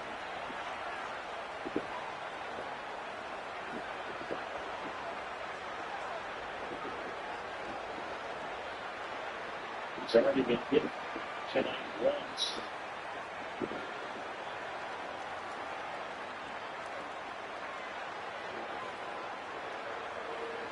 Number 92. Set to kick this one away.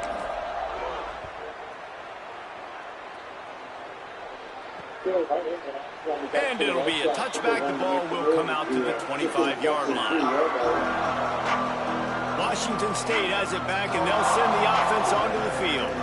So late in the half, this is really an opportunity, David, maybe to swing the momentum in their favor.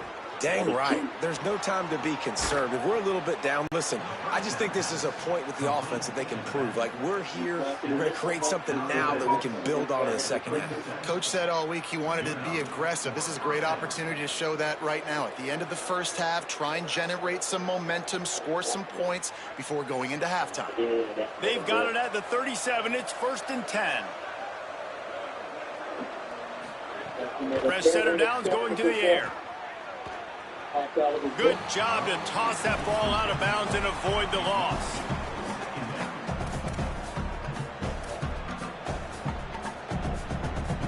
Long way to go on 2nd down. Wants to throw. He's working against the clock. He misses his man. The accuracy just not what it needed to be on that play. Well, he's linked up with his quarterback 4 times in this first half. Finally, they're not able to connect on that one. I think the defense has just had enough. I think they've said, you know what? You can throw it somewhere else, but you're not going to get it to that guy. We're going to have coverage helping out on that receiver. And it's a good sign for this defense, man. The first 2 drives, they put scoring drives together. And they didn't get stops when they needed it. On the third downs, nice job coming up big on a third down, forcing the 4th down, and hopefully now getting off the field. They booted away. Looking for room. Makes a move. He's going to get loose. He just about took that one to the house. They finally bring him down, but when you have a return like that, it pretty much eats up everything gained by the punt. With an update on that, let's check in with Holly. Here on the BYU sideline, guys, they have a big lead right now, and they were expected to be here. One of the top teams in the country. They have performed that way here today. Even though some of the players are starting to celebrate just a little bit, coaches keep saying we have more work to do. If they really want to continue to be one of the best teams in the country, they have to keep their foot on the gas to end this game. Guys? Holly, thank you. The offense couldn't get the snap off in time, and it'll cost them. 0% APR finance and $4,500 bonus cash on Jeep Grand Chill. They get 4.9% APR financing for 72 months. Play action with Underwood. Fires to the wideout. Finds a man by himself. Touchdown, Cougar! And they kick it in for 6 more points. And we are officially in blowout mode. This offense has been up and down the field. We've seen so many explosive plays, and they score again before going in at halftime, guys. I'm hoping we can have a running clock here in the second half.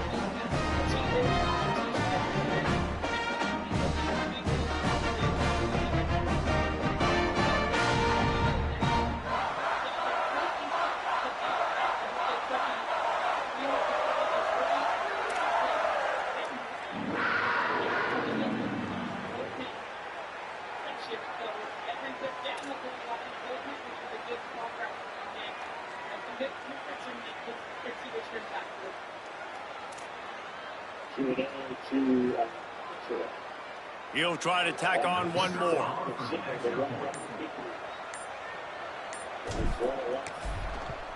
The kick is up and good, and put one more on the lead. That's exactly what you want to do when you have that type of field position. Strike quickly, and they did. One play, and they put it on the board.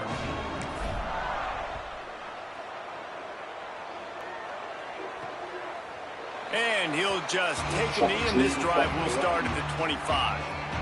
Inside 30 seconds to play in the half. We'll see how aggressive they are on this drive.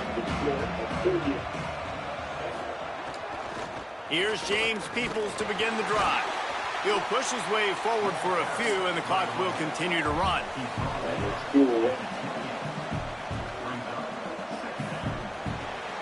Halftime as both teams head into the locker room. We're looking forward to a terrific second half, but before that, let's check in with Kevin Connors. Guys, welcome into the epicenter of the college football world, our Orlando EA Sports Studios, and a great Week 8. We get right to it with Indiana taking on the Northwestern Wildcats. And it's the home squad in an absolute fist fight with a team that has been every bit their equal today.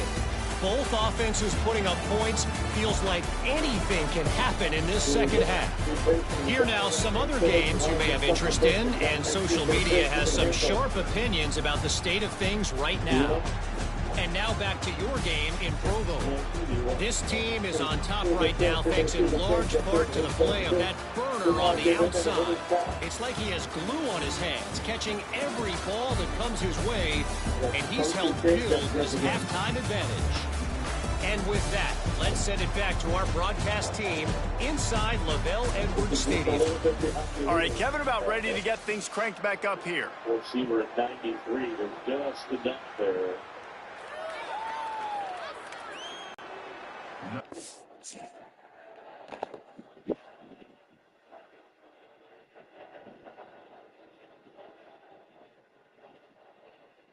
2-2.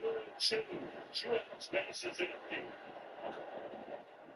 Second base in left center field. And it's cut off, but here's PCA. In second, and he's got the double. Tying run in scoring position. And some great baseball going on here tonight. What a play in left field by Anthony to lead its feet. Keep that ball from going to the wall. PCA is going to get two anyway. Great adjustment, staying back on that change and latching it the other way. Eyes off the prize the whole way.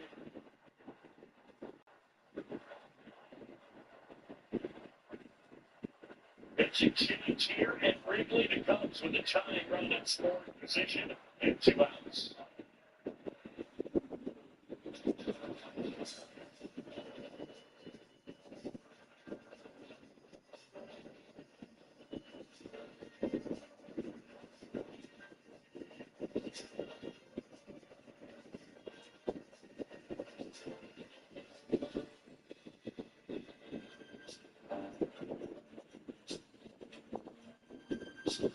Explore AJTRIP.com.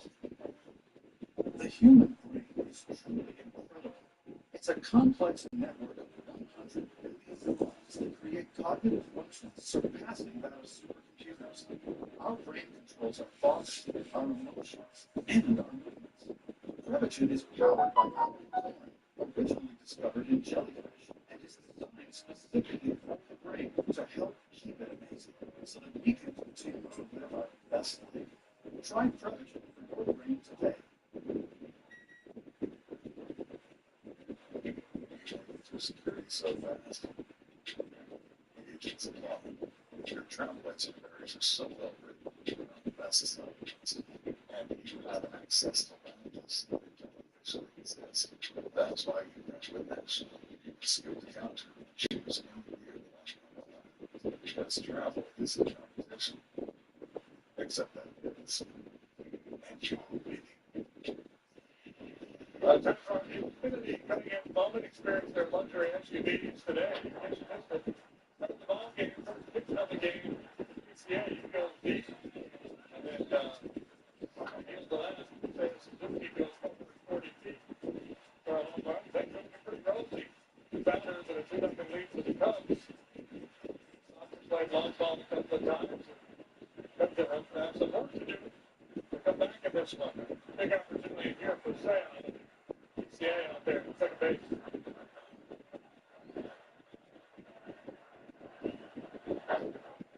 And Hicks pumps in a strike. One of the things with this guy, walks around the table, he walks almost 14% of the guys that he faces.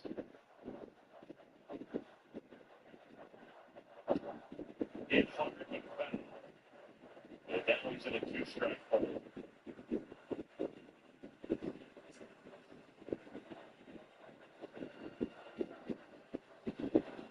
That's an electric arm, always had. Took a wicked fastball, came to the big league for the Cardinals, 18 wins, 21 years old. 0-2 on stance, spin it up.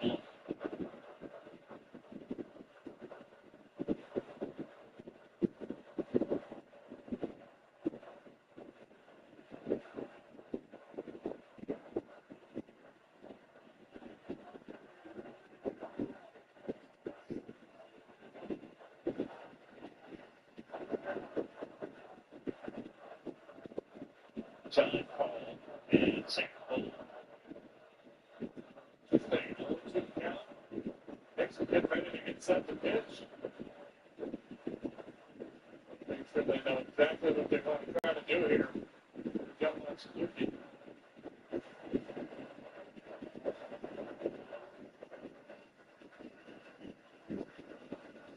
Say it's Homer rounded out, walked and scored and struck out.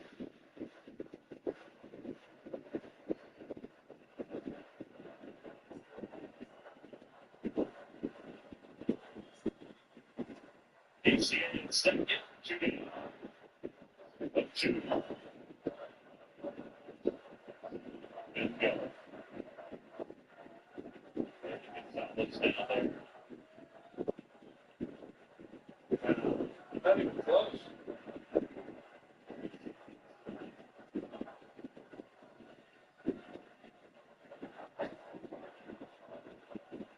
Slam and go. 99 at the top edge of the zone. A little bit surprised they didn't challenge here. They've got one left. Yeah. Giant run in scoring position. 2-2. And now it's 3-2.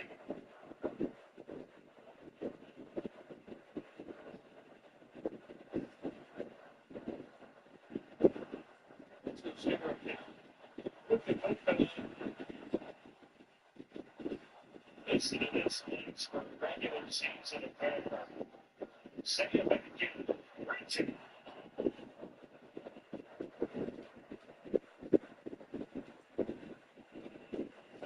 Stay on it. Foul it off. Hope you get a mistake. Tough pitch to get to 99 top rail.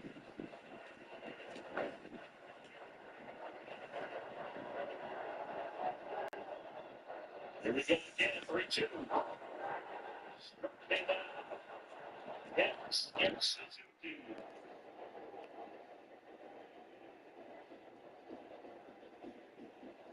Number 92 set to kick off.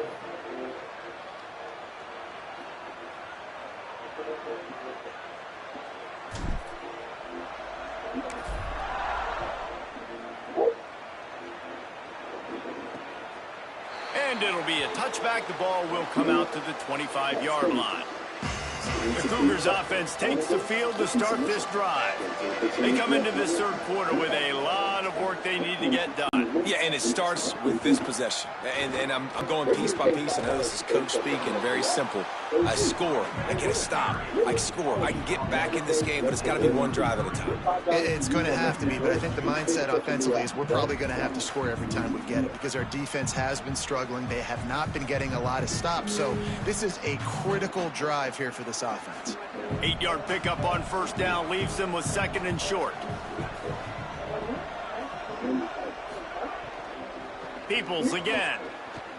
Turning it on. And he gets the first down, but man, did he get the hit stick laid on his noggin. You're down. Obviously, at the half, you had a conversation. We got to come out and put points on the board. And, Jesse, it looks like they're going to start with the ground game. And I love this, David, too. Regardless of whether they're losing or they're winning, come out here and try to be the most physical unit here in the second half. Get this run game established. On the RPO, got him. And he didn't have a whole lot of operating room after the juke. Not much room to run. What a weapon these wide receiver screens can be. Not only do you get a convoy blocking, you get dynamic running. When you do this and you show me the threat of throwing this wide receiver screen, it makes me play defense differently. It makes me have more guys out wide, which opens the box inside. So I think it's really smart for coordinators and offenses to continually throw these screens to playmakers. Hauls it in. He's knocked out of bounds. They'll mark it at the 44. That's a good job by the drag route there, understanding his zone coverage. So instead of continuing to run across the field, he settles down into an open spot, making it easy for his quarterback. And he's going to go backwards, and they force a fourth down. What a play by this defensive front. No sign of the punt team as they will go for it and try to move those chains. Here's Peoples one more time. Drag to the ground, but not before. He's converted the fourth down to keep the drive going. They give you 4 downs for a reason, and this offense decides to use every one of them. Hey, if I had a back like that and I had this offensive line, man, I would do it too. I wouldn't even think twice about it. Roll the dice, give your guys an opportunity to go make a play, and they do. They didn't get a push at all on that one. It'll be no gain on the play. I don't like the play call. You're down this much against the best run defense in the entire country. You're just smashing your face against the wall. You're not going to get it done. To win this game, you're going to have to throw the ball to get back in it. Defense didn't maintain its discipline there, and they get into the neutral zone. It'll cost them 5 yards.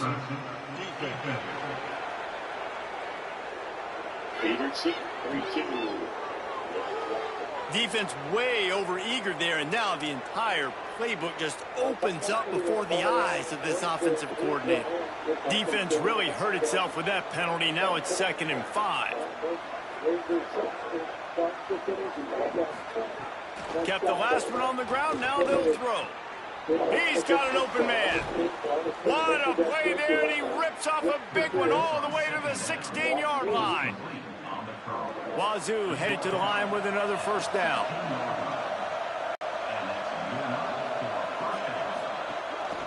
Out of the gun to give to the back. Defense right there to stop him in his tracks, and they get nothing on that play. And after your defense just went out there and gave up a touchdown and let them build the lead more, you really need to come out with this drive and answer. And the running game is not it.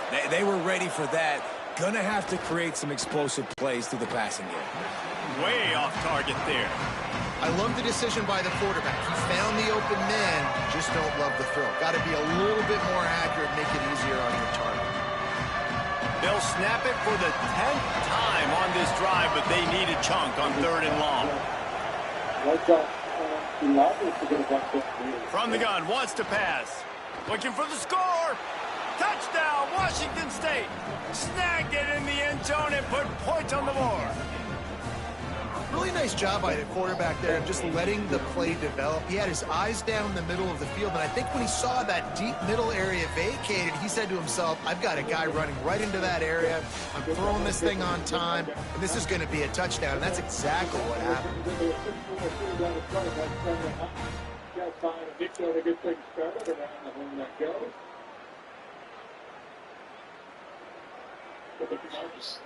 In the bottom of the nine. Scheduled to be Brooks, Bretman, and let's see if they can roll snake eyes in a good way and get the deuce. Looking to throw. Somehow fits it into that traffic. He's not going to make it in, and the decision to go for 2 does not work out.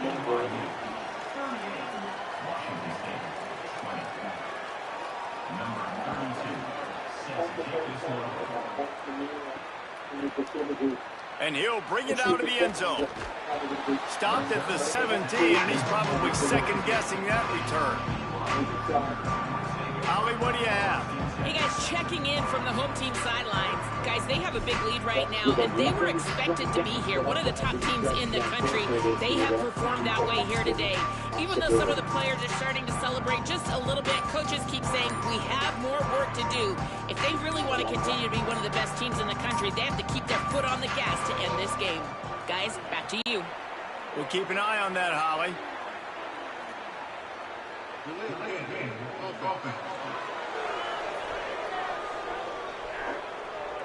That is a completely avoidable penalty. The quarterback just went into brain lock and lost track of the play clock.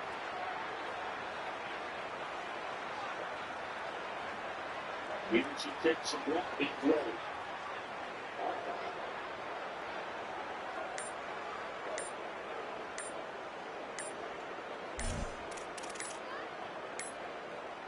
They weren't able to get that one off. It'll be a delay of game.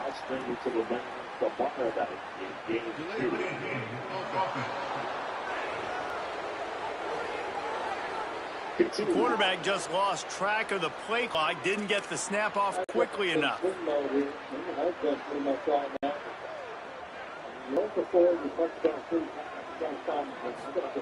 Here's Underwood to throw. Unloads to the wide out. Out wide right, it's Casper.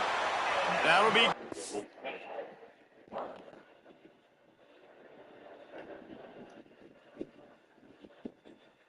Sox pen is quiet, so it looks like it'll be Hicks and the 9. 2-2. And my drop down on strikes for the 4th time. We'll go to the bottom of the 9th. Last chance for the Cubs. Get on a run. Bush, Bregman, and Hack do up. Introducing the first ever Infinity GX65.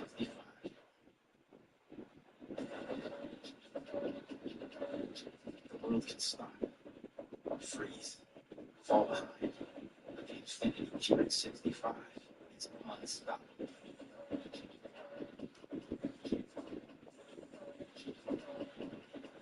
Discover the first ever Infinity GX65 at your local Infinity retailer.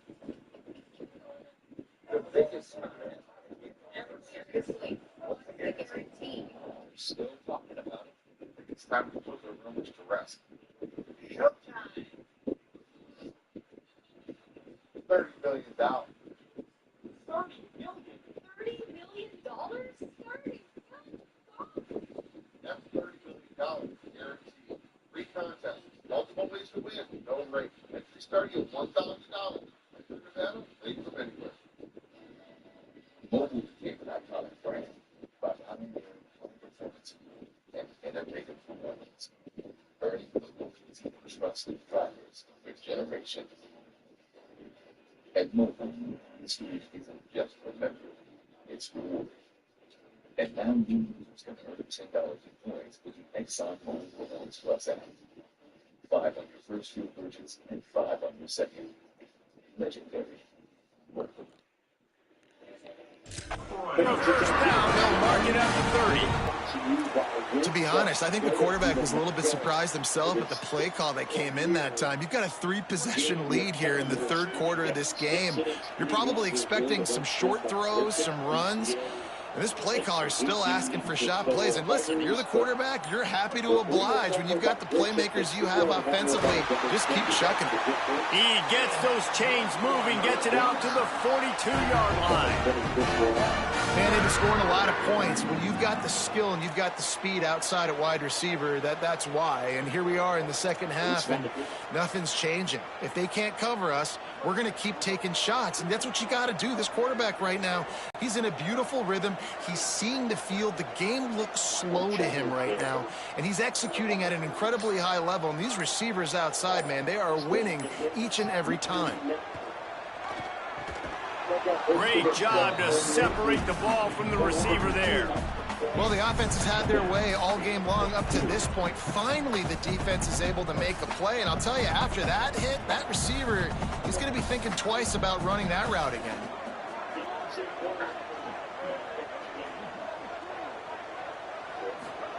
Again, it's Underwood. Makes the grab. It's Lyons.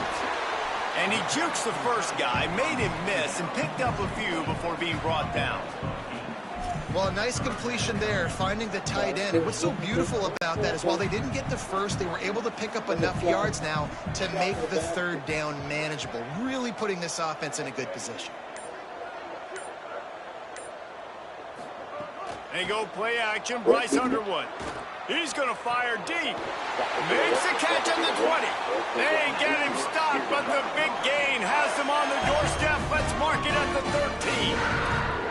13. Well, these two have been absolutely unstoppable in this game, and it just feels like every time this guy drops back to throw, he's throwing it to one guy and one guy only. The defense cannot stop him. He has been a matchup nightmare all game long. Right side, it's Bowman. They'll get it down to the 8-yard line on that throw and catch, and the defense is backed up against the wall. Going to work in the red zone, they can't pick up the first down without getting it into the end zone.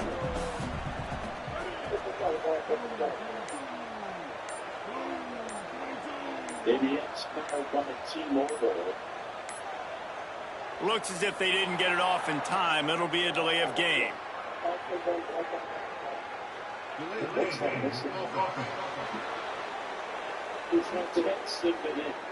So frustrating to see an offense lose track of the play clock and pick up a penalty like that. A delay of game penalty makes second down a little trickier. They need 9. Here's Bryce Underwood to throw. Unloads to the right. Makes the grab. That completion will take it inside the 4, and the offense is threatening. And here comes money down for this offense. Third down execution is a premium. You work on it all week ad nauseum for these moments when you can execute when the field starts to shrink.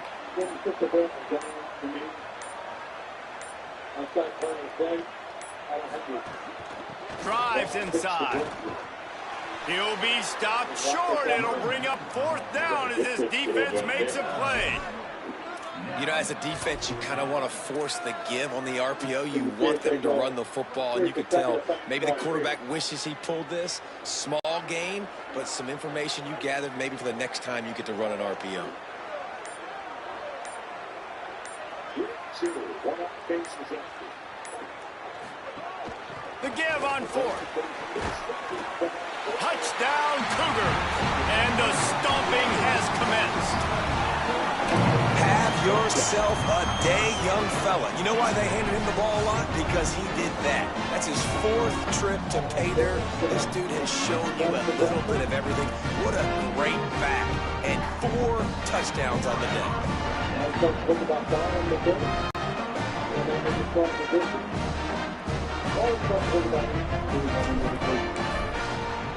And with the extra point, they push the lead out a little further.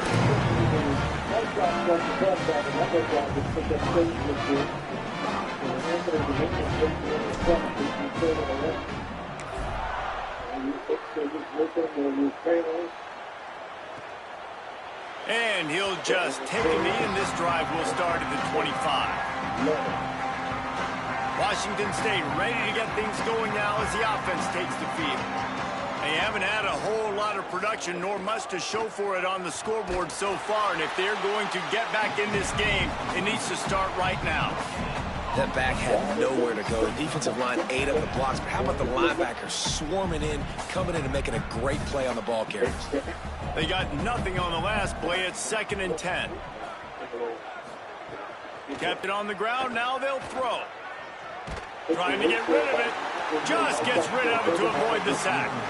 In most instances, I would say really, really nice decision by the quarterback. But when you've got speed like this guy has, I think you'd sometimes, instead of throwing it away, would like to see him take off and see if he can go make something. And the pressure was too much. They get him at the 15. This has been a frustrating day, and I'm not sure it's going to get any better. You're already down huge. Listen, this offense can't protect this quarterback. They don't do anything right now. This defense has had their number all game long.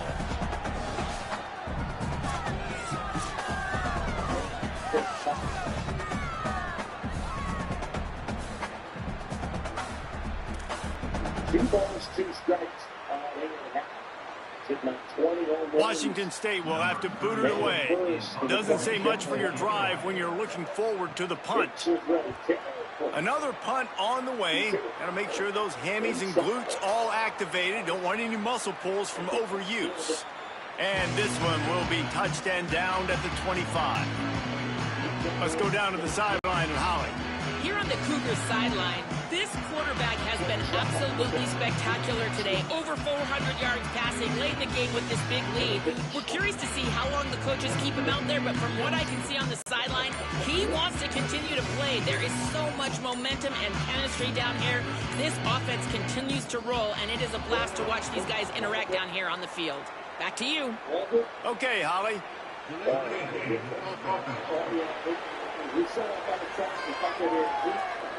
The delay of game pushes the offense back.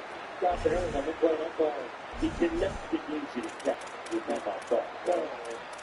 kind of movement and that kind of velocity.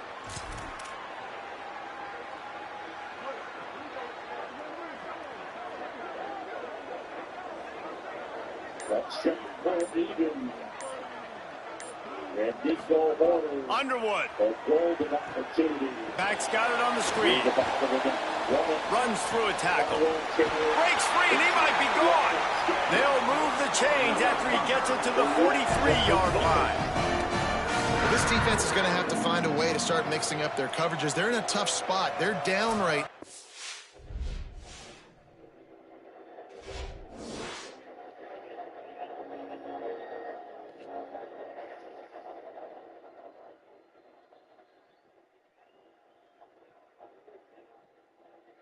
First and second, and one away. Pick steals. He pushed the ball. Here we go. Tagging.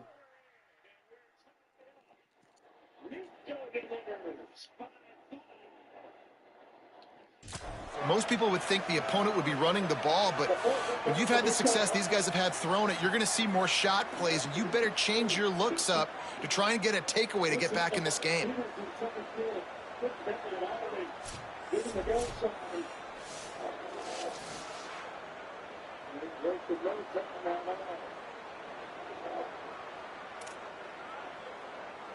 going to hit most every quality fastball in zone, right? Well, he did that.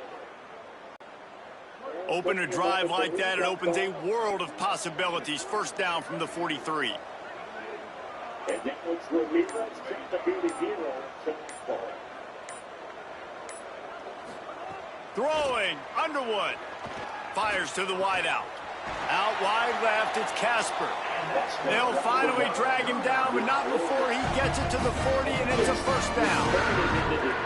Well, I guarantee you one thing, and at halftime with the big lead, there were no conversations about, hey, let's run the ball, let's slow it down, let's bleed the clock, keep our defense fresh. They are staying aggressive. They're trying to add to this lead, and with this quarterback, I do not blame you. Keep chucking the pill.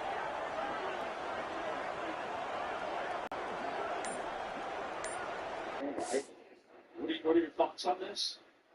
It's a high-risk play because we got a guy on the mound that struggles with command. So Miggy takes inside. And they got the influence of Tom Holloway. That's playing for double play. Looking for a man. It's Underwood. The screen, and watch out. Makes the catch, but goes no further, and it'll be a short pickup on that one. This is no surprise to defenses anymore. Everybody throws wide receiver screens, and you could tell they were ready for it. They saw the quick game. They pounced on it, got the wide receiver on the ground. That's not the first time they've seen that route. Bryce Underwood to the air again. Out of the backfield, he's open. He's close to the first down, but they're going to mark him just a little short. And I like a good check down as much as anybody. Survey the field, don't make a mistake. Check it down to your running back and let him do the rest. But there was two guys right next to him. So that was actually a little bit of a...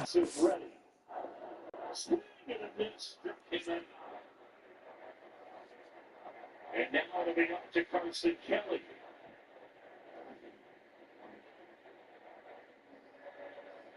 Execution of this sequence, the many bit of against from Hicks. Under pressure, under the heat of the bases loaded, he delivered.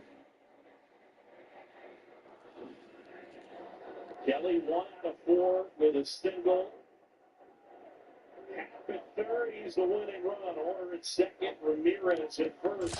Nice throw, but you could tell they were definitely locked in, and they were not going to let that running back catch that football and go anywhere after the catch. Play fake, Underwood. Throws to the wideout. Left side is Casper. And right in the middle of tight coverage, and he still makes the grab at the 15.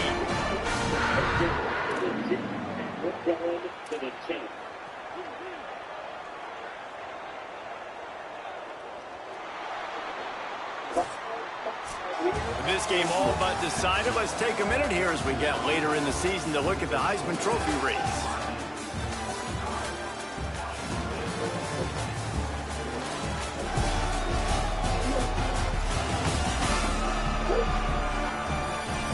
One more quarter to go, and it looks as if we are ready to play.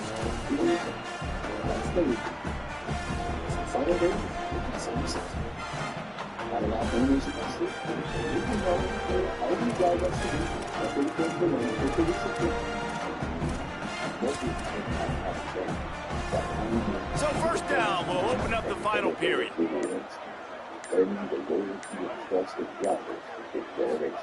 Here's Underwood to throw.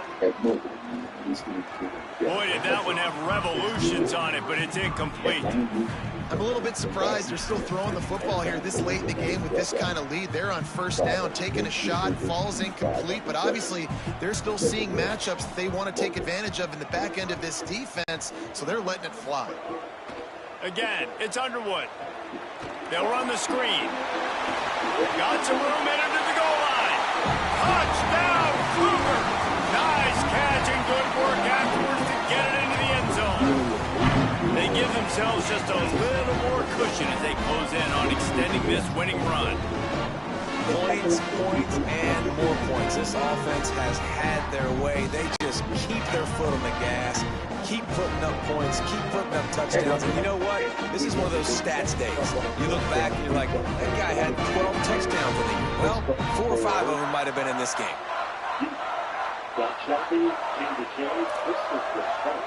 On to attempt to try. And the extra point just tacks a little bit more onto this huge lead. So it's an 80-yard drive, and they finish it up with a 15-yard scoring toss.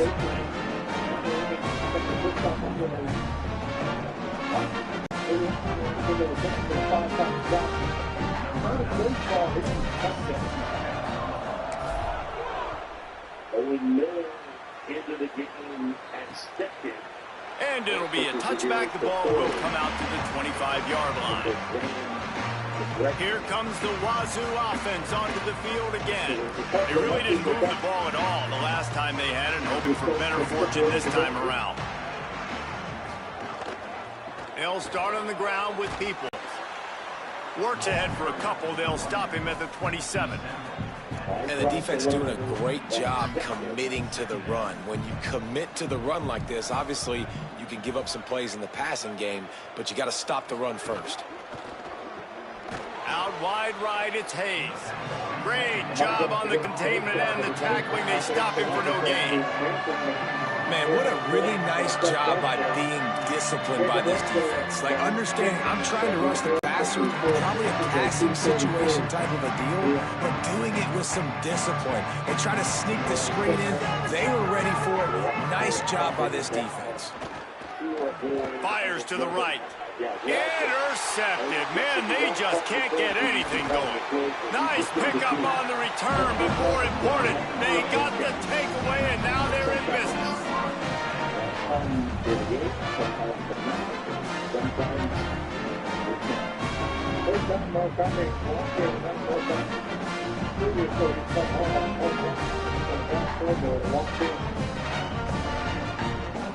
In there, the Vargas for a strike.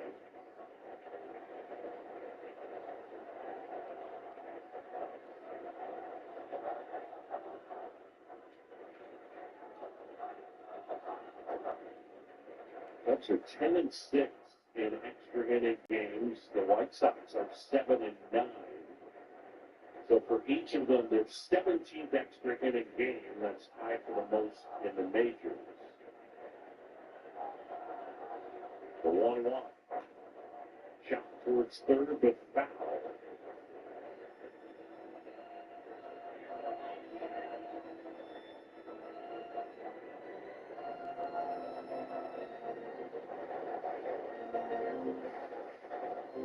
For the Cubs, 5 runs, 13 hits, no errors. For the White Sox, 5 runs, 4 hits, and 2 errors.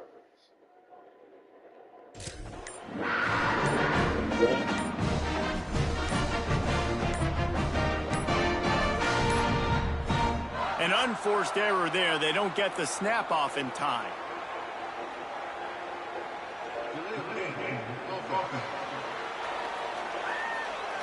Easton left. Offense took a little bit too much time at the line there.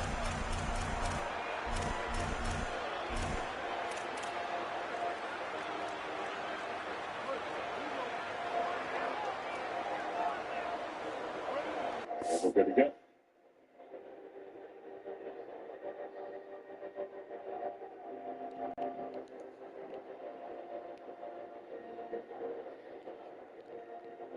Absolutely beautiful night. A packed house, a sellout at Wrigley. And a great atmosphere. John Chambee and Jim DeShanes along with Taylor McGregor. We're in the 10th, tied at 5. Swing and a miss, struck him out. And he gets Vargas. There's that changeup, JD. Yeah. What a weapon this is. One of those changeups in the game. Stop from Richards earlier. Now Webb breaks his down. They get Vargas. Well, here's Benintendi with a big pinch hit, 2-run homer. Here's Bryce Underwood to throw. Right side, it's Casper. Stopped right there. And at this point, the defense looks as if they've been in one of those dizzy bat races. They've got no idea where the ball's coming from. He's over 500 yards passing. Yeah, this is a Heisman Trophy level performance from this guy. The accuracy, the decision-making, the athleticism, everything has been on display.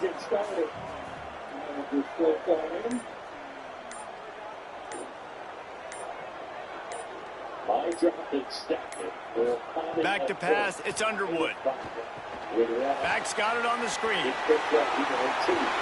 Headed to the end zone. Touchdown, BYU! And they add 6 more to the board with that trip to the house.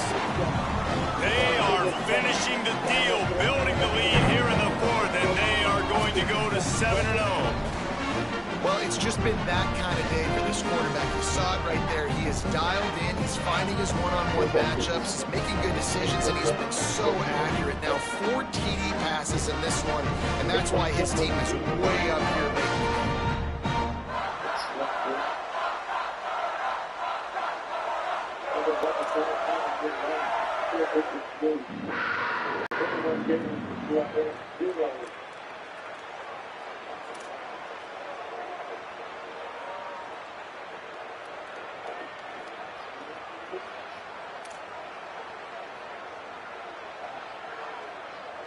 Lining up to tack one more onto that lead. And they did tack on that extra point without any adventure. Well, they didn't exactly milk the clock on that drive, did they? 2 plays and into the end zone for the touchdown.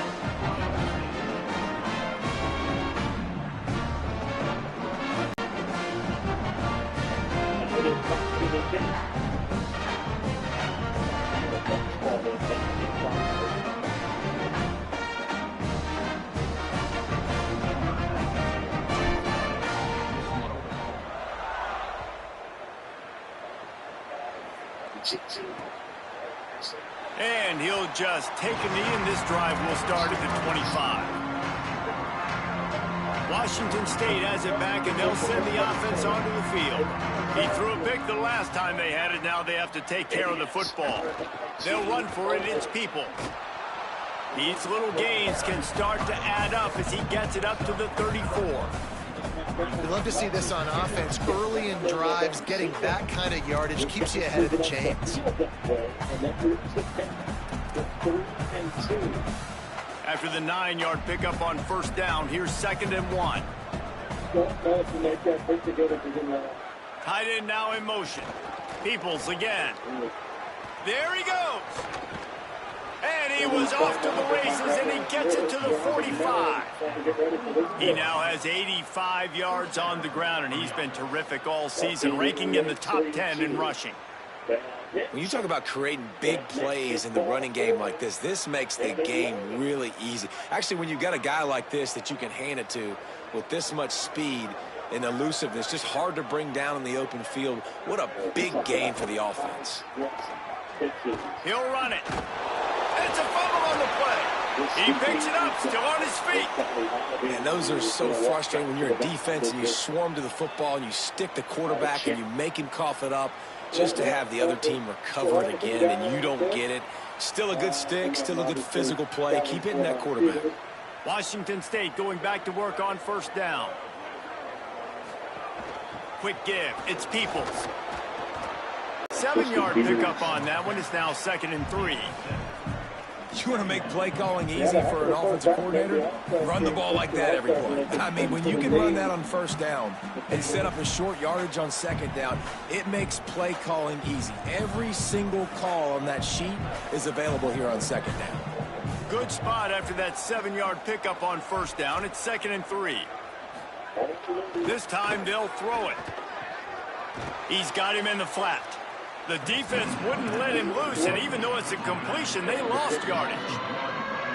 And a really nice job by the defense winning 2nd down. I think the quarterback thought he could dump this off, maybe get some positive yards, set up a good 3rd down. The defense did a great job responding and getting that running back on the ground. He's got the tight end. He is Russ. That's a biggie. Yeah, it's a biggie. It's a good pitch by the left, too, you know. At the 17-yard line, they've got a first down in the red zone. And it's on third downs like this. If you want to attack the middle of the field, you got to look for the tight end. Really nice route. Great job looking that football in. You can tell this quarterback really has a lot of confidence when he's in the pocket looking for the big fella, and they're able to hook up there. Can't find his man as he took a shot trying to deliver that football, and it'll be second down. And the quarterback gets hit again. We already know this defense has gotten home to him multiple times in this game. So here you are. You're trailing in the game. Defense knows you're going to throw it. They're pinning their ears back. You can't feel very confident right now if you're the play caller, and certainly if you're the quarterback, that you're going to have time to throw. Brought down. And this is the area of the field where it gets really, really tough. Because the red zone, you know you got to run the football more. Well, this defense is #1 in the nation against the run. So I look for this offense to be more physical, be creative, try to find ways to run the ball against this defense that is so dynamic. This will be the 8th play of the drive, but a great opportunity for the defense to get off the field. Oh, and he took a shot as he threw that one away. And this is a tough time for this offense because you're in passing mode. You're in comeback mode, and what is that? The defense knows that. Like, they're pinning their ears back. They're coming after the quarterback, and you've already struggled protecting your guy today and creating those explosive plays. This offense is going to have to buckle up and really protect their guy in front. And I know a lot of people are scratching their heads why they try to kick that field goal. You're in the fourth quarter. You're down a boatload of points. A field goal isn't going to do it. If you want to win this game, you need touchdowns. I would anticipate for every possession they get from here on out, man, you've got to be way more aggressive. On the run from inside his own 5. He'll be brought down at the 22-yard line. Good coverage on that one. His return is stopped short of the 25. Let's check in with Holly Rowe. Here on the BYU sideline, the team is rallying around their quarterback. He has been terrific today. Every time he comes off the field, they're patting him on the back, making sure he knows that he is their guy. His performance has been stellar. Not a big surprise, but still, the way he's shown up and shown some composure and poise, the guys are rallying and loving what they're seeing from their QB. Back to you. Okay, Holly.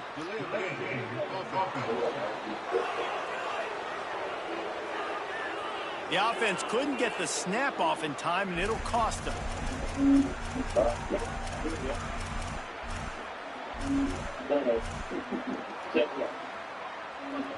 As we go to the bottom of the team. We'll get the opportunity. Working the ground game.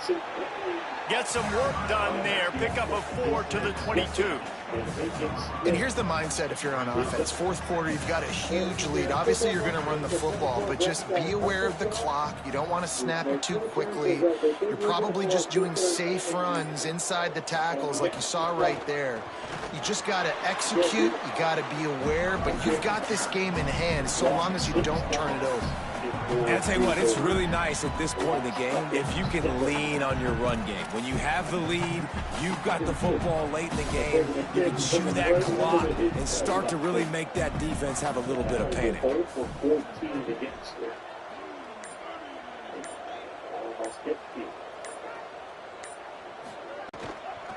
From the gun. Absolutely nowhere to go as this defense makes a third down stop. Looks as if BYU will have to punt it away.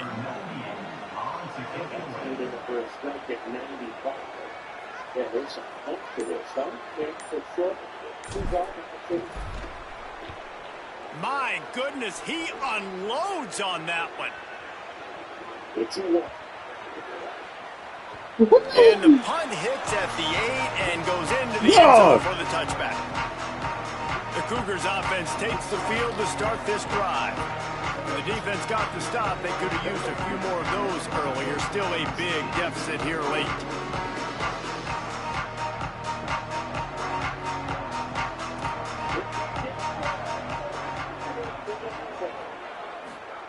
Drops back on first down.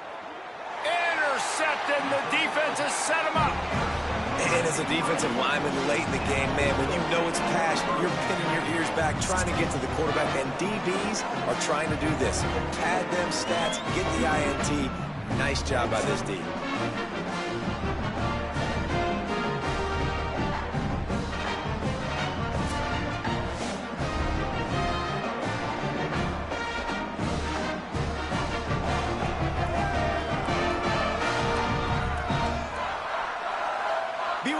has it back. The Cougars ready to get into that playbook.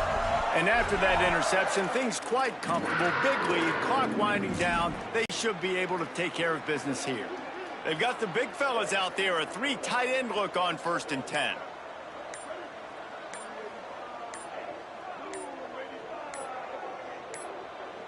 They weren't able to get that one off. It'll be a delay of game.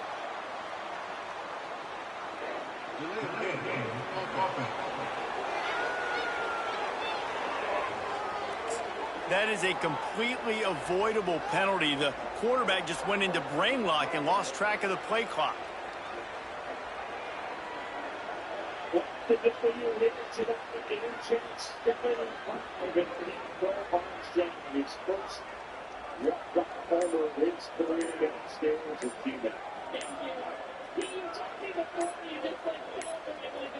They're going to take another delay of game penalty. You just can't have these types of mistakes.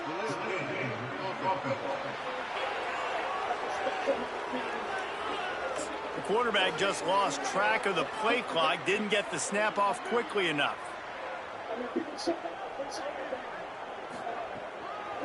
Handoff from the gun. And he's brought down after a short gain.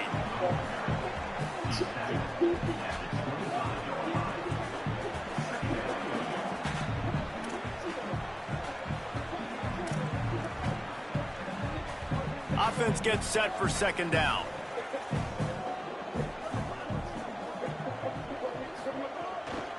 They'll run him again. Brought down after a good pickup, and they're in the red zone at the 20.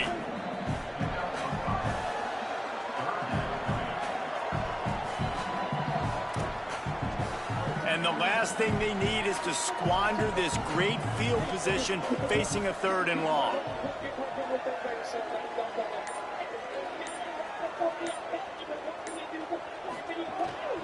They'll ride the running back and leave it with him. They wrestle him down at the 16-yard line. A 3rd down stop. Now to see what they do on 4th down.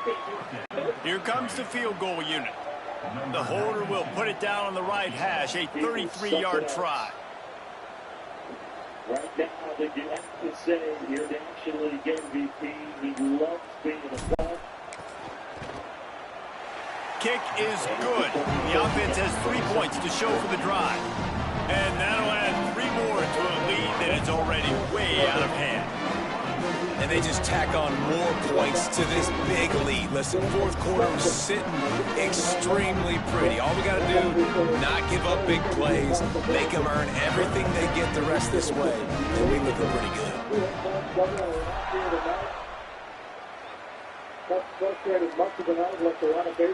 And it'll be a touchback. The ball will come out to the 25-yard line. Washington State ready to get things going now as the offense takes the field. Well, the good news about this drive, Jesse, it can't go worse than last time through a pick on the first play. No, it certainly can't. I think one good way, David, to help your quarterback turn the page is just find him an easy completion here and let him get back into a rhythm. Yeah, or find him an easy handoff. Just hand the football off, maybe get the ground game going, maybe jumpstart this offense a little bit. You know, the defense doesn't have an answer for this slot guy right now, and they may want to think about... Makes his 3rd appearance for the Cubs. Begins at 6. Coming up after the break, Cubs post-game line. Right, the least Medicare. A flip floyd, and it's right around the corner, so stick around. The DQ Blizzard Double Flip Deal is here. Buy 1 Blizzard treat and get a 2nd for just 99 cents. 99 cents? That's bananas. 1, 2, 3, DQ. The Blizzard Double Flip Deal. Limited time. Get it in the DQ now. Georgia Jr. or fed up. They weren't planning on having to replace their brakes today, but they went to AutoZone, where a friendly AutoZoner helps them find a deal with the right parts.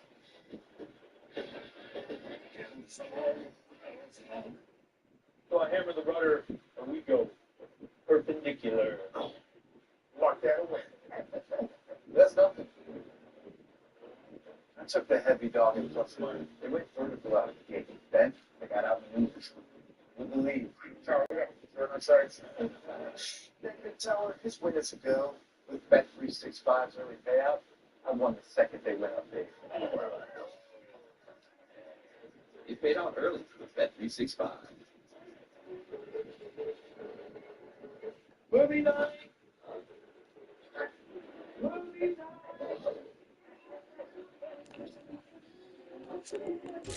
Bracketing him, having a defender play to the outside and to the inside. Probably some sort of zone coverage where you're trying to get two bodies, forcing the quarterback to have to go somewhere else with the ball. Second down, gonna throw it. Nowhere close on that one as he got drilled trying to deliver the football, and now they face third down. Well, this guy must feel like he's running to a buzzsaw in this game. He has been under duress all game long, and that's a big reason why he's thrown multiple interceptions in the game, too. Nothing coming easy to him. It's hard to see the field when your internal clock is going off so fast because of the pressure of this. Shakes a man, and he might take off. The 40. He's at the 30. He's at the 10. And he'll take it to the house. He got loose. Touchdown, Washington State.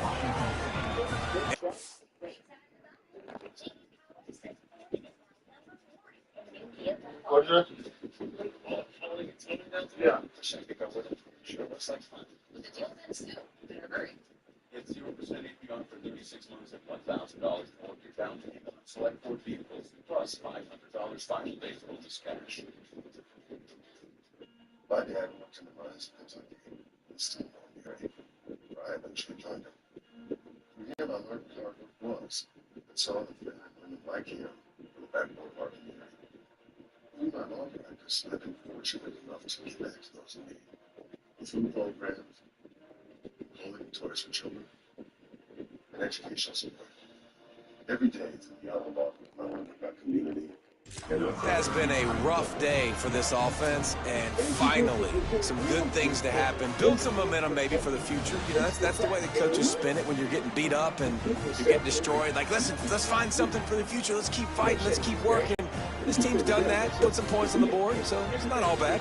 A Chicago brand and Auto, we offer award-winning service, and for more than 100 years, we've partnered with local independent agents who provide personalized service and expertise. Local service makes sense to us. Find out if auto owners will sense for you. Getting set for the point after.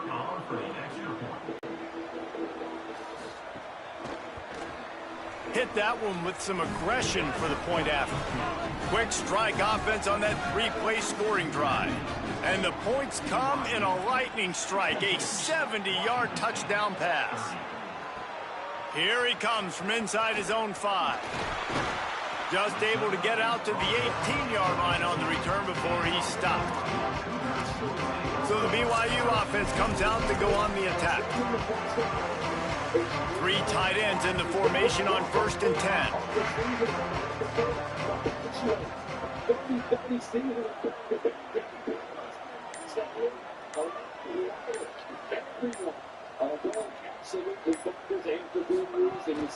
The handoff, keep working on that clock. Finds a little bit of space, gets 3 to the 22. This is an area of the game on offense you've got to be able to run the football well. You've got the lead in the 4th quarter, and obviously you're in your own end here, but you want to bleed the clock. You want to stay on the field and keep getting first down, so you have to be able to run it.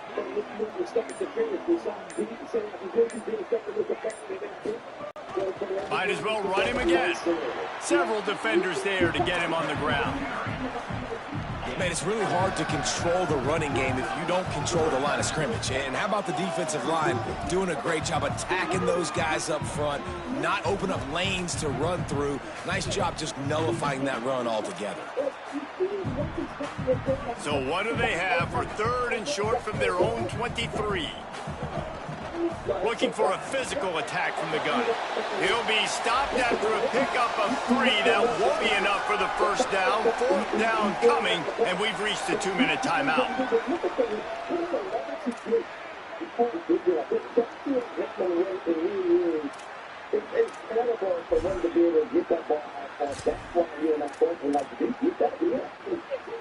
Hold on a minute. The offense still out there going for it in their own territory.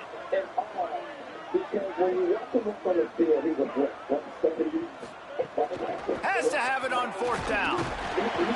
He's brought down, but not before he picks up the first down and a gutsy call to keep this drive alive. And the Cougars come to the line with a fresh set of downs. The give to the running back from the shotgun. And this is exactly where you're going to be as an offensive coordinator. Like when you've got the lead late in the football game, just run the football, eat the clock. Man, they put a good day together. They've had their way with this defense. A lot of positive things to point to. This is one of those weeks when you watch tape, it's going to be really fun to watch it. Not like when you get beat up. A lot of big plays from this offense. You can put his face on so many things, and how he thinks about the situation. From the gun, they'll try to impose their will. Brought down at the 46, but he got 10 on the play. The Cougars kept this drive moving on the ground. Now back to work. Yeah, you figured Carson was scoring. So I just look at those, and that's in the stands, by the way. If y'all ain't here if you ain't here watching this live, you missing the boat. I'm just telling you, it's crazy to feel the atmosphere, to feel the fans, how they're talking about the game, and all the moves tonight on both sides. I thought Will Venable did a great job of just coaching every. Side, come on, you Red Dragons. 1-0 advance with 5 year seats. That's where it stays to the 8th minute of second half stoppage time. Quite a free kick right on the edge of the area. Ruben Colwell equalized on the last kick of the ball. Wrexham's first Welsh start in 24 years spoiled. 1-1 the final as part of City Stadium. The Vikings Spirit Moment is brought to you by Modelo, an award for those with a fighting spirit. Modelo, the mark of the fighter. How about Monday Night Football at Pigskin?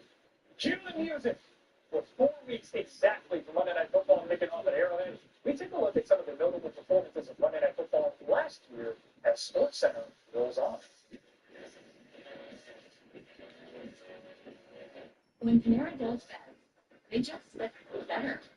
Tropical dragon-fruit goodness, passion-fruit pick-me-ups, fresca flavors that feel like the cherry on top.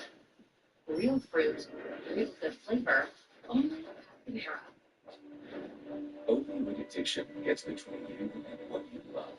Once monthly Sublocade may help you move forward in your recovery. Sublocade, with counseling and psychosocial support, treats moderate to severe opioid addiction in adults started on an oral dose of buprenorphine or already on buprenorphine. Sublocade is just one dose that lasts all month long with no complete detox required. Buprenorphine should be started after the first signs of withdrawal. Sublocade may cause harm or death if injected in the vein. As an opioid, it may cause serious life-threatening breathing problems. Ask for opioid overdose reversal medicine. Get emergency help right away if you're faint, dizzy, sleepy, confused, have problems breathing, seeing, or talking, or if reversal medicine is given. Don't take with other opioids, benzos, alcohol, or other drugs, including street drugs. This can cause severe drowsiness, decreased awareness, breathing problems, coma, and death. In emergencies, tell medical staff you're on Sublocade for opioid dependence. This isn't a full list of risks and side effects. Talk to your doctor and read the issue label for more information. If you or a loved one is struggling with opioid addiction, visit Sublocade.com.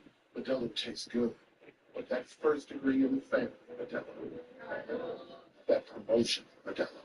Or that traveled all day to surprise a blazer, Modelo. The young word is just that. That Modelo is the mark of a fighter.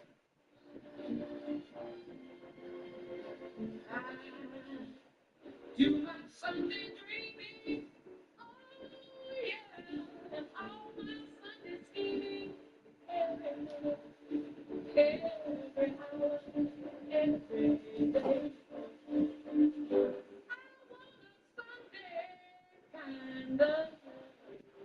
Washington versus Orlando, Sunday at 4 on ESPN2 and the ESPN app. It's great. It's the greatest weapon in the universe. Did you use that random counterfeit? No. I've only got a few seconds to explain this, so you gotta focus. WKs, you have been chosen to fight. Exactly.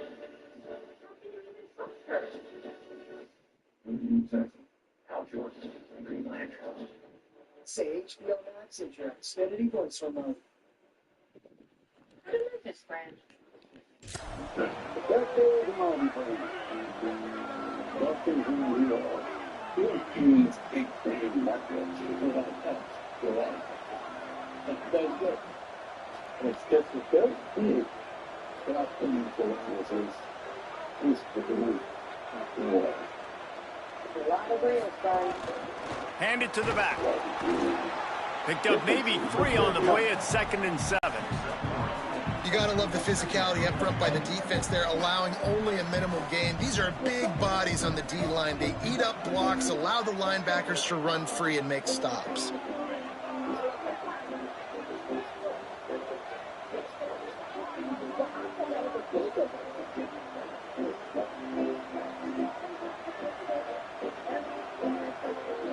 Now accepting donations of land, homes, buildings, or any kind of real estate.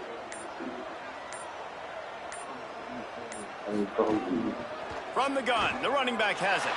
He's going to try to finish this one off with another score. And that will be the final play as the clock strikes 0 here. Well, this was an offensive showcase out there today. We thought it would be a high-scoring game, and it certainly delivered. If you love offense, then you love this type of game. Both offenses going up and down the field, seemingly at will. Throwing the ball, running the ball. But, David, I feel like if you're a fan of defense, maybe this wasn't your cup of tea. More defense option. You didn't really get too much of that stuff, but, listen, you got to get a few stops late in the game. You got to get one stop with this many points that's being scored. You got the stop late. That's why you got the dub. This has been a presentation of EA Sports College Football. For David Pollack, Jesse Palmer, and Holly Rowe, I'm Reese Davis, saying goodbye, everybody.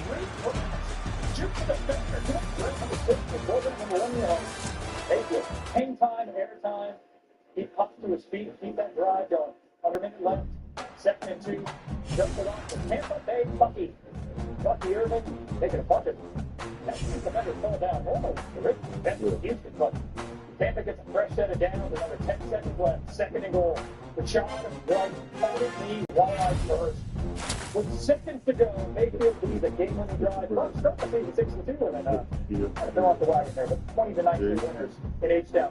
Week 5, Chiefs, Jags, 30 seconds left. Jags down 4. After the final out.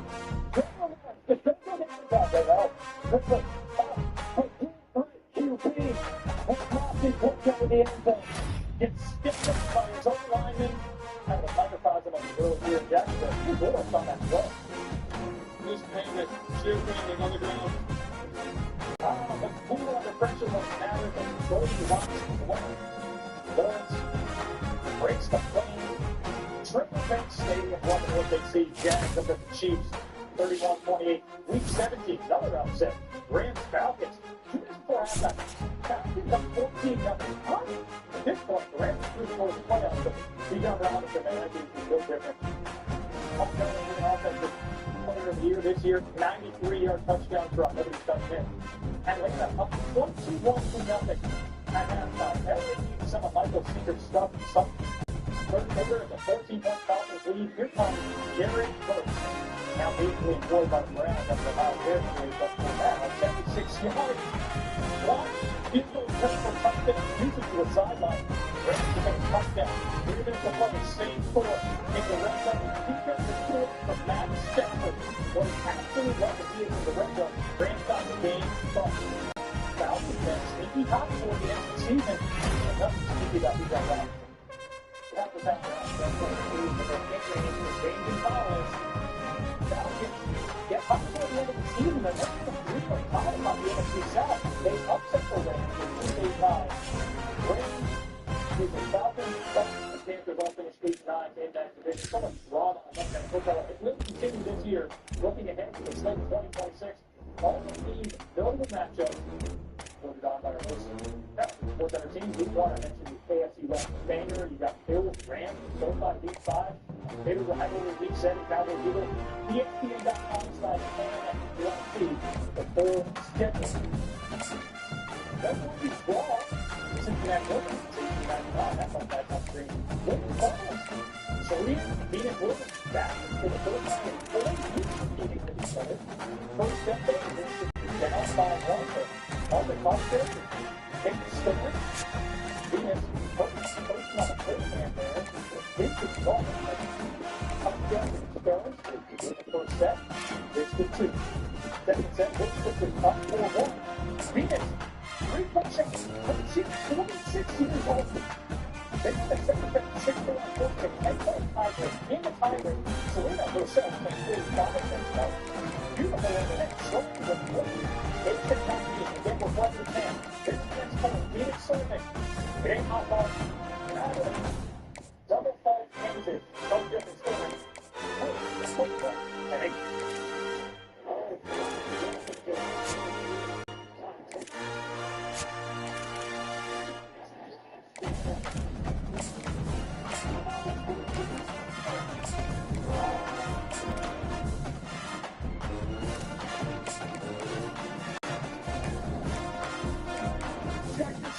because there's big news in the sports world.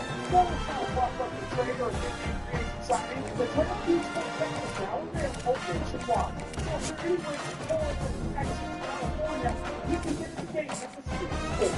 And feel the sweat is all 50 states. The draft news experience you know all the ones you need is that. Available now nationwide. You draft news companies that $5 with 150 total bonuses. Round is yours. Saturday was around only one company who watch college football. 2 days of race TV makes it easy to keep up with my favorite college teams. So how can we that? What channel? Stream college football now ahead on the Red TV.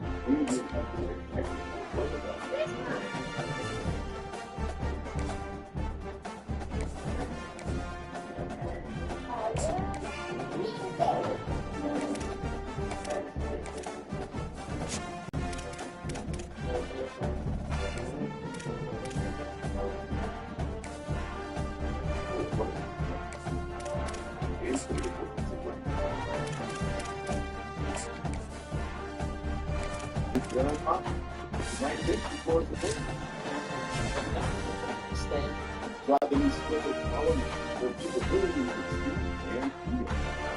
It's like a clean. These micro scrubbers can be 5 times deeper than spin lines, even in gravel. Keeping more dirt and grime off the side and hard to reach places, so stuff stays back here. And not that neat, you need to feel the speed of my soul. Driving these swivel columns for right side clean. The fan favorite pretzel bacon butt cheeseburger is back at Wendy's. Kind of like a hub on a bun, a pretzel bun. Like, oh man, the Wendy's pretzel bacon butt cheeseburger. Well, I didn't do.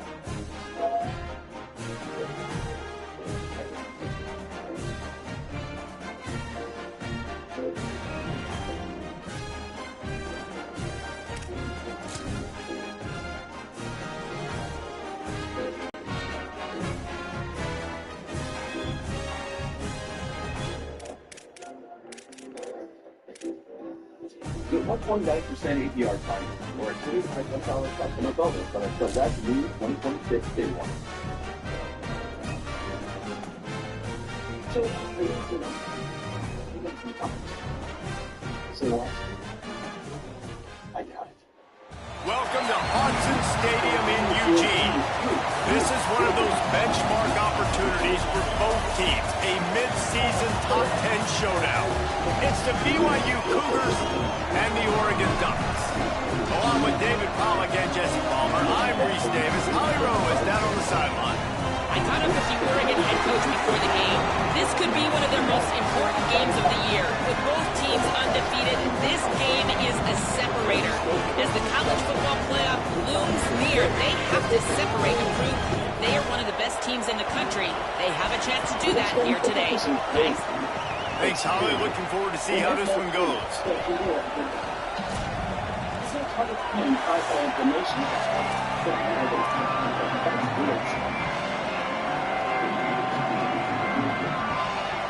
The Ducks ready to put toe to leather, and here we go.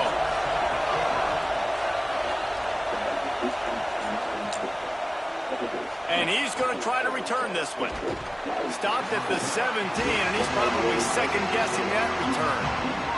The Cougars offense as they take control of the football first. Here's the guy we believe is going to be a workhorse in this one. He scored 4 times in their last game, just under 100 yards in the W. I gotta tell you, I've been really impressed watching this team, and specifically the offense now during this win streak. And the biggest thing has been the running back and their ability toting the football. physical. They're able to stay ahead of the sticks.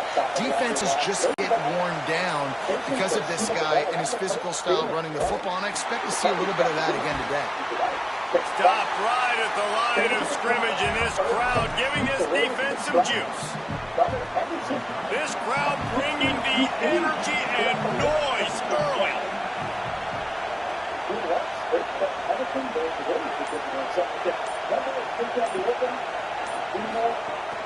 Right back to it. Get some work done there. Pick up a 4 to the 22. Man, it's nice when you can depend on your big boys up front to make a lane, and you get 5 or 6 yards. You get 5 or 6 yards a pop. You move the ball down the field easily, and more importantly, can get this defense to be more aggressive, to bring DBs close to the line of scrimmage, and then that might open up some big plays down the field.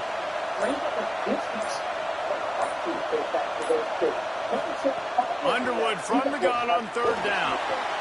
Out wide right, it's Casper. Running free. At the 30. The 10. All the way. Touchdown, BYU. You know, oftentimes in college football, the best offenses are the ones that can create explosive plays, just like you saw right there. They're top 10 in the nation in points per game because they don't have to drive the field. They've got dudes scattered all over this offense that can take it the distance on any given play.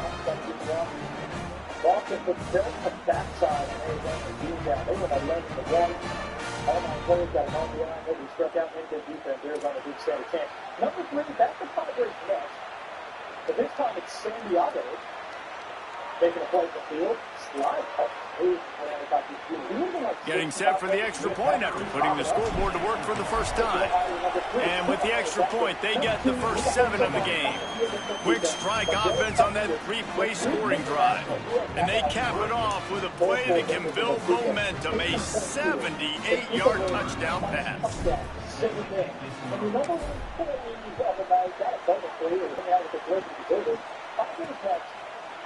And he'll just take a knee, and this drive will start at the 25. The Ducks offense coming onto the field, and we'll get our first look at them in this one. And they'll be met by this defensive front, which can wreak havoc. And man, he is going to be tasked at that QB spot with a tremendous challenge. This unit, they're top 10 in sacks, and they're going to be pinning their ears back, flying around like you've watched them on tape. And so, Palmer, when you're a QB, man, you know you're going against guys that can get to you fast, that win, that hit quarterbacks. Like, what's going through your head to start a football game? You are not going to be able to get through your entire progression. You are going 1 to 2, and if that's not open, you're taking off or you're throwing it away. You better know where your check down throw is each and every time you drop back, because against this pass rush, you are not going to have a lot of time.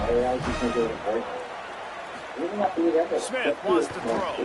Fires to the middle. Runs a tight end. Breaks into the open on the left.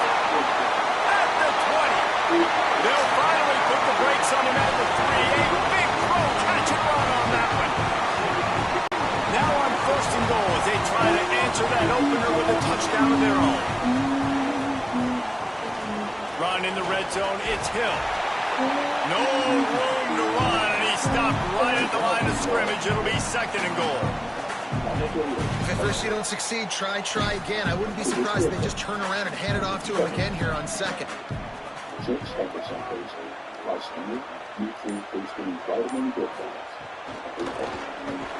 On target. And the pass is complete, but less than nothing to show for it. They're knocked down behind the line. I mean, getting suffocated right away. How about the DB? Just seeing that initially, pulling the trigger, getting to him, get him on the ground, get the tackle for a loss. They believe in their running game on 3rd and goal here. That was an important stop there as they try to hold them to a field goal on this drive. And obviously that's a little bit demoralizing for the offense, having the ball down there close to the goal line on 3rd down. You'd love to be able to just trust your offensive line to get the push you need to score a touchdown, but you don't get it. You don't necessarily have to go for it here, but it doesn't help your confidence moving forward in this game running the ball. This offense plenty happy enough with the result of that play, so they just let the official put that flag back in his pocket and decline the penalty.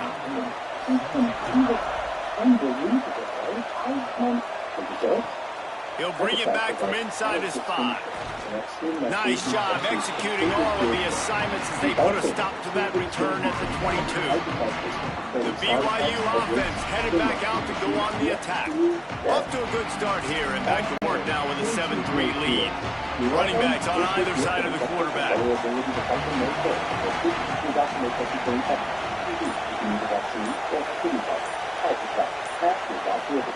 Underwood. Caught over the middle. It's Harris. That one could really put this drive into high gear as they have a first down at the 37. Here's this offense with a fresh set of downs.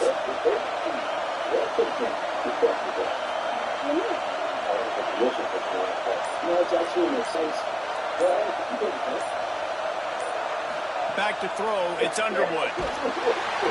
And he got smacked just as he released the pass. It's incomplete. All right, guys, let's chat about BYU and what a challenge this is going to be for both teams, both with unblemished records, both sitting atop the conference, and both eager to square off against each other. And what I think makes this one more fun is that it's not just the two top teams in the conference. These might be two of the better teams in the entire country. These two teams might make the college.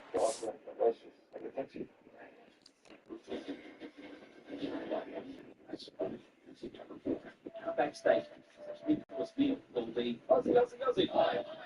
with super salad, your choice of select entrees, and cheesecake for dessert.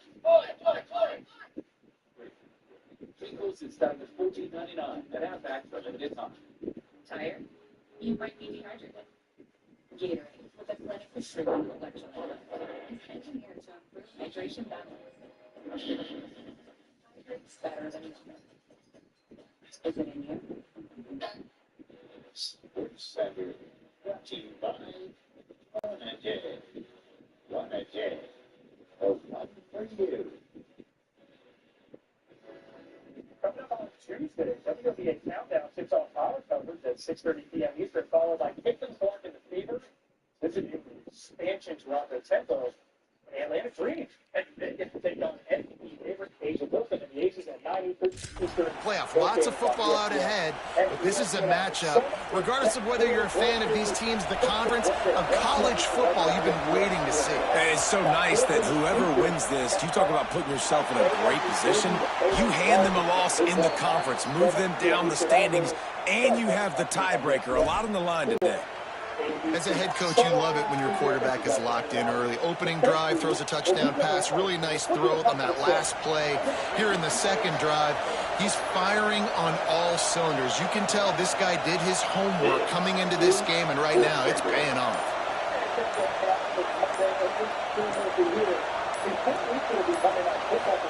Rolling, Underwood. With the catch, it's Lyons. And he's brought down, but the defender got a face full of stiff arm before he picked up that first down. As a head coach, you love to see your quarterback locked in early in games. And in the first drive, leads the offense down to a touchdown, throws a TD pass, and here he is again, making a really good decision and a very accurate throw to pick up that first down. BYU coming to the line with 1st and 10.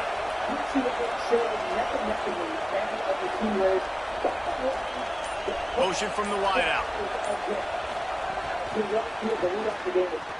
Makes the catch, and into the end zone. Touchdown, Cougars! And they take it in for 6 more points. My man, get him the ball.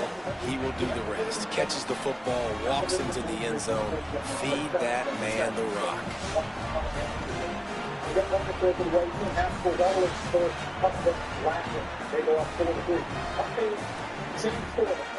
Ready to try the point after.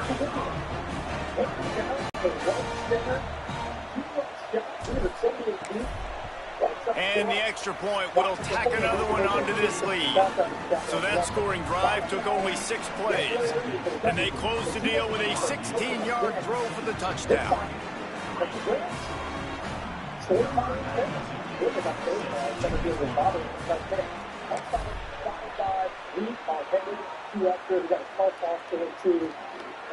And it'll be a touchback. The ball will come out to the 25-yard line. And Oregon has it back, and here comes the offense. They might be feeling a little heat here as they've fallen into a 14-3 hole early. The run inside. It's Hill. Works ahead for a couple. They'll stop him at the 27. They say all games count the same, but you get to this portion of the season and a chance to win a top 10 battle like this carries a little extra weight. Whoever keeps the top 10 number beside their name after this game will have earned it, because these two teams are very talented, David. We're now at the midpoint of the season. We're starting to get an idea of who these teams are. We're going to find out a whole lot more here today, though. Yeah, dang right. How much implications down the road does this have? But how about you get an idea of exactly where you stand right in the middle of the season, playoffs down the road, make your statement here today. Gets the back moving. Smith dropping to pass. Tight end finds a soft spot. He's knocked down just short of the 30 at the 29-yard line. It brings up 4th down. The Ducks decide to punt it away. They'll have to punt for the first time this afternoon. First one of the day is booted away. They ran him out there 4 times in the victory last week. They'll get down and put a stop to this return. They'll mark it at the 32. The Cougars offense takes the field to start this drive. They've come out red hot already with a 14-3 lead.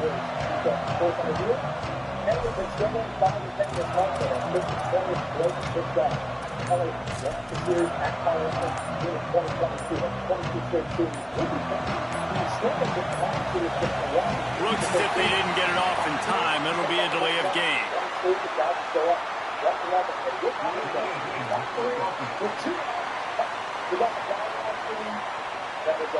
So frustrating to see an offense lose track of the play clock and pick up a penalty like that.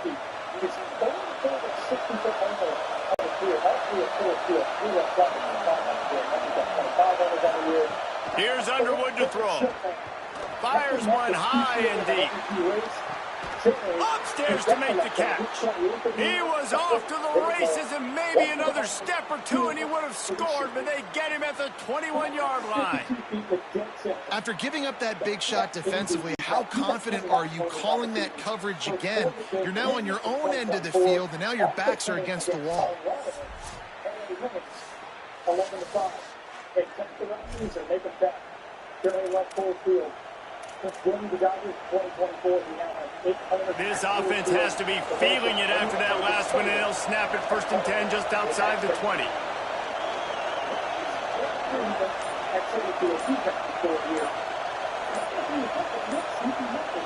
Sets his feet. It's Underwood.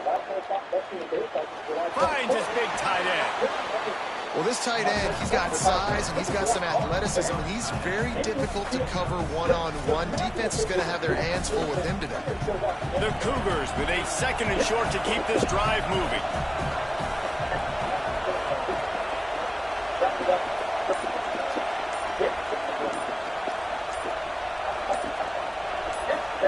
Underwood on the play action.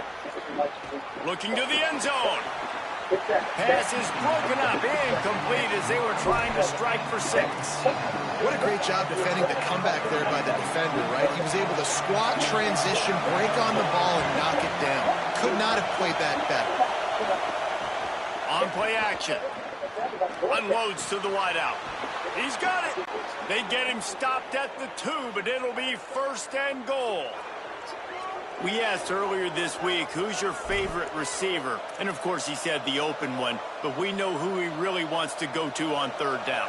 The best one. I mean, I think the open one, obviously the politically correct answer, but you want to find the guy that you got that great chemistry with. You know exactly where he's going to be. You got that bond and that trust. And the ball is free on the pitch. Defense falls on the ball. Going to be a turnover. When you run the option, you run the risk of putting the ball on the deck, and especially once that thing starts to string out, the defense does a really good job playing assignment football. Exactly. So now we just have to figure out who that person is.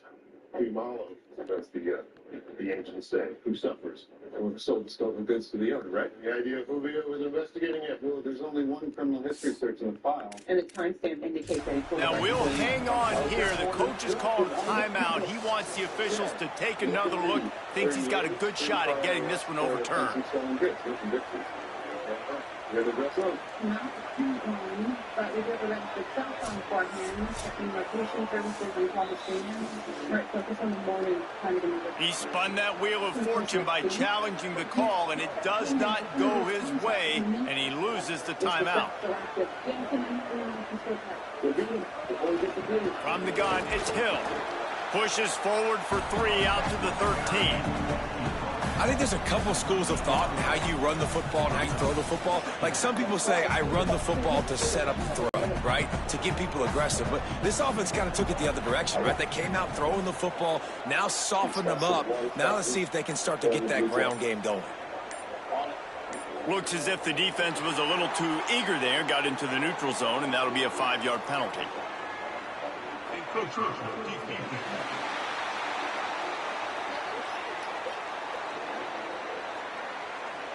Defense just a little too eager, and that's 5 yards for the O. That is a costly penalty on this defense. Now they're dealing with a 2nd and 2. Follows his blocks. It's Hill. Bring him down. A man still down after that last play. There is an injured BYU Cougar. That is their sophomore defensive tackle. They're very high on his future. Holly Rowe will get us up to date on how he's doing. You've got a 3rd and manageable, backed up in your own end, but convert here and you get some momentum. Burrowing for yardage. That defensive front just flat whipped them as they knock him down for a big loss. I think the offensive coordinators over there going, thank goodness we don't play them every week. This defense has been suffocating. This offense got to find something moving forward that they can hang their hat on, some kind of identity. Today they were shut down, but listen, there's a game next week, right? Like, got to continue to find what it is that makes this team go, that makes them tick, that makes them get first downs and hopefully move the football. Looks it in. Returns like that are why you don't settle for the fair catch if you don't have to. Picks up just a little bit of yards to help out the O's. BYU has it back. The Cougars ready to get into that playbook. That fumble in Russ territory just ruined that last drive, David. Yeah, and those are frustrating when you got the offense moving a little bit and you put that thing on the deck, Jesse. But move on, reload, forget about it. At the end of the day, it's just fundamental football, right? They practice it all week. 5 points of pressure. We'll make you go to trust this with you. Well, I don't have the exact name, but I did see the shooter. Ran right past me, jumped in the car. Check my phone. I sent the photo of the guy when he drove off. Logan's Glock 40 is not a ballistics match for the murder weapon, and he did, in fact, have a picture of a car on his phone. Now, whether that's our shooter or some random commuter is a mystery yet to be solved. Okay, car plate comes back to a stolen Toyota out of Brooklyn. Ball carrier has to have it. They just got to do a better job moving forward.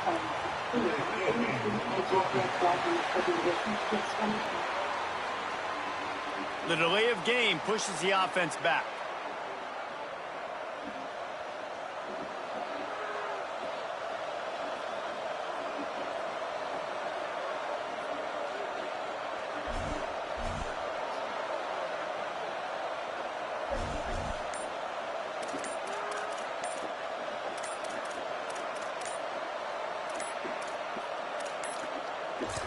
An unforced error there. They don't get the snap off in time.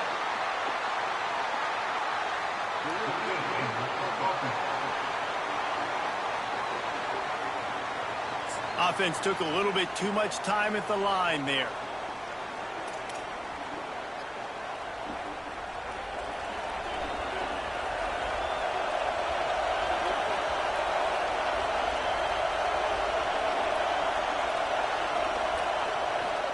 Here's Bryce Underwood to throw. Sends it downfield. They tried to take the top off with the first play of the drive and got nothing to show for it. And this defense, we know, they present a lot of challenges. And you can see it right there, man. They shrink windows fast. They're a top 25 defense for a reason. You really better make sure you're dialed in today, or else they can make you pay in a hurry. Play action with Underwood. Fires to the wideout. And this is dropped. Incomplete pass. He had a huge gain in his fingers, and he couldn't hold on. The power of Autzen Stadium on full display. The house of loud is deafening on this third down. Here's Underwood. Gonna take a shot. And they wanted it all on third down, but now dealing with fourth down. BYU will bring the punt team on the field. Well, the defense finally has figured it out. That was critical for their confidence because they had been scored on earlier. They had given up a ton of yards. I think they understood the gravity of the situation. Third down, that was critical for them to get off the field, build momentum, build some confidence. Nice job that time by the defense. And the ball will bounce at the 4 and 5. So today's sweatpants. Somebody's wearing jeans that fit. No photos, please. Just sort of Dad. Just show your size, style, and budget, and your stylist sends personalized looks right to your door. Stitch Fix. Get started today. Credit One Bank presents Max Out. He's a credit investor. He loves buying and selling machines, like hopping on all the latest fads. Take out every night. Hitting that thing on social media, and whatever that thing is, if only he starts setting balance alerts to keep his credit use under 30%. He may have prevented his quote from drunk. Don't be like Max Out. Instead, learn how much your lenders at creditlickers.com. Credit One Bank for what's on hand. On this ship, you represent His Royal Majesty, a Sultress, a Coney. Sorry, Sorry, I believe I am making this picture close to her. Think about it. Some bigger companies focus on stock price. But we're family owned, so we can focus on doing what's right. We don't answer to shareholders. We answer to you. And Dad. And Dad.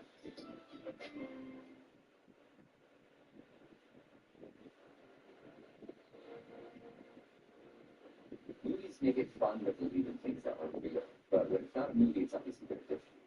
When my father developed Parkinson's related hallucinations and delusions, he truly began seeing things that weren't there and believing things that weren't true. It was harming my entire family. That's sort of the end whole story of Parkinson's by now. But people with the disease experience hallucinations and delusions at some point. And that's why I tell people, if my family's experience sounds familiar, don't wait to talk to your doctor because there's help that may make a difference.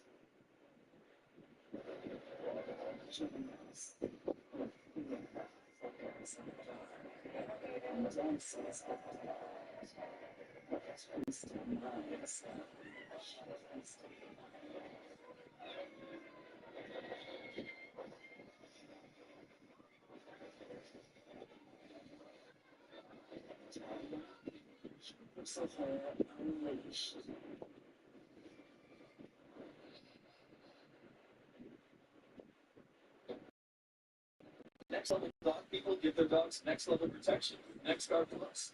One and done monthly parasite protection against fleas, ticks, heartworm disease, roundworms, and hookworms. Used with caution in dogs with a history of seizures or neurologic disorders. Get next level protection. NexGard Plus.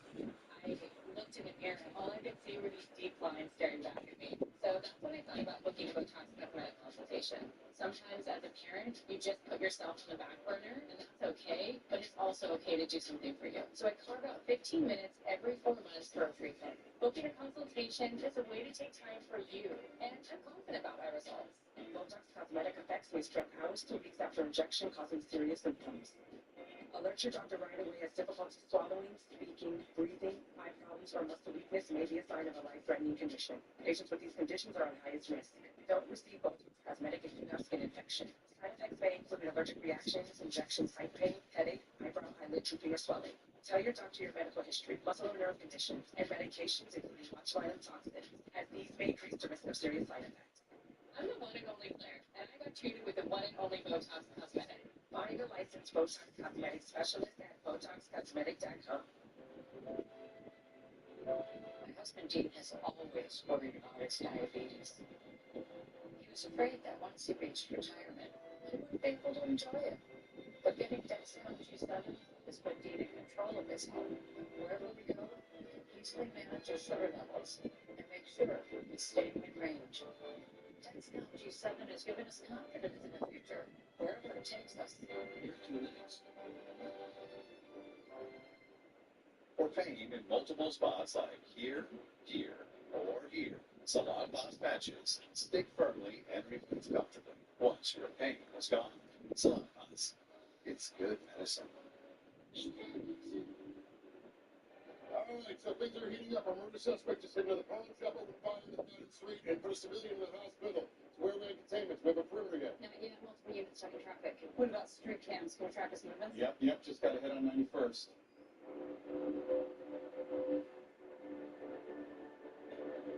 Voila, mask is on. Is it enough for facial run? Not from this angle, at least. Got an ATM across the street. Okay. Tell me who he is. On it. Running facial rec now.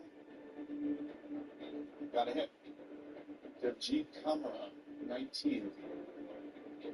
Is that rap sheet? Checking his social media posts. Valedictorian, wants to start press robotics his senior year. Florida plug in. Who's who growing trees? Yeah, but that's for the good times. And school records show he dropped out last semester. Last Anderson file was from his parents' house in Richmond Hill. Valedictorian's project pawn shops. That's who all we do. Okay, send away a tip over to his family, see if they know where he is. Dave hasn't lived here in 6 months. We are completely estranged. You don't really think he killed those people? I'll say we different. He was a good boy. Smart boy. He was going to be an engineer. Like Rita. But then, it was that girl. She ruined him. What girl? Dave was dating someone unsuitable.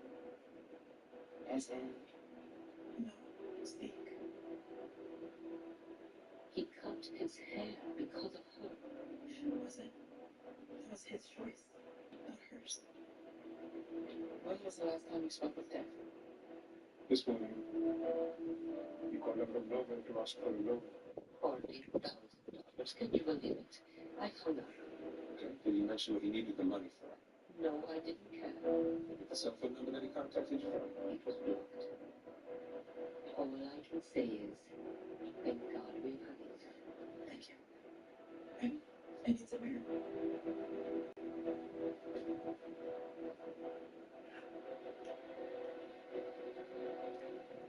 Did some of the other friends.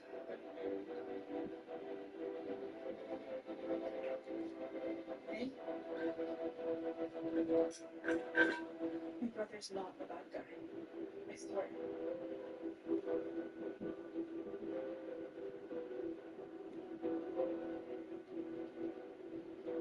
Rita, a cop is dead. So we need to find your brother ASAP because if the NYPD finds him first, if you want him to come out of this in one piece, then help us.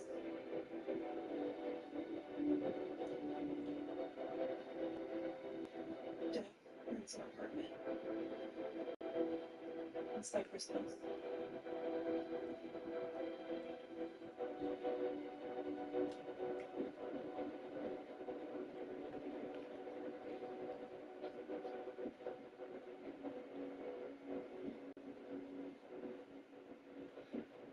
Clear.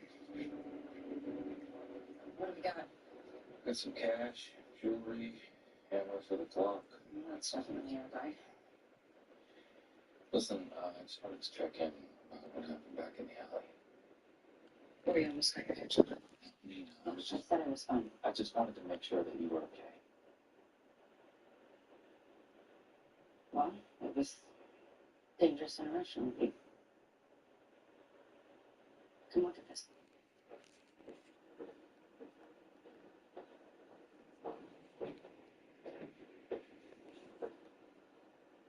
This must be our unsuitable. My parents didn't give a damn who I dated in high school. Well, that must be nice. My dad once chased one of my boyfriends off the front porch at gunpoint. A little excessive. Yeah, that's just East Texas. Hey, what high school did Dad go to? That's just why. It says property of ABHS.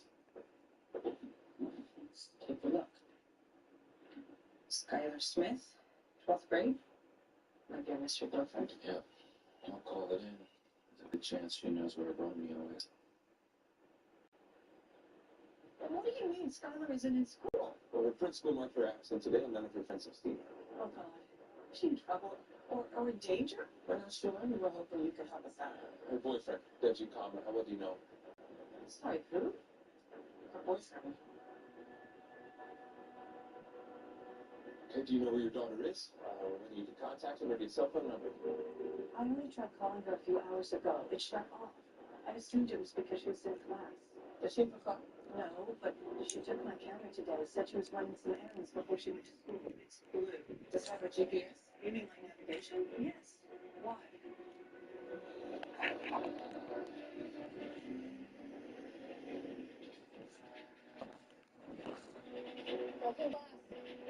Something's off.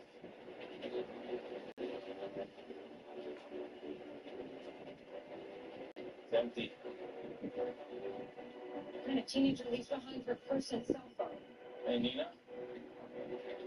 Take a look at this.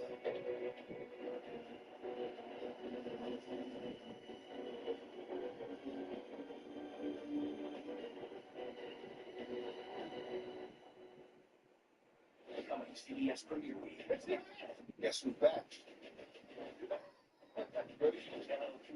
NCIS takes NYC. NCIS New York premieres this fall on CBS. It was seen there. NCIS New York, new series, Tuesday, October 6th, part of CBS Premier Week. We're doing our best to make sure every Whopper is your best Whopper. But we know mistakes happen, and we're here to make it right. If your Whopper isn't made your way, we'll remake your Whopper on the spot. And your next one's free. That's the Whopper guarantee. Because there's a new kid, and it's you. You're thinking about a lifetime of being her bestie when reality hits. A new phase has arrived. Starting at age 9, ask their doctor about HPV vaccination. I'm saying football, man. I spent all day jumping through hoops. But watching football shouldn't feel like jumping through hoops.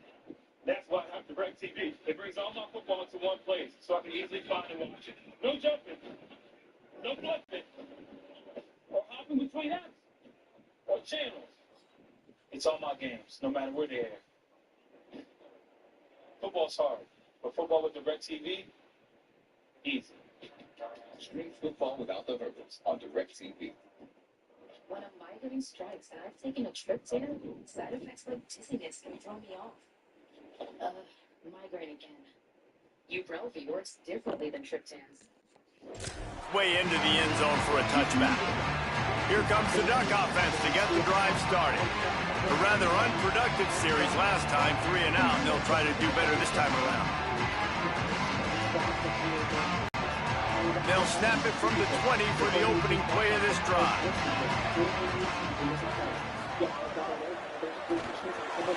Picked off. What a play to set him up. Trying to take it back. And they capitalize not only on the pick, but the great return to give the offense tremendous field position. Nothing going right for this team early in the first quarter here. The defense is getting gashed, and now you've thrown a pick. The head coach has got to get his team together and get everybody to calm down and settle in. And this defense, they've got to do a big job here. Like, offense put you in a bad spot. You haven't had some great moments, but this possession, we got to get a stop, got to stop the bleeding, and get the ball back to our offense.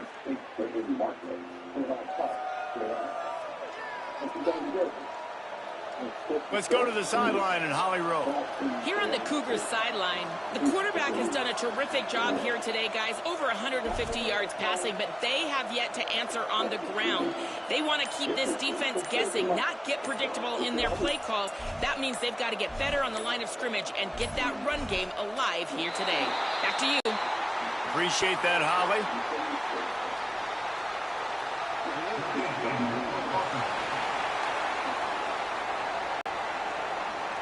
The offense couldn't get the snap off in time, and it'll cost them.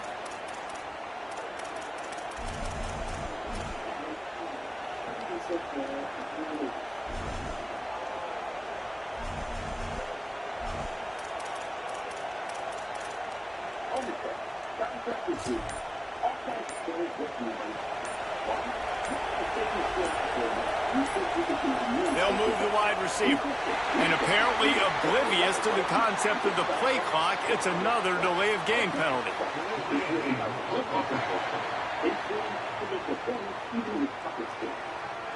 That is a completely avoidable penalty. The quarterback just went into brain lock and lost track of the play clock.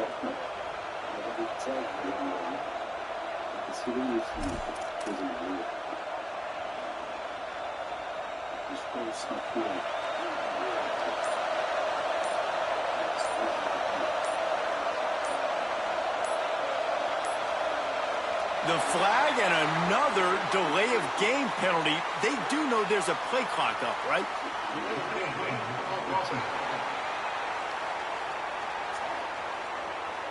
The quarterback just lost track of the play clock, didn't get the snap off quickly enough.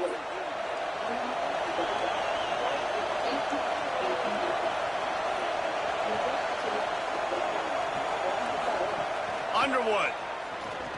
They're all over it. Hit hard just as he released it on first down and just couldn't get it to the receiver. I don't even know if the offense is aware that they have other eligible targets downfield. It feels like every single throw early in this game has gone this guy's way. To throw, it's Underwood. The quick game. Able to haul it in, but right to the ground he goes, only a pickup of a couple. Bells and whistles have got to be going off in this quarterback's head now. It's 3rd and long, so you know you're expecting pressure. You got to know where your hot routes are. You got to be able to read the coverage and make sure you get this football out of your hands quickly to not take a sack or worse, turn the football over. As they get set to snap it, just about to reach the end of the quarter. Throws to the wideout. And it slips through his fingers, incomplete. That would have been a huge gain if he could have squeezed it. They've decided to try to go for the field goal here. This whole place going to see if this kicker can operate in the sea of noise. Just drives it between the uprights. There is a flag on the play. Now, if this is on the defense, it might not change that much. Offense has already made the long field goal.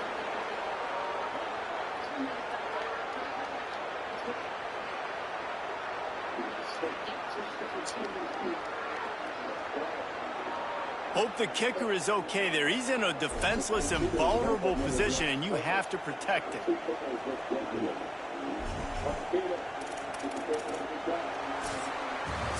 And we take a look at how these quarterbacks are doing so far.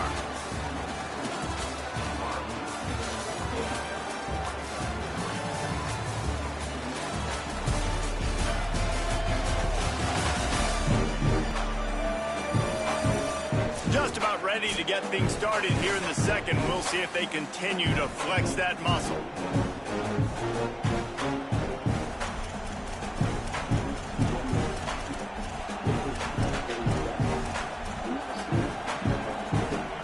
They've got a first down here to open the period. Throwing, Underwood. Turns it upfield. Stopped at the 3, but it'll be enough to give them a 1st and goal. The magic bean is spinning out of control. Already over 200 yards in the first half. Yeah, they're being aggressive offensively, throwing the football, trying to take advantage of this defense on the back end. They've got their quarterback right now in a groove. Bryce Underwood to the air again. Can't make the grab as he was going for 6 right there. Timing has got to be so critical when you're trying to throw the ball down close like that. They didn't have great timing on that one. Can the defense stop them again on 2nd and goal?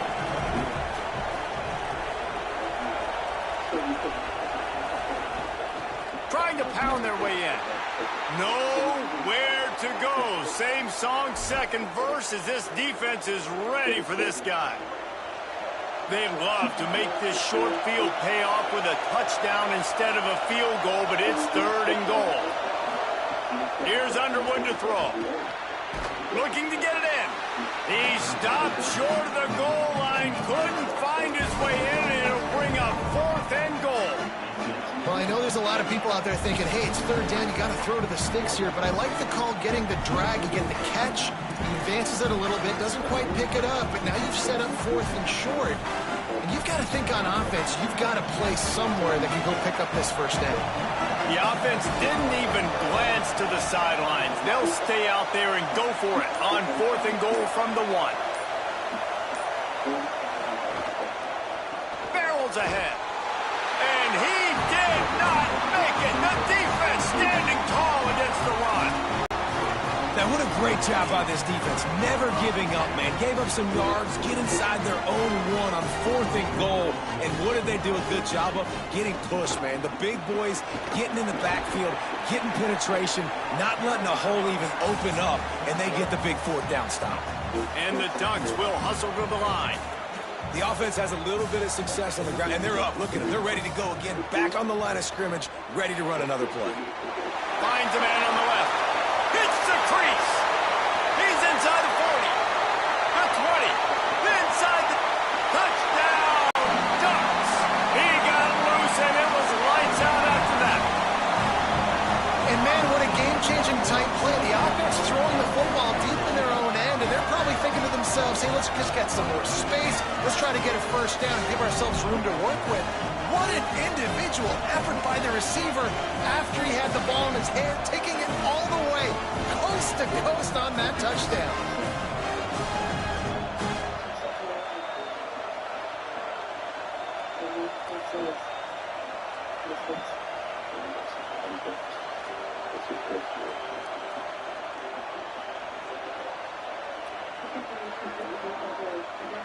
Lining up to add another.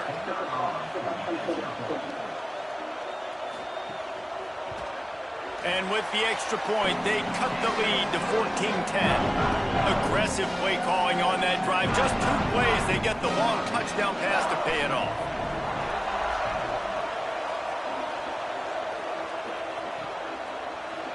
And he's not going to take the touchback.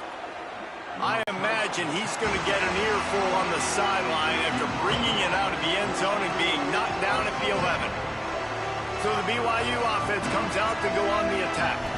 On that last drive, 4th and goal didn't exactly work out. They really need to pay it off this time, Jesse.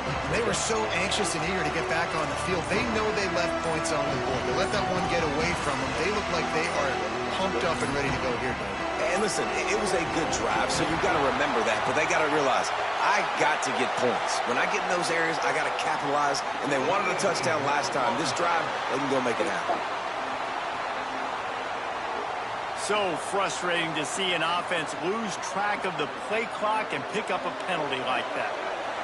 They've got them pinned deep in their own end, and this crowd trying to help keep them there.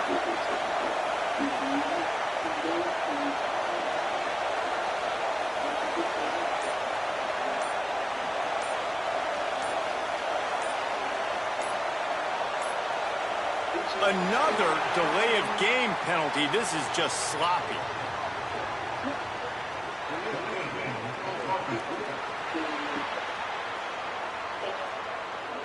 That penalty will back them up some more, half the distance to the goal.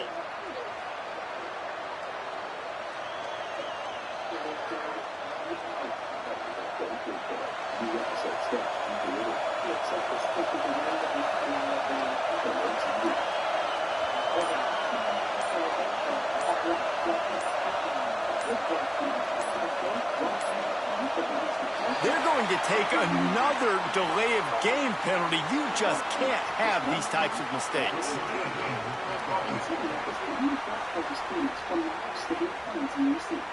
So backing up with that penalty, and they can feel their own goalpost looming over their shoulder.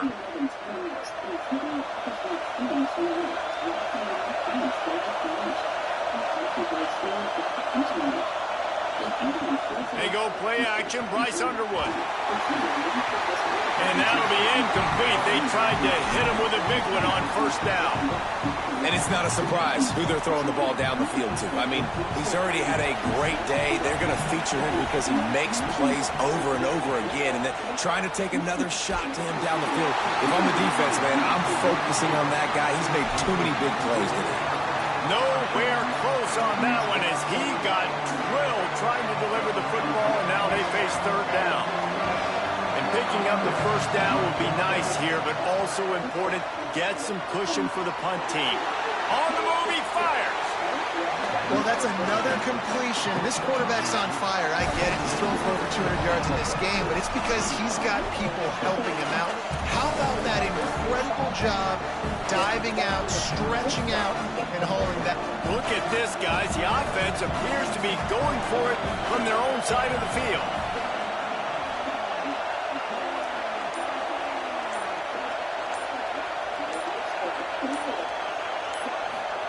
Underwood to throw for it on fourth. And they can't connect. A costly turnover on down. There are analytics out there in college football that say maybe you can go for that at that point of the field here in the first half. It's still early. If you don't get it, you can come back later in the game, make it up, score some more points, and that mistake will be erased. The problem is right now at this juncture of the game, that was a big-time error. The fact that you didn't get that, you're now gifting your opponent points.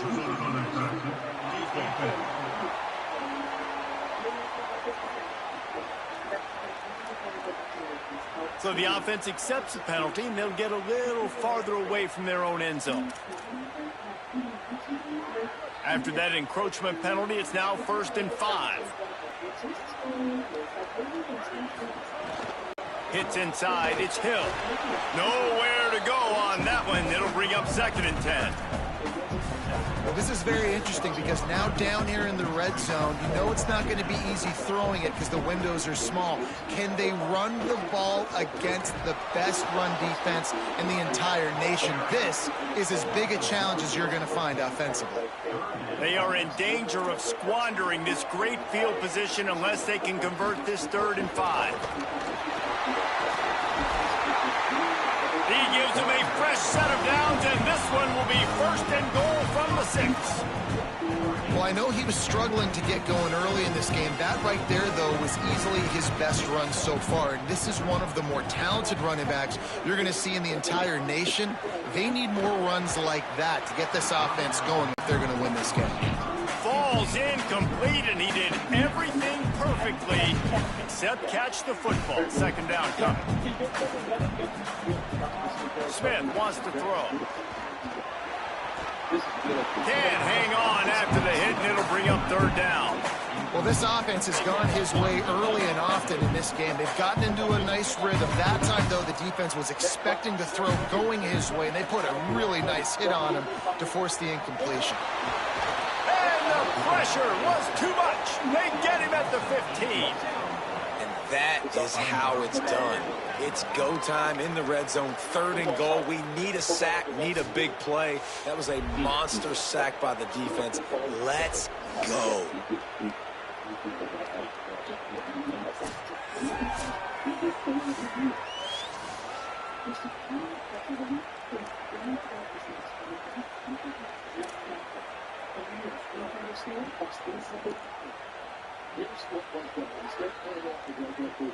Now on 4th down, here comes the field goal team.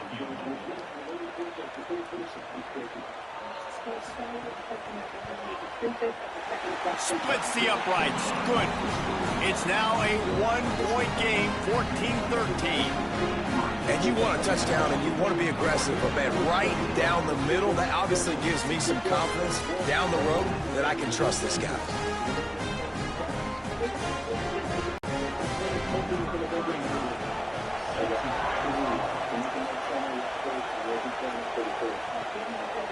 He'll return it. Gets it out to the 20, about 5 yards short of where he'd be if he'd just taken a knee in the end zone. The BYU offense headed back out to go on the attack. Both of these defenses a little bend, but not breaking in clutch situations, David.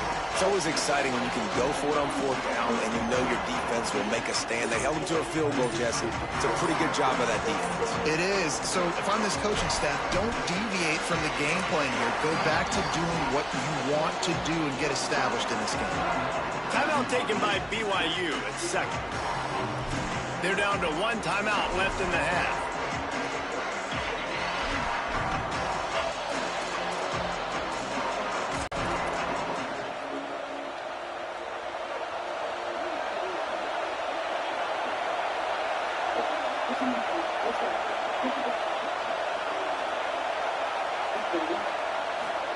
Here's Bryce Underwood to throw.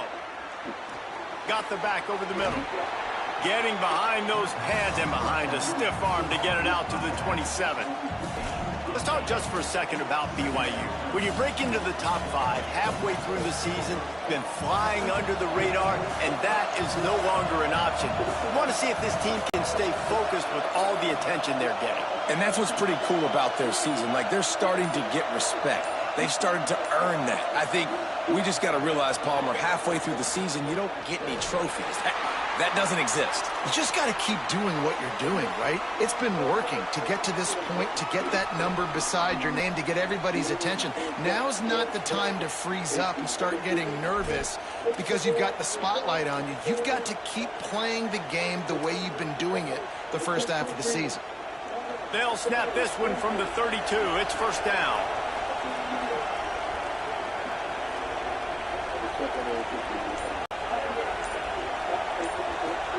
Underwood. He rifles one deep down the middle.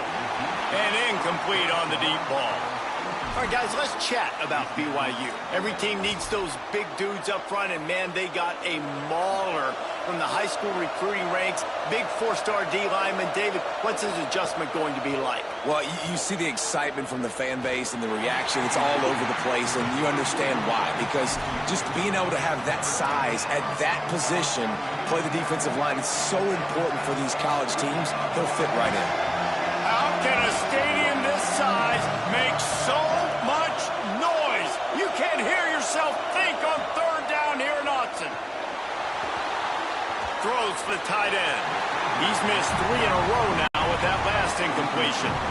Oof, you got to be careful if you're the quarterback there. Third down, you see a lot of exotic coverages by the defense. That time they played zone, and he tried to force that football into a real tiny window. He's lucky that one wasn't picked off.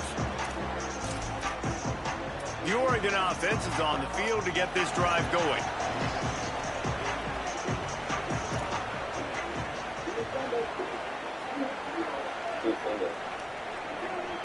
Motion from the wide receiver. Off the bootleg to buy a little space. Hit hard as he released the ball on that first down pass, and it never had a chance. Well, the offensive line has got to give him at least a little bit of time to survey the field. He had no chance that time, getting hit almost immediately after he got the ball. They'll need a bunch on second down.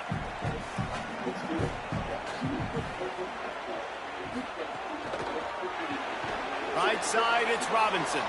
The defense wouldn't let him loose there, and it was a completion, but they lost yardage. Well, that receiver's looking at his teammates like, guys, what's up? You're not going to block for me on the screen? Seriously? I mean, I just lost yards on a screenplay. How does that happen?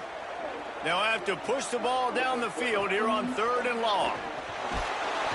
Here comes the rush, and they've got him.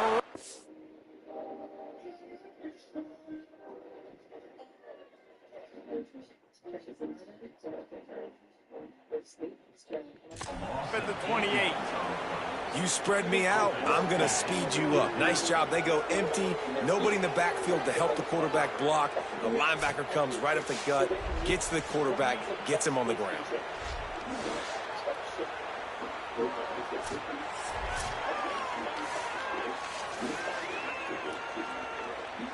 The Ducks will punt it away on 4th down.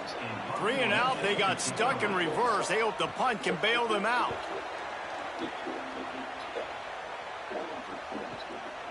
He'll try to make the catch in traffic. He got nothing on the return.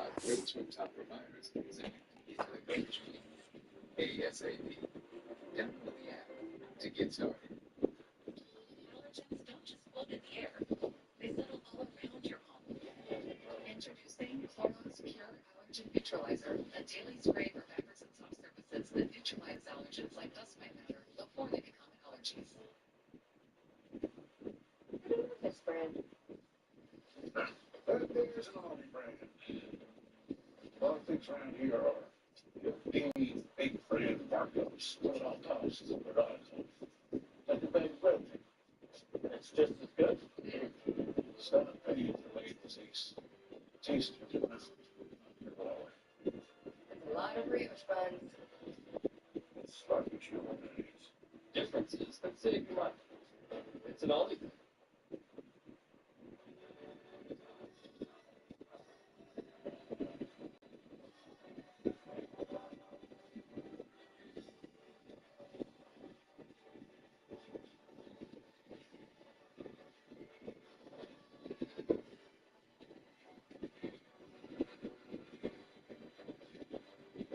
Solar lab restarting makes your vacation even more unforgettable with this great offer.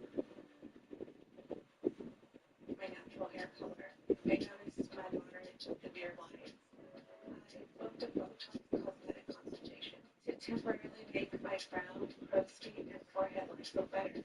What was important to me was that I still look like me, just with fewer lines. And I'm confident of my results. Botox cosmetic effects may spread hours to weeks after injection, causing serious symptoms. Alert your doctor right away as difficulty swallowing, speaking, breathing, eye problems, or muscle weakness may be a sign of a life-threatening condition. Patients with these conditions are at highest risk. Don't receive Botox cosmetic if you have skin infection. Side effects may include allergic reactions, injections, eye pain, headache, eyebrow, eyelid drooping, or swelling. Tell your doctor your medical history, muscle and nerve conditions, and medications, including botulinum toxins, and these may increase the risk of serious side effects.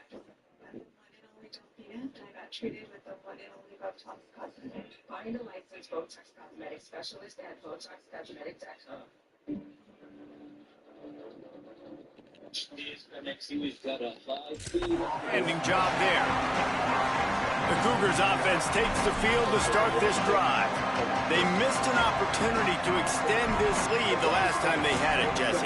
Yeah, they got to be able to regain that momentum, right? Go back to what was working earlier on in this one. And David, to me, that starts with being the more physical team. No, I definitely agree. Being the more physical team, but understanding the situation of the game. You're still winning. You got the football back. Now put a nice drive together and execute. That one falls incomplete. They reached into the bag of tricks on first down and couldn't pull it off. And the defense brings the blitz. And how about the QB? Really nice job understanding. If I can hang on to this just a little bit longer, it gives my receiver an opportunity to run a better route and get more time to create more space. Nice job hanging in there, taking the hit, and getting the completion off of it.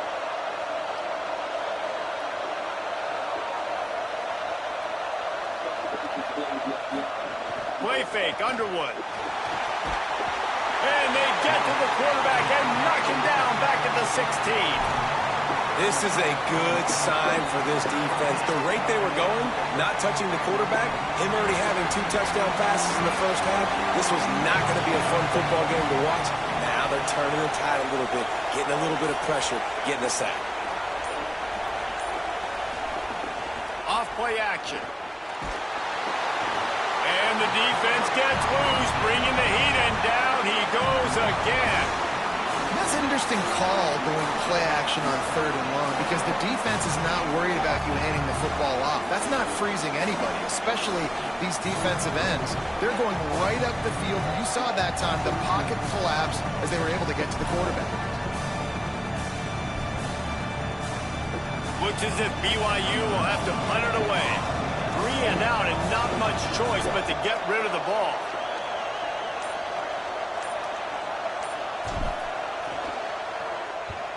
A booming punt, and it's headed toward the sideline. And they won't be able to down it. It goes into the end zone for a touchback. The Ducks ready to go back to work on offense. Last time they had it, didn't pick up a first down. Let's see if they can put something together here. Offense working from the pistol.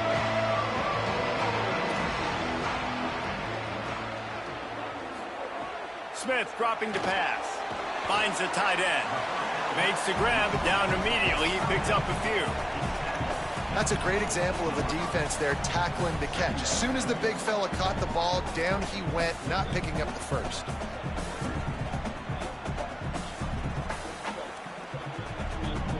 A lot of ground to cover, and they need a chunk here on 2nd down.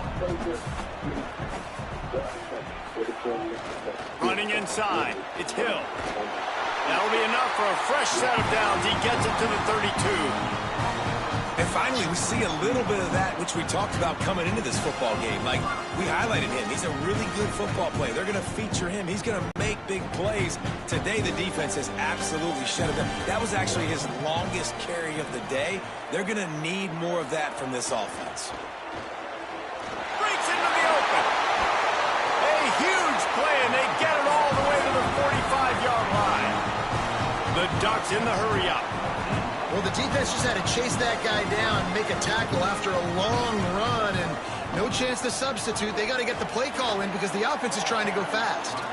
They got it blocked just enough, and a good gain on that run. Listen, you got to be able to know what play to call and what hole to go through. Like, the line blocks for a certain hole. Good job getting through the hole, getting what was blocked, getting a nice positive gain, making your situation really good on the next down. Straight ahead, it's Hill. Might have picked up a couple on that one before he was knocked down. And, man, the big fellas up front, they don't get a lot of credit. They don't get talked about a lot unless it's negative, but they're the big component, man. They've got to get some push, to get some running lanes, get this running game going. They're the ones that make it go. He gets nothing. Nowhere to go, and it'll be 4th down. And this defense has got to be jacked up, man. They finally forced the 4th down, right? They've gotten a couple of first downs, got some things going, but I think it's decision time for this offense. And this D's got to do it one more time, right? They've got to get another play, a big 4th down stop here to get some of that momentum and get the football back. They thought they had a good plan, but it did not work. I like it. This defense plays aggressive on 4th and short, and they are rewarded. Figured they would run the football. They did. Nice job getting some penetration and stopping that 4th down play.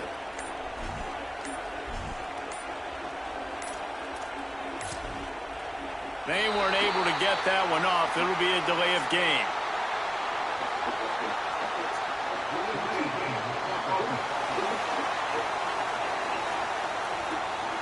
Offense took a little bit too much time at the line there.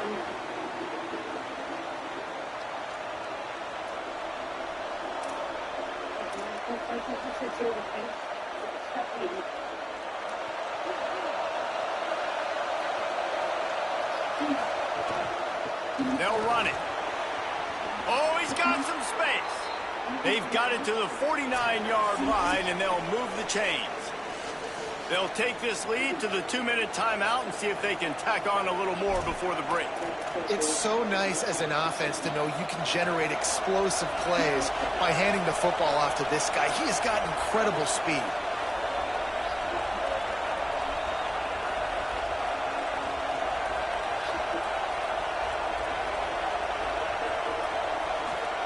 Underwood on the play action. Can't find a man, and he'll be knocked down at the 40. Yeah, and how about this defense, man? That's the 3rd sack of the day. They've been putting pressure, getting him on the ground. Not something they've been good at throughout this season. This defense playing better because they're getting more pressure on the quarterback.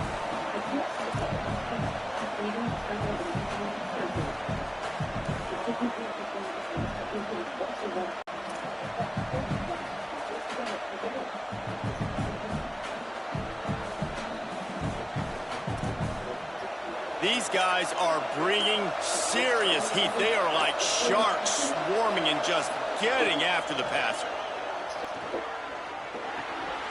Incomplete. What a fight for that one in midair, but neither guy could come down with it.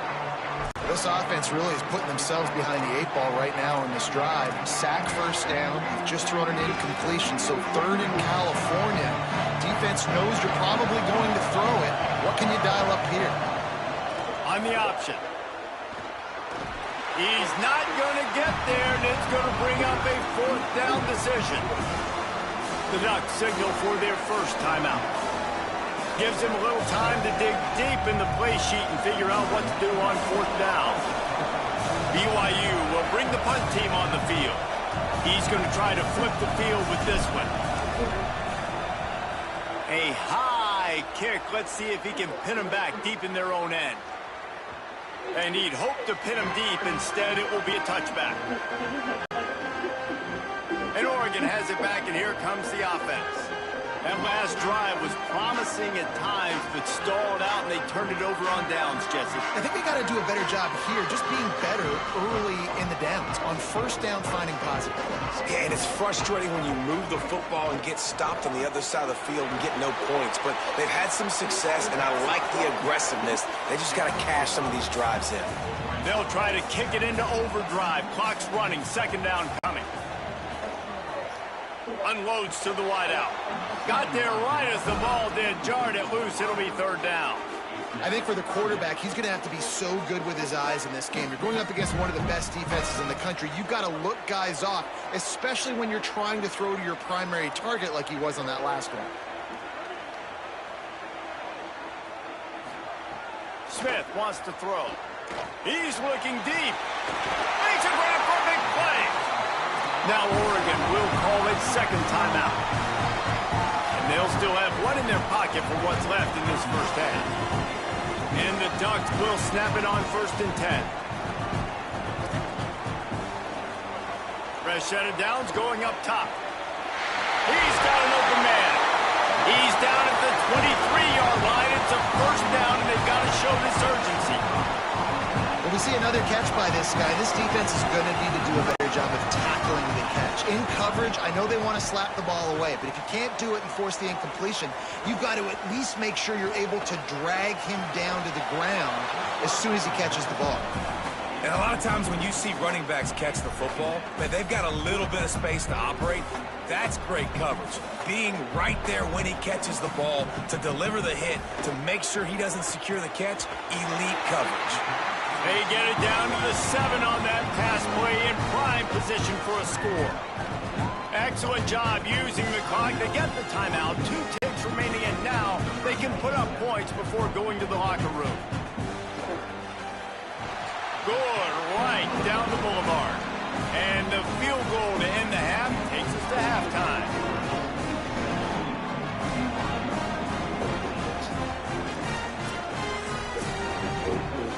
And they head to the locker room. 2 quarters in the books, and time for us now to check in with Kevin Connors in our EA Sports College Football Studio with scores from around the country.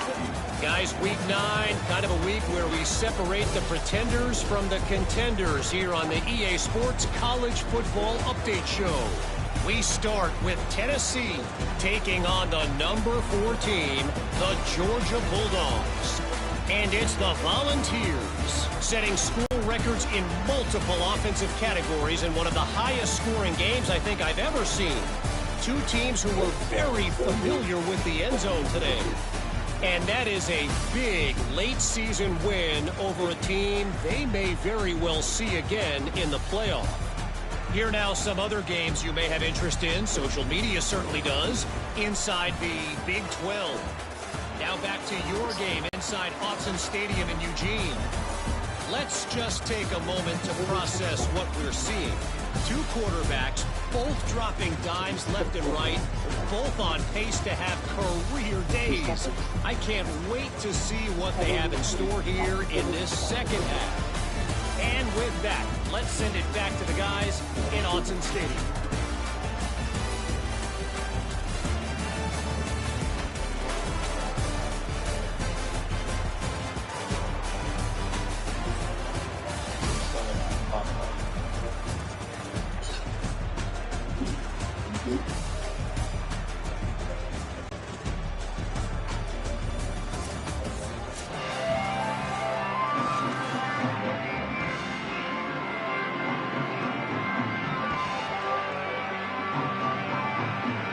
BYU will try to boot it deep to start the second half.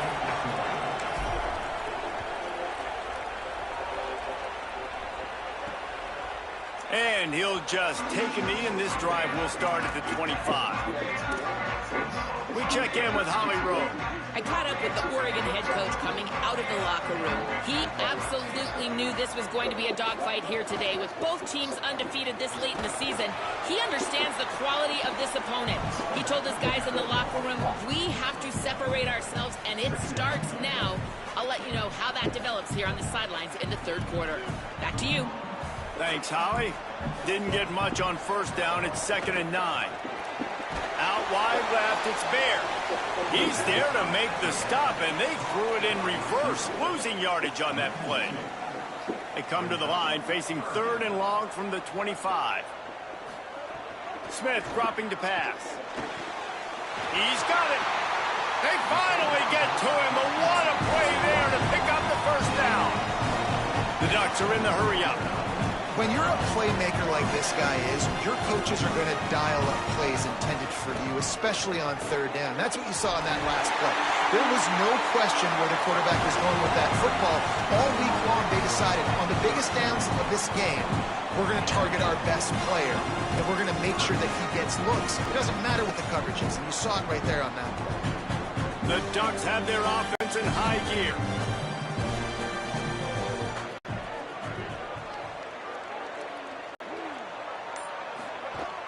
They'll ride the hot hand. Oh, what a move. Turning it on. Touchdown, Ducks. He broke away from the defense, and they couldn't catch him. And that's a big problem for this defense. When you get that guy in space, it's hard to catch him. You got to bottle him up near the line of scrimmage. Palmer, too much daylight too early in that run. Yeah, you're right, David. And I think that's what makes this guy unique. With his skill sets, you just know it's a matter of time. You just keep giving him the football. Good things are going to happen. Long touchdowns are going to happen. And you saw it right there.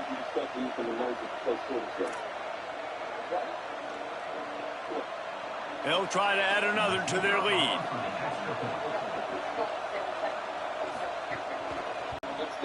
And he made the extra point without problem. They put together a 5-play, 75-yard drive. And they close the deal with a 39-yard run to the house.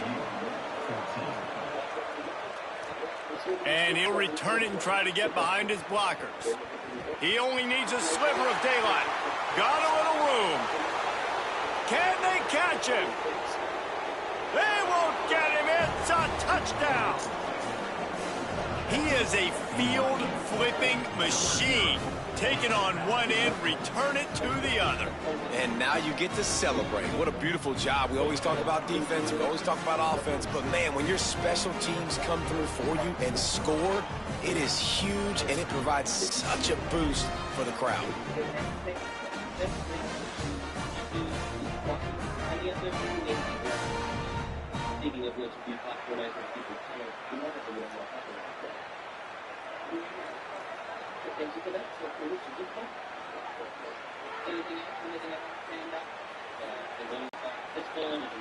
They'll try to tack one more on their score.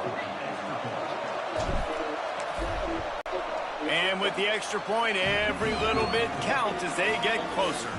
So that one will put his name in the record books. You can't have a longer return in college football. 100 yards for 6.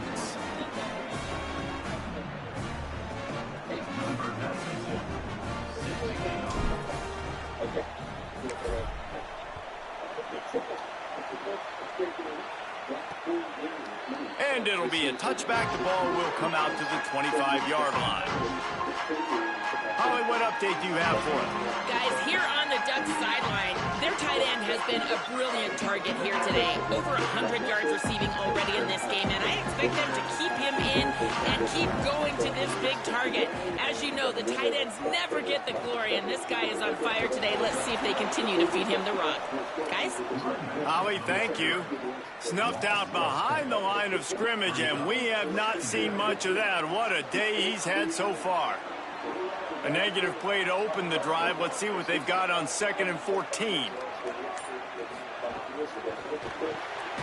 Out wide right, it's Robinson. He is stopped behind the line of scrimmage. They'll lose yards on that one. They're trying to throw the screen out to the receiver. The defense, though, having none of that. They are just too physical, they're too fast, and they force a negative play. Keeping it on the ground inside. It's Hill. They make the stop at the 26, and let's see if they bring out the punt team.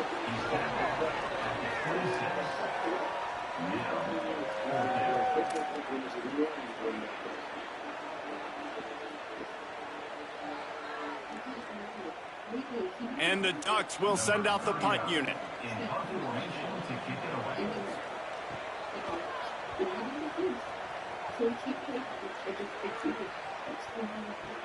On the return.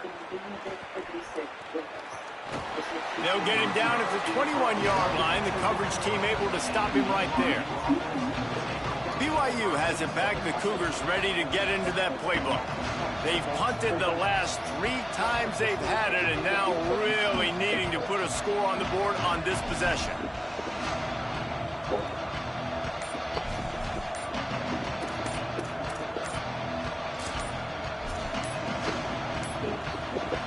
Looks as if they didn't get it off in time. It'll be a delay of game.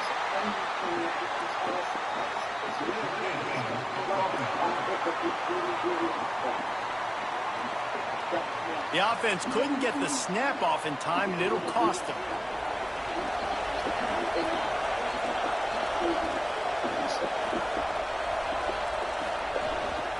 Quick give. Ran to that daylight to pick up 6 to the 22. I like this guy as a running back because he can run between the tackles and he can also go outside. He can really do it all.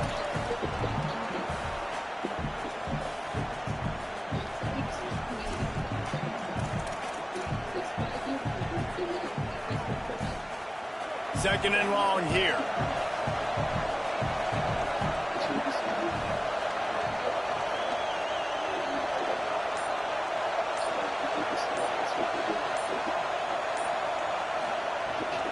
Give to the running back. That'll be a gain of 5 out to the 27. It's going to be important this offensive line is able to get a little bit of push. Just got to give this guy an inch, a little crease, and he can make yards for it.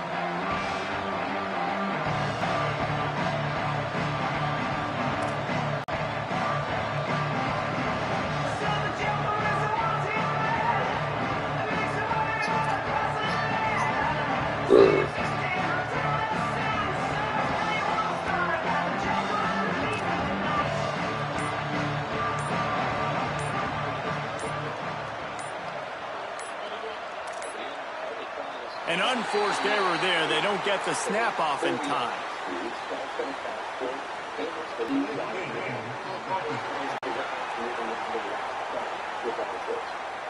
The delay of game pushes the offense back.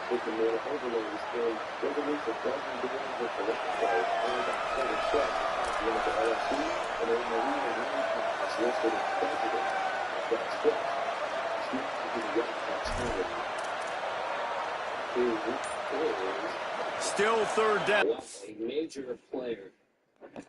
States of distribution and several arrests for homicide and strangely, convictions. Deep into narcotics, runs high-level robbery crews, and CD Quanon for gangsters everywhere. Murder for hire, widely known as Althea. All right, so our victim is working for this Althea, old school gangster in a brave new world, which means client one just became target one. Looky here, he's been tagged by the DOJ. Secret grand jury was convened 3 months ago to go after him. Was Leon also a target of the investigation? I can't tell. It's weird. Most of this is redacted. Leon may have been testifying. All right, here goes on to the rest. All I can say for sure, our case died with Leon. He flipped on there, gave us everything. But more importantly, he was willing to testify. We were less than a week away from indicting that prick. And somehow Althea found out about the betrayal. I'm not sure. This jury was locked super tight, strictly need to know. Only prosecutors and the jurors. Leon didn't even have a lawyer, and I know for a fact he never told his wife. All right? First thing, we need a list of those grand jurors. But we need to find that leak.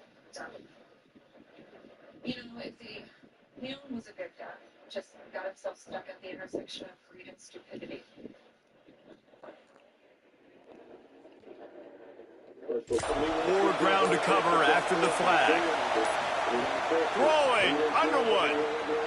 Rush is on, and they got it. And giving up 3 sacks a week ago. Now you've already given up 4 sacks. They got to find a way to protect their quarterback. Give him a little bit more time. A fairly short distance here toward the sidelines, not his best work. Let's go down to the sideline and Holly Rowe.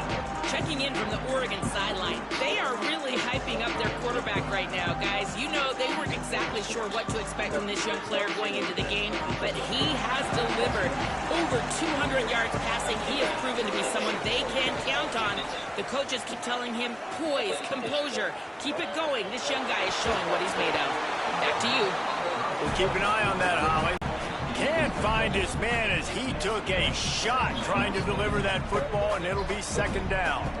Yeah, I like where the quarterback got because I think he needed to check the football down, but the pressure got there a little bit too fast, and he just didn't have enough time to get it to his running back and maybe put a positive spin on this play instead of an incompletion. Oh, there's a loose football on the bad pitch. And the defense got it. There he goes to the right. The 30. Running inside the 20. Touchdown, Cougars. The defense takes matters into its own hands.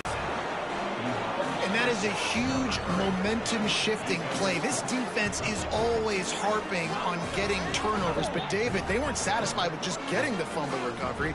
They take it to the house, and because of it, they take the lead. Man, huge momentum play for this defense, and now you got to get ready to go right back on the field. You took the lead, everybody feeling good. Go get some rest, because you need another stop, and you need to get the ball back to your offense so you can expand on the lead.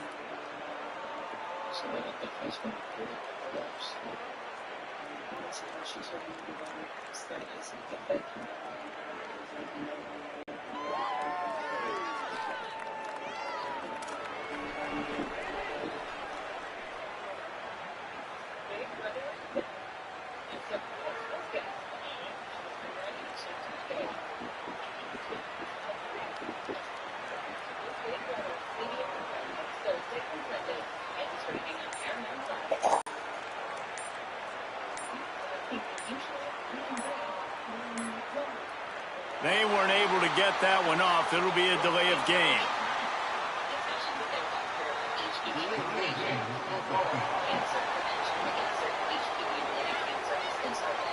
What a mess. A delay of game on the two-point conversion attempt. That just can't happen.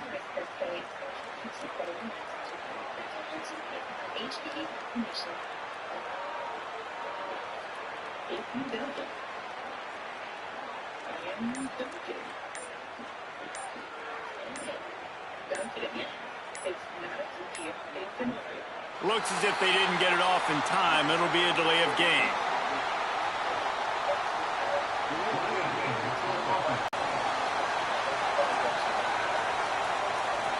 They'll take the penalty and move them back.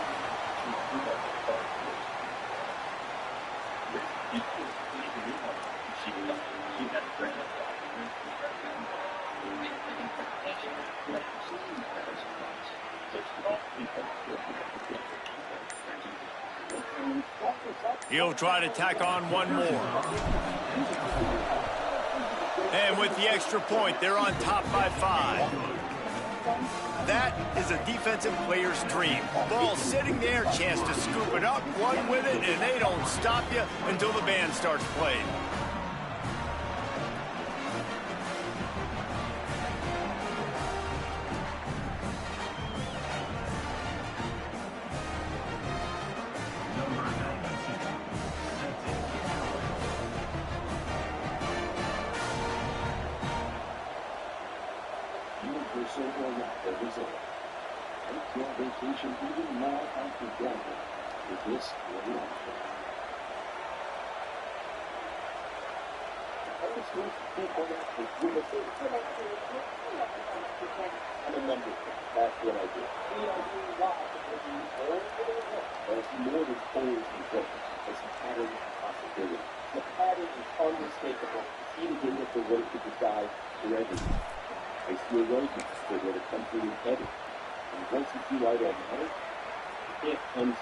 Bringing it back. He was looking for some running room, but not much to be found as he stopped at the 18. Here comes the Duck offense to get the drive started.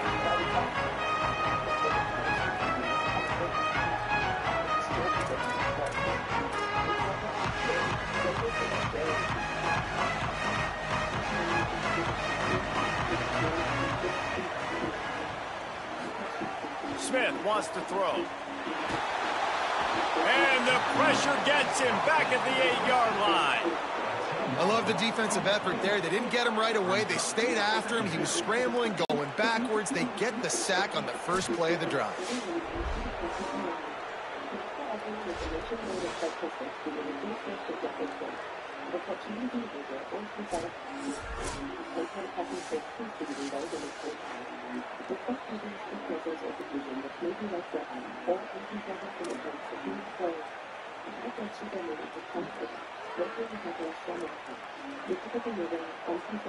Got some work to do here on 2nd and 8 from the 20.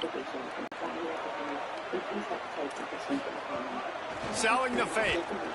Nowhere close on that one as he got drilled trying to deliver the football, and now they face 3rd down. Man, this quarterback is going to need an ice bath when this game is over because he is getting whacked. We've seen him go down. He's been sacked time and time again. He just got nailed another time on that last play. He can't wait for this game to be over.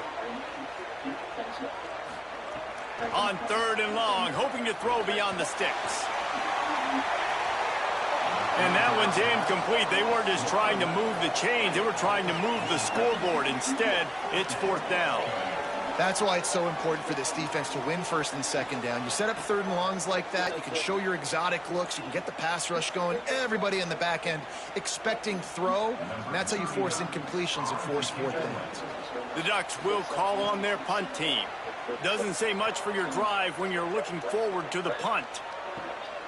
Not a lot of room to make this catch. No room to bring it back. So the BYU offense comes out to go on the attack.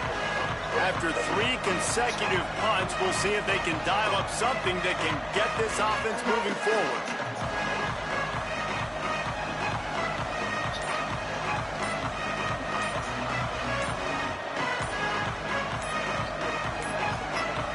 An unforced error there. They don't get the snap off in time.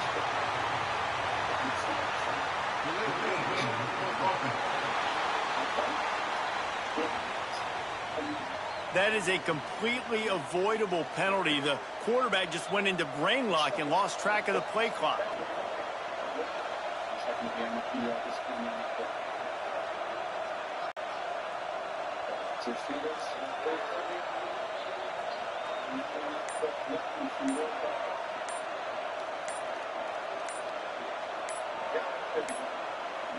They weren't able to get that one off. It'll be a delay of game.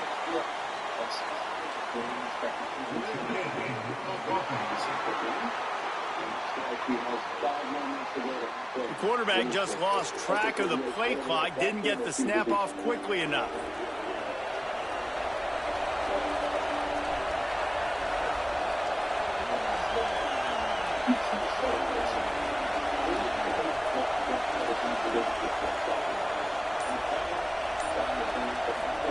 Here's Underwood to throw. Just too much mustard on that one. Can't miss the target that badly.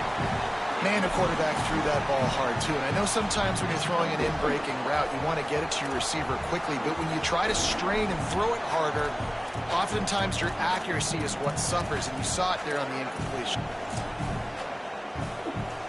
After the incompletion, it's 2nd down. Wide receiver comes in motion. Play action with Underwood. Oh, pressure's coming. And here's a fumble way behind the line. A fortuitous turn of events to keep possession of that one. Woo. Deep breath, right? Man, you fumble that thing, you cough it up, you're like, oh, I really appreciate you, brother. I can't tell you how much I thank you because the coaches would have been all over me, but big-time break for the offense. Sells to fake. Look out! Trying to make magic with his feet. They make the tackle, and it's short of the marker. It'll be 4th down. And nowadays, you're not always going to get these quarterbacks on the ground because they're so athletic. But nice job getting the sack. You let them out of the pocket there, but now forcing the 4th down, and it's decision time for this offense. Looks as if BYU will have to punt it away. 3 and out, they got stuck in reverse. They hope the punt can bail them out.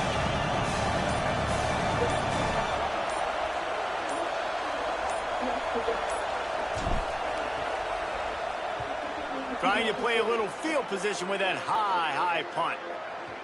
Now a fair catch is called for and made just shy of midfield. The Oregon offense is on the field to get this drive going. Another opportunity here. They had to punt it on their last possession, but this time tight game, hoping to get something on the board. Now they'll try to cash in this drive. 1st and 10 from the 50. Sells the run, looking to pass. Nowhere to go with the ball, and down he goes at the 39. And it's been a long day for this offense. If you can't protect your quarterback, it's hard to be successful. That's the 5th sack they have given up. The offensive coordinator has no answers, and this defense has been flying around.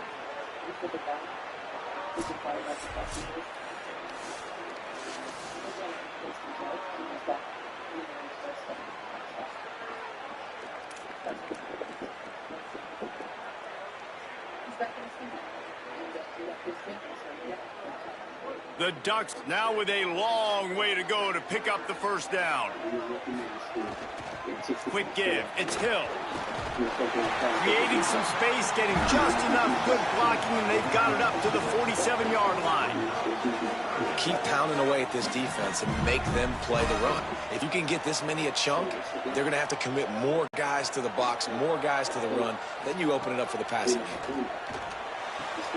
Right side, it's Robinson. They're ripping off chunks of yardage. They get it to the 33. And the Ducks headed quickly to the line.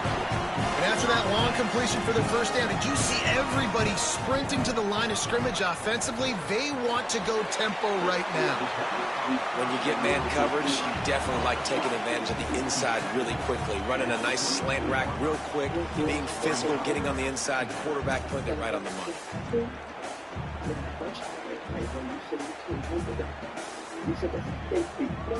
That last connection left him a little short of the 1st down, but in perfect spot to attack on 2nd and short. The run inside. It's Hill. He stopped, and he's got enough to move the chain. Awesome job. Run the football, right? It's really basic. Go to those plays you know can get you 1st downs, get you some extra set of downs, then you can go make big plays.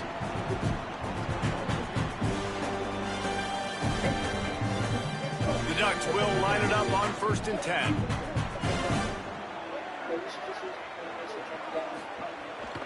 Tough run here. It's Hill.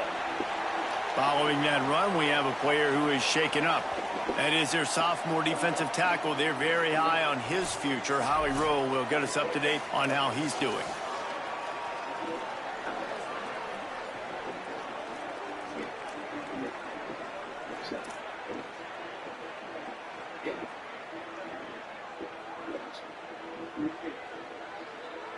And now on 2nd down for this offense. The play fake. Pass rush, gets there, gets home, gets him down at the 23. This quarterback is thinking to himself, I need to get an NIL deal at some restaurant so I can take my offensive line out and feed them more, because I don't think they like me very much right now. I've been sacked 6 times in this game. It's time to get that new NIL deal paycheck.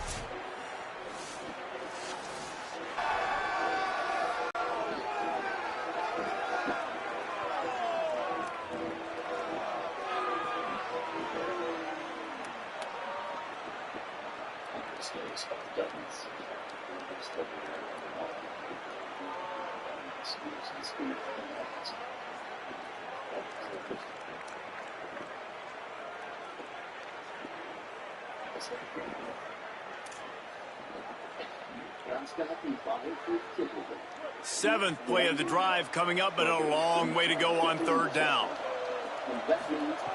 Smith dropping to pass. And the pressure is coming in, and they get him again. I think this quarterback now at this point is looking over to the sideline saying, hey, can we just not throw it anymore? I mean, my guys, they can't block for me. I've got no chance back here. We need to just run the ball from this point out. Absolutely perfect. That slices the lead to 2. And that's not the way they wanted to end the drive, but nice job being ready and your field goal kicker coming through and putting 3 points on the board.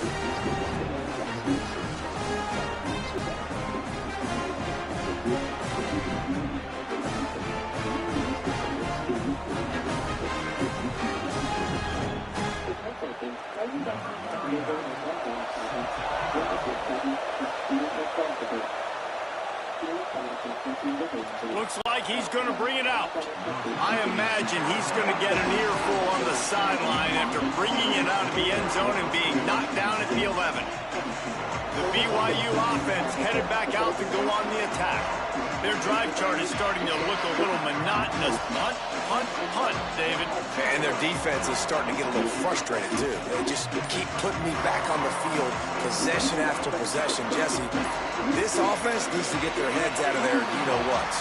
The punter's on the sideline with the oxygen mask right now. He's been playing so much. He's not used to this. This offense, they just got to stay on the field. They've got to put a drive together and get some balance going, running and throwing the ball. And the penalty accepted, and they'll move him back.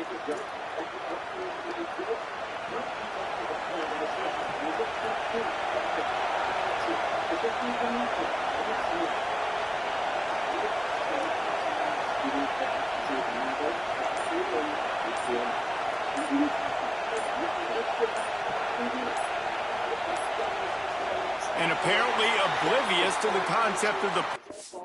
And start screaming, watch Rich the white water town. DTF St. Louis. I'm not even considering cable. What's he waiting for? Make it account today. You have access to HBO Max. Log in with your Xfinity primary ID and password. The new Max original series, Reverse Balance and Saving Universe. Like it's another delay of game penalty.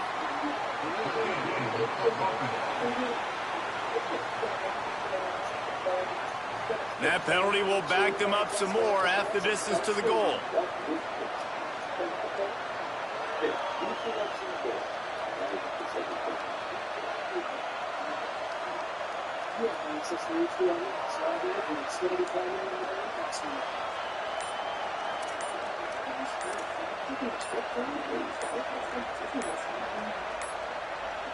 The flag and another delay of game penalty. They do know there's a play clock up, right?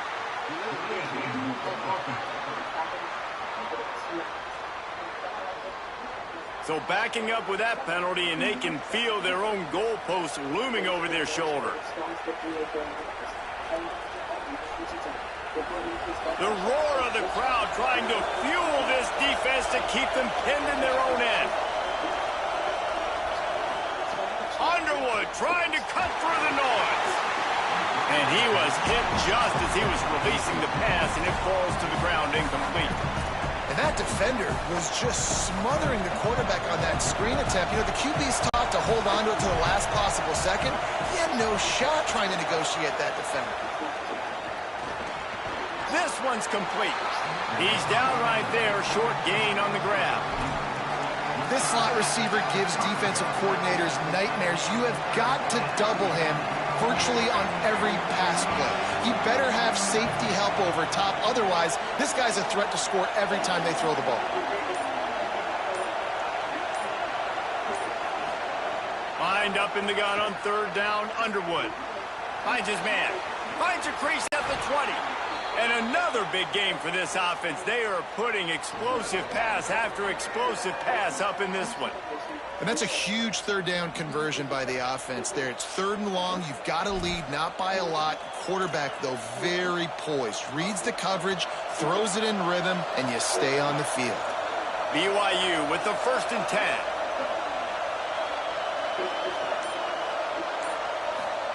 They go play action. Bryce Underwood fires to the wideout.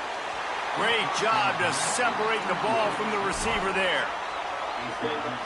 Long way to go on 2nd down. The fake wants to throw. Trying to burn this defensive back. Finds a spot down the gut of the knee. And he'll take it in and house it. Touchdown, Cougars! And that's exactly how you draw it up on offense, man. You run the football, you get those bodies committed, Jesse, and you use speed out wide with a little bit of play action. A really nice job of setting it up by the play caller, you're right. And those linebackers and safeties, they want to come down and support the run, but a really nice throw, excellent route, and they're able to connect for a massive TD.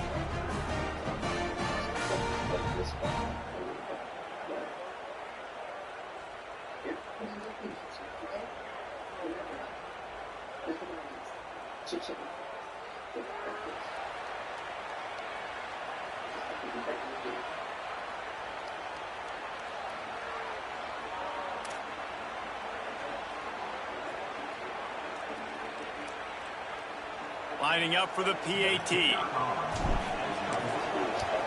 The extra point is good, and they have a 9-point lead. A very efficient 5-play scoring drive. And the score comes on a huge play in the passing game, covering 67 yards to the end zone.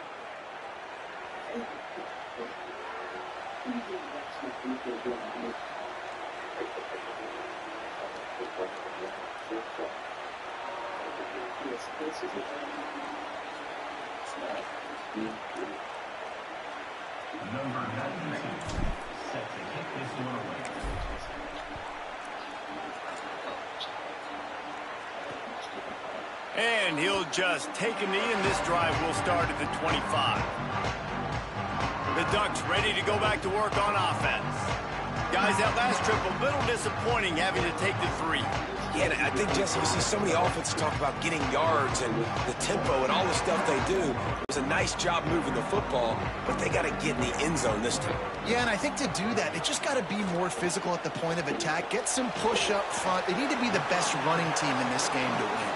He's brought down quickly. Minimal gain there. Still a bit short of the first down.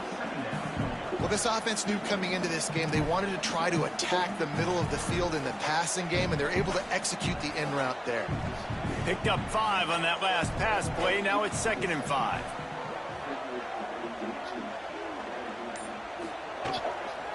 They'll run the counter. Stopped after a pickup of 4. Good run to get it out to the 34.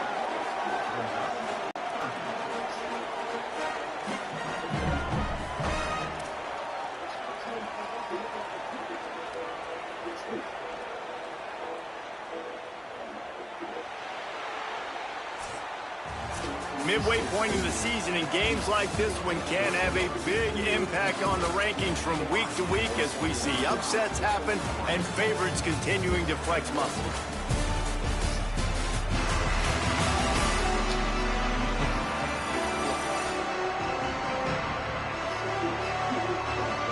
One final quarter to play and a W in the win column at stake as we open the 4th. So we open the final period with a 3rd down play. Drives inside. They'll keep this drive moving by picking up the first down. They have it at the 36. Here's this offense with a fresh set of downs. Tells the play fake, wants to throw on first down. And he was hit just as he released it, and it falls to the turf.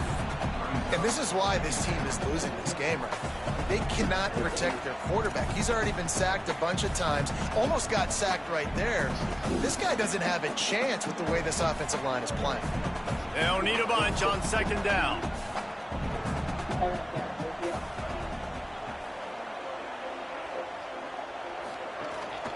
Now on the move. There he goes.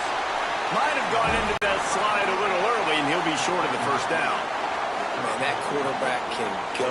Just another guy in another system all across college football. All quarterbacks nowadays, they got so much speed, it's ridiculous. Man, I'm telling you, that has to be exhausting for the defensive lineman trying to chase down guys like that. It's silly because even when it's a design play and it's a design run like here, fine. But then it's scramble plays and then it's passing plays. He's always a runner, just exhausting. And he'll ramble to the 34 before he's finally knocked down. Well, the good news is you got the first down running it there on 2nd and short, but the bad news is you're down by quite a bit here in the 4th quarter, and 2, 3, 4-yard gains aren't going to get it done. You've got...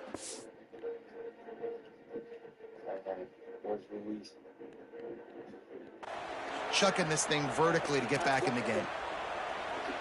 The Ducks are moving quickly down the field.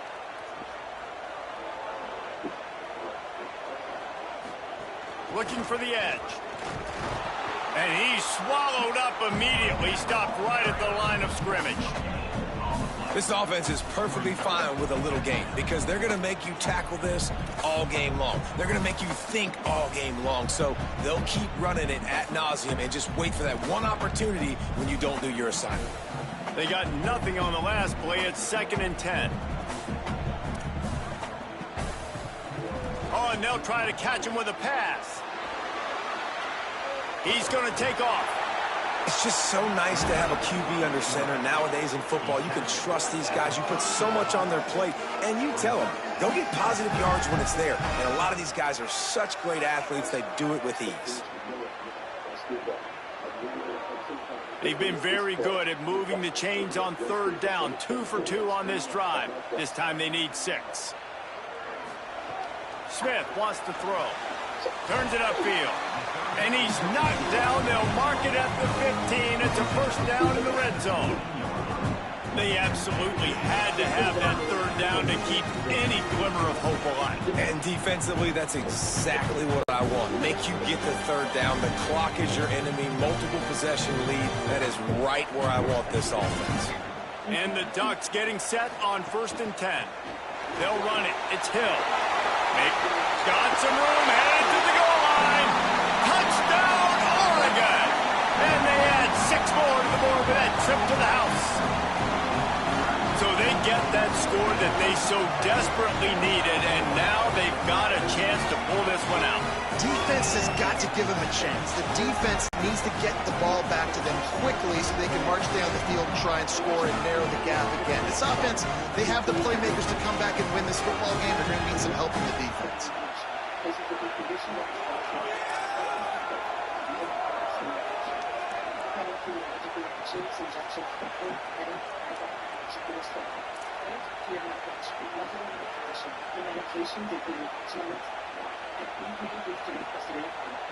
PAT unit on the field.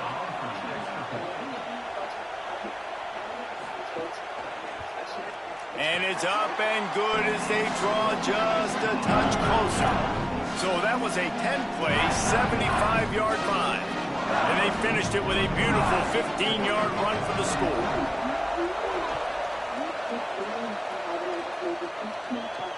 Let's see what he can do with the return.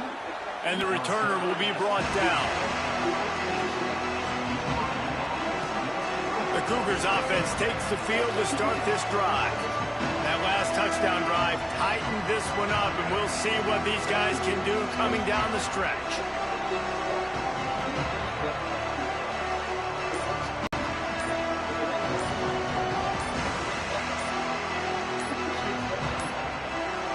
Looks as if they didn't get it off in time. It'll be a delay of game.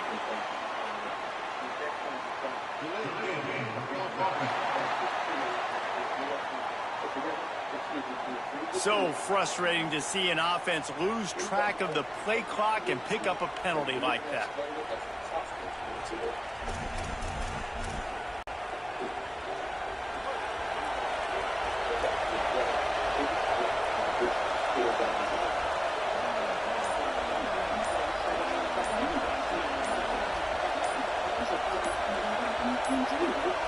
Another delay of game penalty. This is just sloppy.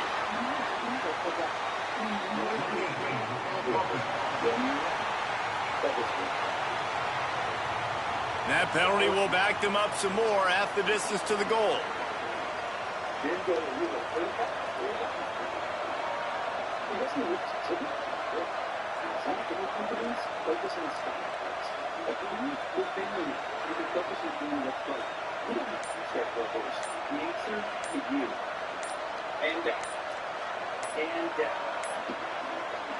They're going to take another delay of game penalty. You just can't have these types of mistakes.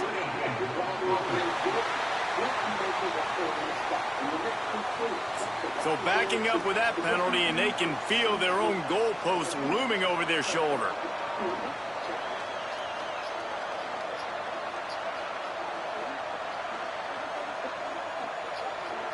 And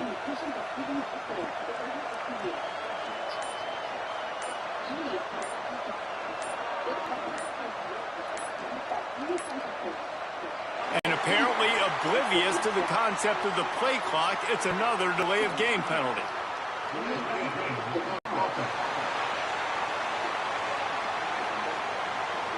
That penalty will back them up some more, half the distance to the goal.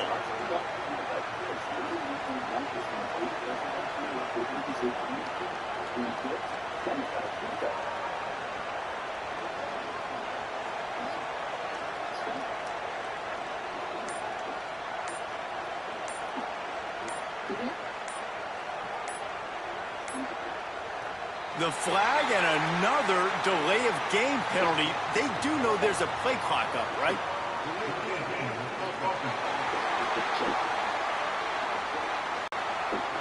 So backing up with that penalty, and they can feel their own goalpost looming over their shoulder.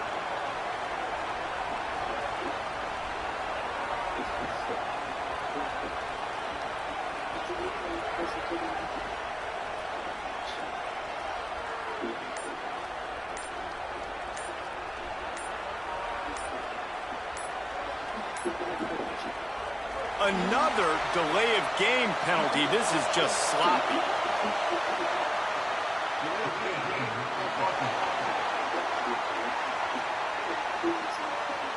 That penalty will back them up some more, half the distance to the goal.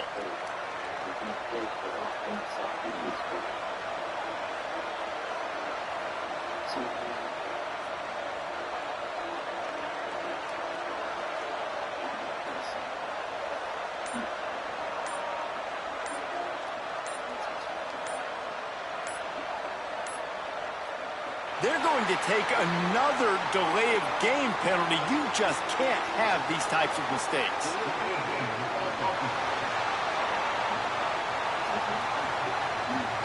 So backing up with that penalty, and they can feel their own goalpost looming over their shoulder.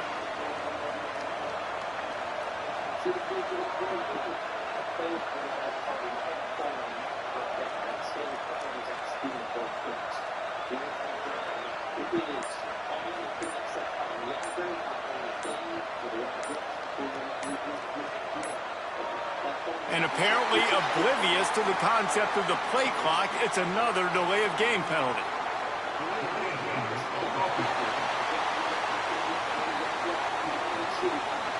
That penalty will back them up some more, half the distance to the goal.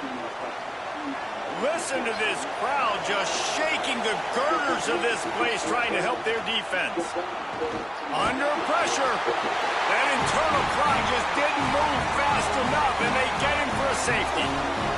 Great job on the safety there. And how about the D tackle just collapsing the pocket? There was nowhere for the quarterback to step up into to try to buy himself some time. That D tackle walked his man right into the lap of the QB to get to the safety.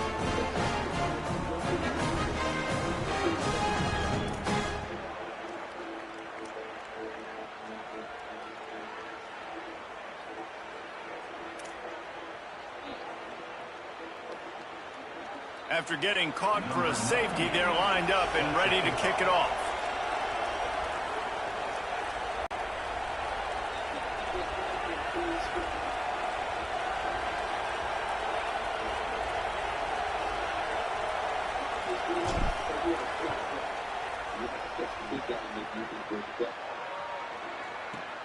Making his first move.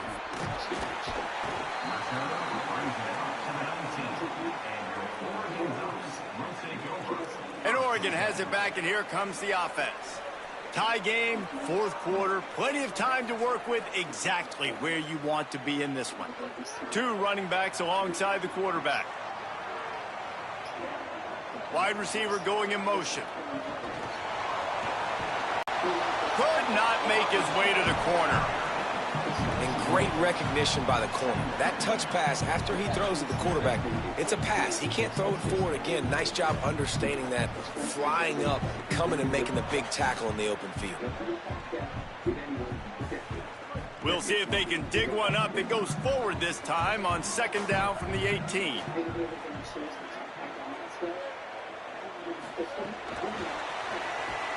He's brought down, but he went backwards after that completion, not the way they had it drawn up.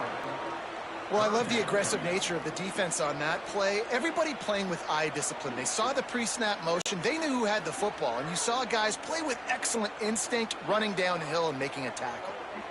This defense has kept them backed up. Now one more stop, and they can get off the field on 3rd and long. Smith dropping to pass. And the incomplete pass will bring up 4th down. 3rd and long situation. They try to go screen. I think they were hoping it was going to be a big zone and they could get those offensive linemen down the field, but the defense sniffed it out, forcing the incompletion. The Ducks will punt this one away. They're up to a half-dozen kicks today.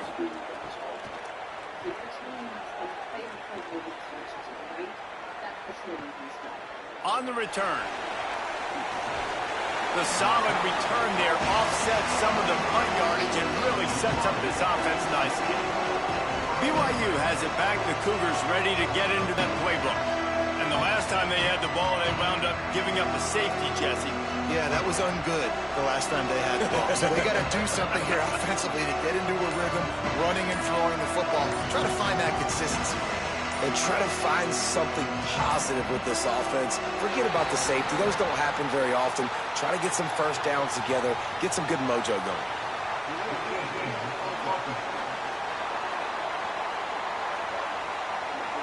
Offense took a little bit too much time at the line there.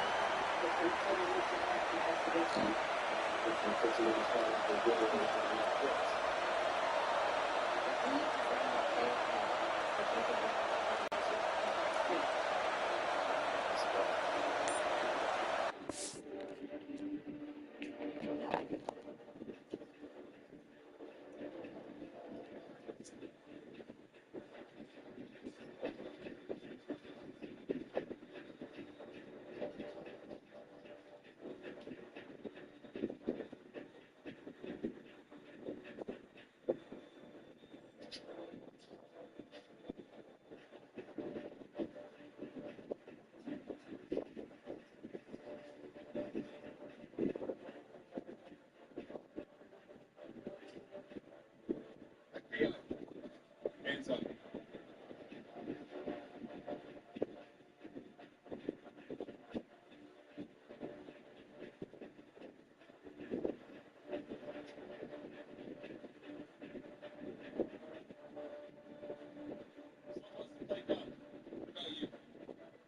It's a fail. Us.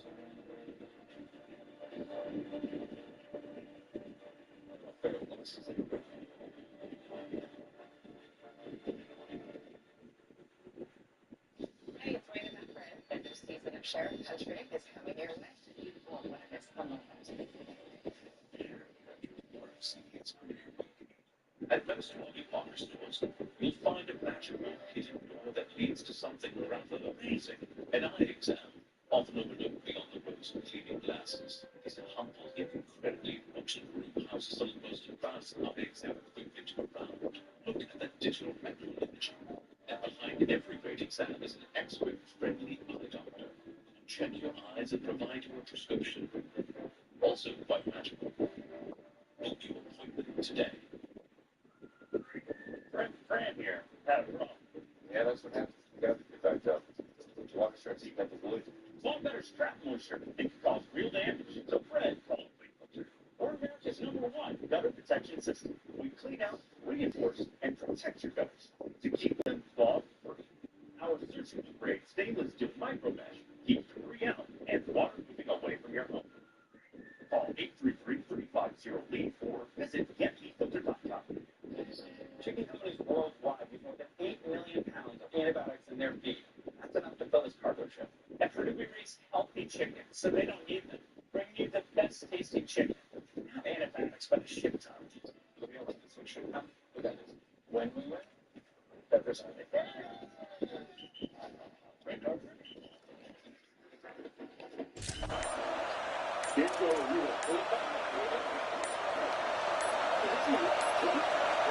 The flag and another delay of game penalty. They do know there's a play clock up, right?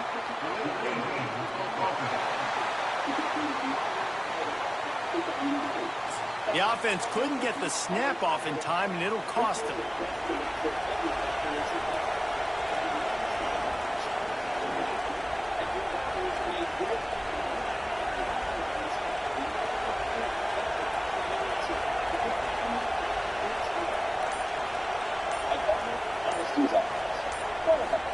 Keeps it himself. Tackled almost immediately. Not a whole lot on that one. Playing the option, man. Consistently playing responsibility football. Nice job by the defense being where they're supposed to be. This option will just keep giving it to you over and over and over again, and you got to pass those tests.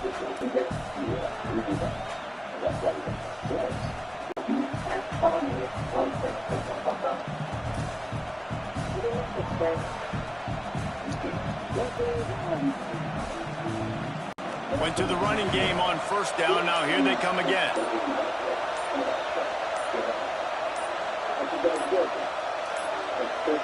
An unforced error there. They don't get the snap off in time.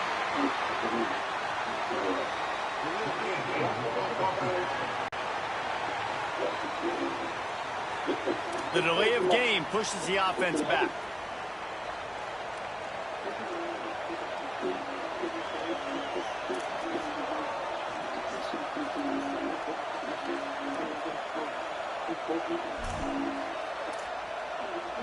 And here comes the offense on second down.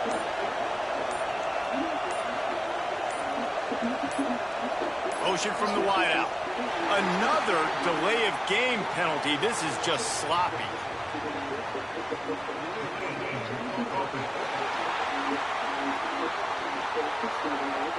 That is a completely avoidable penalty. The quarterback just went into brain lock and lost track of the play clock. Seriously, this just can't happen. A delay of game penalty, and it is second and long. Here's Bryce Underwood to throw. He's got it down the field. And they pick up a better than 30 yards on that completion before the defense brings him down.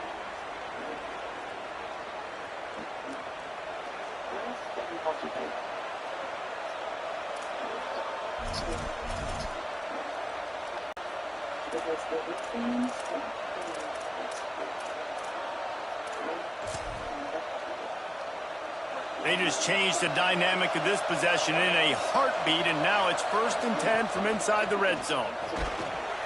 They didn't get a push at all on that one. It'll be no gain on the play. Well, the defense blitzed on that last run, but it was the big fella on the inside that made the stop and made the play. Great job flying out of his stance, locating where the football was, and getting to the ball carrier. Really good job at the point of attack. He's dragged down at the 12 as they try to cash in on this red zone opportunity. The power of Autzen Stadium on full display. The house of loud is deafening on this 3rd down. He gets it so close to the 1st down marker, but I think he's going to be a touch short. And these are the big decisions you have to make in a football game. How confident are you in your defense? That's all this decision comes down to. If I kick a field goal and I trust my defense, that's how this game could end. Or do I want to roll the dice because I don't believe in my defense?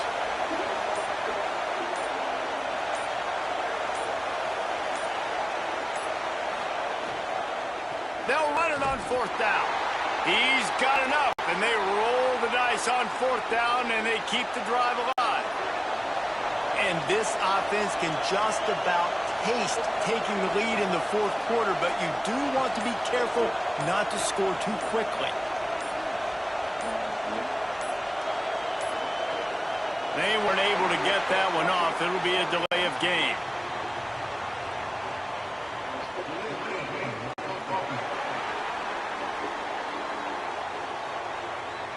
Quarterback just lost track of the play clock, didn't get the snap off quickly enough.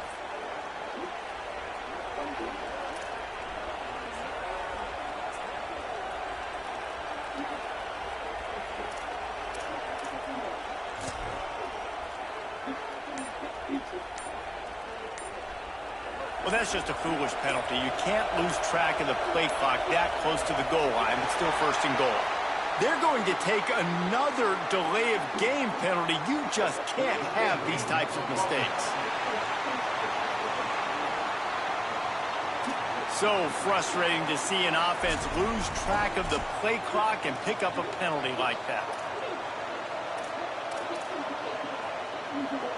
And guys, that one's just on the quarterback. You have to know where the play clock is and get the snap off in time.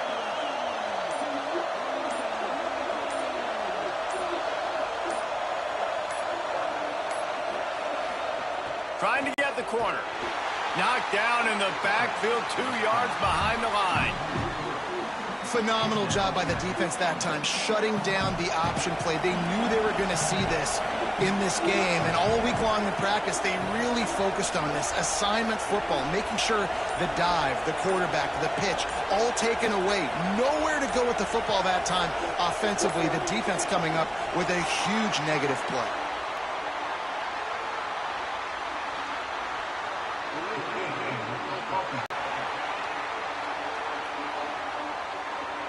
Offense took a little bit too much time at the line there.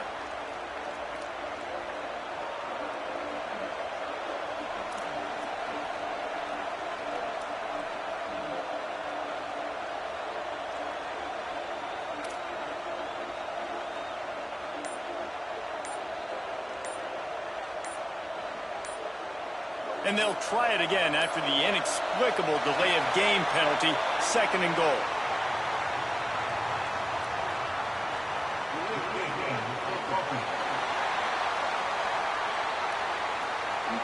The offense couldn't get the snap off in time, and it'll cost them.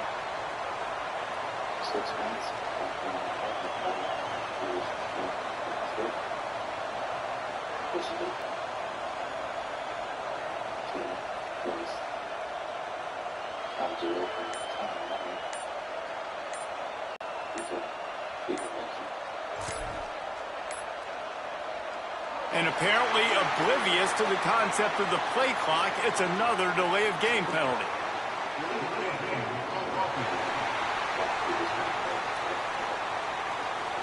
That is a completely avoidable penalty. The quarterback just went into brain lock and lost track of the play clock.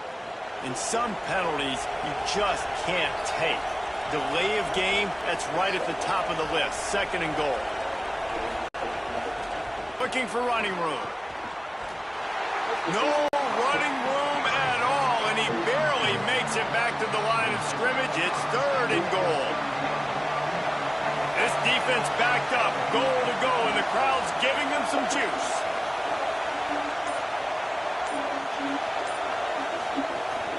Turning to the running game here on 3rd and goal. They rode their running back, but he could not make it. It'll be 4th down. So on 4th down, here comes the field goal kicker in a huge spot.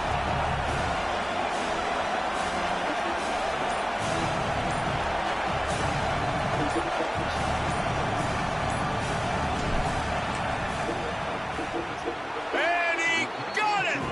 They take the lead here in the 4th. Man, I think I like the call, man. You got an opportunity to take the lead in the 4th quarter. Go for the kick. He executes it perfectly. Defense, now it's your turn. We got the lead. We got to get a stop.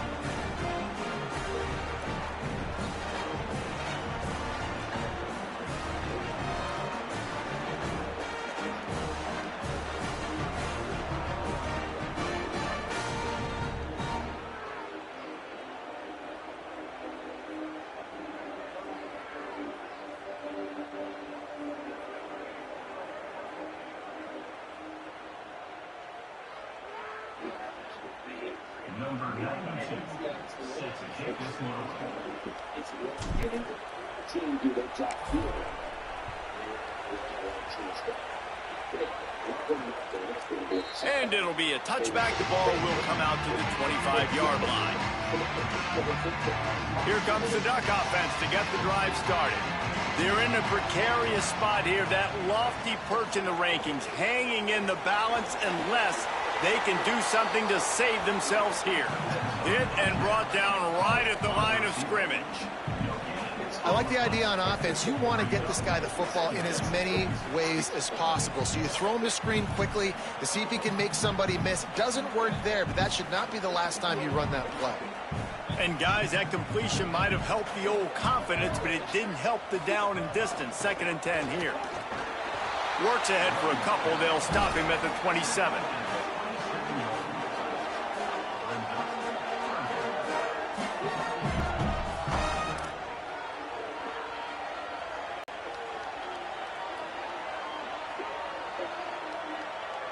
Third down conversions, always a huge stat, and they've got a 3rd and long from the 27.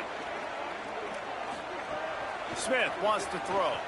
Fires to the right. What a job to lay out and make the catch. The Ducks come to the line in the hurry-up. You know why he's piling up all these yards, David? Because the receivers won't let the ball hit the ground. You remember that Jameis Winston game we called on a Thursday night?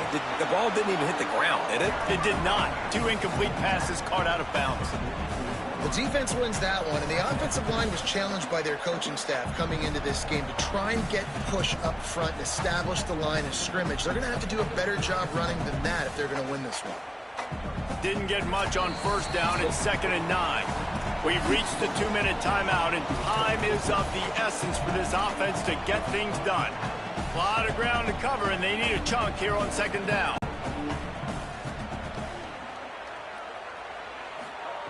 Kept the last one on the ground. Now they'll throw.